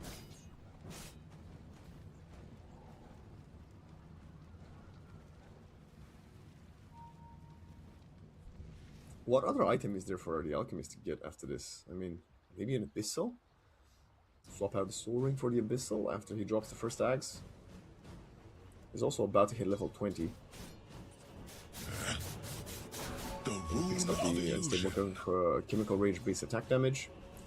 Ember also looking for his level 20. Timbersaw has hit 21. Has the Exposure Therapy heal for 12 HP per tree destroyed. Very fun, interactive scaling innate ability for him. Axe, level 19, also looking towards his 20. Willow has fit 15, has a plus 30 Bedlam damage. Thanks be to you. And we have the Ember Spirit picking up the Aghanim Scepter. Alright. What's happening to Dire's bottom tower? It's gonna scuff a little bit of the net worth chart, but will propel the Ember forward. And now, let's see if he's gonna have a game. Something about that bottom tower. Smoke from Zero Tenacity. We're looking at buyback status. You better not look, because the Willow and the Enchantress do not have anything. Dire's bottom tower's getting the business.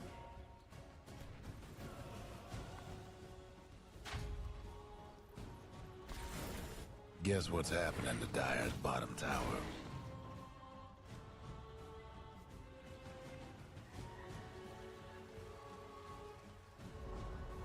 Dire's bottom tower got blown to bits. Are they going to expect this smoke onto them? They're actually tormenting right now. And Polo will die. Dream is the one that gets caught. This is a disaster for them. Dream, the cooldown is going to enable the BKB TP out, and the Enchantress is already gone. Okay. Getting a little bit greedy there by going for the big fat Alchemist. But with only the call to go through BKB, yes, the only target he could have actually found was this Enchantress. Ember making space up top. They did spot that he's got the Axe, and it's a MAD for the techies picked up as they did kill that Tormentor.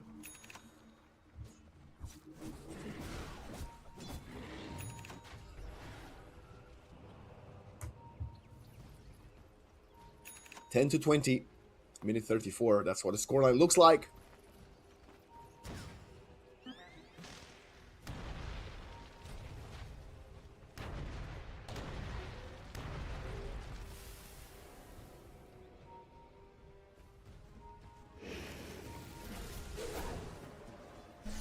Enchantress has her shard. Spoink! Spiggity spoink! Spoink and spoink. And she has the Dragon Lance. A very ambitious build from her. But you know, repositioning yourself in the middle of a team fight with a Spoink is always good. And if he finishes the fight, she's going to have double tools for repositioning. Polo hasn't had the most impact compared to his normal save, I would say. Normal self. Oh. Right up.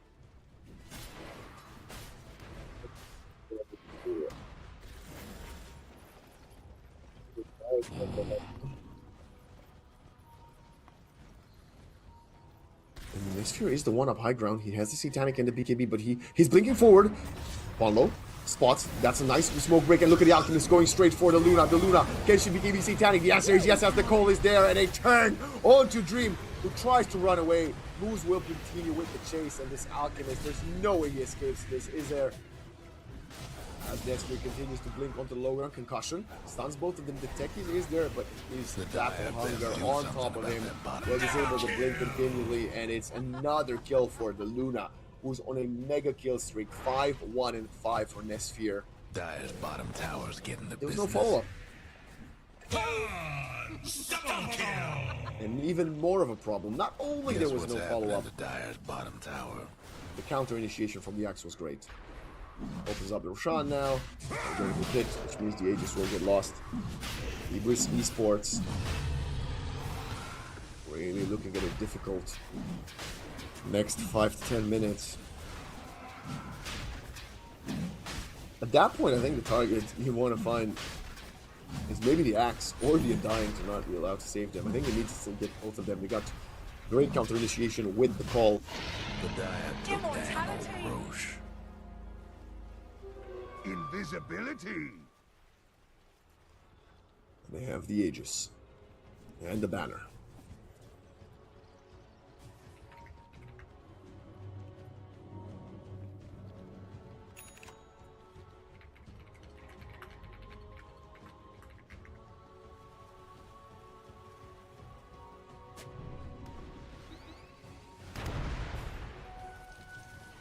Interesting four-staff attempt there. Will not go right. Nixa actually sidesteps the proximity mine, and now Luna blinking forward. Nice chain, but they obliterate this support duo as Nesphere has hit level 25. And I'm looking, there's no buybacks on the Ember and the Alchemist. Enchantress, who's dead, will use hers. Radiant's bottom tower. Banner got plopped already. They got double catapult wave.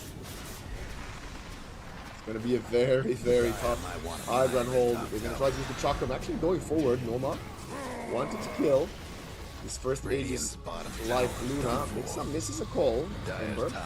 Up by the Bramble, now Enchantress gets to work onto the banner. Nesphere turns around with the Eclipse. Enchantress points away. And the Eclipse will not find a kill this time. Nice impetus shots flying into Nesphere. But he still keeps his Aegis alive. Tombstone, well, die. It's gonna be 200 gold for the Timber Saw. They hold high ground. I have no idea where the Alchemist was all that time, by the way. His net worth has not increased since. So, yeah.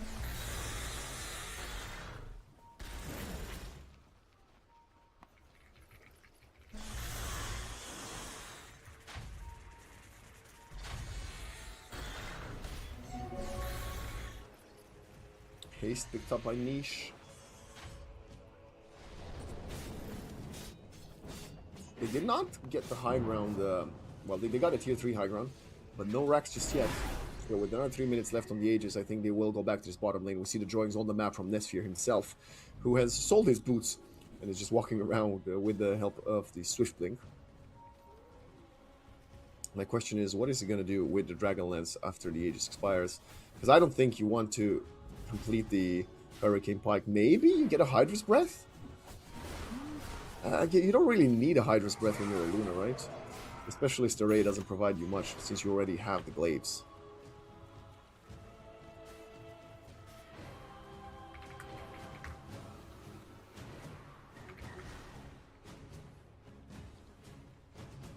$3,200 net worth for her. It's a very odd game. It feels like they were playing for Protect 1 for the Alchemist, but Luna is the one on the server.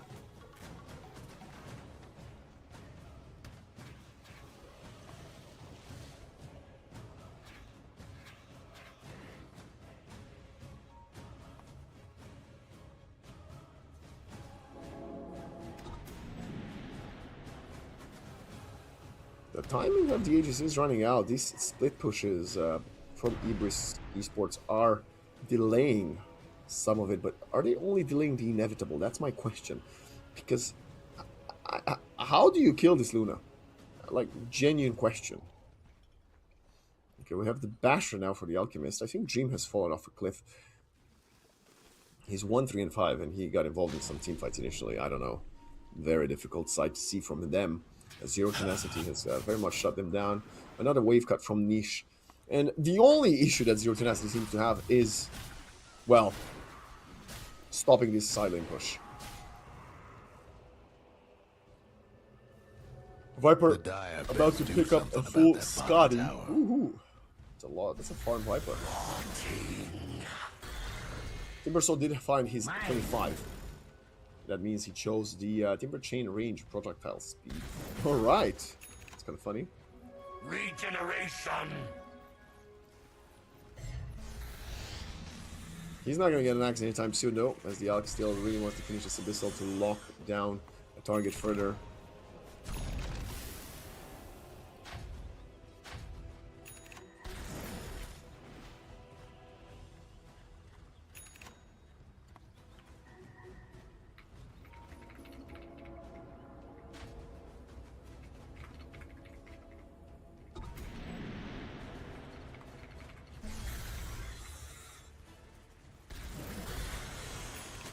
Aegis is gone. I don't know what happened. Zero Tenacity did not go back to the melee racks, although we did see Nesphere just like circle the racks bottom and the bottom side of jungle. His team didn't listen, and yes, they are in the same area now. But does that mean they want to wait for the next Aegis? Do they really value the banner that much? Who said this is a very important game for Ibris Esports. Zero Tenacity playing more or less for seeding as they've made it to the Masters. Proximity Mines, not going to do anything as Nesphere jumps up high ground and obliterates the Techies with 0 and 10 right now.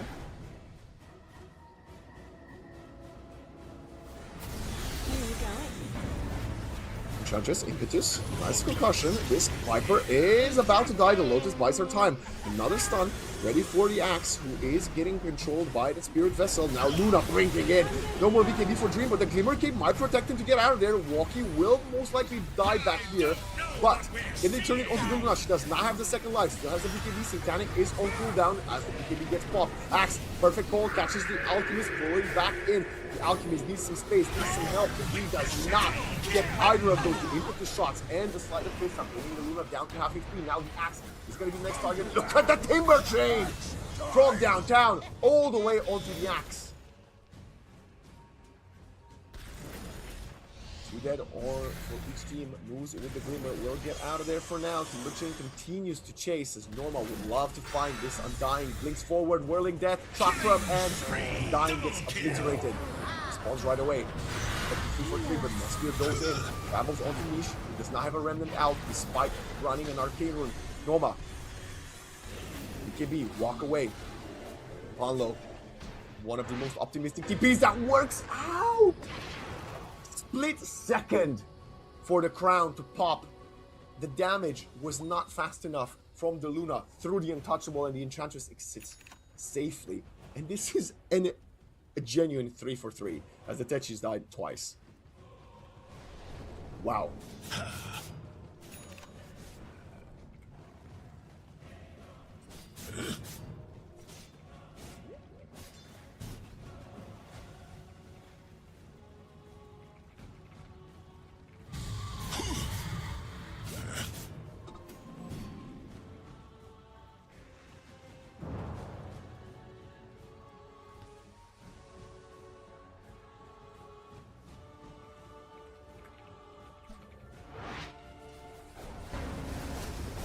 The drums, he popped. This Abyssal is done.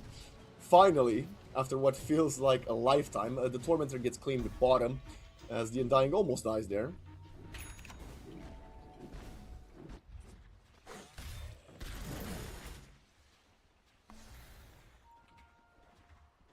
Gold! Illusion!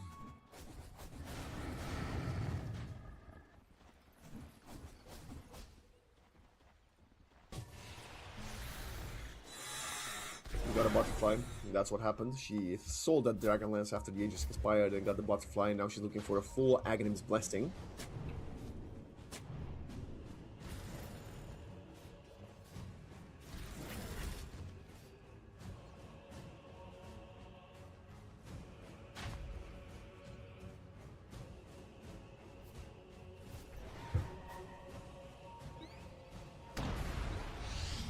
Axe. Being interrupted by Proximity Mines. Ponlo actually shows face. This is a bit of a confident showing there. Ember goes onto a couple. Timbersword chaining into all of them. Going for the Axe down to half HP. Their fight is very dispersed, and now that's a nice concoction onto the Luna. The Luna illusions are doing a ton of damage, stolen by the Enchantress. A Glimmer there. Look at the impetus shots as well from Ponlo. He's starting to hit pretty hard. Almost level 20 on this edge. The Roshan is up in the bottom side of the river. That's why we see these exchanges being traded. Alchemist looking for his buyback, 700 gold away. Luna has hers. Another very long extended game.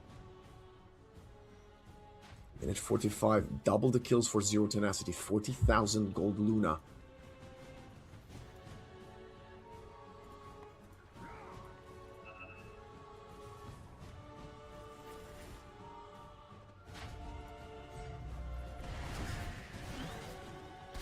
Bomb.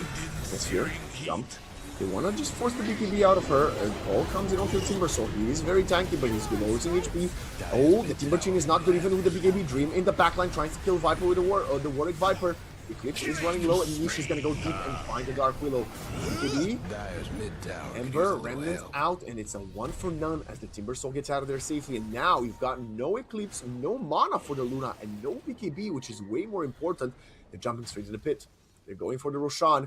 Hanks, can he delay it long enough? Warwick also does not have his BKB. This, I think, was a one team fight by Ibris.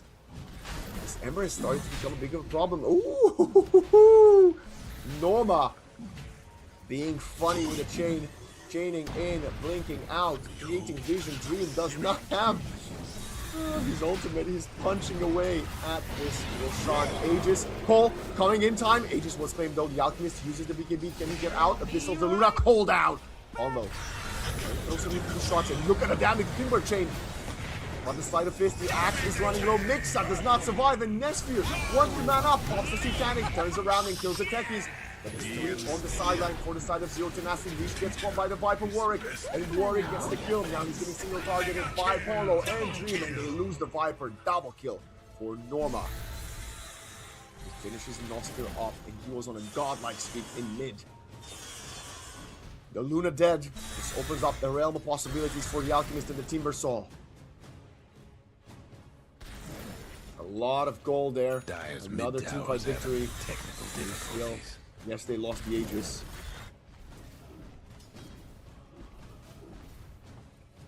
Dyer's mid tower could use a little help. On the back of that Luna. 2,500 is what she gave away. Only her second gift of the game. Bringing up high ground. Mixa does not have money for purchasing himself back into this one, so I think they're just going to lose racks here. The Luna and the Viper could buy back. They're going to do it when the Axe is alive, I think. Fortify is there. Kills the initial creep wave that is sieging, but there's creep waves coming. Mid, top, and bottom. Rambles. Connecting there. Doesn't matter. Dream finds them. 5 seconds until the Axe is back, and I think Dream will just consider a retreat here. Axe also needs to start farming his own buyback. Very important will be... Oh, wow. Late Orchid here for the Ember. Axe goes in for the call. His teammates are not buying back, bro. 8 seconds to go, they're not buying back. Chemical Rage is going to be on cooldown for around 10 seconds. And I think Dream is finally going to retreat after dealing some damage to that tier 3. And they're out of there. They'll try to steal the Dire Shrine. Dire actually scanned that themselves. As it was Mixa pinging it. They would have loved to get closer to level 25, but it will get stolen from them. Win probability right now swings fully in the favor of Ibris, up to 85% after C10 had 77. Gentlemen, this is what Dota is all about, and this patch, man, some long games.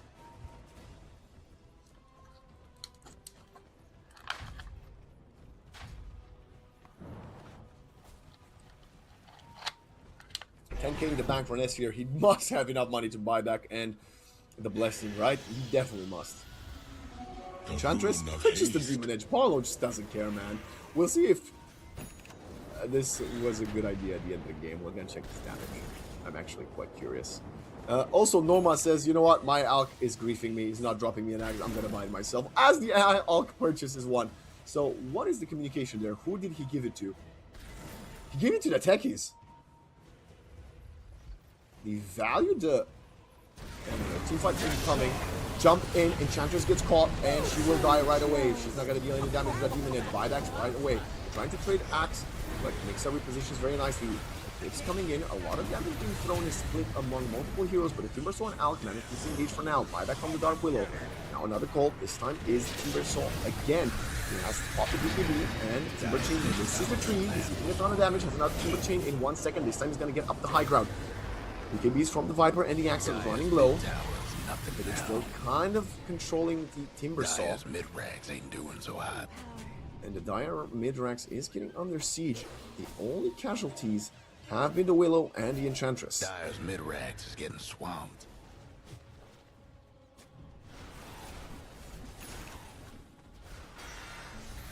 Timbersaw finally gets his scepter delivered. Warwick takes some damage, and Timbersaw goes in, instantly pop cheese, turning around with a Viper Strike. The Lotus came a little bit late, and now the control is there with the Axe Call. But the damage, is it going to be enough? The answer is yes. Now Impetus shot flying onto Mixa. It doesn't matter. Nestive continues to pursue the techies, and he will die. The Glimmer Cape, they don't have the vision. Mixa running away from the Radiance. Can they kill this Abyssal down Luna? The answer is yes. Turns around with a Satanic Nesphere versus Dream and Follow. He needs some save. The save is there. Warwick shows up with another Viper Strike. And the perfect tombstone to buy the time that's needed. Niche cannot finish the Luna off, and the Alchemist does. He does not have the buyback. He purchased the Aghanim Scepter for the Techies, which means he cannot buy back. 90 seconds, no Alchemist. What a back and forth. Timbersaw bought back, Axe bought back, and so did the Techies. The question is now, can Zero Tenacity get at least a Rax without the Alchemist and the Enchantress for over a minute? Mine!